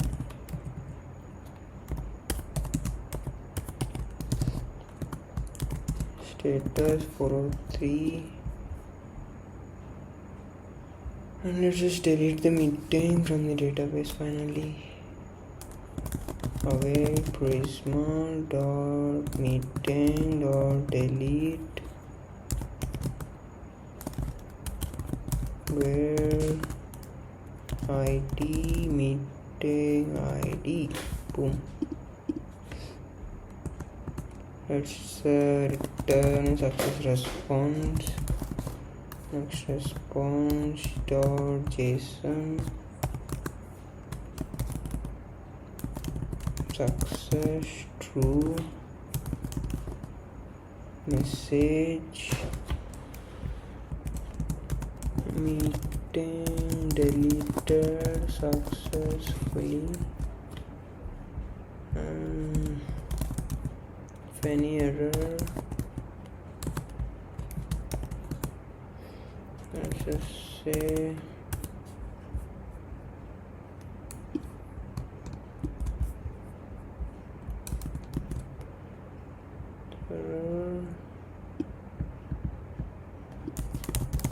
failed to delete meeting. Yeah, I noticed the typo, ignore it please. Failed to delete meeting. Yep, that's it. Yeah, we're done with the meeting ID route. Let's now work on the action items route, and yeah, I think that's gonna be the end, or maybe there are more. We'll see. Let's first create our post handler for the action items so that we can add the action items to a meeting. Action items out.ts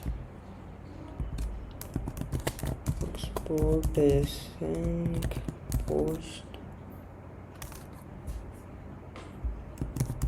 function post request next request and params. We get the meeting ID from the params. This is actually in the official Next.js documentation, like this entire line. Promise.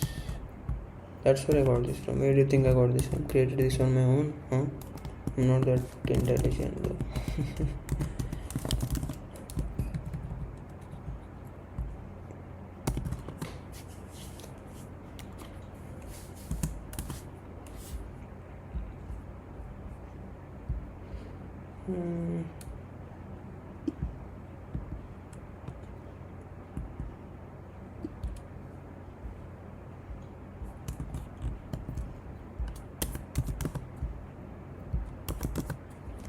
User ID, we're getting the user ID from clerk.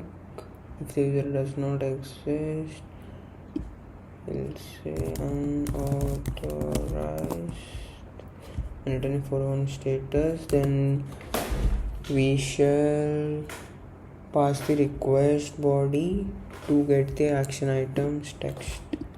Okay, text is equal to await request.json. And now let's get the meeting ID from the params. Const meeting ID await params. Now let's find the meeting in the database that matches the meeting ID and belongs to the user. Meeting is equal to await prisma dot meeting dot find first where ID meeting ID user ID gonna be user ID, and if the meeting does not exist, just return meeting not found, status of 404. This is the advantage with GitHub Copilot autocomplete, guys. Copilot autocomplete or cursor or whatever, you don't have to retype those stuff. I just gonna type where ID and then I just get this installation, I hit tab, boom, that's it. But that also makes you lazy. I can now myself see how incredibly lazy I became. Now let's get the existing action items from the meeting, like whatever are they right now, 2, 3 or whatever. We'll just get those as an array, and if we don't have any, we'll just keep the array empty, that's it. Exist, spelling correct? No, I think so. Existing items is equal to meeting dot action items as any. We're gonna keep an empty array, like I said. Now let's get the next ID for the new action items.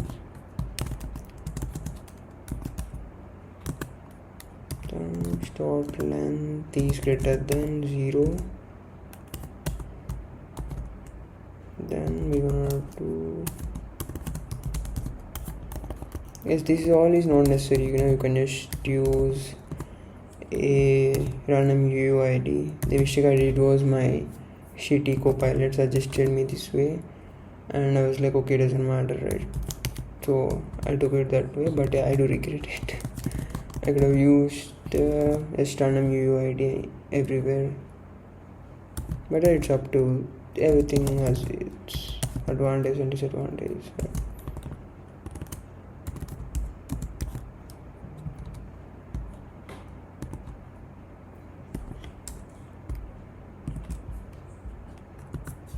Or if it's empty, just start with 1. That's it, right? Now let's create the new action item with the ID, new action item object, and yeah, we're gonna push that into the existing action items and then update it in the database. That's it. Const new action item ID next ID the text const updated action items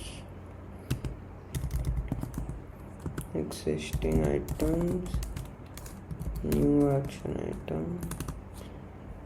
Now yeah, let's finally update the meeting in the database with this new list of action items. Await prisma dot meeting dot update where ID is meeting ID and the data is gonna be action items, updated action items. Now let's just return the response. Next response dot JSON new action item, boom. We should have wrapped this in a try catch block, which we will now.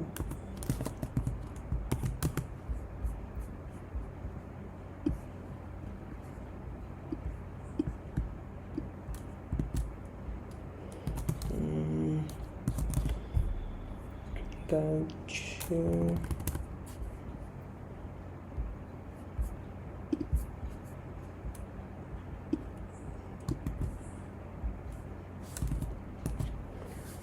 Let's say error add action item is gonna say, what shall we say? Let's say internal error status of 500. Yep. And yeah, finally let's create our delete handler to delete the action item.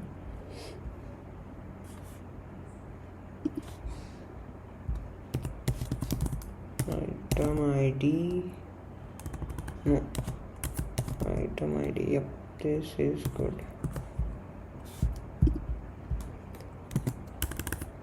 Row.ts, exportation function delete.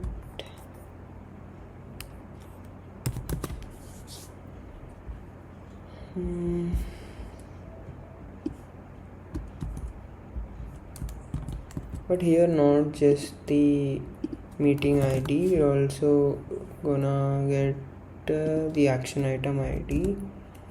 So that's how we actually find the item in the action items using the action item ID and then delete it. That's it.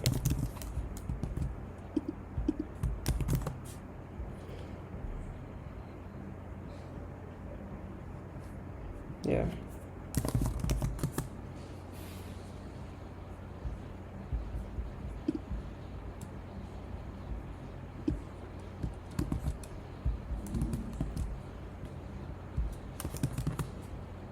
Next response.json.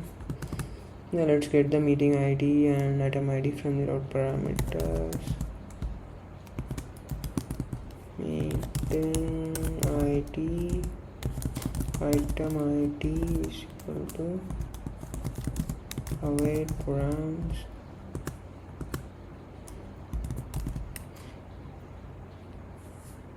Now let's just convert the item ID, action items ID from string to number, so that we can compare it.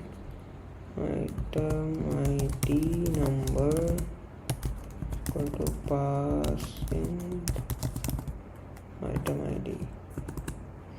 Now let's find the meeting in the database that matches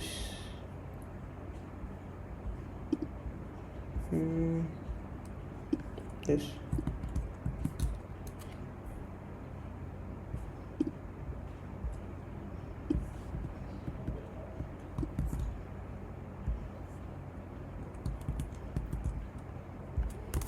Prisma meeting store find first. Yep. If meeting does not exist, just gonna say meeting not found, and I'm gonna say action items, meeting not action items.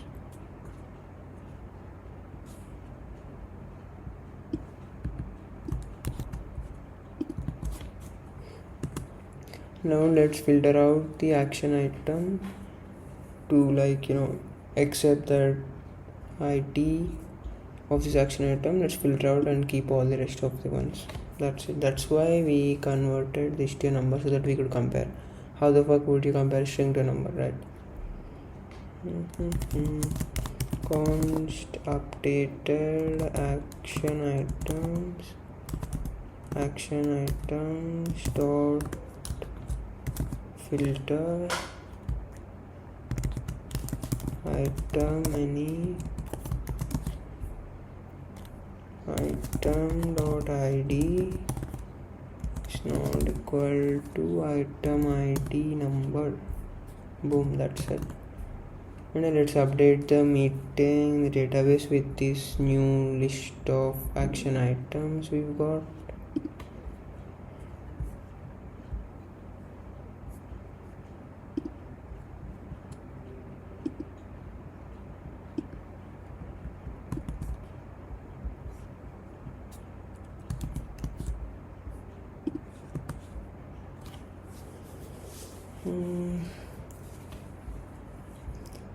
Let's just return the success response. Next response.json success true catch error console.error error deleting action item. The error just display the same shit here too. Yep.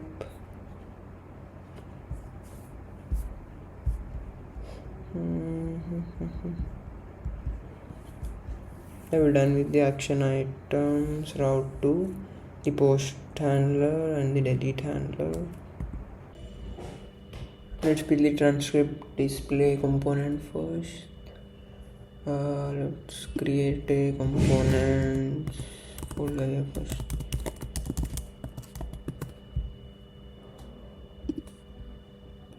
Let's create our transcript display.tsx.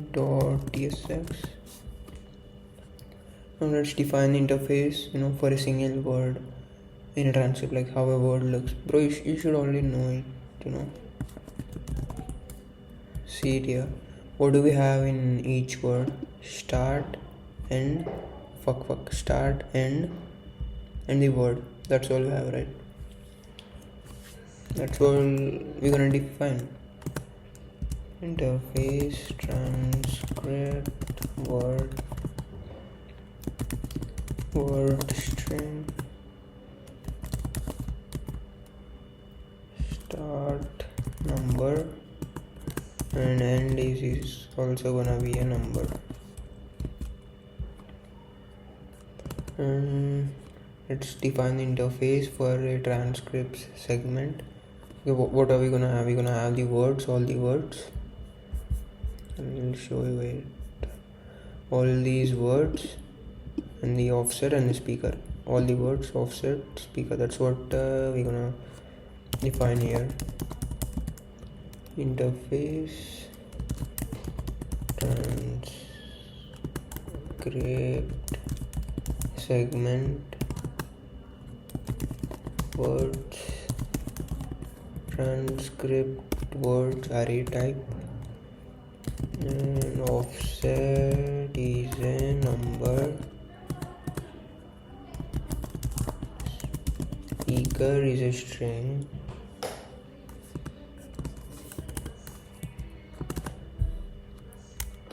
interface, transcript display props,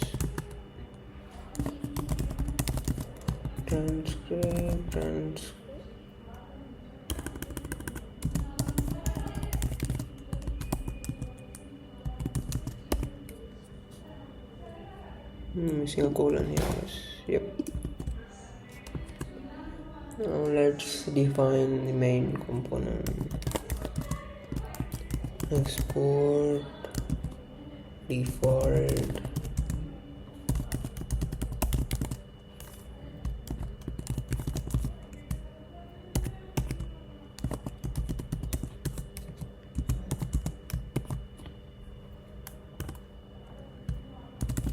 transcript display props.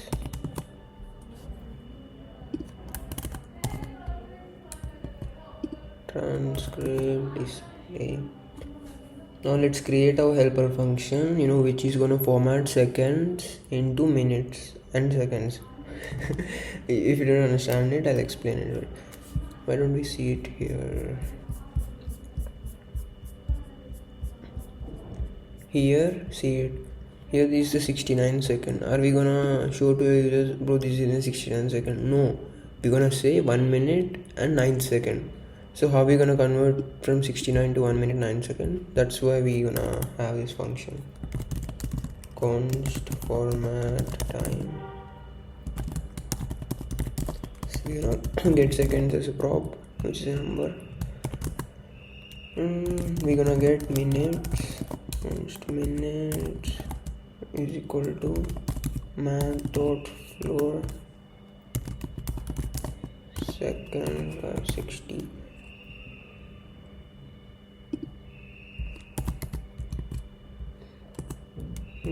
What's happening here is that, consider we are in the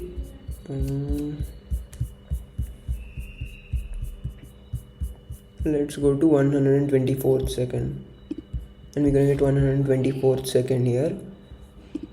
So 124 by 60 gives something like 2 point something, right? So it's the second minute, right? 124 60 seconds in a minute, so it's gonna be like second minute and fourth second. Here we are just getting the minute, so obviously 124 by 60 gives us 2, right? So we got the minutes here. That's it. That's what it is for. And now we'll get the seconds here. Yeah, it was just one typo there. People would ban me. 60.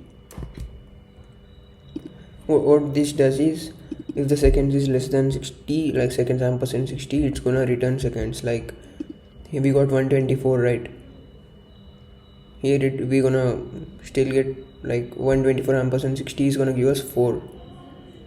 That's it. Unless it's gonna be like 300 ampersand 60, it's gonna be 0 if it's like exactly dividable. So here we're gonna get 2 and here we're gonna get 4. So it's gonna be 2 minutes 4th second. So we're just gonna return that.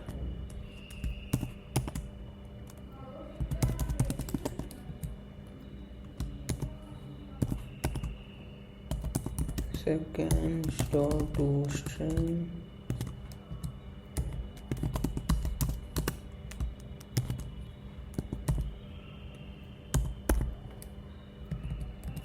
That's it, we're done with the format time function. Now let's create the helper function to get the time range for the speaker segment. What do you mean by time range? This, consider the segment starts at 127, ends at 130. That's called time segment. Const get speaker segment time, segment transcript segment, const start time is equal to segment dot offset, const end time is equal to segment dot words, segment dot words dot length -1 dot end. What we're doing here, bro, it's pretty self-explanatory, man. Even if you did like baby ass level question of lead code, not even lead code, bro, it's pretty self-explanatory. Consider this is a segment, right? We go doing this length of this segment. How long is this? Did I miss it? Yeah. We're doing the segment dot words dot length -1. So we'll be finding this block essentially, and we're just getting the end of it. That's it.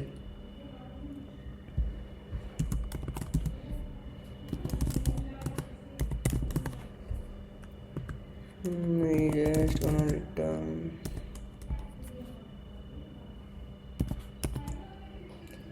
format time. That's what we needed that for. Format time of start time to Oh, we're not subtracting. No one is here, just put that down below. I don't need to explain it. Format time and time.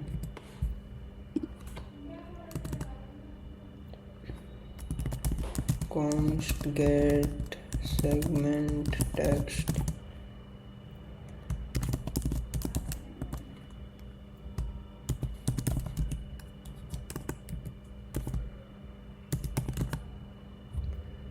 Return. We just gonna map all the words in that segment, like this word, all the words. That's what this function is gonna do. Segment dot words dot map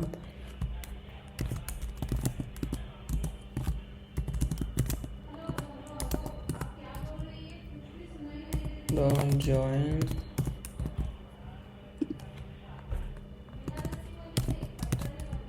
and transcript dot length 0. If transcript does not exist, then we're just gonna say no fucking transcript available. That's it. It's gonna have a class name of bro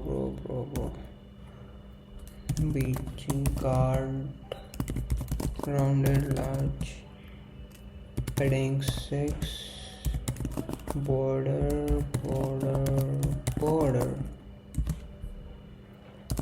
text is gonna be center,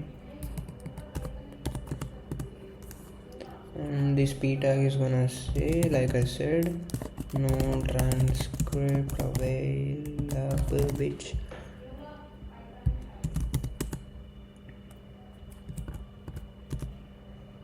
Clear text muted foreground. Yeah, after this we'll just render our main transcript segment. Div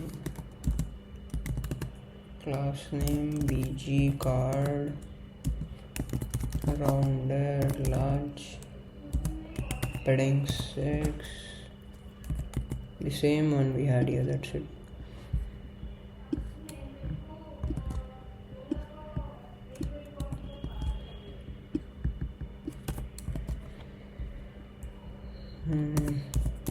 I think we wasted more time in copying that. I could have just typed it out. Whatever. Class name b text large font semi bold, text foreground, margin bottom 4,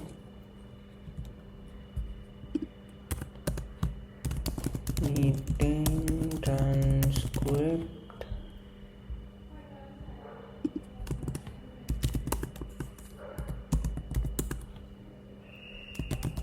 space y4 max h 96 overflow y auto, so that the user can scroll it. Okay. Transcript dot map segment index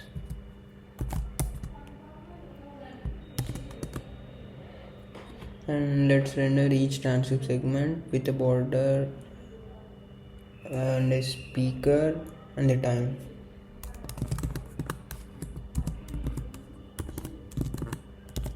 Index bro class name is gonna be padding bottom 4 border b border last border b0.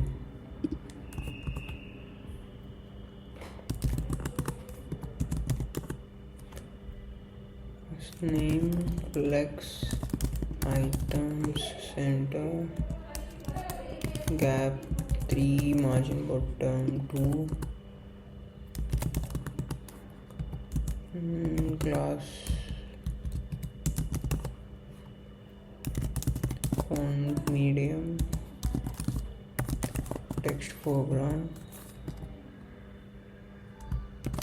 and here we're gonna keep the speaker's name. I was just trying to do speaker.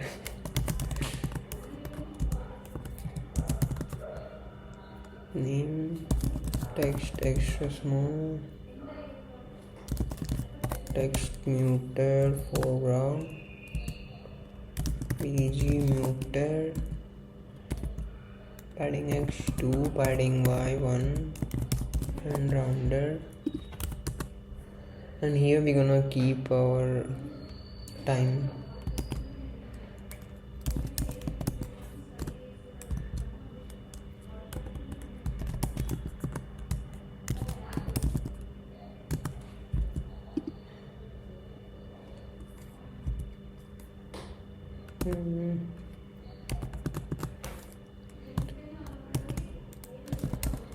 Segment text segment is gonna have a class name of text muted foreground, just like all the other ones.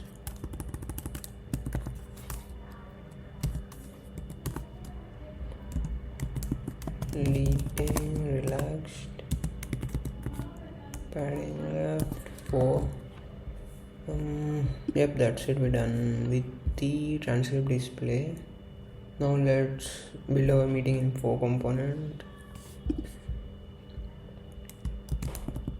Meeting info.tsx. First, let's define the interface for the meeting data, like which we're gonna display. Interface meeting data, title string, date is gonna be string, time is gonna be string, and finally the username. What the fuck is also gonna be string. Interface meeting info props meeting data meeting data. Boom, we can create our main component now.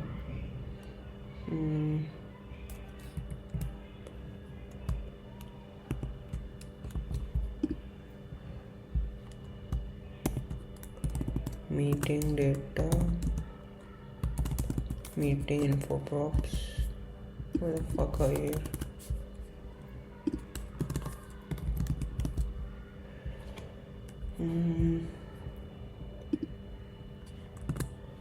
Let's get the current user from clerk.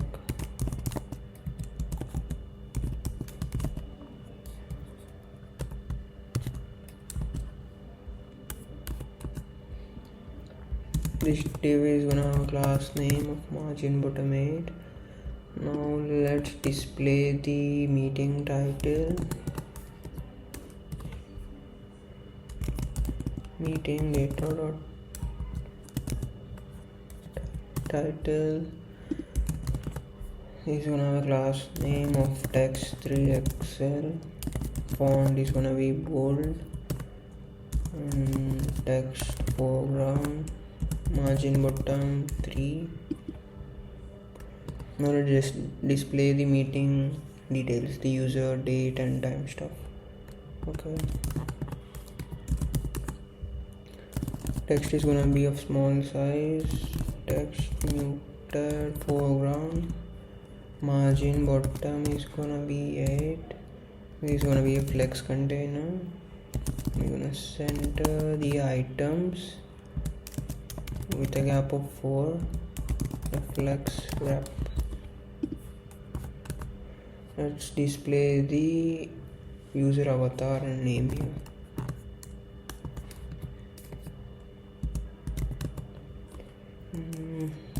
flex items center with a gap of 2. This will keep a div. It's gonna have a class name of width 5. Height also is gonna be 5, obviously, because we want it rounded, sorry, in a square rounded, right, not rectangle or oval or whatever shit. Rounded full. If you want, you can keep it square too, but I like it rounded. It's a bit aesthetic and overflowed, obviously. Then flex shrink 0 and 1 ring border. In this, we gonna, if the user has an image, we're gonna show it, or else we'll just show the first letter of the user's name.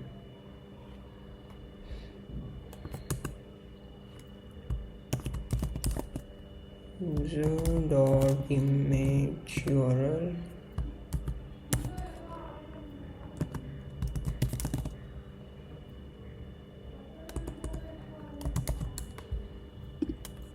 But I think we should use the Next.js image here. I don't know. Ignore it for now. Yeah, I think we should use the Next.js image. Oh, I don't know. Fuck off.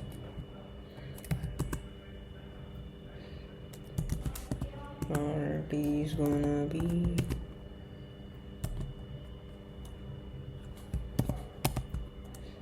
meeting data dot username profile.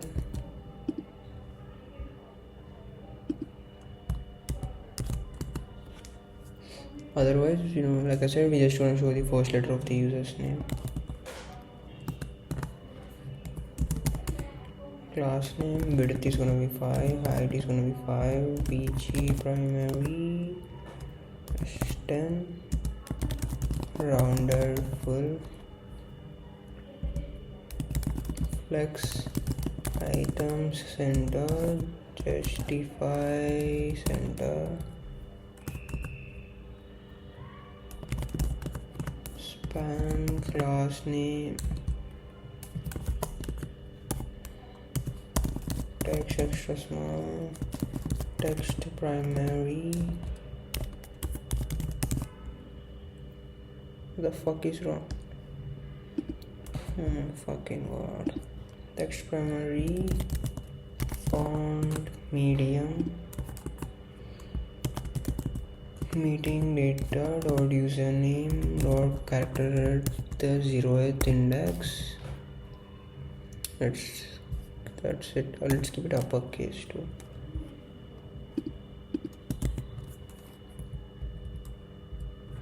To uppercase. That's what we need there. Are we done with it? Now let's display the user's name. Below that, we can display the meeting's date. We shall also keep a calendar icon there.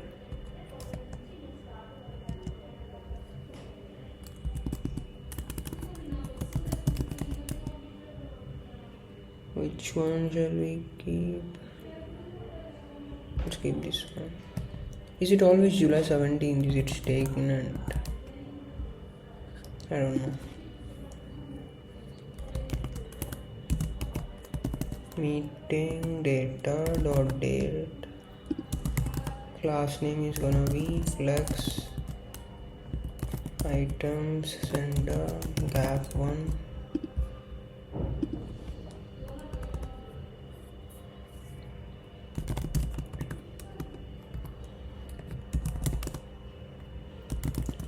Flex items center gap 1. Try for a clock. Which one shall we use? All of this looks shit.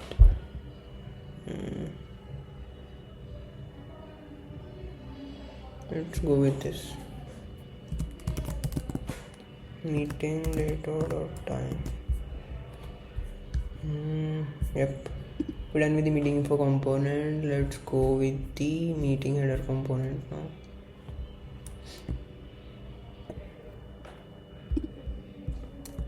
Meeting header.tsx.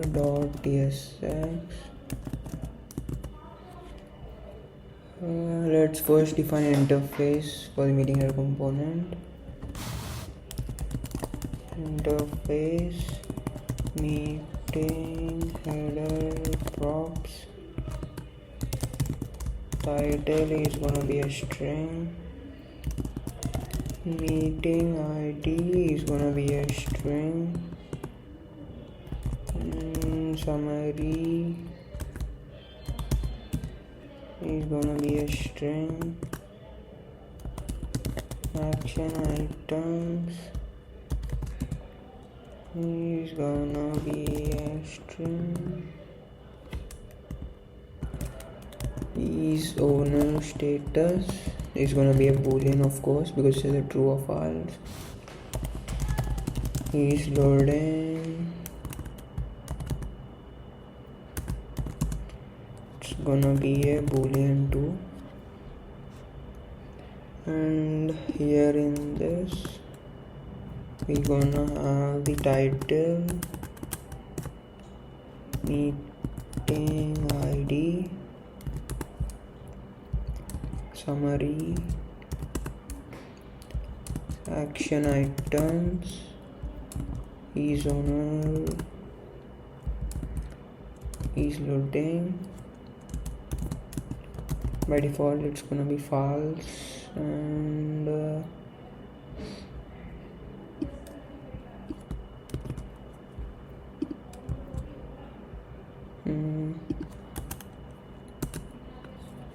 bro, what the fuck, man. It's gonna be of meeting header props. That's it. Let's format this nicely. Yeah, it looks good now. First, let's create a state to track if the posting the Slack is in progress. I know we did not yet create the Slack routes, and it's fine too. We're just gonna be making an API call here. After this meeting ID page is done, then we're gonna create the chart all page. It's gonna be short, because we already use the same hooks and stuff. We have centralized hook for all this stuff. And after that, we'll build a Slack bot, and I think we should be done there. Probably some 20% still left, 20-25%. Is posting, set is posting, state false.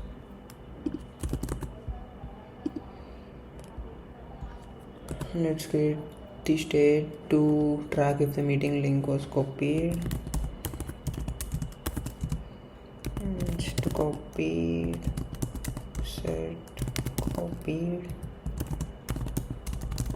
state false. And now the state is to track if the meeting is being deleted.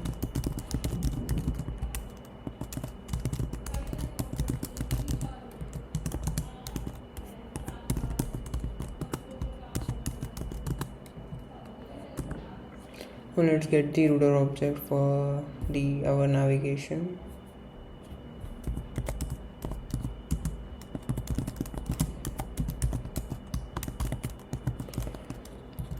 It is from next/navigation, guys, not from next/router.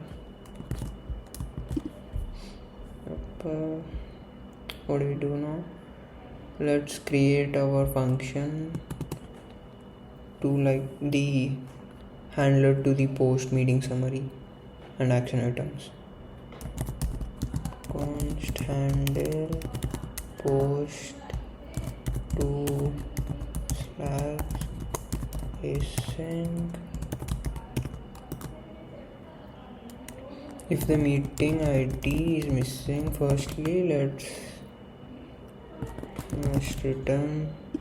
We shall add a toast here though. No, not toast. Now just return it. And how the fuck would you even be able to see the Slack button when meeting does not exist, right? Firstly the meeting exists, then only you're gonna go to the meeting ID page, then only you're gonna see this fucking Slack button. So it does not make any sense for that, but we're just keeping it, like good practices, you can say. Or just add console error, console log, or whatever bullshit you want to add. Keep set is posting to true here.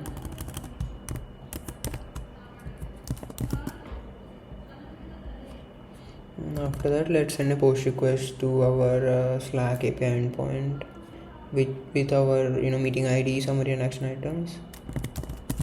Response is equal to await fetch /API /Slack /post meeting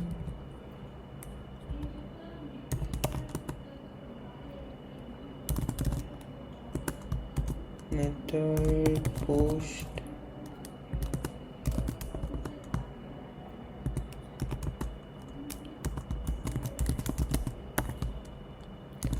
content type. It's gonna be application /JSON.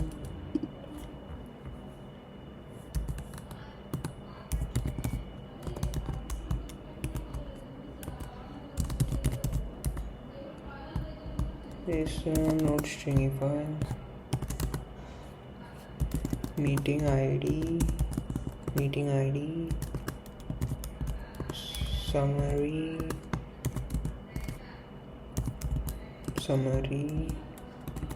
If no summary is available, I'm just gonna say meeting summary not available.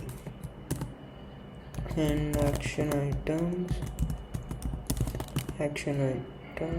so we'll just say action, no action items available or recorded. What's the issue? It's fucking common. Yep. Let's pass the response from the API. Response result is equal to await response.json. If successful, there's no need for it. Let's show it, response dot okay. Let's show toast message there, or else let's show toast message here, and below that catch error, and we'll show an alert here too. We'll come back, bro, just have some patience, okay? We'll come back and add all those alerts. Set is posting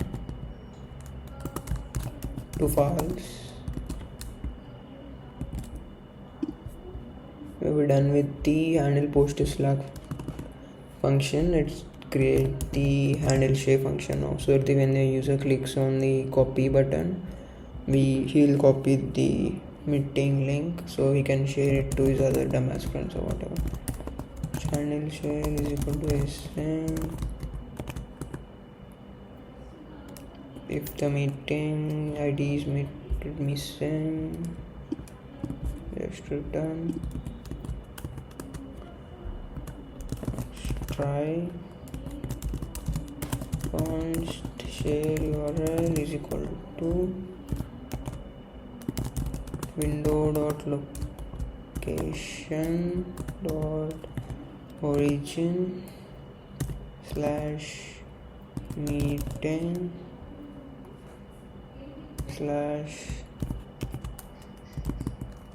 /meeting ID.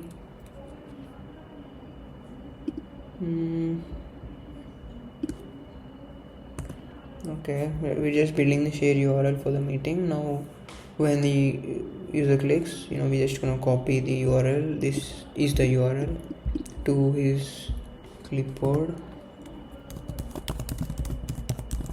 Meta.clipboard.write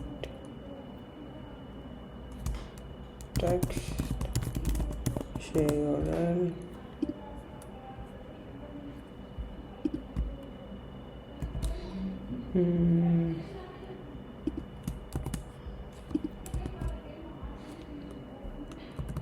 so let's set the copied state to true.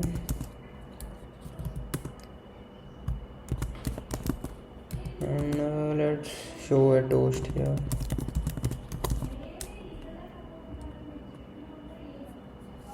Now let's just for 2 seconds we'll show the copied, like when user hits there we're gonna show copy there for 2 seconds, and then we again gonna show copy.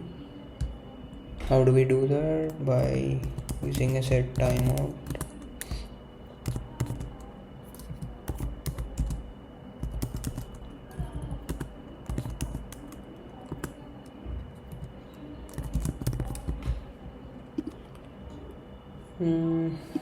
Yep, we're done with it. Let's go with the catch block now.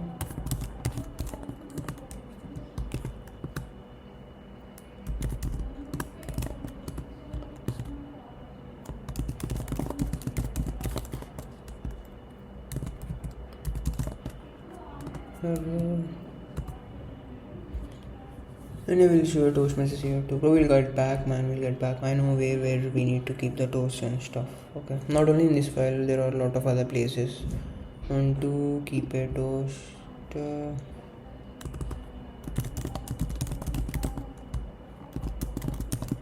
handle delete, ascend.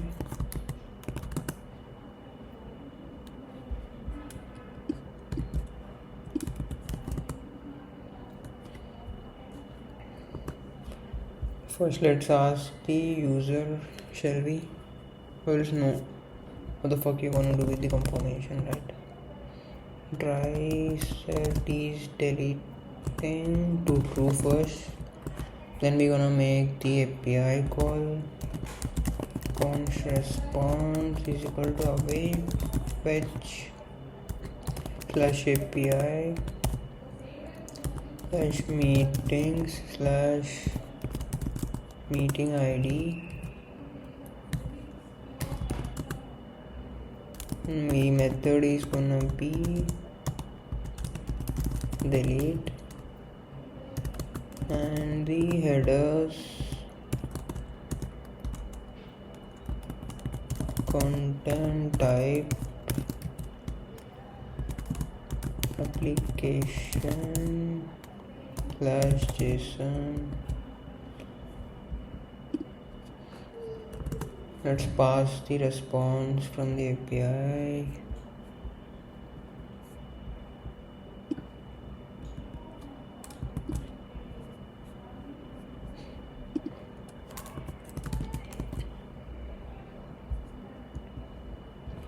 If the response is okay, like if the deletion is successful, we just gonna push the user to the home page, because what the fuck is he gonna do there, right? And obviously the meeting is deleted, so it's gonna show errors to him, so there's no point of being there. So we're gonna push him back to home, and he'll see his new as meetings, whatever, like excluding that meeting he's gonna be seeing all of his other meetings. The catch block.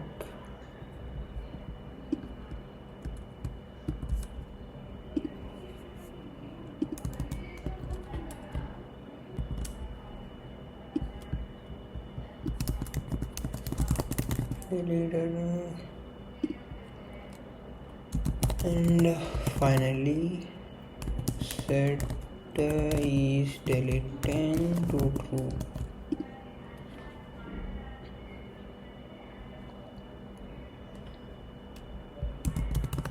Class name bg card, border b, border,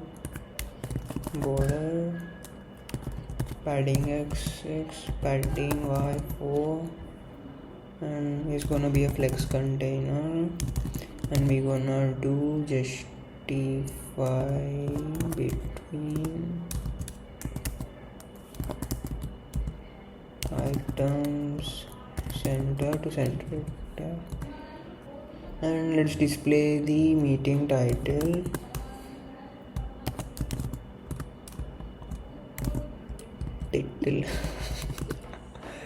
Class name is gonna be text extra large, and font is gonna be semi bold, text foreground.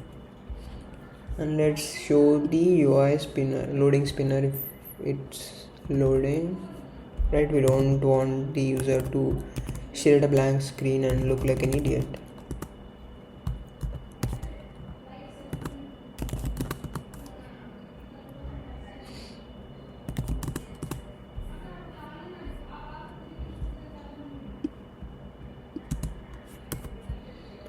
For this, we're gonna say loading, class name, flex items, center, gap to, text small, text muted, foreground. And for this, we're gonna say animate, spin, rounded, full, h4, width 4, border b2, and the border muted, foreground. If it's loading, we're gonna show that, or else we're gonna show the post the Slack button, share the copy the link button, copy share link button, all that stuff. And we are only going to show if it's the user, right? Because if consider you shared the link and shared it to someone else, we won't show the post to Slack and edit button to some other guy, right? We will only show if it's the user. That's the same condition we're using here. If he's the user, then only we're gonna show all these buttons. And if it's not the user, we will just keep the header component saying you are viewing a shared meeting or whatever, so that the user is gonna know. Yeah, if the user is the owner, show the action buttons. Flex gap 3,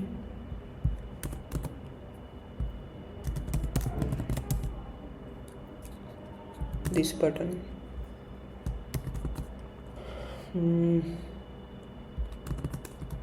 This on click, handle, post to Slack.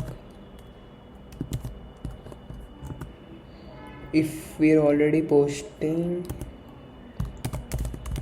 if the user has already clicked, or even worse, the meeting does not even exist, then we're gonna keep the button to disable. Variant is gonna be outline, and the class name is gonna be, see the inconsistency, double quotes, single quotes, border gray 700, text gray 300. Where the fuck did this come from? 100. And when hovered, background is gonna be gray. Let's keep 800, not 300. BG gray 800. And also the text is gonna be white when hovered. Text white. And button is gonna have a cursor pointer. If the button is disabled because of any of these conditions, most probably it's because we're posting though. If meeting does not exist, you can't even see it, but just an edge case. Disabled, cursor not allowed. And here we're gonna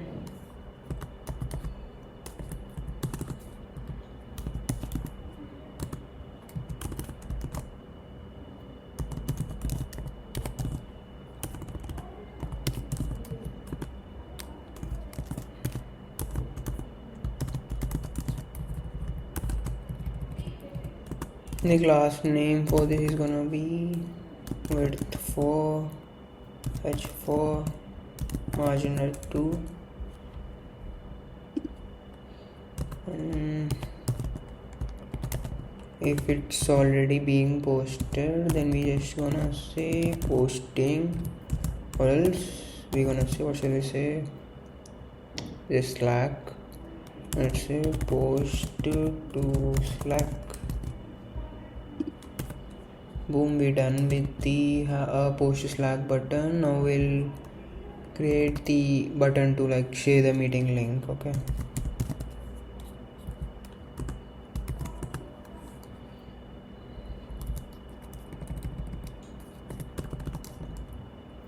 Oh, okay, sorry.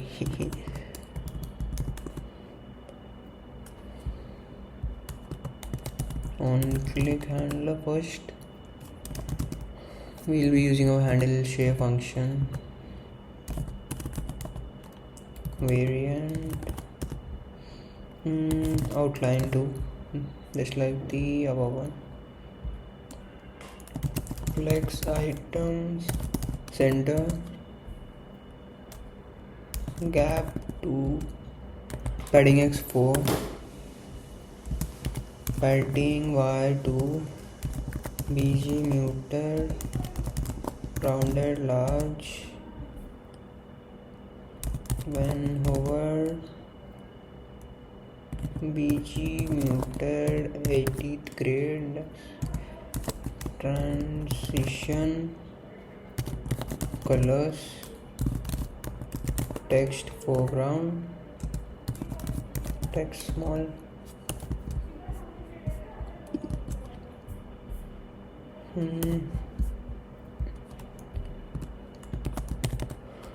copied,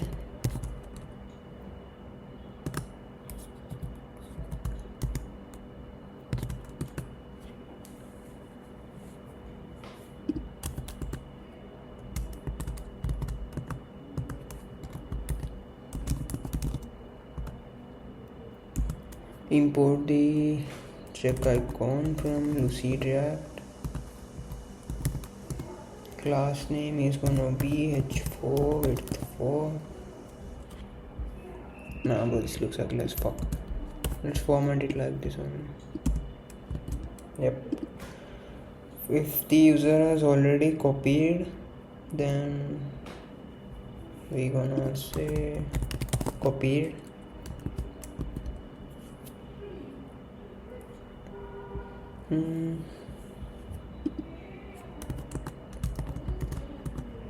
Or else we gonna just say share. Class name is gonna be h4 width 4.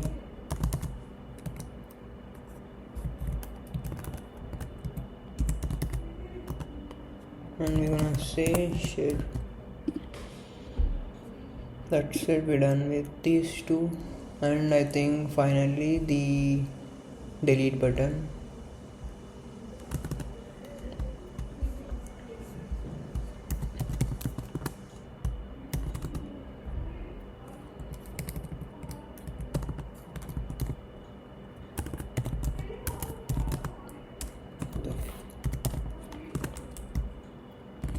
On click, we're gonna use our handle delete function.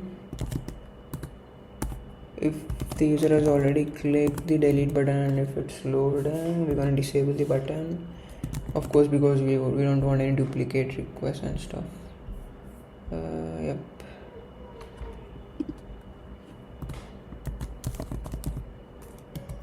Trash icon, let's show. Class name is gonna be height4 width 4, and it's already being deleted. We're gonna say deleting, or else we're gonna say just delete.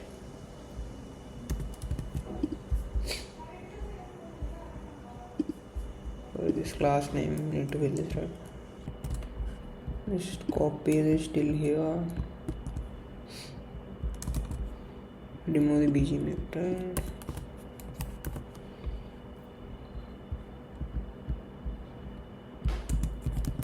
bg destructive because we want it to be red color. Why? Because it's a delete button, bro. Text white over bg destructive 90 transition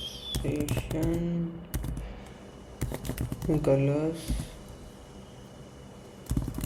text small, disabled, opacity 50, and also when disabled, cursor not allowed. Generally when it's not disabled, it's gonna have cursor pointer.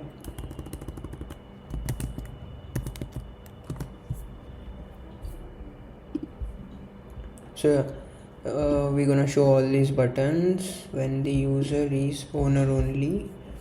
So if the user is not an owner, then what shall we say? We shall, like I said, we just say viewing a shared meeting.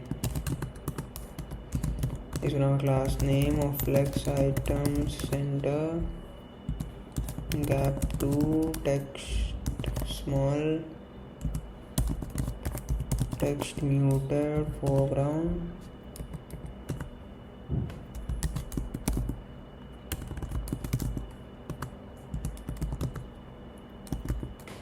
width for h4,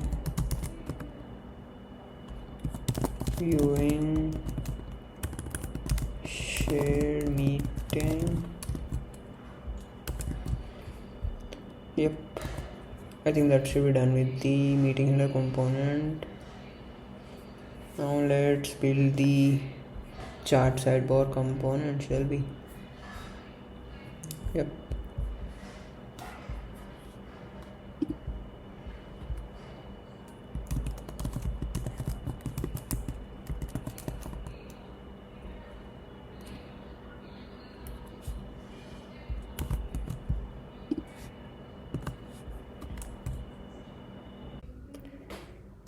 Let's define the interface for a chat message first.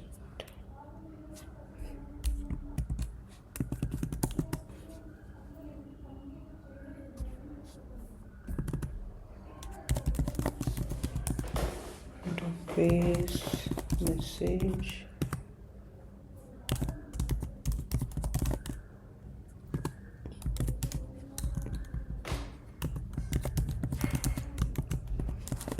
Content is the text content of the message, is the ID of the message. Oh, okay, eSpot, like to identify the messages, like bot type. Already explained it when we were building the route, so I don't have to do it again.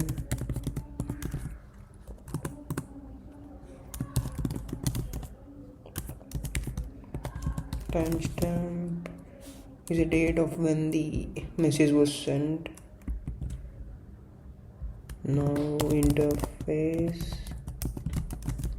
chart sidebar, props. First we're gonna get the messages, which is of type message array, and the chart input, which is like the current value of the chart input field what the user has entered, stuff like that. Input string, and show suggestions, whether to show the suggestions to the user on input change. This is the handler for input change.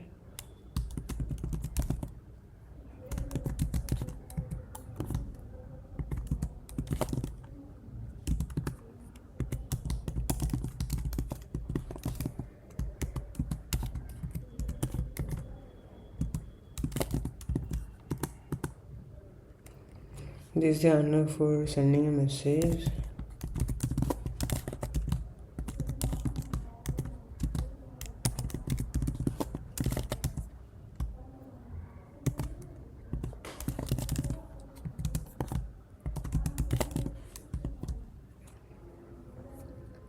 Now this is the main What the fuck is my voice like that?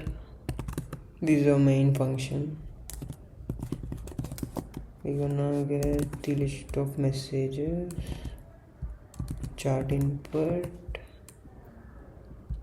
show suggestions on input change. Where are we gonna get this from? In our main page. Here we're gonna import our use meeting details.ts hook, and from there we're gonna pass it to our shell components. All this chart sidebar, meeting header, all this are called shell. Bro, I hope no one is in such a starting stage, like I genuinely don't have to explain the component flow, prop data flow and stuff, right? Yeah. Input change on send message on suggestion click.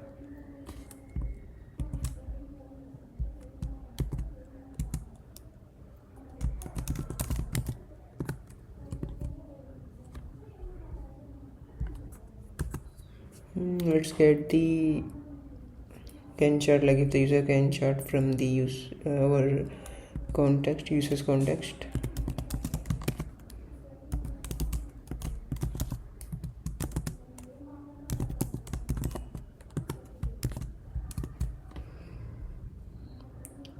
And also let's get the list of chart suggestions, what to show to the user when the chart is empty. Yes, actually, here we're gonna hard code them, because this is just like, who the fuck kept this thing? It's like an MVP level, but on a real scale. Even on a real scale, I've seen some companies, even though they're like pretty big companies, they hard coded. Not like pretty big, I mean pretty big. Consider like a seed level or Series A level companies with like 5 to 10 engineers or something. So what you can do here, instead of like deadlines or discussed, instead of like hard coding this, instead you send the summary, right? We have the summary, right? Page generated summary. You send that to ChatGPT and ask it to generate some example questions that the user can ask, and you store that in a database. In the database to like, we'll create an extra field called suggestions, like under each meeting ID. Under each meeting field, just like this, somewhere here we'll create suggestions, an array, a string array, and in that we'll keep all our suggestions, so that every time we load the page we get it from the database and we don't regenerate it all the time, right? That would be dumb.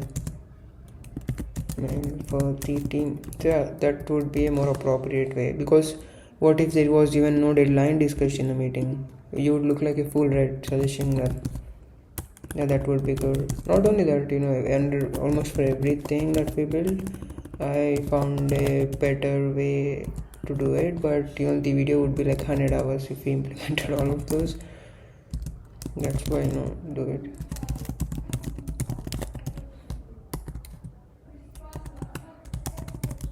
Finally, summarize the key action items from the meeting.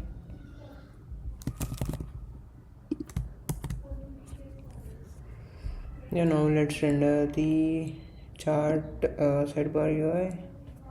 It's gonna have a class name of width 96, border large, border, BG card, flex call. Now let's build the header section with the title and the description, just saying meeting assistant, ask me about initiative thing, that thing. Class name, padding 4, border P, border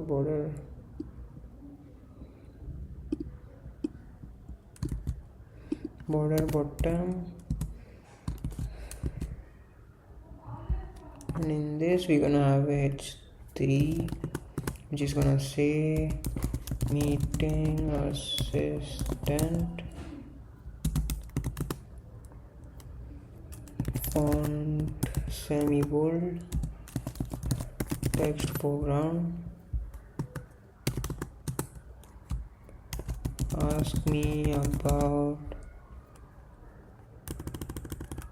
anything about this meeting. This is gonna have a class name of text small, text muted, foreground.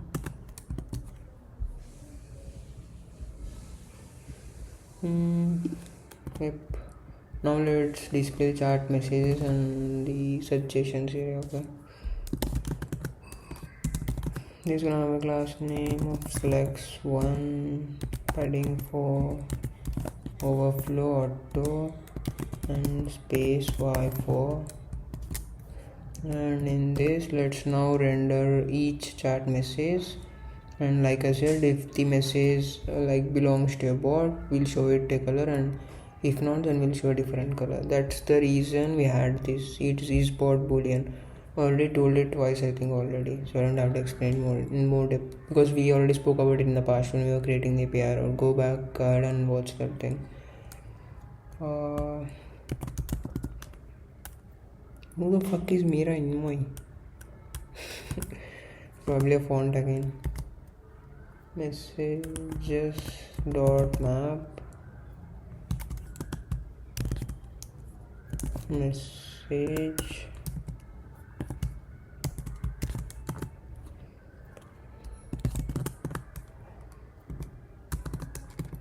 the key is gonna be message.id. The class name is gonna be what we need to do is, if it's the bot message, we're gonna keep it to the left side. If not, if it's the user's message, then we're gonna keep it on the right side. That's what we're gonna do here actually. Flex message.esport. If it belongs to the bot, then justify